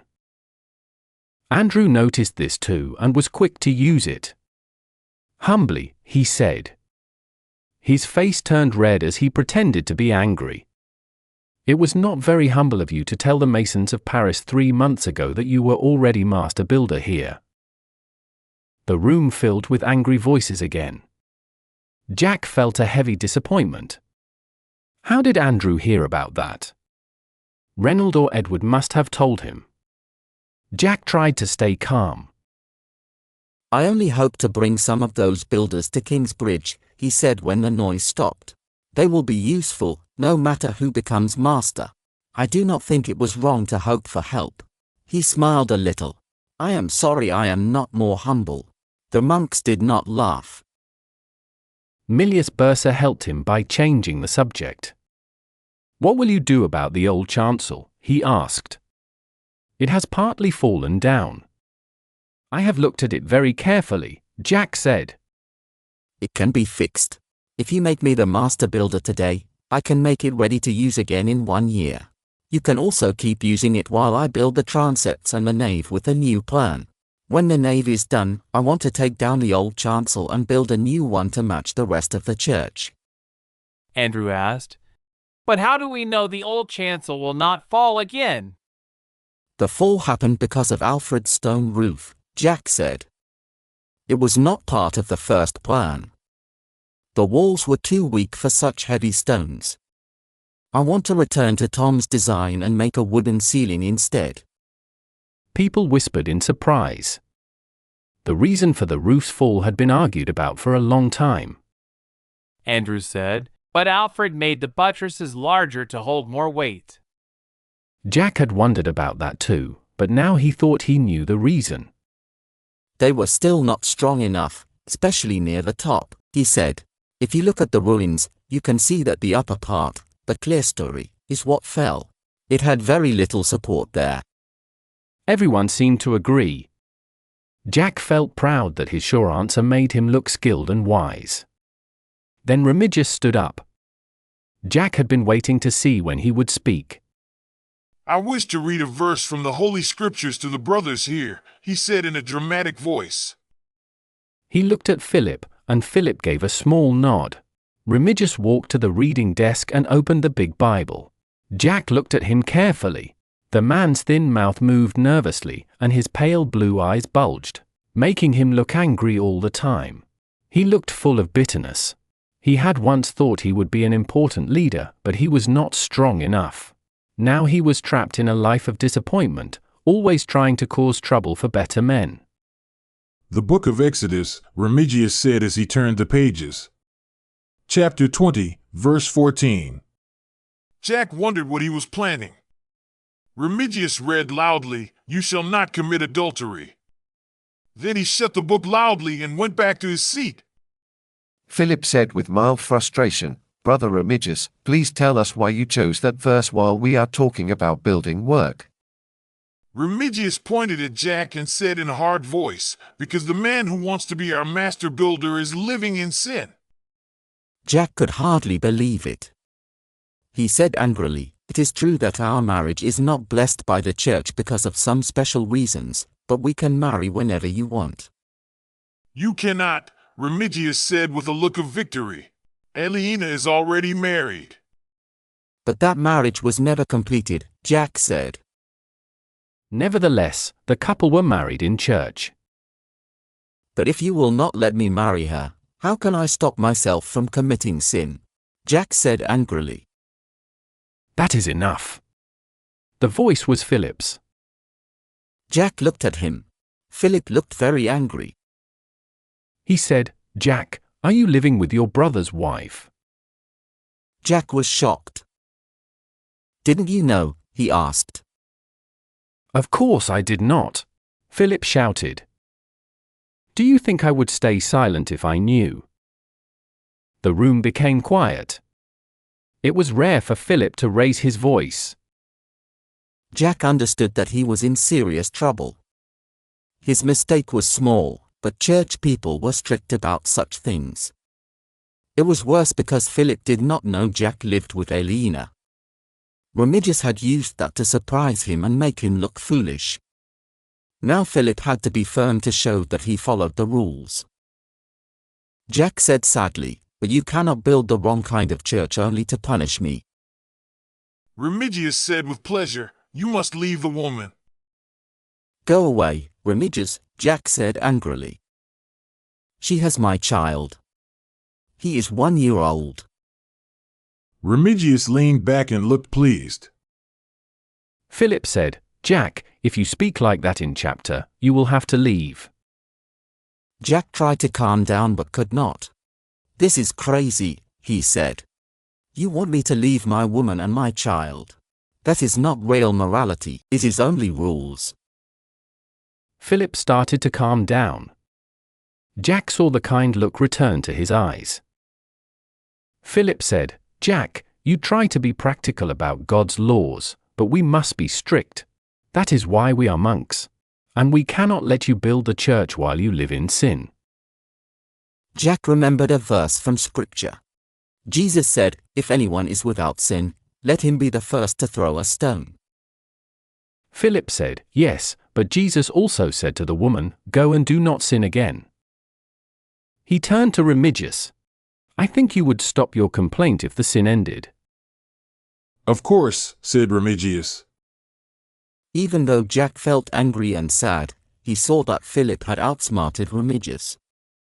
Philip had made the question of sin a main issue and avoided talking about the new church design. But Jack refused to agree. "I will not leave her," he said. Philip said quietly, "It might not be for long." Jack stopped for a moment. He was really surprised. "What do you mean?" he asked. You can marry Aliena if her first marriage is cancelled, Philip said. "Can that really happen?" Jack asked. "It should be allowed, if she never lived as a wife with her first husband," Philip answered. "What must I do?" Jack asked. "You must ask the church court," Philip said. "It is usually Bishop Walleran's court, but this time you should go to the Archbishop of Canterbury." "Will the Archbishop agree?" Jack asked. "In justice, yes," Philip said. Jack felt that this answer was not completely sure. "But must we live apart until then?" he asked. "If you want to be master builder of Kingsbridge Cathedral, yes," Philip said. Jack looked down. "You are asking me to choose between the two things I love most in the world," he said. "Not for long," Philip said quietly. His gentle voice made Jack look at him. Philip looked truly sorry. Jack understood that Philip did not like hurting him. He felt less angry but more sad. "How long?" Jack asked. "It might be about a year," Philip said. "A year?" Jack said in shock. "You do not have to live in different towns," Philip said. "You can still see Aliena and the child." "Do you know she went to Spain to find me?" Jack asked. "Can you imagine that?" The monks did not really understand what love was. Jack spoke sadly. "Now I must tell her we have to live apart," he said. Philip stood up and put his hand on Jack's shoulder. "The time will pass faster than you think," he said. "You will be busy building the new cathedral." 2. The forest looked very different after 8 years. Jack had thought he could never lose his way in this place that he once knew so well. But he was wrong. Old paths were gone. New ones were made by deer, wild pigs, and small horses. Streams had changed their course. Old trees had fallen, and new trees had grown tall. Everything felt smaller now. The hills seemed lower, and the distances shorter. But the strangest thing was that Jack felt like a stranger here. When a young deer looked at him from across a clearing, he did not know where its mother was. When ducks flew up into the air, he did not know from which pond they came. He felt nervous because he did not know where the outlaws were hiding. He had ridden most of the way from Kingsbridge. But when he left the main road, the trees were too low for him to ride, so he had to walk. Coming back to this forest made him feel sad for reasons he did not understand. He did not realize how simple life had been when he was a boy. Then, the best thing in the world had been strawberries growing on the forest floor in summer. Now his life was full of problems. He had a difficult friendship with Prior Philip. He loved Aliena but could not be with her. He wanted to build the most beautiful cathedral in the world. And he still needed to learn the truth about his father. He wondered how much his mother had changed in the 2 years since he had seen her. He was very happy at the thought of her. He had managed well on his own, but it was good to know someone cared for him. He had missed that feeling. It had taken him all day to reach the part of the forest where he used to live with her. The short winter day was ending, and the light was going away fast. Soon he would have to stop looking for the old cave and find a safe place to sleep. It would be cold that night. Why am I worried? He thought. I used to sleep here every night. In the end, she found him. He was about to give up. A small path through the plant stopped suddenly in a thick bush. There was nothing to do but go back. He turned his horse around and almost walked into her. You forgot how to move quietly in the forest, she said. I could hear you from far away. Jack smiled. She was just the same. Hello, Mother, he said. He kissed her cheek and then hugged her. She touched his face. You are thinner than before, she said. He looked at her. Her skin was brown and healthy. Her hair was still dark, without grey. Her eyes were still golden and looked deep into his. You haven't changed, he said. Where did you go? She asked. I went all the way to Compostela and then farther, to Toledo. Aliena went after you. She found me, thanks to you. I'm glad, she said softly. She closed her eyes for a moment. I'm very glad. She led him through the forest to the old cave. It was less than a mile away. His memory had not been so bad after all. Inside, there was a bright fire and 3 small lights. She gave him a mug of cider made from wild apples and honey. They roasted chestnuts together.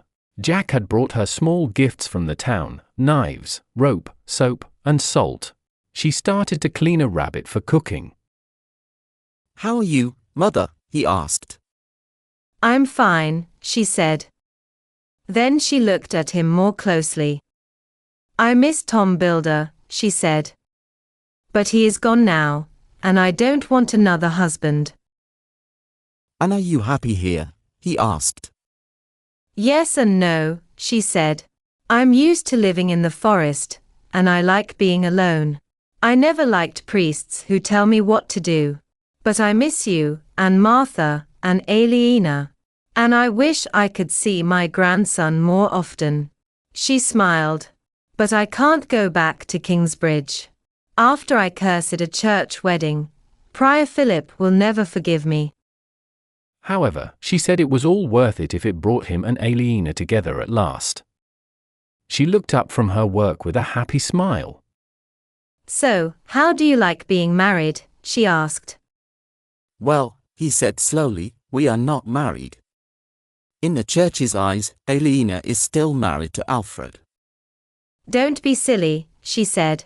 What does the church know about that? They know who they married, he answered. They will not let me build the new cathedral if I live with another man's wife. Her eyes showed anger. So you left her? She asked. Yes. Until she can get an annulment.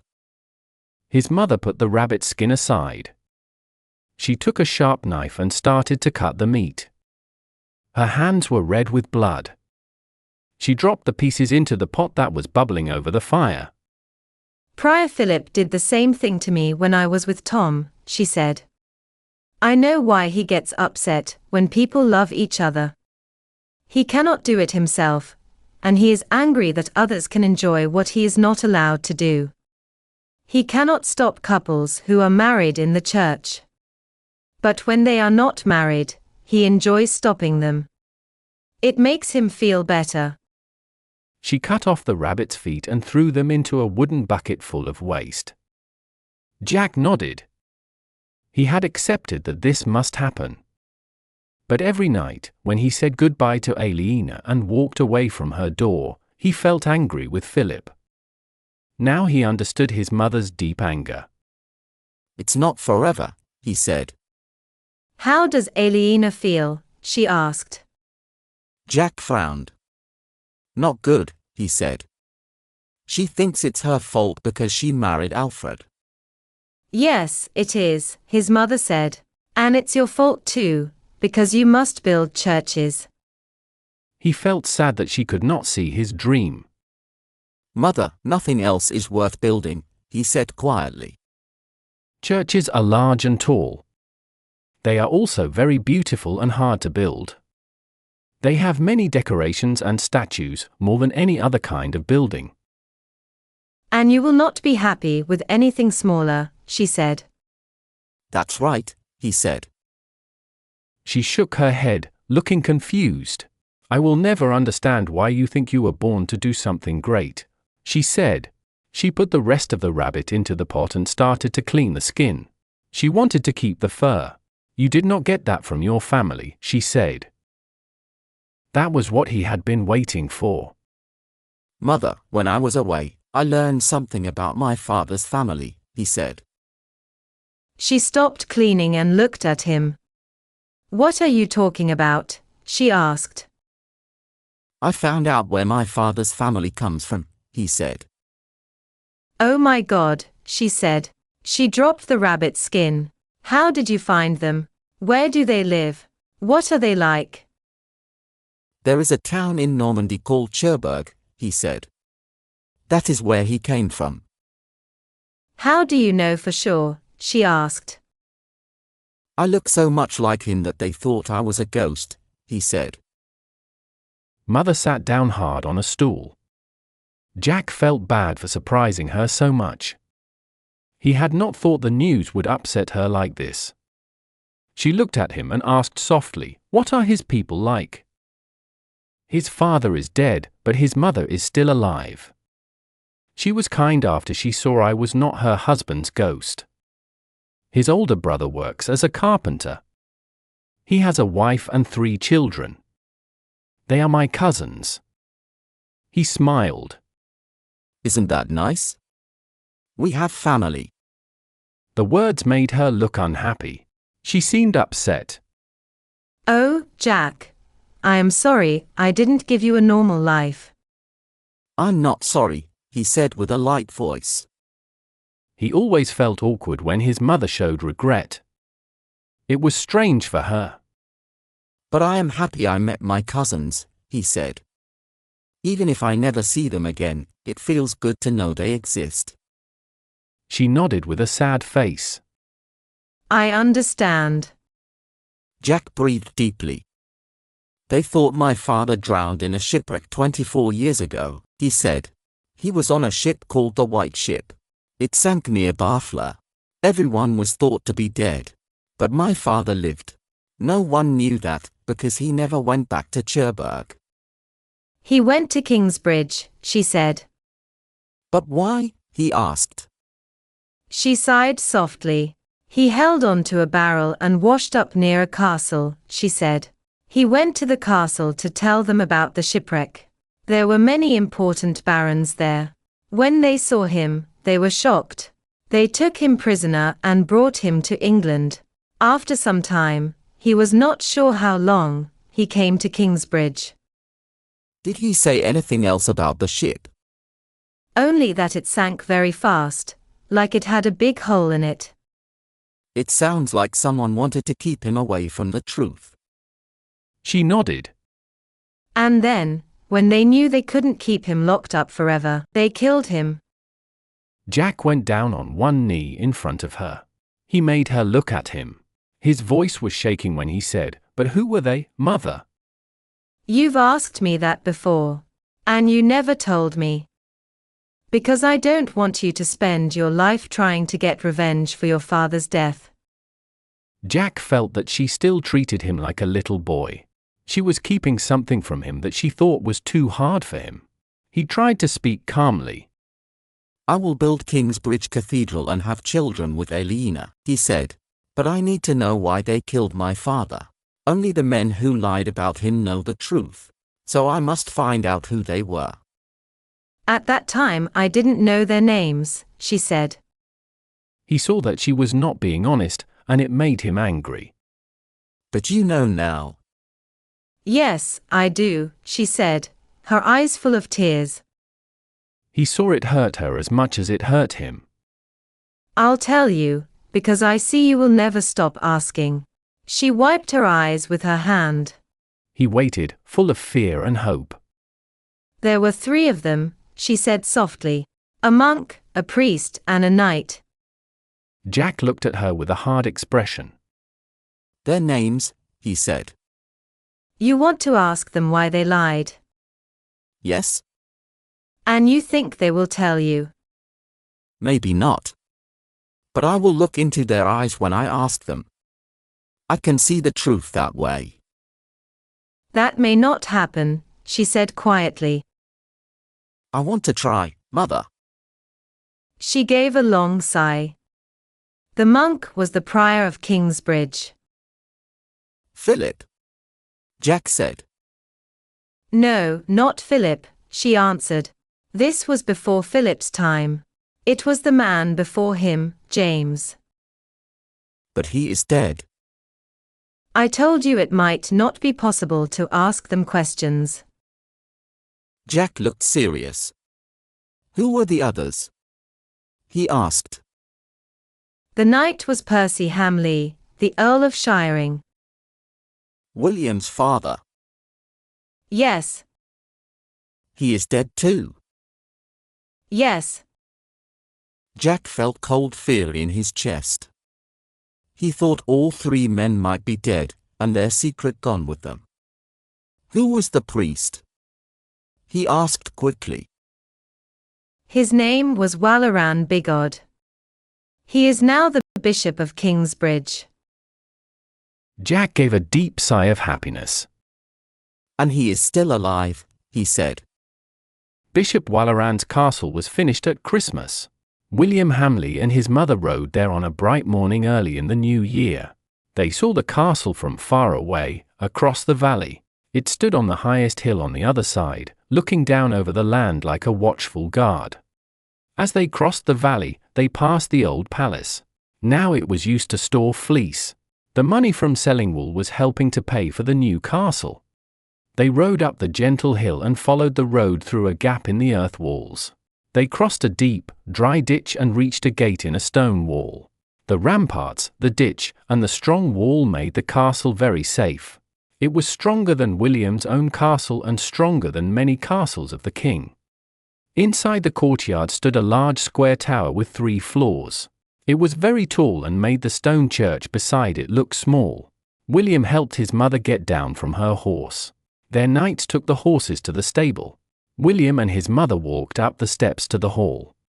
It was noon, and inside the hall, servants were getting the table ready. Some important churchmen and helpers were waiting for dinner.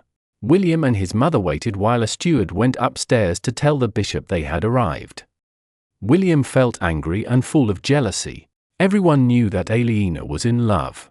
She had a baby, and her husband had sent her away. She had gone to search for her lover, and after a long journey she had found him. People were telling her story everywhere in the south of England. Every time William heard it, he became sick with hate. But now he had a plan for revenge. They were shown upstairs to Walaran's private room. They found him sitting at a table with Baldwin, who was now an archdeacon. The 2 men were counting coins on a cloth with black and white squares. Baldwin stood up and bowed to Lady Regan. Then he quickly collected the money and the cloth. Walaran got up and went to a chair near the fire. He moved fast and lightly like a spider, and William felt his usual dislike. Still, he decided to speak politely. William had heard about the terrible death of the Earl of Hereford. The Earl had fought with the Bishop of Hereford and died outside the church's blessing. His body had been put in the ground that was not holy. When William thought about his own body lying in open earth, he felt afraid. He would never fight with his bishop. Walaran was as thin and pale as before, and his black clothes hung loosely on him. He never seemed to change. William, however, had changed. He liked food and wine, and each year he became fatter even though he was active. The armor made for him at 21 no longer fit. He had already replaced it twice in 7 years. Walleran had just returned from York. He had been away for half a year. William asked politely, "Did your journey go well?" "No," said Walleran. "Bishop Henry sent me to solve an argument about who should be the Archbishop of York. I failed. The fight continues." William thought it was better not to talk about that. He said, "While you were away, many things have changed here. Especially at Kingsbridge." "At Kingsbridge?" Walleran asked with surprise. "I thought that problem was settled long ago." William shook his head. "They have the Weeping Madonna," he said. Walleran looked angry.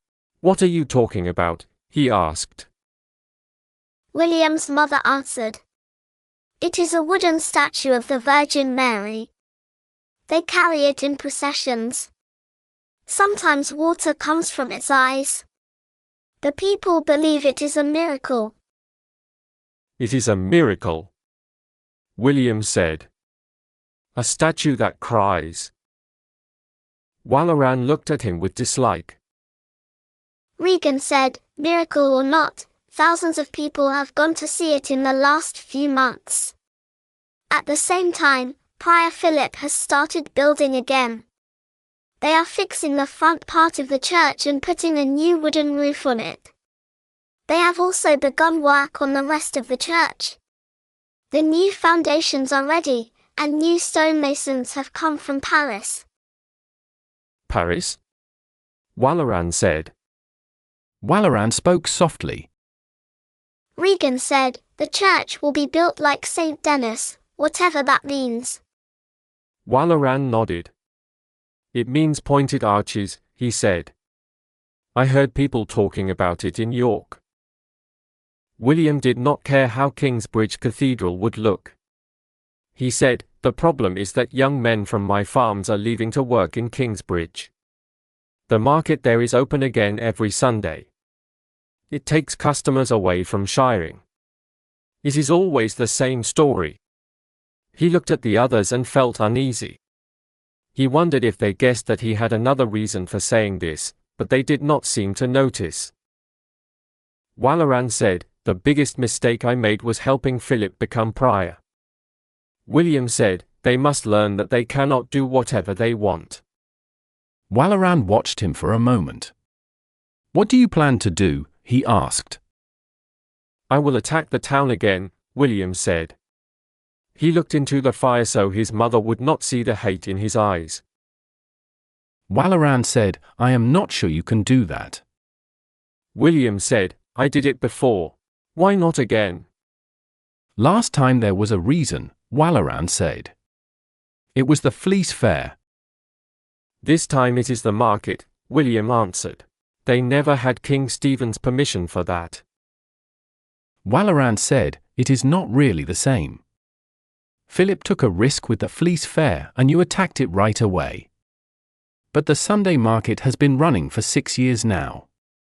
It is 20 miles from shiring, so it should be allowed."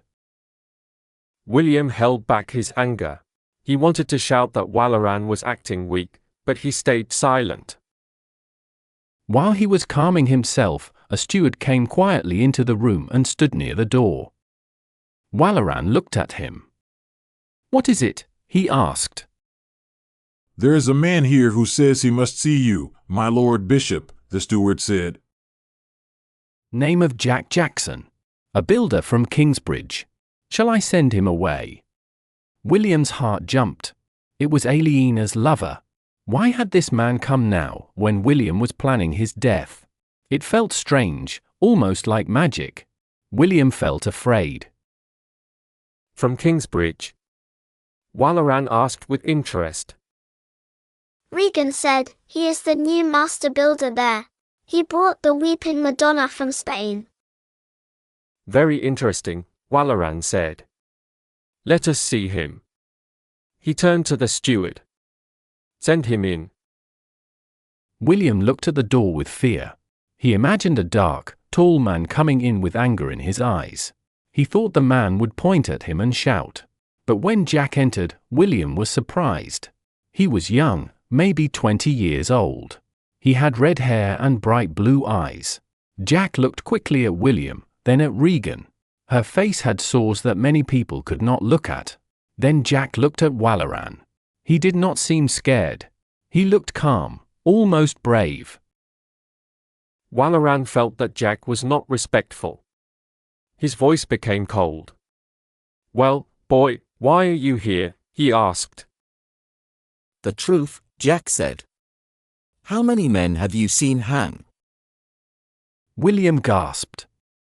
It was a rude question. He looked at the others. Regan moved forward and looked hard at Jack.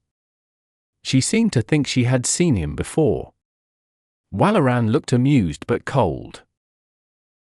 "Is this a game?" Walaran said. "I have seen more men hang than I can count. And there will be one more if you do not speak politely." "I am sorry, my Lord Bishop," Jack said calmly. "But do you remember all of them?" "I think so," Walaran said. He seemed interested now. "I suppose you mean a certain man."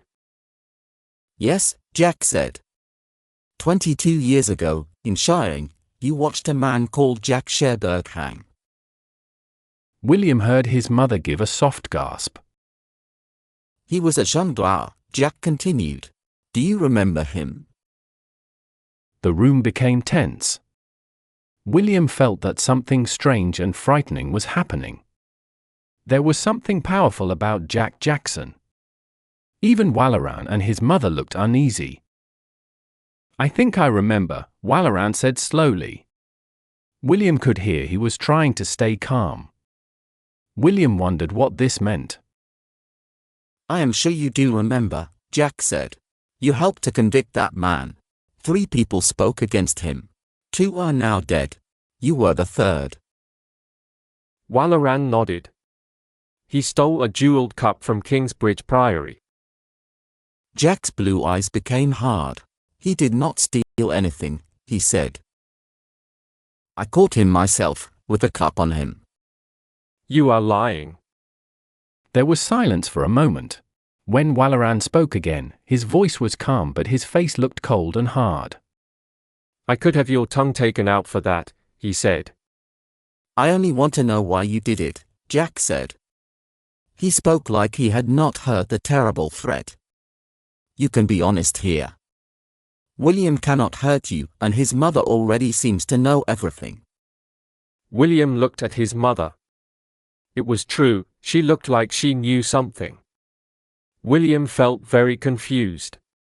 It seemed that Jack's visit was not about him or his secret plan to kill Aliena's lover. He almost hoped that was true. Regan looked at Jack. "You are saying the bishop lied in court?" "I will not say it in public," Jack answered calmly. "I have no proof. And I do not want revenge. I only want to know why you killed an innocent man." "Get out," Walaran said sharply. Jack nodded. He did not look surprised. He still did not have his answers, but there was a small smile on his face. It seemed that his thoughts had been confirmed. William still did not understand any of it. He suddenly said, "Wait." Jack turned at the door and looked at him. His blue eyes looked like he was making fun of William. "What?" William stopped for a second and tried to control his voice. "What do you care about this? Why did you come here to ask these things?" "Because the man they killed was my father," Jack said. Then he left the room. The room went quiet. William thought, so Aliena's lover, the builder from Kingsbridge, was the son of a man who was hanged at Shiring, so what? But his mother looked worried, and Walaran seemed truly shaken. After some time, Walaran spoke angrily. "That woman has caused me trouble for 20 years. He usually hid his feelings, so William was surprised to see him so upset. "She disappeared after the cathedral fell," Regan said. "I thought we were finished with her." "Now her son has come to trouble us," Walaran said. His voice had real fear in it. William asked, "Why don't you put him in chains for calling you a liar?" Walleran looked at him with anger and said, "Your son is a fool, Regan." William suddenly knew that Jack was right. If he could see that, then Jack could too. He asked, "Does anyone else know?" Regan said, "Prior James told the truth before he died. He confessed to the sub-prior, Remigius." But Remigius has always helped us against Philip, so he is not dangerous. Jack's mother knows some things, but not everything. If she knew all of it, she would have used it already. Jack has traveled a lot. He may have learned something that his mother does not know. William saw that this old story could help him. He had an idea and said, "Then let's kill Jack Jackson." Walleran shook his head with dislike. Regan said, "That would only make people notice him and his claims." William felt unhappy. He thought his plan was good. The room was quiet for a while. Then a new idea came to him. He said, "Maybe not." They both looked at him with doubt. Jack could die without much attention, William said stubbornly. "All right, tell us how," Walleran said. "He could die during an attack on Kingsbridge," William said. Then he saw both of them look at him with sudden respect. Jack walked with Prior Philip around the building site late in the afternoon. The broken part of the church had been cleared. There were 2 large piles of rubble near the north side of the priory. New scaffolding was ready, and the masons were rebuilding the walls. Beside the infirmary lay a big pile of wood. "You are working quickly," Philip said. "Not as quickly as I want," Jack replied. They looked at the deep holes for the new walls. Many workers stood down inside, filling buckets with mud. Above them, other men worked the winches to pull the buckets up. Large stones for the base of the walls were piled close by. Jack took Philip into his workshop. It was much bigger than Tom's old shed. One side of the workshop was open to let in the light. Half of the floor was used for drawing plans. Jack had made a flat plaster floor by pouring plaster over wooden boards. He could walk on it. He scratched designs into the plaster using a sharp iron wire. This was where he made his drawings for the building. He used a compass, a ruler, and a square. The lines were white when new, then turned grey soon. That made it easy to draw new plans on top of the old ones. He learned this idea in France. The rest of the hut was taken by a long bench. There Jack made wooden patterns that showed the masons how to cut the stones. The light was fading, so he stopped working and began to put away his tools. Philip picked up one wooden piece. "What is this for?" he asked. "It's for the bottom of a pillar," Jack said. "You work very early on these things," Philip said. "I can't wait to start building," Jack answered. Their talks were short and serious now. Philip put down the piece. "I must go to evening prayers," he said. He turned away. "And I will go to visit my family," Jack said in an angry voice. Philip stopped for a moment. He looked like he wanted to speak. Then he looked sad and walked away. Jack closed his toolbox. He knew he had spoken foolishly. He had accepted the job under Philip's rules, and there was no point in complaining now. But he often felt angry with Philip, and sometimes he could not hide it. He left the priory in the evening light. Then he went to the small house in the poor area where Aliena lived with her brother, Richard. When Jack came in, Aliena smiled with happiness. They did not kiss. They never touched now because they were afraid of feeling too close. If they did, they would have to stop themselves or break their promise to Prior Philip. Tommy was playing on the floor. He was about 1.5 years old.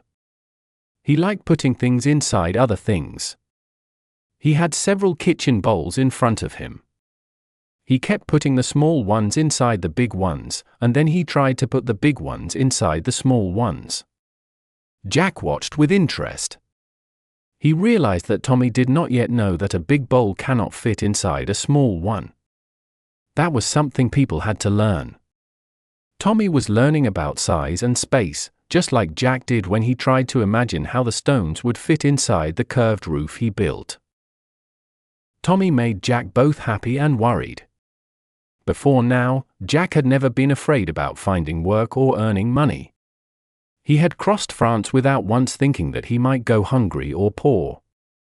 But now he wanted safety and a steady life. He felt a strong need to care for Tommy. It was stronger than the need to care for himself. For the first time, he had real responsibilities. Aliena placed a jug of wine and a small spiced cake on the table. Then she sat down across from him. Jack poured some wine and drank with thanks. Aliena gave a piece of cake to Tommy, but he did not want it. He threw it into the rushes on the floor.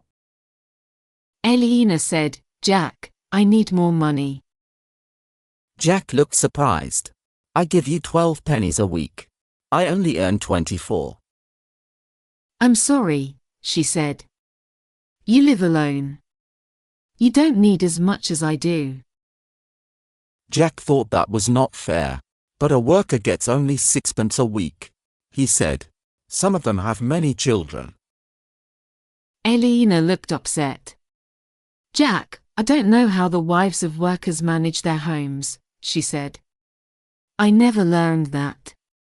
I don't spend anything on myself. But you eat dinner here every day. And there's Richard."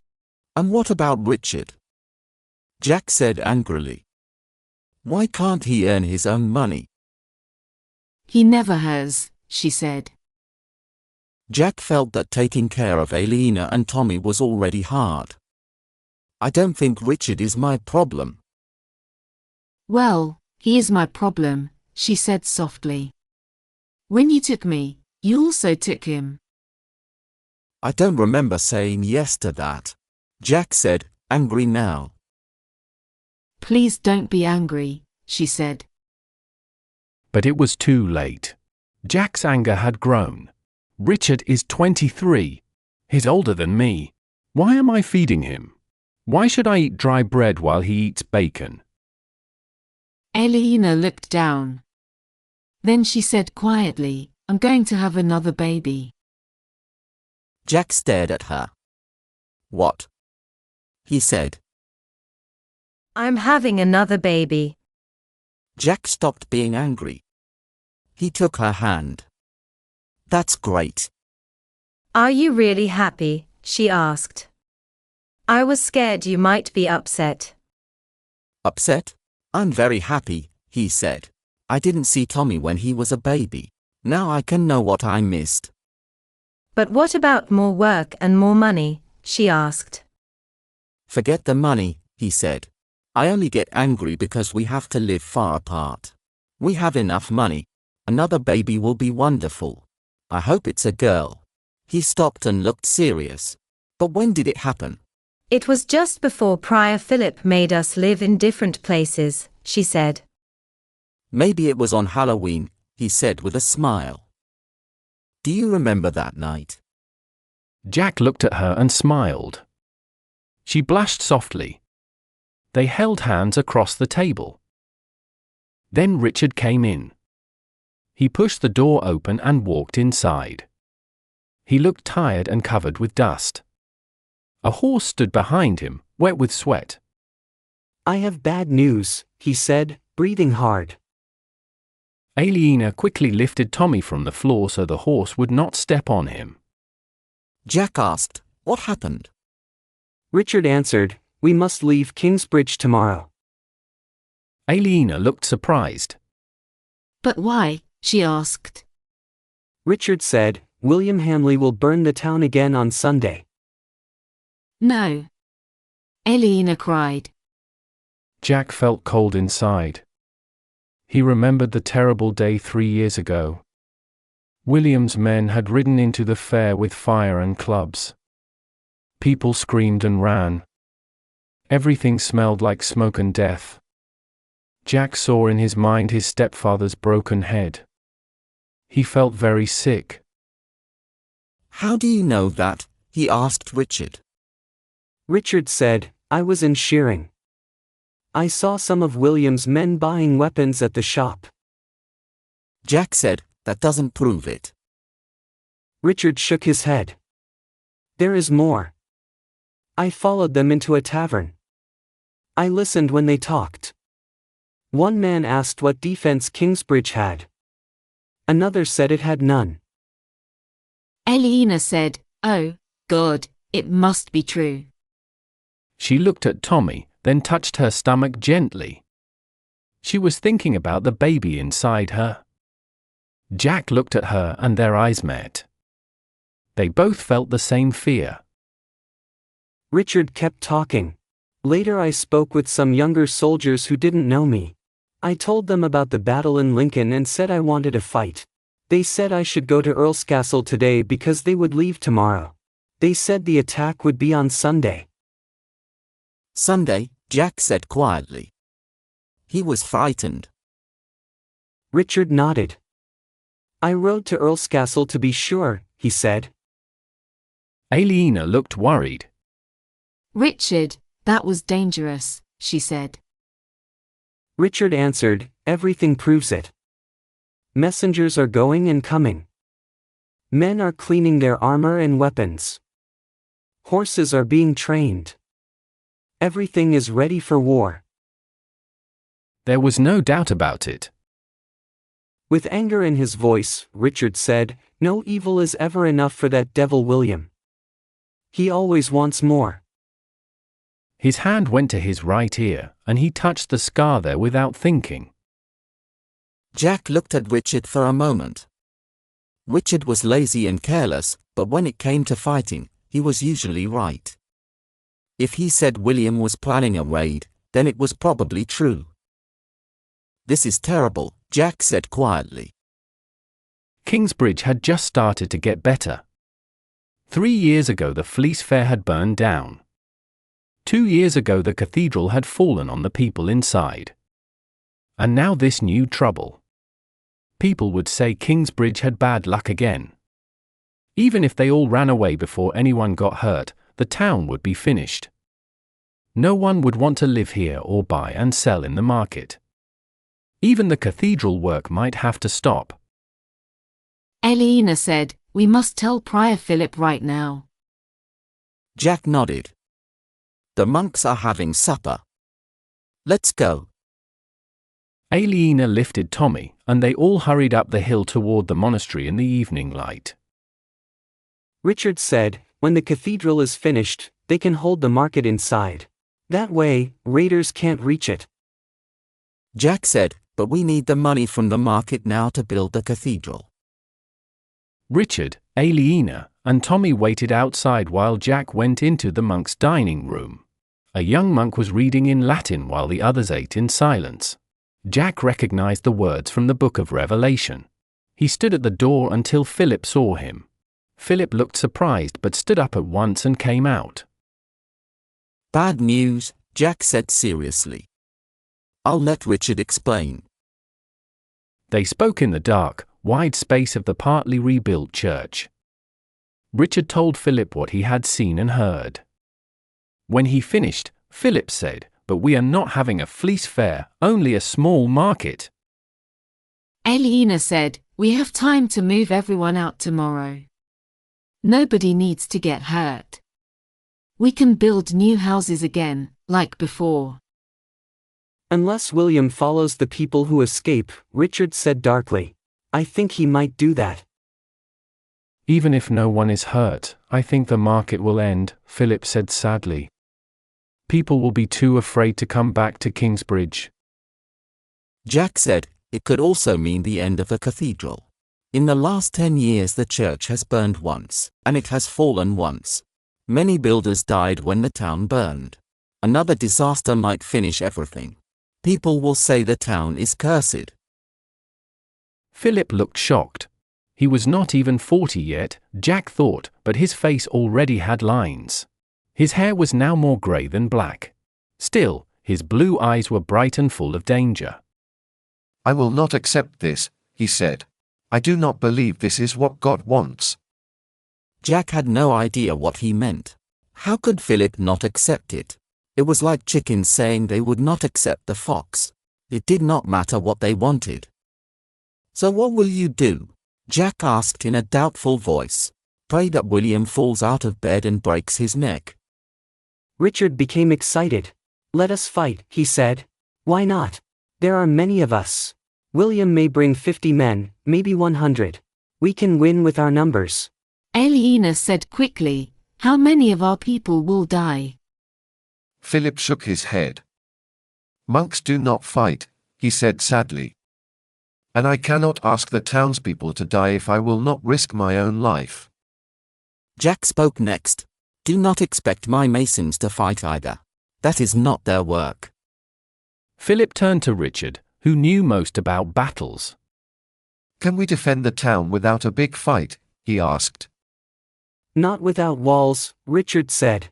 We have nothing to stop the enemy except our own bodies.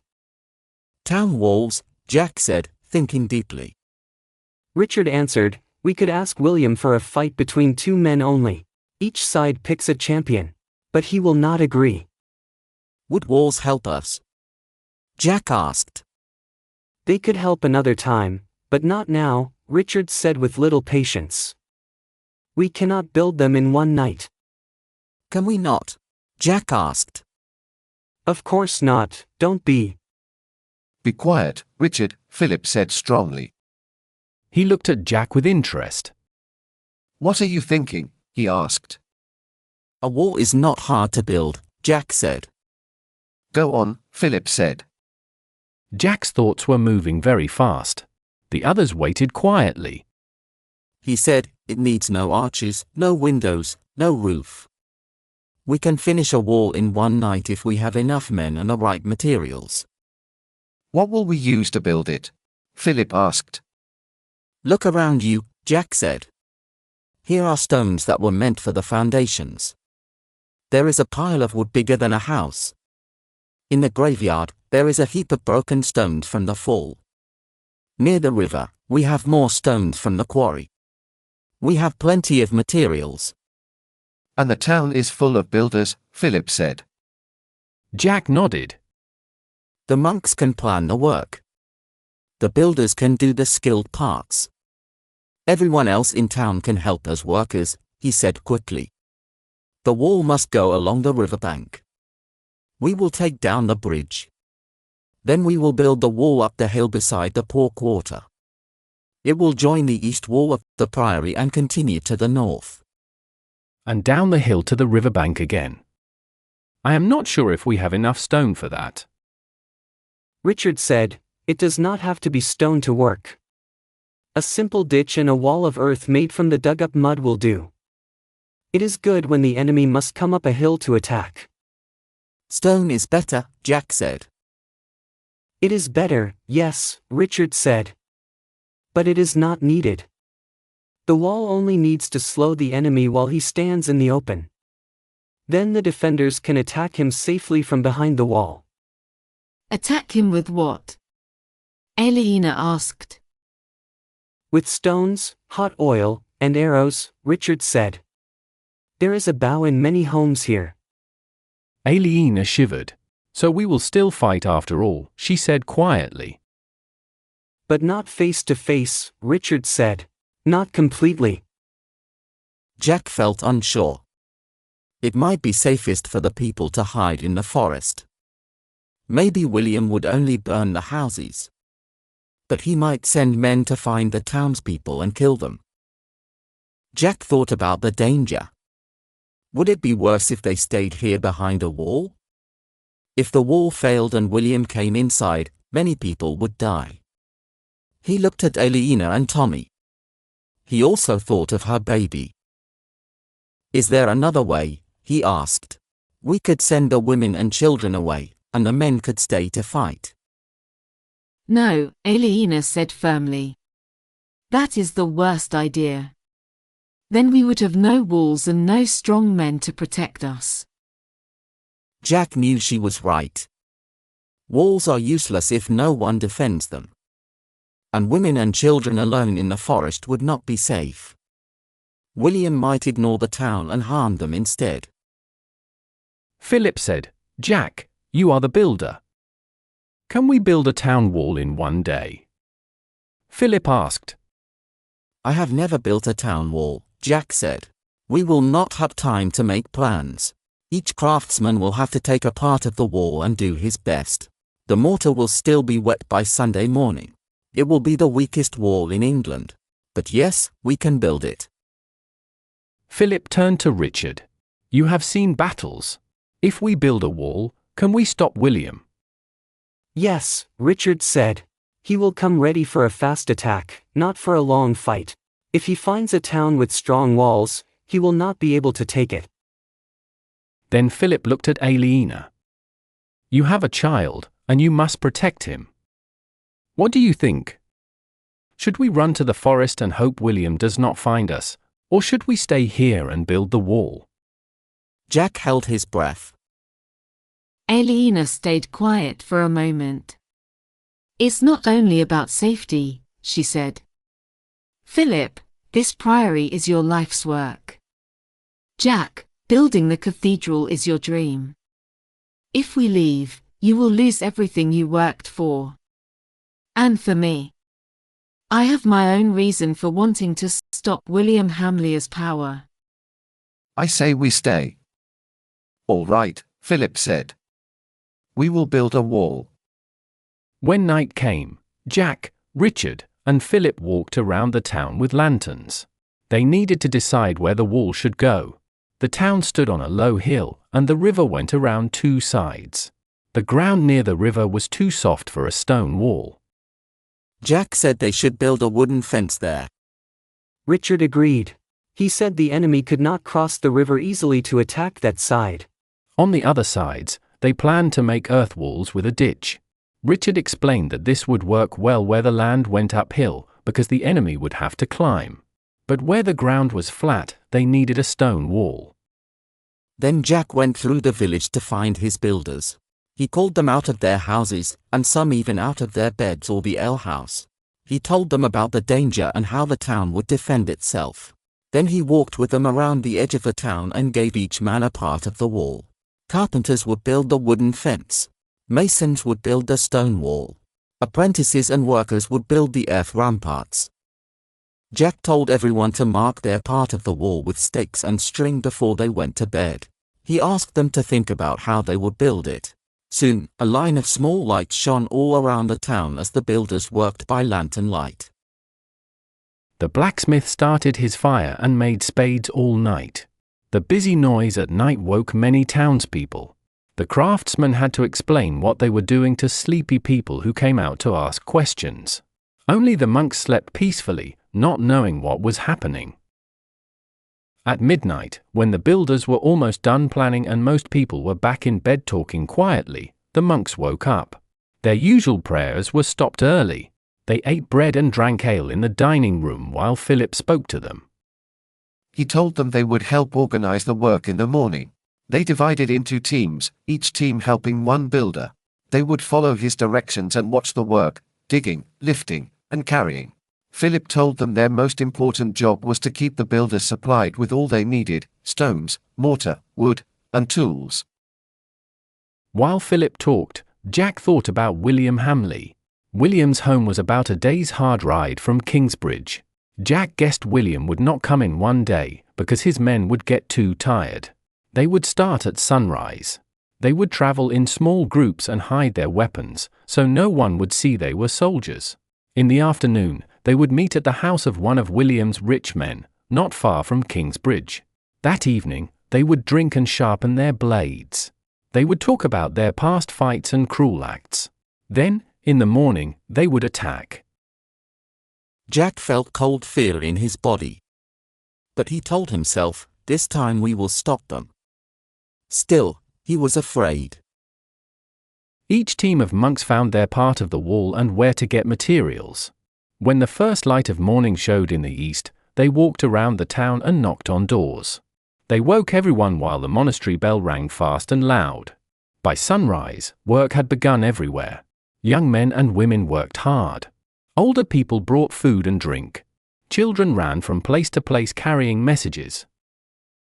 Jack walked around all morning, watching everything carefully.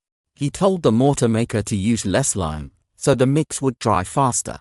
He told the carpenter to use better wood for his fence. He checked that all the walls would meet neatly. He smiled, joked, and encouraged everyone. The sun rose high in a clear blue sky. It was going to be a hot day. The kitchen sent out barrels of beer, but Philip told them to mix it with water. Jack agreed, because he did not want tired workers falling asleep after drinking too much. Even though danger was close, there was a strange feeling of excitement. It felt almost like a festival, as if the whole town was doing something together. People worked, talked, and laughed as the wall began to take shape. Philip saw that most people seemed to forget the danger that made them work so hard. Still, he noticed a few people leaving the town quietly. Maybe they wanted to risk going into the forest, or maybe they had family in nearby villages who would give them shelter. Almost everyone else stayed. At noon, Philip rang the bell again, and everyone stopped for dinner. While they ate, Philip walked around the wall with Jack. They looked at the work and saw that little was finished. The stone walls had only reached the ground. The earth ramparts were still small hills. There were big open spaces in the wooden fence. When they finished walking, Philip asked, "Are we going to finish in time?" Jack had tried to stay happy all morning, but now he spoke honestly. "At this speed, no," he said sadly. Philip asked, "What can we do to work faster?" Jack said, "Usually, the only way to build faster is to build with less care." Philip answered, "Then let's build with less care, but how can we do that?" Jack thought for a moment.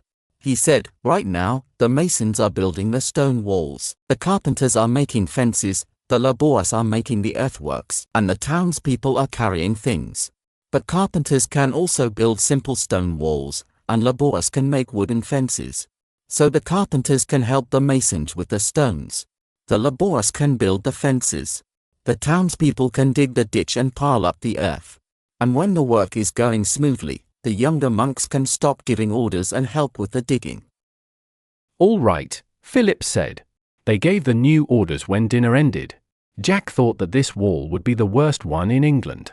It might also fall down very soon. If it was still standing after a week, that would be a miracle. In the afternoon, people started to get tired, especially those who had stayed awake during the night. The happy feeling of the morning was gone. Now everyone worked with quiet and serious faces. The stone walls rose higher. The ditch became deeper. The spaces in the fence slowly closed. When the sun began to fall in the west, they stopped for supper, then started again. When darkness came, the wall was still not finished. Philip chose some men to keep watch. He told everyone else to sleep for a few hours.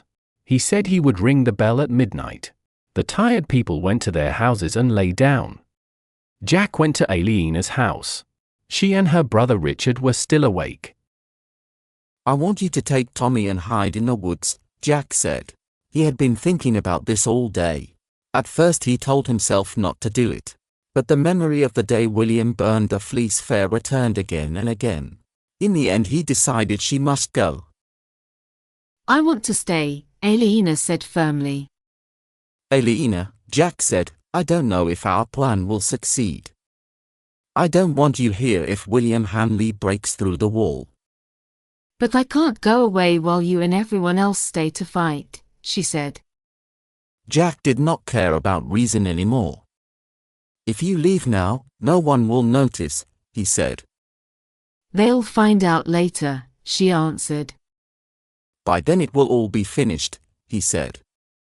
"But think about the shame," she said quietly. "Forget the shame," Jack shouted. He was angry and tired. He could not find better words to make her understand him. "I want you to be safe," he cried. His loud voice woke Tommy, who began to cry. Aliena picked up the child and rocked him gently. She said, "I don't even know if I would be safer in the forest."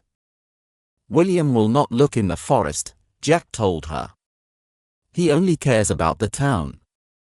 "He might like me," she said. "You could hide in your glade," he answered. Nobody ever goes there. William might find it by mistake, she said. Listen to me, he said firmly. You will be safer there than here. I know it. I still want to stay here, she said. I do not want you here, he said in a hard voice. Well, I am staying anyway, she said with a small smile. She did not care about how rude he was. Jack stopped himself from swearing. There was no way to change her mind. She was very stubborn. He tried another way. Aliena, I am scared about tomorrow, he said quietly.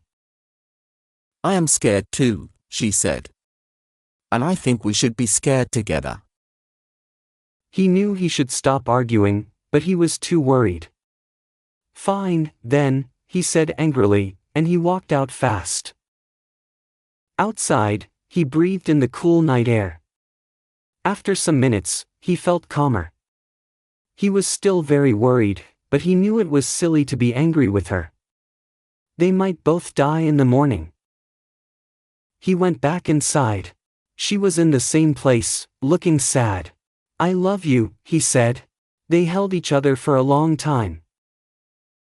When he went out again, the moon was high in the sky. He calmed himself by thinking that maybe Aliena was right. She could be safer here than in the woods. At least this way, he would know if she was in danger. He could try to protect her. He knew he would not sleep. Even in bed, he would stay awake. He feared that everyone might sleep too long, until dawn, when William's men came with fire and swords. He walked around the edge of the town. It felt strange because Kingsbridge had never had a border before today. The stone walls were only up to his waist, not high enough. The fences were tall but had many open spaces. 100 men on horses could pass through fast. The earth walls were not high enough to stop them. There was too much work left to do. He stopped at the place where the bridge used to be. Now it was taken apart, and its pieces were kept in the priory. He looked across the water, bright in the moonlight. He saw a dark shape coming along the fence. He felt a cold fear for a moment, but then he saw it was only Prior Philip, who could not sleep either. For now, Jack had forgotten his anger toward Philip. The danger from William was all he could think about. He did not feel unfriendly anymore. If we live through this, he said, we should build the wall again, little by little. I agree, Philip said strongly. We should try to make a stone wall all around the town within 1 year. Here, where the bridge crosses the river, we could make a gate and a strong tower, Jack said. Then we would not need to take the bridge apart to keep people out. Philip nodded. It is not easy for us monks to organize defenses, he said. Jack nodded too. They are not supposed to fight, he said. But if you do not plan it, who will? Jack was surprised, but quickly he understood the idea was very good. He would do it well, he said with excitement. It would give him work, and I would not have to care for him anymore. He looked at Philip with respect. You never stop thinking, do you? Philip smiled a little. I wish all our problems were so easy to fix, he said. Jack looked again at the half-built wall. I think Kingsbridge will be a strong town from now on, he said. Not forever, Philip said softly, but until Jesus comes again. You never know, Jack said quietly. Maybe one day, cruel men like William Hamley will not rule. Maybe the laws will help normal people instead of hurting them. Maybe the king will make peace, not war. Think of it, a time when towns in England do not need walls. Philip shook his head. You have a big imagination, he said. It will not happen before the end of the world. I think you are right. Philip looked at the sky. It must be almost midnight. We should start again. Wait, Philip. Before you go. What is it? Jack took a deep breath. We can still change our plan. We could take everyone out of the town now. Are you afraid, Jack? Philip asked kindly. Yes. But not for me. I am afraid for my family. Philip nodded slowly. Think about it this way. If you leave now, you may be safe tomorrow. But William can come again later. If we let him win tomorrow, we will always be afraid. You, me, Aliena, and little Tommy too. He will grow up afraid of William, or someone like him. He was right, Jack thought. If children like Tommy wanted to grow up free, their parents had to stop running from William. Jack sighed. All right, he said. Philip went to ring the bell. Jack looked at him and thought that Philip was a good leader. He kept peace, he was fair, and he did not hurt poor people. But Jack wondered if a man really needed to live alone to do that. The bell began to sound. Lights showed in the houses, and tired workers came out, rubbing their eyes and yawning. They started to work slowly. Some argued and complained, but soon Philip opened the bakehouse. Hot bread and fresh butter made everyone happier. When morning came, Jack walked with Philip around the town again. Both watched the dark fields, worried that horsemen might appear. The fence by the river was almost finished. Carpenters worked together to close the last holes. On the other sides, the earth walls were as high as a man. The ditch outside made them even higher.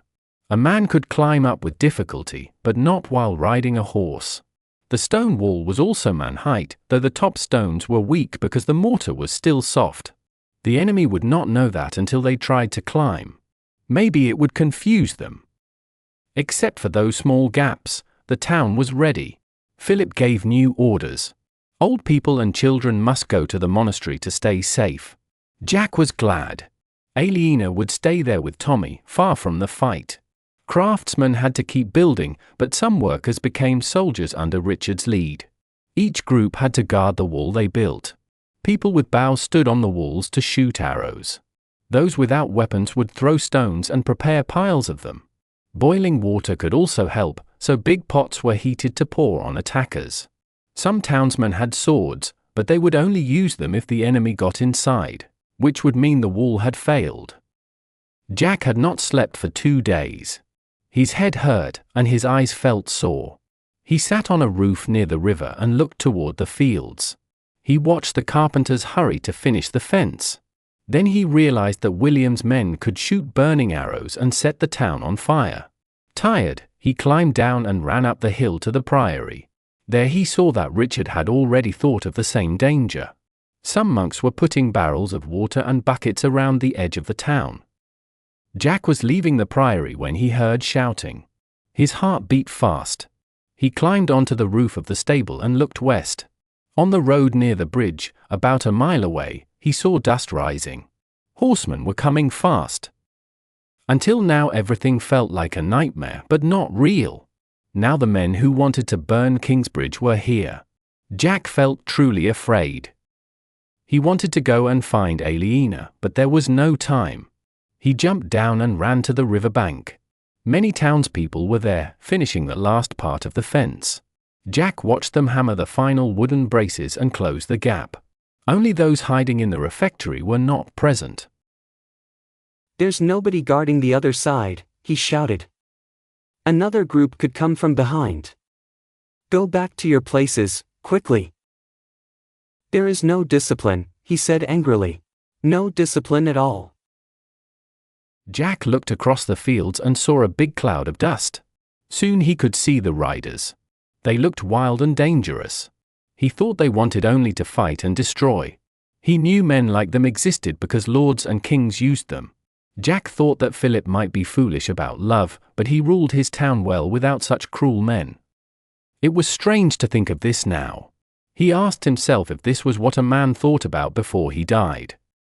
The riders came closer. There were twice as many as Richard had guessed. Jack thought there were about 100. They rode fast toward the place where the bridge had once been. Then they slowed down. Jack felt a little hope when they stopped on the other side of the river. They looked across at the new town wall. Someone near Jack started to laugh. Then another person laughed, and soon everyone was laughing. Men and women laughed loudly at the soldiers who could not cross the river.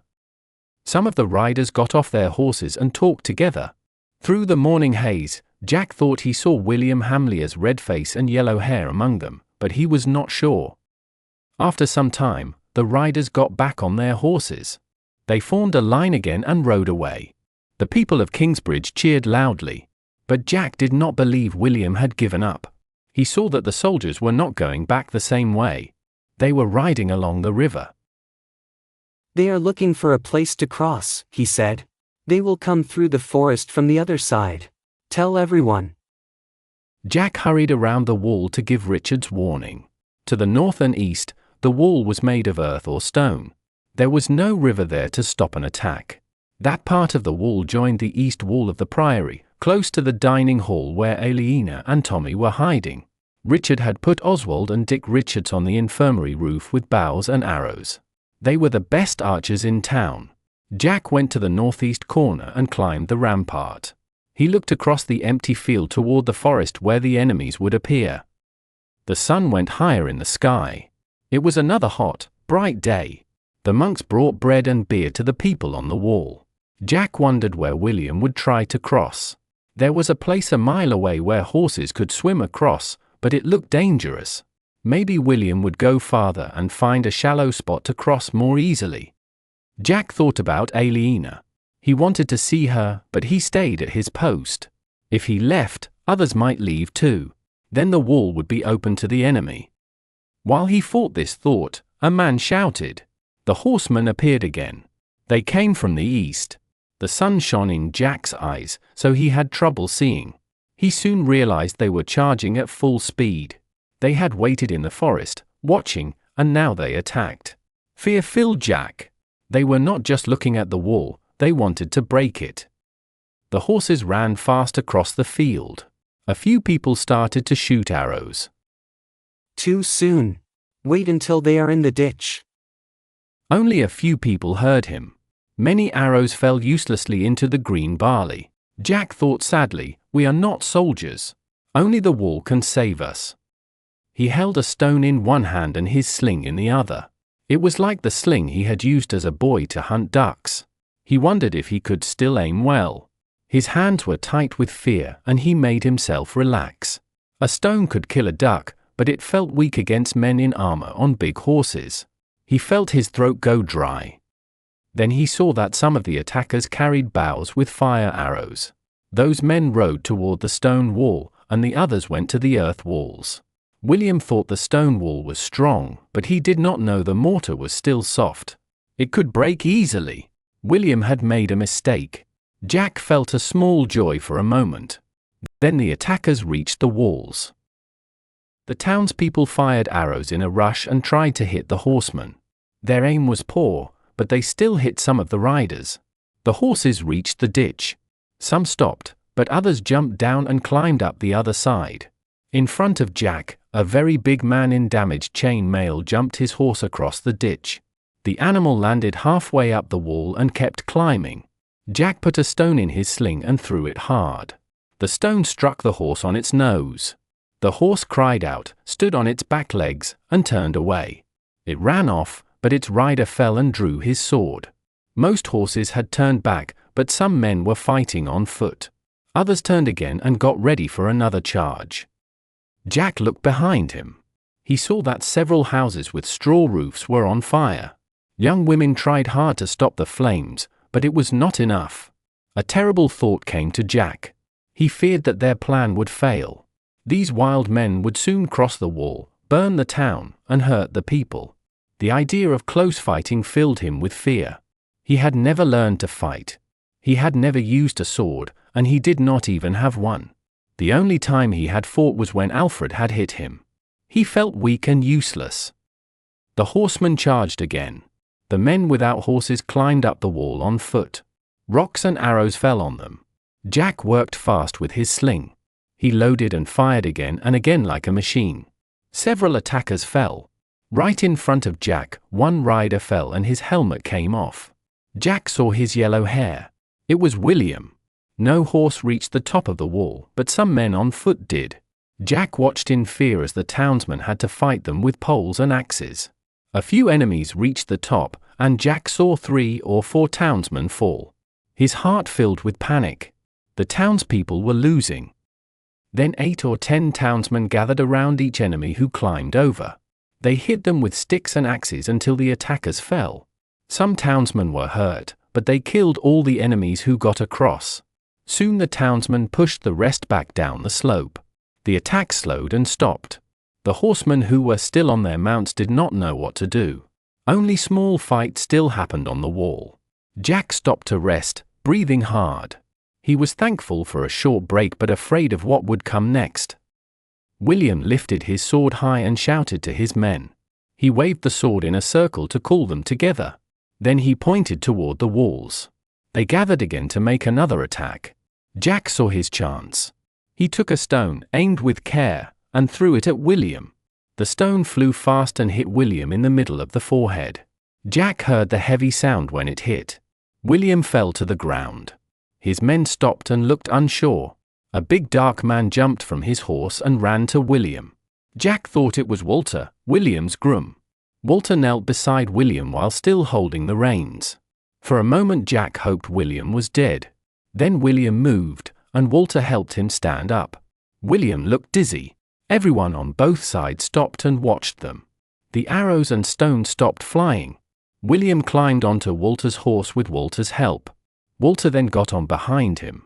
They both looked weak, and people waited to see what they would do. Walter lifted his sword high and waved it in a circle. Then, to Jack's great relief, he pointed toward the woods. Walter kicked the horse, and they rode away fast. The other horsemen followed them.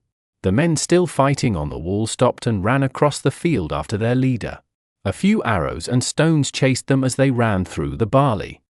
The townspeople shouted with joy. Jack looked around in shock. Was it really finished? He could hardly believe it. The fires were going out, thanks to the women. Men danced and hugged each other on the wall. It was the wall that stopped them, Jack, he said. Your wall. People from the town and monks came to them, all wanting to thank Jack and each other. Are they gone for good? Jack asked. Oh yes, Richard said. They won't come back now. They know we will fight to protect the walls. William knew that you could not take a walled town if the people refused to give up. You would need a huge army and a long siege. So it's over, Jack said quietly. Aliena came through the crowd with Tommy in her arms. Jack hugged her tightly. They were alive and together, and he felt so thankful. He suddenly felt how tired he was after 2 days with no sleep. He wanted to rest, but he could not. 2 young masons lifted him onto their shoulders. The people cheered loudly. The crowd began to move, following them. Jack wanted to tell everyone that he had not saved them. He wanted to say they had done it themselves. But he knew they would not listen. They needed someone to call a hero. As the news spread and the town understood that they had won, the sound of cheering grew louder. They had been afraid of William for many years. Now, Jack thought, they had their freedom. He was carried through the town like a hero. He smiled and waved at the people. All he wanted was to lie down and sleep in peace. 3. The Shiring Fleece Fair was larger and happier than ever. The square in front of the parish church was full of people and stalls. This was the place for markets and fairs, and also for public punishments. The main trade was wool, but there were also many other things for sale. There were shiny new swords, fine saddles, fat little pigs, red boots, sweet cakes, and straw hats. William walked through the square with Bishop Waleran. He looked at the stalls and knew he would make a lot of money this year. But he took no joy in it. He still felt sick when he thought about his loss at Kingsbridge.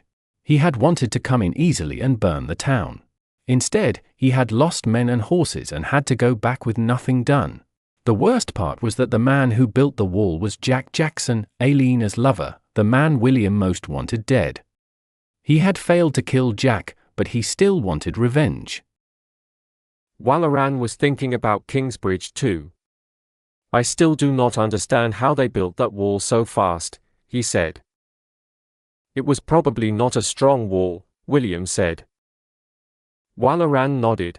But I am sure Prior Philip is already making it better, he said. If I were him, I would make it stronger and higher, build another gate, and have guards at night. Your easy attacks on Kingsbridge are finished. William knew this was true, but he pretended not to agree. I can still besiege the town, he said. That is not the same, Walaran answered. A quick attack can be ignored by the king. A long siege lets the town send for help. That could cause you trouble. Stephen will not act against me, William said. He needs my support. He said this without believing it. He planned to agree later, but first he wanted Walaran to argue harder. Then he would ask for something that he wanted very much. A thin woman suddenly came forward. She had a young girl with her, maybe 13 years old. The mother pulled down part of the girl's dress to show her body. 60 pence, the woman whispered. William felt a strong desire but shook his head and walked past. The sight of the girl made him think of Aliena. She had also been very young when he forced her long ago. It had been almost 10 years, but he could not forget her. He might never have her again, but he could still hurt anyone who tried to be with her. Walaran walked quietly beside him, lost in his own thoughts. People moved away from him, afraid to touch his long black robe. After a while, he said, "Did you hear that the king took Faring Don?" I was there, William said. It had been the most important victory of the war. King Stephen had captured many knights and weapons, and Robert of Gloucester had to flee to the west. The win was so great that Ranulph of Chester stopped fighting the king and swore loyalty to him. Walaran said, now that Stephen is stronger, he will not allow his barons to fight their own small wars. Maybe, William answered. He wondered if this was the right time to ask his question. He felt uneasy because he did not like to show his true thoughts to a man like Walaran. You should stay away from Kingsbridge for some time, Walaran continued. You have this great fleece fair. You still have your weekly market, even if it is smaller now. You have the wool trade, and the richest land in the county. Some of it you own yourself, and some is worked by your farmers. My situation is better now. I have improved my land and organized my property. I have built my castle. It is becoming less important to fight with Prior Philip, especially now that it could be dangerous to do so. In the market square, many people were cooking and selling food. The air was full of strong smells, soup, fresh bread, sweets, ham, bacon, and apple pie. William felt sick. Let's go to the castle, he said. The two men walked up the hill from the square. The sheriff was going to give them dinner. At the castle gate, William stopped. Maybe you are right about Kingsbridge, he said. I'm glad you see it that way, Walaran said. But I still want revenge on Jack Jackson, William said. You can help me, if you choose. Walaran raised his eyebrow. He looked interested but not willing to promise anything. William continued. Aliena has asked to cancel her marriage. Yes, I know, Walaran said. What do you think will happen? It seems the marriage was never completed, Walaran said. Is that all? Maybe, Walaran answered. One learned man named Gratian says that what makes a marriage real is the two people agreeing to it. But he also says the marriage is only complete when the couple has been together as husband and wife. He believes that if a man marries a woman but does not sleep with her, and later marries another woman and does sleep with her, then the second marriage is the real one. Aliena probably said this in her request, if she got good advice. And I think Prior Philip gave her that advice. William grew impatient with this long talk. So they will get the annulment, he said. Not if someone argues against Gratian's idea, Walleran said. There are two arguments, one religious and one practical. The religious one says that Gratian's belief makes the marriage of Joseph and Mary seem wrong, because they never lived as husband and wife. The practical one says that many marriages are planned between children for family or property reasons. If one child dies before growing up, Gratian's rule would make the marriage invalid, and that could cause many problems. William never liked these church debates, but he understood the point. So it could go either way, he said. Yes, Walleran said. And it depends on who pushes harder. Yes, Walleran said again. In this case, nothing important depends on it, no land, no power, no alliance. But if there were more to gain, and someone important, a church leader, for example, spoke strongly against Gratian, the church might refuse the annulment. Walleran looked at William with a sharp, knowing face. I think I know what you want to ask me next, he said. I want you to stop the annulment, William said. Walleran narrowed his eyes. I can't tell if you love that woman or hate her, he said. No, William answered. I can't tell either. Aliena sat on the grass under a large beech tree. The light was green and soft. Water fell nearby and splashed gently on the rocks.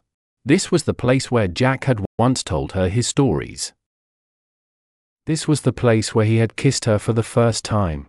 It had been quick and casual, and she had acted as if it never happened. Here was also where she had started to love him but did not want to admit it. Now she wished with all her heart that she had given herself to him then. She wished they had married and had children together, so that now she would be his wife. She lay down because her back hurt. It was summer, and the air was hot and quiet. Her pregnancy felt heavy, and she still had 6 weeks before the baby would come. She sometimes thought she might have twins, but she only felt kicking on one side. When Martha, Jack's stepsister, listened with her ear on Aliena's belly, she heard only one heartbeat. Martha was taking care of Tommy this Sunday afternoon. That gave Aliena and Jack time to meet alone in the woods and talk about their future. The Archbishop had said no to the annulment. Bishop Walleran did not agree with it. Philip had told them they could try again later, but they had to live apart for now. Philip said it was unfair, but maybe God wanted it that way. To Aliena, it felt more like someone's cruelty, not God's will. Her regret was heavy, like the baby she carried. Sometimes she could forget it for a while, but it never went away. It hurt often, but she was used to that pain. She felt sorry for Jack because she had hurt him. She also felt sorry for herself. She even felt sad for Alfred, who now stayed in Shiring and never came to Kingsbridge. She had married Alfred only to help her brother Richard win the earldom. Her plan had failed, and her love for Jack had suffered. Now she was 26 years old. She felt her life was ruined, and she blamed herself. She remembered the early days with Jack and wished they could come back. When she first met Jack, he was only a small boy. He was different from other boys. After he became a man, she still thought of him as a boy. That was why he had surprised her. She had always refused every man who wanted her. She never thought Jack was one of them, so she let him be close to her. She often asked herself why she had refused love before. She loved Jack deeply, and there was no feeling in the world like being with him. But once, long ago, she had chosen not to see that kind of happiness. Now, when she remembered her life before Jack, it felt empty. She had worked very hard to grow her wool business. She had been always busy, but those days now seemed cold and without joy. Her life had looked rich on the outside, but inside it felt hollow, like a beautiful room with nothing good in it. She heard footsteps and sat up. It was Jack. He was thin and graceful, like a quick young animal. He sat beside her and kissed her gently. He smelled of sweat and stone dust. It's so hot, he said. Let's go to the stream and wash. She could not resist. Jack took off his clothes. She looked at him, wanting him. She had not seen his bare body for a long time. His legs had red hair, but his chest was smooth. He looked at her and waited for her to take off her clothes too. She felt shy. He had never seen her body while she was pregnant. Slowly, she opened the neck of her linen dress and pulled it over her head. She watched his face and worried he would not like her round body. But he did not look displeased. He looked gentle and kind. She thought, I should have known he would still love me. He moved quickly and knelt in front of her. He kissed the smooth skin of her big belly. She laughed softly, feeling a little shy. He touched her belly button. Your belly button sticks out, he said. I knew you would say that, she answered. It was like a small hole before. Now it looks like a little bump. She still felt shy. Let's go into the water, she said. She thought she would feel better there. The pool near the waterfall was about 3 feet deep. Aliena went into the water. It felt cool and nice on her warm skin, and she shivered happily. Jack stepped in beside her. The pool was small, so they could not swim. He put his head under the falling water and washed the dust from his hair. Aliena felt light in the water. It took away the heavy feeling of her pregnancy. She went under the water to wash her hair. When she came up, Jack kissed her. She laughed and tried to catch her breath. She wiped the water from her eyes. Jack kissed her again. She reached out to hold herself steady, and her hand touched him. She gasped with pleasure. I missed this, Jack said softly in her ear. His voice was rough and full of feeling. Aliena felt her throat go dry with desire. She whispered, "We're going to break our promise." Yes, he said. Now and forever. What do you mean? She asked. We will not live apart anymore, he said. We are leaving Kingsbridge. But what will you do? She asked. I will go to another town and build a new cathedral, he said. But you will not be master there, she said. It will not be your design. Maybe one day I will have another chance, he said. I am still young. Aliena knew that was not very likely. Jack knew it too. His offer to give up his work for her made her eyes fill with tears. No one had ever loved her like that before. But she could not let him give up everything for her. I will not do it, she said. What do you mean? He asked. I will not leave Kingsbridge, she said. Jack grew angry. Why not? He said. In another town we could live together as husband and wife. No one would care. We could even marry in a church. She touched his face. I love you too much to take you away from Kingsbridge Cathedral, she said. That is for me to decide, he said. Jack, I love you for wanting to give up your work, she said. It breaks my heart that you love me so deeply. But I do not want to be the woman who took you away from the work you love. I cannot live with that. It would stay with us all our lives. You might forgive me, but I never could. Jack looked sad. I know better than to argue once you have decided, he said. But what will we do? We will try again to get an annulment, she said. We will live apart. Jack looked unhappy. She added, and we will meet here every Sunday and break our promise. He pressed against her, and she felt his desire again. Every Sunday, he said. Yes, she said. You might get pregnant again, he said. We will take that risk, she answered. I will start making cloth again as before. I bought Philip's unsold wool. I will organize the townspeople to spin and weave it. Then I will finish it in the fulling mill. Jack looked surprised. How did you pay Philip? He asked. I have not paid him yet, she said. I will pay him with cloth when it is ready. Jack nodded slowly. He agreed because he wants you to stay here, he said. So that I will stay too. Aliena nodded. But he will still get cheap cloth from it, she said. Philip always gets what he wants, Jack said with anger. Aliena saw that she had won. Chapter 14. After 7 years. Jack had finished building the two sides of the cross-shaped church. They were just what he wanted. He had made the design better than the one at St. Denis. Everything was taller and thinner. The windows were high and narrow. The arches reached upward. Even the roof inside seemed to lift the eyes to the sky. People came from far away to see his work. They looked up at the tall stone walls and the bright glass. Many of them said it was the most beautiful church they had ever seen. Jack felt proud, but he also stayed calm. He knew there was still much more to build. Every day he walked among the workers and checked their tools. He showed them how to cut the stones the right way. He wanted every shape to fit perfectly in its place. When dust filled the air, he did not care. He loved the sound of hammers and saws. Sometimes he looked at the sky through the half-finished roof. He imagined how the light would shine when the building was complete. Then he smiled. 7 years had passed since he first began. He thought about the people who had helped him. He remembered how hard the early days were. Now the church stood strong, and his dream was becoming real.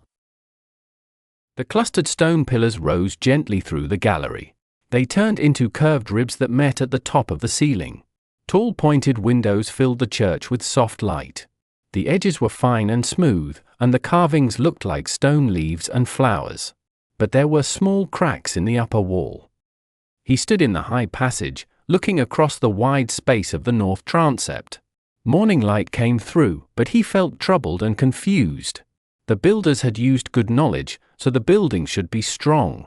Still, a crack showed there was a problem. His vault was higher than most others, though not by much. He had not repeated Alfred's mistake.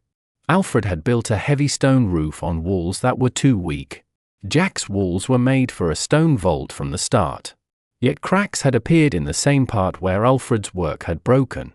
Alfred had been wrong in his plan, but Jack believed he had done everything right.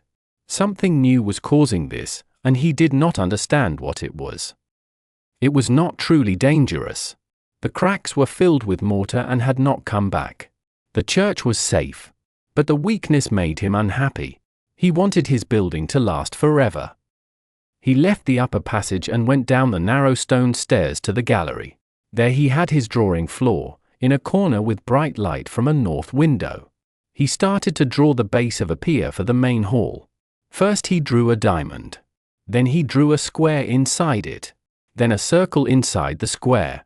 From the 4 points of the diamond, the main stone shafts would rise upward. They would branch to the north, south, east, and west, forming the arches and ribs above. Subsidiary shafts started from the corners of the square. They rose to become ribs that went across the main vault in one direction and across the aisle vault in another. The small circle in the center showed the core of the pier. All of Jack's plans were based on simple shapes. Some had more complicated proportions, such as the ratio between the square root of 2 and the square root of 3. Jack had learned how to find square roots when he was in Toledo. Most stoneworkers could not do this. They used simple drawings instead. They knew that when they drew a circle around a square, the circle was wider than the square in the ratio of root 2 to 1. This was an old rule among masons. It helped them know the thickness of a wall in ordinary buildings. Jack's work became harder because some numbers had special religious meanings. Prior Philip wanted the church to be dedicated to the Virgin Mary. He thought the Weeping Madonna brought more miracles than the tomb of Saint Adolphus. Because of this, he wanted Jack to use the numbers 9 and 7, which were holy numbers for Mary. Jack made the main hall with 9 sections. The new part of the church, to be built later, would have 7. The side aisles would have 7 arches in each section. The front wall would have 9 tall narrow windows. Jack did not care about the religious meaning of numbers. But he felt that using the same numbers again and again made the building look peaceful and well balanced. Before he finished his drawing of the plinth, the master roofer came to him with a problem. Jack went with him up the narrow stairs of a turret, past the high row of windows, and into the roof area. They walked on top of the round shapes that covered the vaults. Above them, workers were spreading large sheets of lead and fixing them with nails. They started from the lower part and moved up so the higher sheets would cover the lower ones and stop rain from getting in. Jack saw the problem right away. He had designed a tall decoration at the end of the valley between two sloping roofs. He had let the master mason build it, but the mason had not made a way for rainwater to pass under or through the decoration. Jack told the roofer to tell the mason to change it. Then Jack went back to his drawing place. There, to his surprise, Alfred was waiting for him. He had not talked to Alfred for 10 years. Sometimes he saw him far away in Shiring or Winchester. Aliena had not seen him at all for 9 years, even though they were still married in the eyes of the church. Martha visited him once a year at his house in Shiring. She always said the same things when she came back. He was doing well, building houses for the people of Shiring. He lived alone and had not changed much. Now Alfred did not look successful. Jack thought he looked tired and unhappy. Alfred had been strong and heavy before, but now he looked thin. His face was smaller, and his hand looked sharp and bony when he pushed his hair away from his eyes. He said, "Hello, Jack." Alfred's face looked angry, but his voice sounded friendly in a false way. "Hello, Alfred," Jack said carefully. "Last time I saw you, you wore a silk tunic and looked very fat." "That was 3 years ago," Alfred said. "That was before the bad harvest started." "Right," Jack said. There had been 3 bad harvests one after another, bringing hunger to many people. Poor farmers had no food. Even the people in the town of Shiring were short of money and could not build fine stone houses. Alfred had lost good work. Jack asked, "Why did you come to Kingsbridge now?" "I heard about your new transepts and wanted to see them," Alfred answered. He sounded like he wanted to admire Jack's work, but not too much. "Where did you learn to build like this?" he asked. "Paris," Jack said quickly. He did not want to talk about that time. Alfred had caused him to leave England. "Well," Alfred said, looking uneasy. Then he tried to sound calm. "I could work here," he said. "I want to learn some of these new ideas." Jack was shocked. Did Alfred really think Jack would give him a job? He tried to speak slowly. "What happened to your workers?" he asked. "I am alone now," Alfred said, still pretending to be relaxed. "There is not enough work for a group." "We are not hiring anyone," Jack said in the same calm tone. "We've got enough workers," Jack said. "But you can still use a good builder, right?" Alfred asked quietly.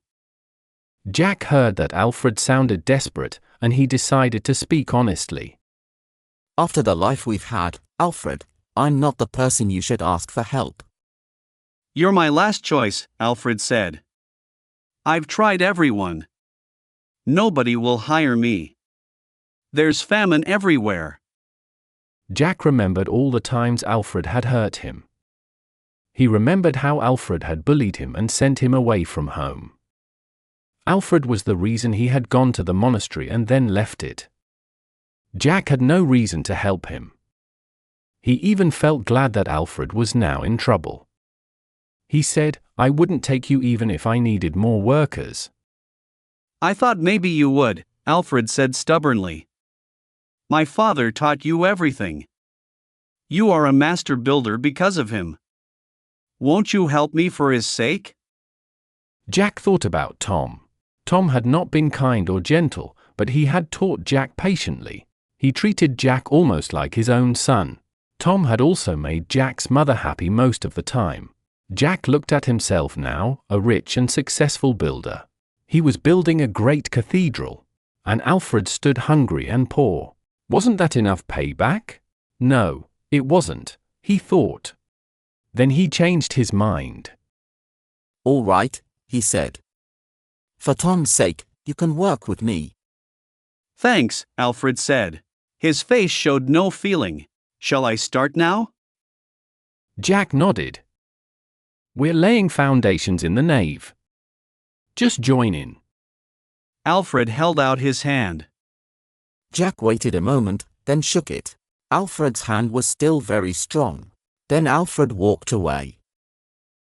Jack looked down at his drawing of a stone base for the nave. The drawing was the real size.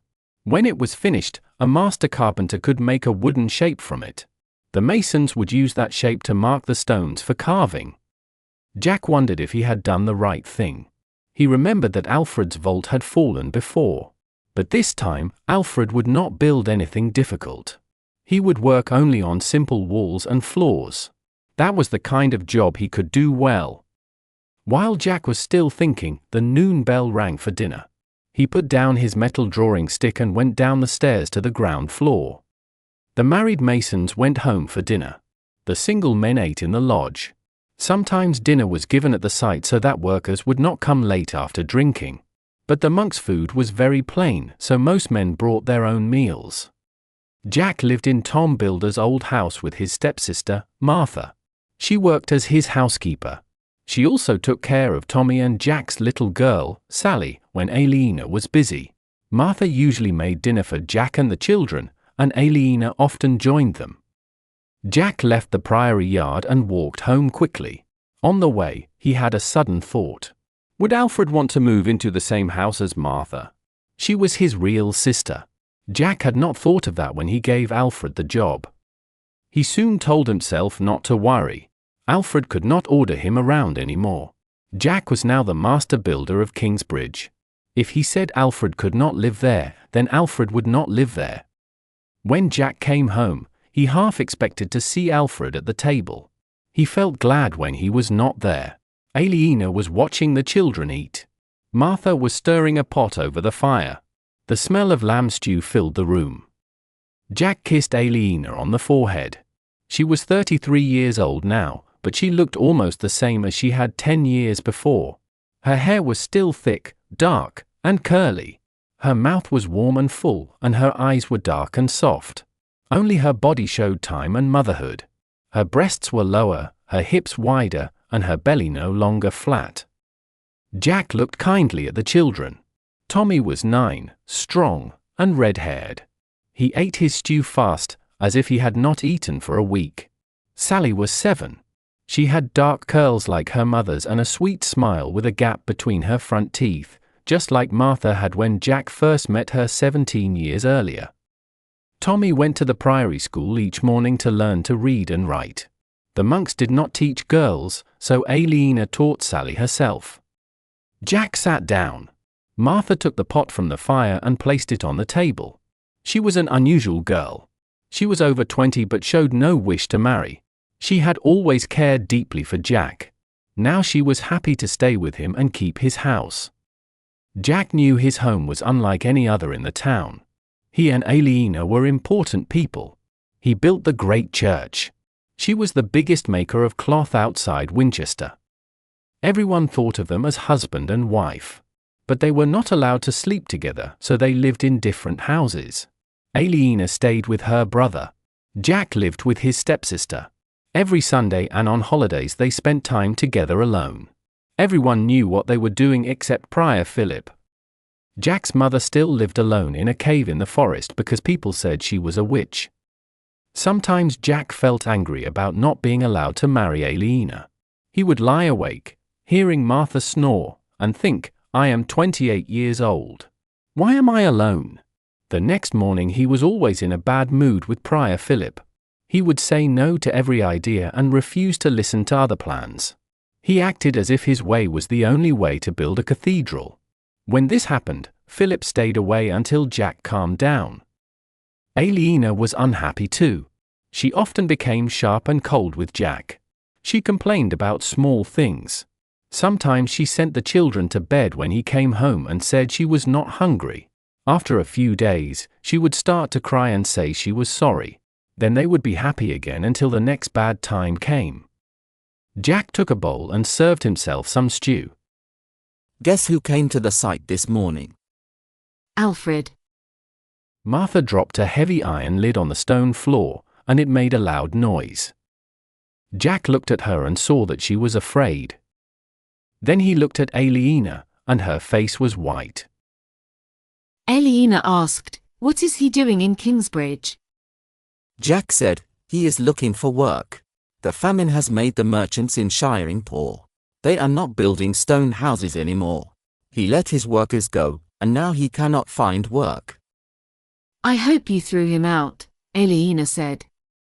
Jack said quietly, "He told me I should give him a job for Tom's sake. He said I owe everything to Tom." "That's nonsense," Aliena said sharply. Jack thought that she spoke like his mother. "Well, I gave him work anyway," Jack said. "Jack!" Aliena shouted. "How could you? You can't let him come back to Kingsbridge. He is evil." Sally started to cry. Tommy looked at his mother with wide eyes. Jack said, "Alfred is not evil. He is hungry and has no money. I helped him because I remember his father." Aliena said, "You would not pity him if he had made you sleep on the floor at the end of his bed like a dog for 9 months. Jack answered, "He did worse things to me. Ask Martha." Martha said, "And to me." Jack said, "When I saw him like that, I felt that was enough revenge for me." "It's not enough for me," Aliena said angrily. "By God, you are a fool, Jack Jackson. Sometimes I thank God I am not your wife." Jack felt hurt. He turned his eyes away. He knew she did not really mean it, but her words still cut him deeply. He took his spoon and began to eat. It was hard to swallow his food. Aliena touched Sally's hair and gave her a piece of carrot. Sally stopped crying. Jack looked at Tommy, who still watched his mother with fear. "Eat, Tommy," Jack said. "It tastes good." They finished their meal quietly.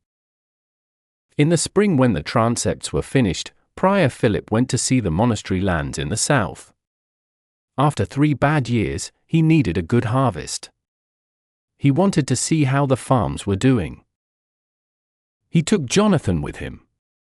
The orphan boy was now 16. He was tall, a little awkward, but very smart. Like Philip at his age, he knew what he wanted to do in life. He had finished his training and made his vows. Now he was Brother Jonathan. He also liked practical work for God's house. He helped Cuthbert Whitehead, the old cellarer. Philip was proud of him. Jonathan was faithful, hard-working, and liked by everyone. Their guard on the trip was Richard, Aliena's brother. He had finally found his place in Kingsbridge. After the town wall was built, Philip had told the town guild they should make Richard the head of the watch. His job was to keep the town safe. He led the night guards and took care of the town walls. On market days and holy days, he could arrest drunk people and troublemakers. These were things monks could not do, but the guild could. Philip had once feared the guild, but now he saw that it was helpful. Richard was happy with his work. He was about 30, and his active life kept him strong and young. Philip wished Richard's sister could feel the same peace. The church had not helped Aliena. Jack was the man she loved, and he was the father of her children. But the church said she was still married to Alfred, even though she had never slept with him. She could not get an annulment because the bishop was against her. Philip felt it was very unfair. He even felt guilty, though it was not his fault. At the end of the trip, they were riding home through the forest on a bright spring morning. Jonathan said, "I wonder why God lets people go hungry." It was a question every young monk asked sooner or later. There were many different answers. Do not blame this famine on God. But God made the weather that caused the bad harvests. The famine is not only because of bad harvests. There are always bad harvests sometimes, but people do not usually starve. This crisis is worse because it comes after many years of war. Why does that matter? War is bad for farming. Soldiers kill animals for food. They burn fields so enemies cannot use them. And farmers stop working in the fields while knights fight. When people are not sure about the future, they do not work hard to make new farmland or raise more animals. They do not dig ditches or build barns. We have not stopped working. Monasteries are different. But most farmers stopped caring for their land during the war. So when the bad weather came, they were not ready. Monks think about the future, but we have another problem. The price of wool has fallen because of the famine. I do not understand how that is connected.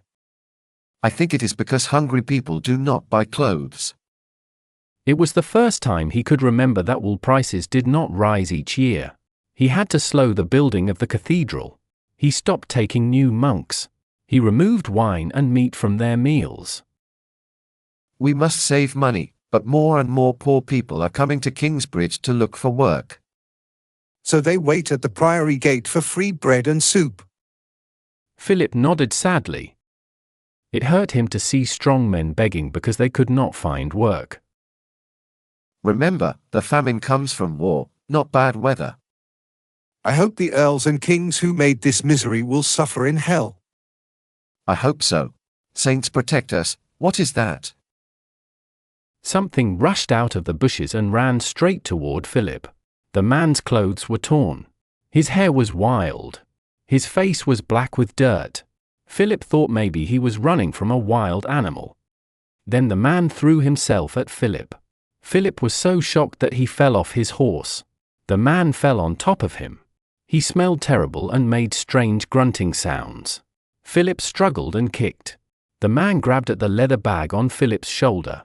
Philip understood that he wanted to steal it. Inside there was only a book, the Song of Solomon. Philip fought hard to get free, not because of the book, but because the man was horribly dirty. The strap of the bag held Philip down. The man would not let go. They rolled on the ground, one trying to escape and the other trying to steal. Philip's horse ran away. Then Richard pulled the man off Philip. Philip sat up, breathing fast and feeling dizzy. He was sore but not badly hurt. The clean air helped him feel better. He touched his bruises. Nothing was broken. He looked at the others. Richard had the robber pressed to the ground. He put one foot on the man's back and pointed his sword at his neck. Jonathan held the horses and looked confused. Philip stood up slowly. He felt weak. He thought, when I was Jonathan's age, I could fall and get up easily. Watch this thief, and I'll get your horse. He offered Philip his sword. All right. I do not need that. Richard hesitated, then put his sword away. The robber lay still. His legs were thin like sticks, and he had no shoes. Philip saw that he was never in real danger. The poor man was too weak to hurt anyone. Richard walked off to catch the horse. The robber saw Richard leave and started to move. Philip knew he wanted to run. Would you like something to eat? The robber lifted his head and looked at Philip like he thought Philip was crazy. Philip walked to Jonathan's horse and opened a little bag. He took out a loaf of bread, broke it in half, and gave one piece to the robber. The man grabbed it in surprise and quickly pushed most of it into his mouth. Philip sat down on the ground and watched him. The man ate fast, like a wild animal, afraid someone might take the food away. At first Philip had thought he was old, but now he saw he was quite young, maybe 25. Richard came back, leading Philip's horse. He looked angry when he saw the robber eating. Why did you give him our food? He asked. Because he is starving, Philip said. Richard said nothing, but his face showed he thought monks were foolish. When the robber finished the bread, Philip said, "What is your name?" The man looked careful and waited before he answered. Philip felt the man had not spoken to anyone for a long time. At last the man said, "David." He still seemed sane, Philip thought. Philip said, "What happened to you, David?" I lost my farm after the last harvest, David said. "Who was your landlord?" asked Philip. The Earl of Shiring. It was William Hamley. Philip was not surprised. Many farmers could not pay rent after 3 bad harvests. When Philip's tenants could not pay, he forgave the rent. He knew that if he made them poor, they would only come to the priory to ask for food. Other landlords, like Earl William, were cruel and took the farms back.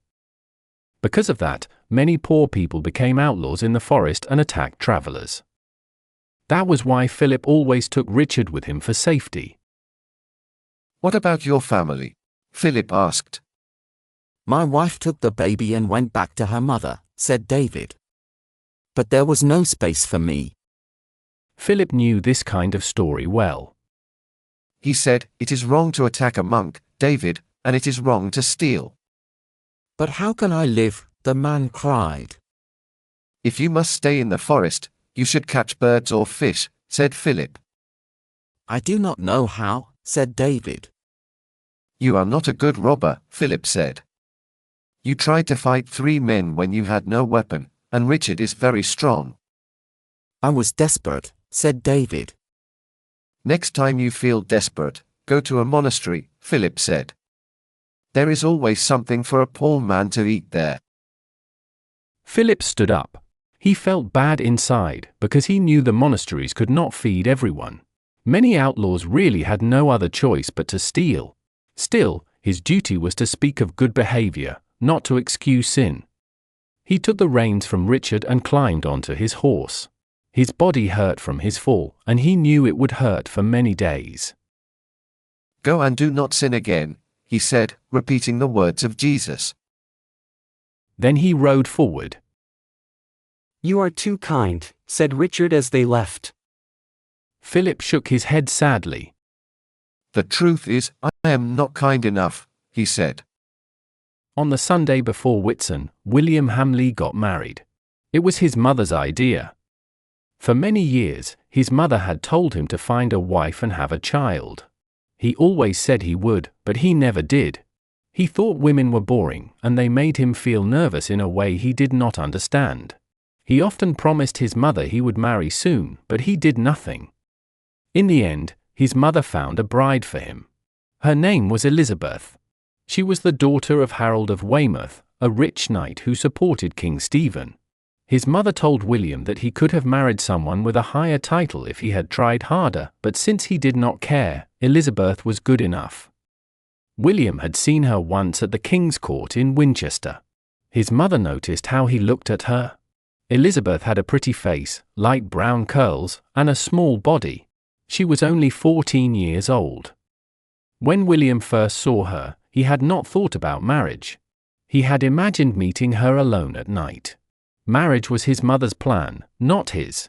She soon made an agreement with Elizabeth's father, who was happy with the idea. The girl was quiet and did what she was told. William's mother said this marriage would bring respect back to their family, and she set up a meeting. William felt nervous before the meeting. Many years ago, when he was younger, he had tried to meet a noble lady but failed and felt ashamed. Now he was 37 and had been the Earl of Shiring for 10 years. He told himself not to be nervous. Elizabeth was even more nervous than he was. She smiled and talked quickly about her family, her horses, and her home. William listened and watched her face in silence. The wedding took place in the chapel at Earl's Castle. Bishop Walleran led the ceremony. There was a big feast afterward. All the important people from the county came. William wanted to look rich, so the food and drink were plentiful. They roasted many animals, and people drank a lot of beer and wine. His mother looked very proud and happy.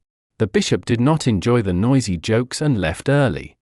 When night came, William and his new wife went to their room.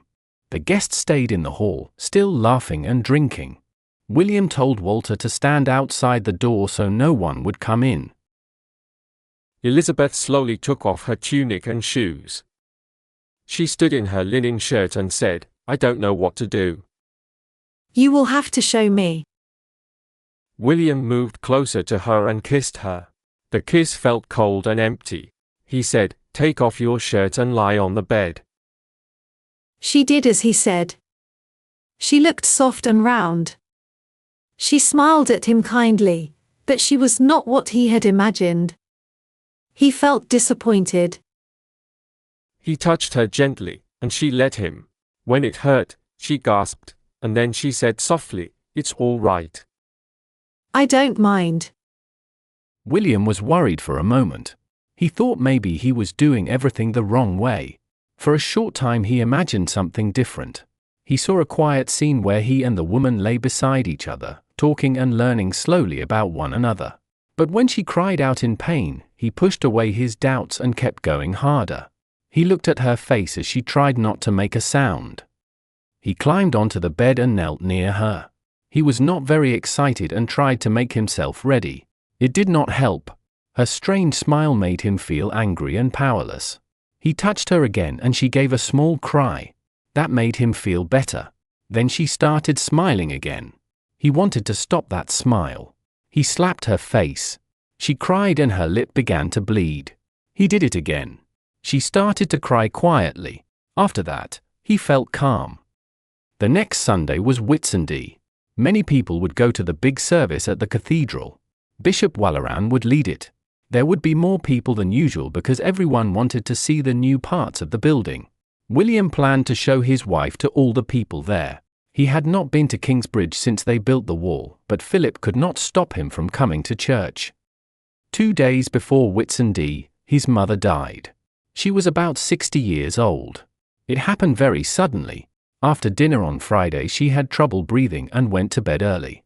Near dawn her maid woke William and said his mother was in danger. He ran to her room, still half asleep. He saw her fighting to breathe and staring at him with fear in her eyes. William was frightened by the sound of her breathing and the way she looked at him. She seemed to want him to help her, but he was too afraid. He turned away, then saw the maid watching. He felt ashamed and looked back at his mother. Her face looked strange in the candlelight. Her heavy breathing was loud in the room. He could not understand why nobody else woke up from the noise. He covered his ears but he still heard her. It sounded like she was shouting at him as she used to when he was a boy. Her face looked angry and wild, and he felt small and terrified again. He remembered how she always gave orders, making him come close or go away, and how he could never move fast enough. She would yell louder and louder until he was too scared to think or speak. Everything would stop in fear and shouting. But now it was not the same. This time, she died. Her eyes closed first. William started to feel calmer. Her breathing became slow and soft. Her face turned grey. The candlelight was weaker. Then she stopped breathing. "There," William said quietly. "She is fine now, isn't she?" The maid began to cry. William sat next to the bed and looked at his mother's quiet face. The maid brought the priest. The priest said angrily, "You should have called me earlier." William hardly listened. He stayed until the sun came up. Then the women asked him to leave so they could take care of the body. William walked down to the hall. Everyone was eating quietly. He sat next to his young wife and drank wine. A few people spoke to him, but he said nothing. Then Walter came and sat beside him. Walter knew him well and stayed silent. After some time William asked, "The horse is ready?" Walter looked surprised. "For what?" he asked. "For the trip to Kingsbridge," William said. "It takes 2 days. We must leave today." Walter said softly, "I thought we would not go after what happened." William felt angry. "Did I say we would not go?" "No, Lord." "Then we are going." "Yes, Lord," Walter said, and went to prepare everything. They left around mid-morning. William, Elizabeth, and their group of knights and helpers rode together. William felt strange, almost as if he was dreaming. The land seemed to move past him instead of him moving through it. Elizabeth rode next to him, quiet and hurt. When they stopped, Walter took care of everything. At meals, William only ate a little bread and drank wine. At night, He slept badly. As they came near Kingsbridge, they saw the cathedral far away across the green fields. The old cathedral had been short and wide, with small round windows that looked like little eyes. The new church looked very different, even though it was not finished. It was tall and narrow, and the windows were huge. When they came closer, William saw that the church was much bigger than the other priory buildings. The road was full of people and horses going to Kingsbridge. The Whitsunday service was always popular because the summer weather made travel easy. This year even more people came, wanting to see the new building. William and his riders went faster for the last mile. They made people jump out of the way and crossed the wooden bridge over the river. Kingsbridge was now well protected. The town had strong stone walls with towers on top. Before, the bridge had led straight into the main street, but now there was a stone gatehouse with big doors covered in iron. The doors were open, but William knew they would be locked tight at night. He looked at the town and thought, I will never be able to burn this place again. People watched as he rode through the main street toward the priory. They always looked at William because he was the Earl. Today they also looked at Elizabeth, the young bride riding beside him. Walter was on his other side. They rode into the priory yard and got down from their horses. William gave his horse to Walter and turned to see the church. The east end was far away and hidden. The west end had not been built yet. Wooden stakes and strings showed where it would stand, and the ground had some stone foundations.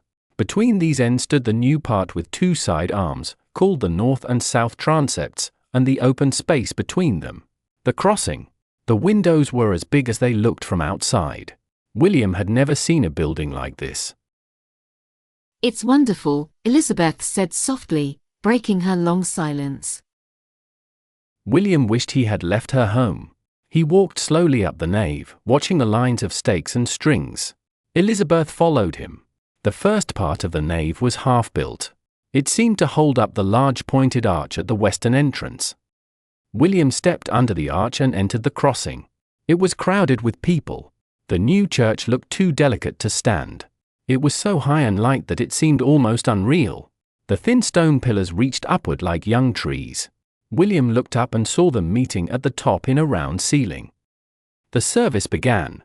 The altar was at the near end of the chancel, with the monks behind it.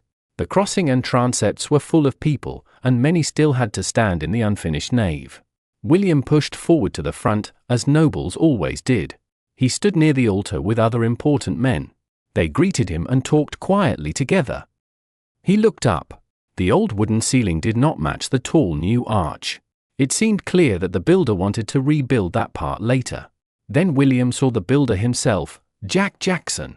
Jack was striking to look at with his red hair. He wore a dark red tunic with fine stitching, almost like a nobleman. He looked proud, and people admired his work. Jack held the hand of a boy who looked like him and was about 9 years old. William suddenly understood. That boy must be Aliena's child. William felt a sudden pain of jealousy. Then he saw Aliena standing a little behind Jack. She smiled proudly. William's heart jumped. She was still beautiful. He thought how pale and weak Elizabeth seemed beside her. Her arms were around a little girl about 7 years old. William remembered that Aliena had a second child with Jack, even though they were not married. He looked at her more closely. She was not as beautiful as before. There were small lines near her eyes, and her smile looked proud but sad inside. After all these years she still could not marry Jack. William felt pleased about that.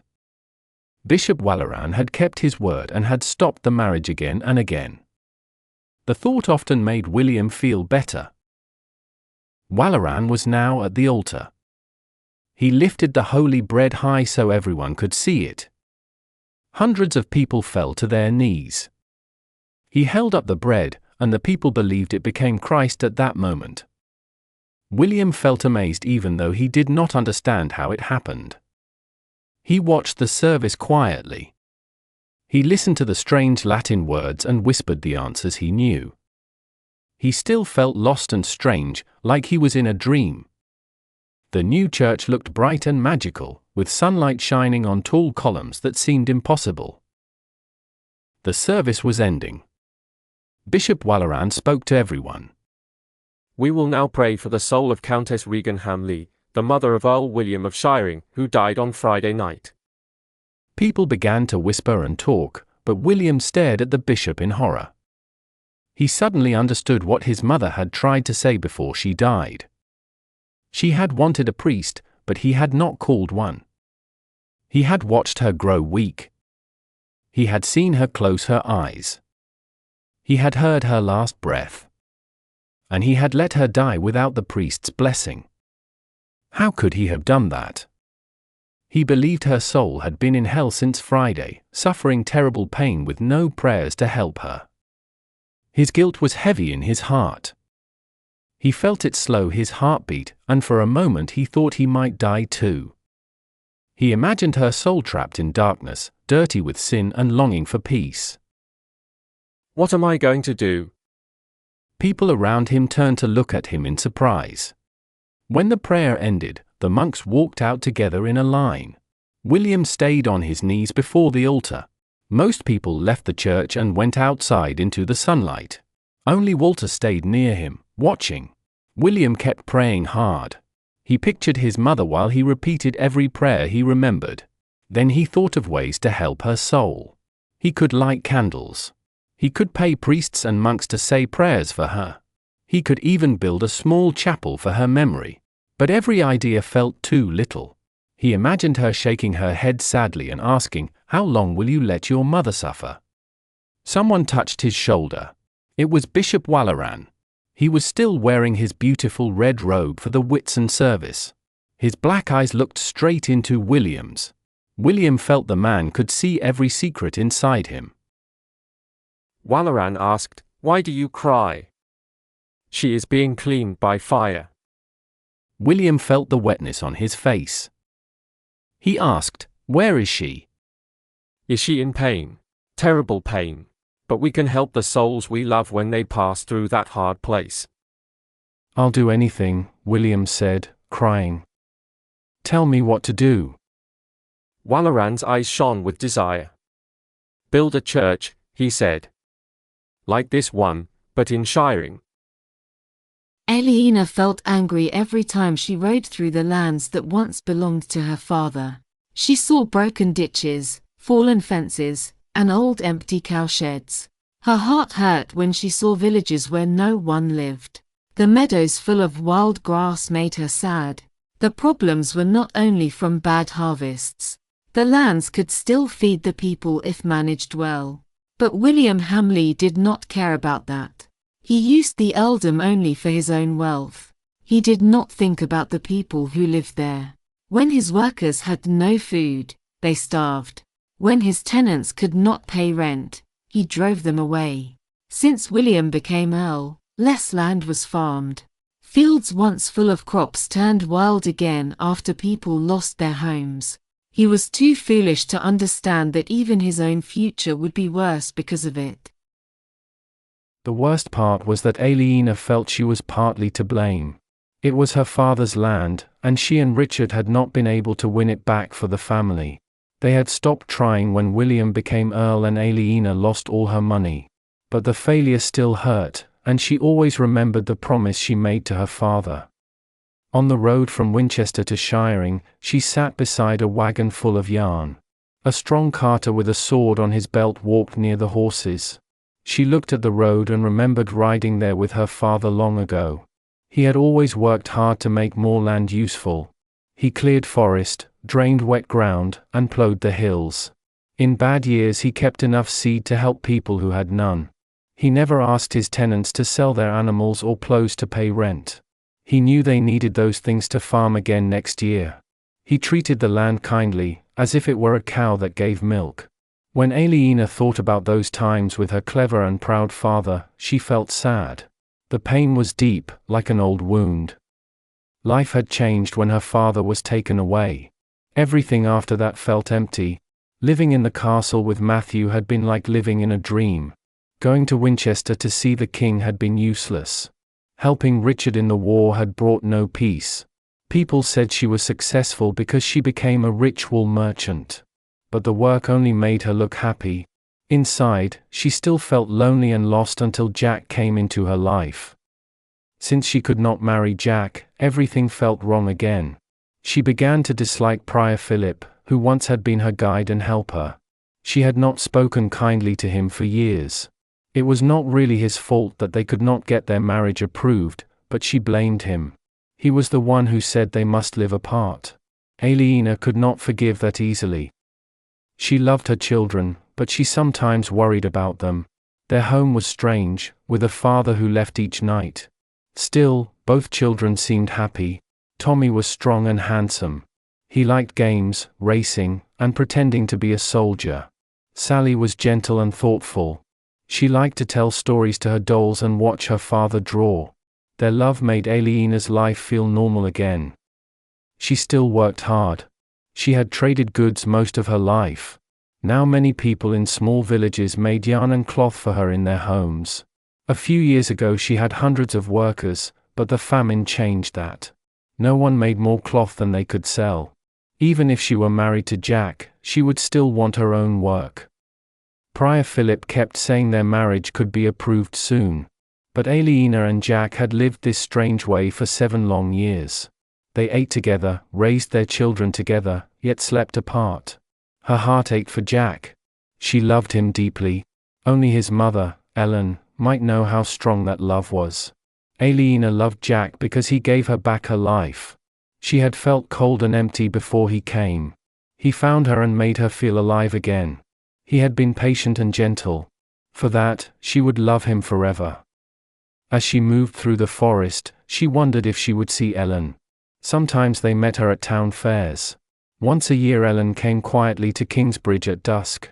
She spent one night with her grandchildren and then left again. Aliena felt close to her because they were both different from other women. But she reached the end of the forest without seeing Ellen. When she entered the farmland, she looked at the growing crops. They seemed healthy, and she thought the harvest would be good. The summer had been cold and wet, but not too bad. There were no floods or sick plants this year. She felt thankful. Many people were already living on the edge of hunger, and one more bad winter could kill them all. She stopped at the pond in the middle of a village called Monksfield to give water to her oxen.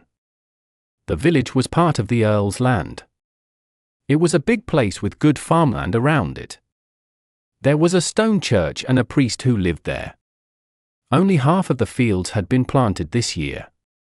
The planted ones were full of yellow wheat.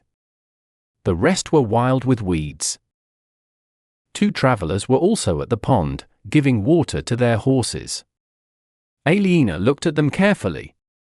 It was sometimes safer to travel with others, but for a woman it could be dangerous too. She knew her carter listened to her when they were alone, but with other men, he often refused to obey her. One of the travelers was a woman, or no, Aliena saw it was a girl. She recognized her. She had seen her at Kingsbridge Cathedral on Whitsunday. It was Countess Elizabeth, William Hamley's wife. The girl looked sad and frightened. Beside her was a rough man-at-arms, her guard. Aliena thought, that could have been me if I had married William. Thank God I said no. The guard nodded at the carter but did not look at Aliena. She decided not to travel together with them. The sky grew dark, and a strong wind started to blow. Summer storm, the carter said shortly. Aliena looked up with worry. She did not care if she got wet, but the storm would slow them down. They might be outside when night fell. A few drops of rain fell. They needed shelter. She did not want to stop, but she decided they must. The young countess said to her guard, "We should stay here for a while." The guard answered quickly, "We can't. The master said keep moving."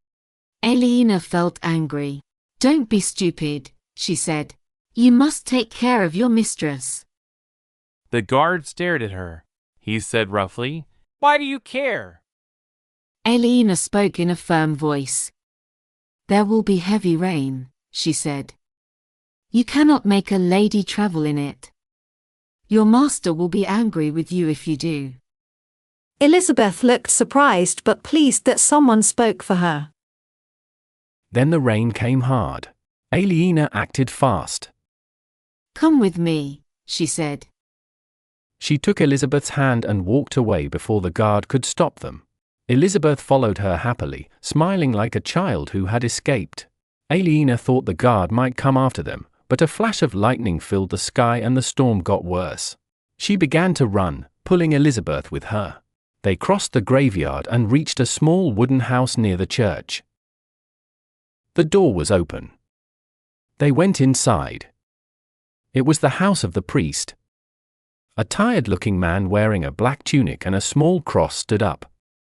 Aliena knew priests often found visitors hard work. She spoke firmly. My friends and I need a place to stay, she said. The priest said through tight lips, "You are welcome." The house had 2 rooms and a small shed for animals. It was not very clean, even with the animals outside. A wine barrel stood on the table.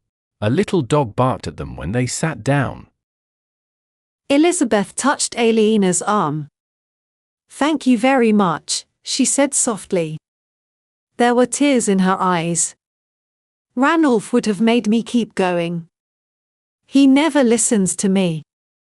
It was nothing, Aliena said. These big strong men are all cowards really. She looked at Elizabeth and felt a cold shock. The girl looked very much like her. It was bad enough to be William's wife, but to be his second choice was even worse. Elizabeth said, "I'm Elizabeth of Shiring." "Who are you?" My name is Aliena. I'm from Kingsbridge. Aliena waited, wondering if Elizabeth knew who she was. But the girl was too young to remember the story. She only said, "That's an unusual name." A rough-looking woman came from the back room. She had large bare arms and a plain face. She looked bold and offered them a cup of wine. Aliena guessed she was the priest's wife. He would call her his housekeeper because priests were not allowed to marry. It was cruel when the church made priests send their wives away. People often felt sorry for them. Most villagers said priests should be holy, but they still accepted those who lived with women. The church usually ignored it. Aliena thought, "Be lucky, woman, you are still with your man." The soldier and the carter came in with wet hair. Ranulph, the guard, stood before Elizabeth. "We can't stay here," he said. Elizabeth looked scared and gave in at once. All right, she said and stood up. Sit down, Aliena said and pulled her back. She faced the guard and shook her finger at him. If you speak like that again, I'll call the villagers. They will protect the Countess of Shiring. They know how to respect her, even if you don't. She saw Ranulph thinking about what to do. He could fight the people in the house, but not the villagers if they came. Finally he said, "Maybe the Countess wants to go on." He looked at Elizabeth in a hard way. Elizabeth looked very frightened. Aliena said, "Well, my lady, Ranulph wants to know your wish." Elizabeth looked at her. Tell him what you want, Aliena said softly. He must do as you say. Aliena's words gave Elizabeth strength. She took a deep breath and said, "We'll rest here. Go take care of the horses, Ranulph." Ranulph made a quiet sound of agreement and went out. Elizabeth watched him go, amazed. The carter said, "It's going to rain hard." The priest did not like his rude words.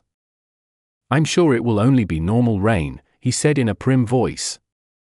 Aliena laughed, and Elizabeth laughed too. Aliena thought the girl didn't laugh very often. The rain grew louder until it was like heavy drumming. Aliena looked out the door. The church nearby was already hidden by the rain. It was a big storm. Did you put the cart under cover? Aliena asked the carter. He nodded. With the animals. Good, Aliena said. I don't want my yarn to get spoiled. Ranulph came back, dripping wet. Lightning flashed and thunder rolled for a long time. "This storm will hurt the crops," the priest said sadly. Aliena agreed. The land needed weeks of warm sun. There was another flash and louder thunder. The wind shook the wooden house. Cold water fell on Aliena's head, and she saw it dripping from the roof. She moved her seat away. Rain blew in through the open door, but nobody closed it. Aliena liked watching the storm, and it seemed the others did too. She looked at Elizabeth. The girl's face was pale. Aliena put her arm around her. Elizabeth was trembling, though it was not cold. Aliena held her close. I'm scared, Elizabeth whispered. It's only a storm, Aliena said gently. The light outside grew very dark. Aliena thought it was near evening, but then remembered she had not eaten dinner yet. It was only noon. She went to the door. The sky was dark grey. She had never seen summer weather like this. The wind was strong, and lightning showed many things flying past: a blanket, a bush, a bowl, an empty barrel. She turned back, worried, and sat down again. The house shook once more. The tall pole holding up the roof was moving. This house was one of the better ones in the village, she thought. If this one shook, the poor houses might fall. She looked at the priest. If it gets worse, we should bring the villagers to the church for safety, she said. I'm not going out in that, the priest said and laughed shortly. Aliena stared at him. They are your people, she said. You should care for them. The priest gave her a rude look. I answer to the Bishop of Kingsbridge, not you, he said. I won't act foolish just because you tell me to. At least bring the plough team inside, Aliena said. The village's oxen were very important. Without them, the people could not farm. They worked as a group to keep those animals safe. The priest should care about them too, because his wealth came from their work. The priest said, we have no plough team. Aliena looked confused. Why? She asked. We had to sell 4 of them to pay the rent, and we killed the others for meat in the winter. Aliena understood why the fields were only half planted. They had worked only the light soil with horses and people to pull the plough. The story made her angry. William had forced these people to sell their plough team. It was a cruel and foolish thing to do. Now they would have problems paying rent again, even with good weather. Aliena wished she could grab William by the neck and shake him. A strong wind hit the wooden house. One side of the roof started to move and then lifted a little. It came away from the wall, and Aliena saw the black sky and bright lightning through the gap. She jumped up. When the wind dropped, the roof fell back in place. It was very dangerous now. She stood up and shouted to the priest above the noise. At least go and open the church door. He looked unhappy but did what she asked. He took a key from a chest, put on a cloak, and went out into the rain. Aliena started to tell the others what to do. Carter, take my wagon and oxen into the church. Ranulph, go get the horses. Elizabeth, come with me. They put on cloaks and went outside. The wind was so strong they could not walk straight. They held hands to keep steady. They pushed through the graveyard. The rain turned to hail, and large stones of ice hit the tombs. Aliena saw an apple tree with no leaves or fruit. The wind had torn everything from its branches. She thought, there will be few apples this autumn. Soon they reached the church and went inside. It was suddenly quiet. The wind still roared, and rain hit the roof, and thunder came again and again, but not as strongly. Some villagers were already there, wet and cold.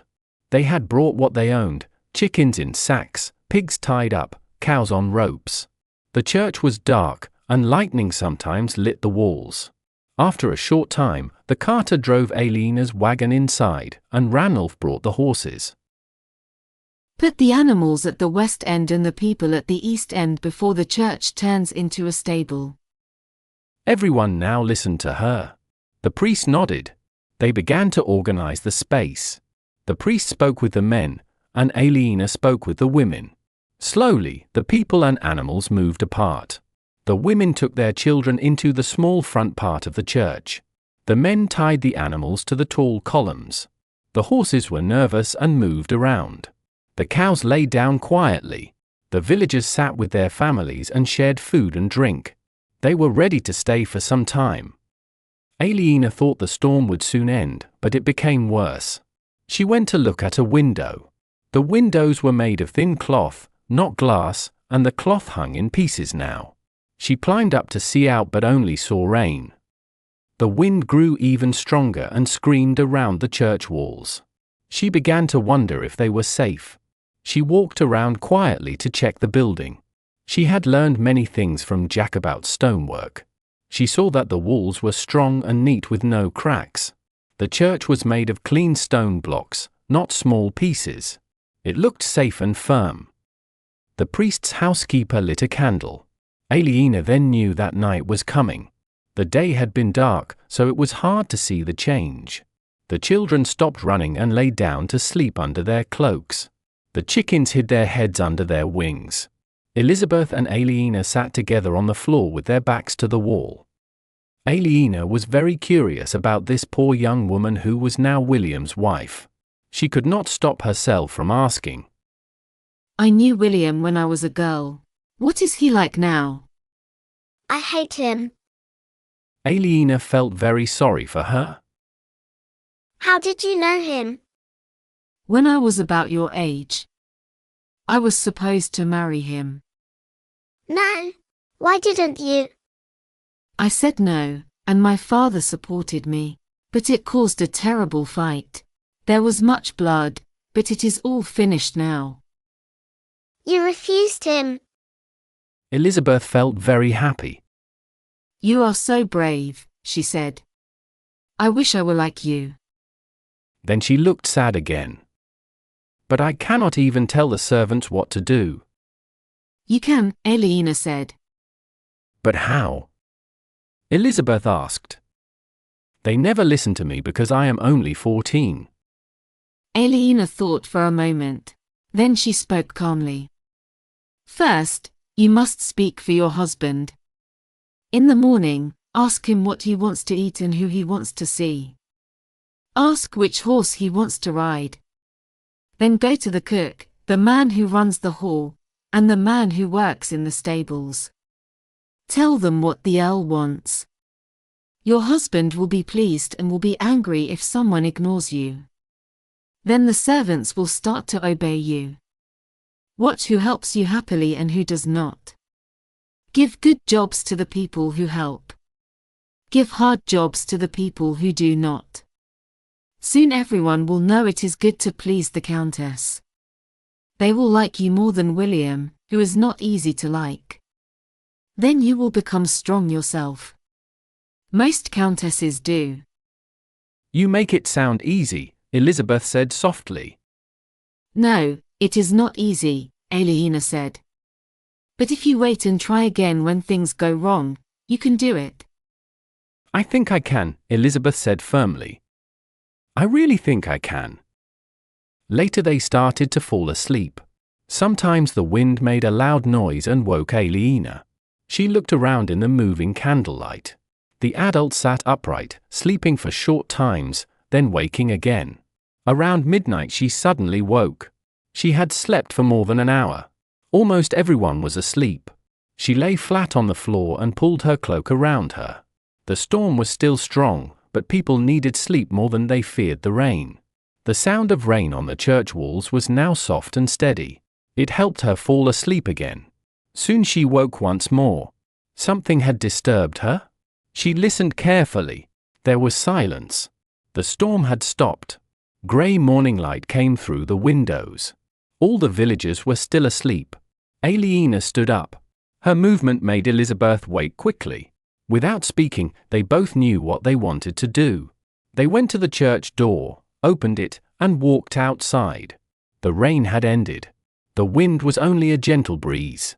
The sun had not risen yet. The light was pale and grey. Aliena and Elizabeth looked around quietly. The village was gone. Only the church was still standing. Every other building had fallen. The ground was flat and covered in mud. Some heavy wood lay against the church walls. Only stones from fireplaces showed where houses used to be. Around the edges stood a few old trees, oaks and chestnuts. They had lost many branches. No young trees were left at all. Aliena and Elizabeth looked around in shock. They walked where the street used to be. Broken wood and dead birds were everywhere. They reached a wheat field. It looked like many animals had run through it. The wheat was broken and washed away. Mud and water covered the earth. Aliena's heart filled with fear. "Oh, God," she whispered. "What will the people eat?" They crossed the field. The damage was everywhere. They climbed a small hill and looked all around. The land was ruined. Crops were dead, sheep were scattered, trees were broken, and houses were gone. Water covered the ground. Everywhere looked destroyed. Aliena felt deep sadness. It seemed like God himself had touched England and broken everything except the churches. Elizabeth looked at the destruction. "It's so terrible," she said. "I can't believe it. There's nothing left." Aliena nodded with a sad face. "Nothing," she said. "There will be no harvest this year." What will the people do? "I don't know." Aliena felt both sorry and afraid. "It's going to be a hard winter," she said. 2. One morning, for weeks after the big storm, Martha asked Jack for more money. Jack was surprised. He already gave her 6 pence each week for house expenses, and he knew that Aliena gave her the same. With that money, Martha had to feed for adults and 2 children, and she also had to buy firewood and rushes for 2 houses.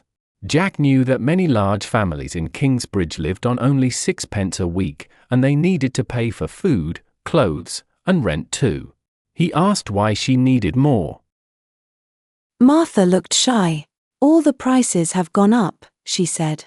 "The baker wants a penny for a 4-pound loaf, and—" "A penny for a 4-pound loaf," Jack said loudly. "That is too much. We should build an oven and bake our own bread."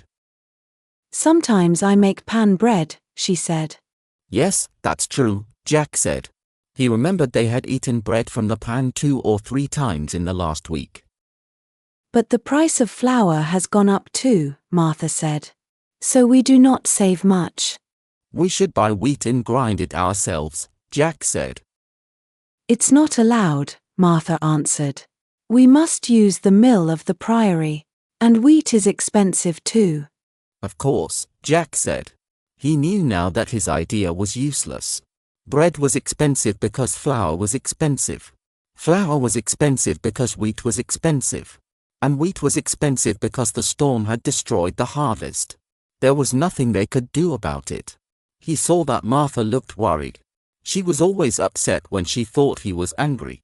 He smiled at her to show that everything was fine and touched her shoulder gently. "It's not your fault," he said. "You sound angry." "Not with you," he said. He felt bad. He knew that Martha would never cheat him.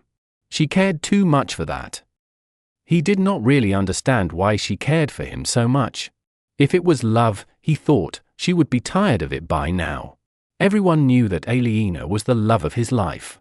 He had once thought of sending Martha away so she might fall for another man. But deep inside, he knew that would only make her very unhappy. So he let things stay as they were. He reached into his tunic and took out his purse. He pulled out 3 silver coins. "You should have 12 pennies a week," he said. "See if that is enough." It seemed like a lot. His own pay was only 24 pennies each week, though he also got candles, robes, and boots. He finished his beer and went outside. The air felt cold for early autumn. The weather had been strange lately. He walked quickly down the street and entered the Priory Close. It was still before sunrise, and only a few workers were there. He went up the nave and looked at the foundations. They were almost finished, which was good. The cold weather would soon stop work with mortar. He looked up at the new transepts. He wanted to feel proud, but he saw cracks again. They had come back just a day after the big storm. It made him very sad. The storm had been terrible, but the church should have survived it. He frowned and shook his head. Then he climbed up the turret stairs to the gallery. He wished he could talk to someone who had built a church like this. But there was no one in England who had, and even in France churches were not yet so high. Without thinking, he kept going up to the roof. The lead roof was finished, and he saw that the rainwater could now flow through a wide gutter. It was windy up there, and he held on tightly when he was near the edge. Many builders had died falling off roofs in strong winds. The wind was always stronger up here than on the ground. The higher he climbed, the harder it blew. He stopped and looked into the distance. Then he understood. The problem was not the weight of the building but its height. The tall walls were hit hard by the wind. They could not bend, so they cracked. He could almost feel the strain in the walls as if they were part of his own body. The wind pushed the church the same way it pushed him. Because the church could not move, the walls broke. He was sure he had found the reason. But now he needed to find a way to fix it. He had to make the upper part of the wall stronger against the wind. But how could he do it? If he built heavy buttresses outside, it would ruin the beauty of the church. Still, if that was the only way, he would have to do it. He walked back down the stairs. He did not feel any happier, even though he had solved the puzzle. The answer might destroy his dream. Maybe he had been too proud, he thought. He had wanted to build the most beautiful cathedral in the world. Why did he think he could do better than anyone else? He should have copied another designer's plan and been satisfied. Philip was waiting for him at the tracing floor. The prior looked tired and worried. His grey hair was messy around his shaved head. He seemed not to have slept. "We have to spend less money," Philip said right away. "We do not have enough to keep building at this speed." Jack had feared this. The storm had ruined the harvest in the south of England. He knew that would hurt the priory's money. The thought of stopping work made him uneasy. He was afraid the cathedral might not be finished before he died. But he did not show his fear. "Winter is near," he said. "Work always slows down then, and this year winter will come early." "Not early enough," Philip said seriously. "I want to cut our costs in half right now." "In half?" Jack said. It sounded impossible. "The winter break starts today," Philip said. This was worse than Jack had thought. The summer workers usually stopped work at the start of December. In winter they built wooden houses or made carts and plows. They did this for their families or to earn money. This year their families would not be happy to see them. Jack said, "Do you know you are sending them home to places where people already have no food?" Philip looked at him angrily. "Of course you know," Jack said. "Sorry I asked." Philip spoke strongly. "If I do nothing now, one Saturday in the winter all the workers will come for their pay. And I will have no money to give them." Jack lifted his hands with no answer. "There is no way to argue with that," he said. "That is not all," Philip said. "From now on, no new workers will be hired, even if someone leaves." "We have not hired anyone for months," Jack said. "You hired Alfred." "That was different," Jack said, feeling shy. "Anyway, no more hiring." "And no promotions," Philip added. Jack nodded. Sometimes an apprentice or worker asked to become a mason or stonecutter. If the other craftsman said his skills were good enough, he could move up, and the priory had to pay him more. Jack said, "Promotions belong to the Masons' Lodge." "I am not trying to change that," Philip said. "I only ask the Masons to wait until the famine is over before giving promotions." "I will tell them," Jack said without promise. He thought there might be problems with that rule. Philip continued, "There will be no work on the saints' days from now on." There were many saints' days. People were supposed to rest on those days, but pay rules were often discussed. At Kingsbridge, if 2 or more saints' days came in the same week, the first day was a paid holiday. The second was an unpaid day off. Most workers still came on the second day to earn money. Now they would not be allowed to do that. The second day would be a day off with no pay for everyone. Jack felt worried about how the workers would react. He said, they would take it better if I could tell them we can talk about the rules, but that everything is already decided. Philip shook his head. Then they would think they can bargain, he said. They would ask to work on some of the saints' days and want a few promotions. He was right, of course. But isn't that fair? Jack asked. Of course it is fair, Philip said, sounding angry.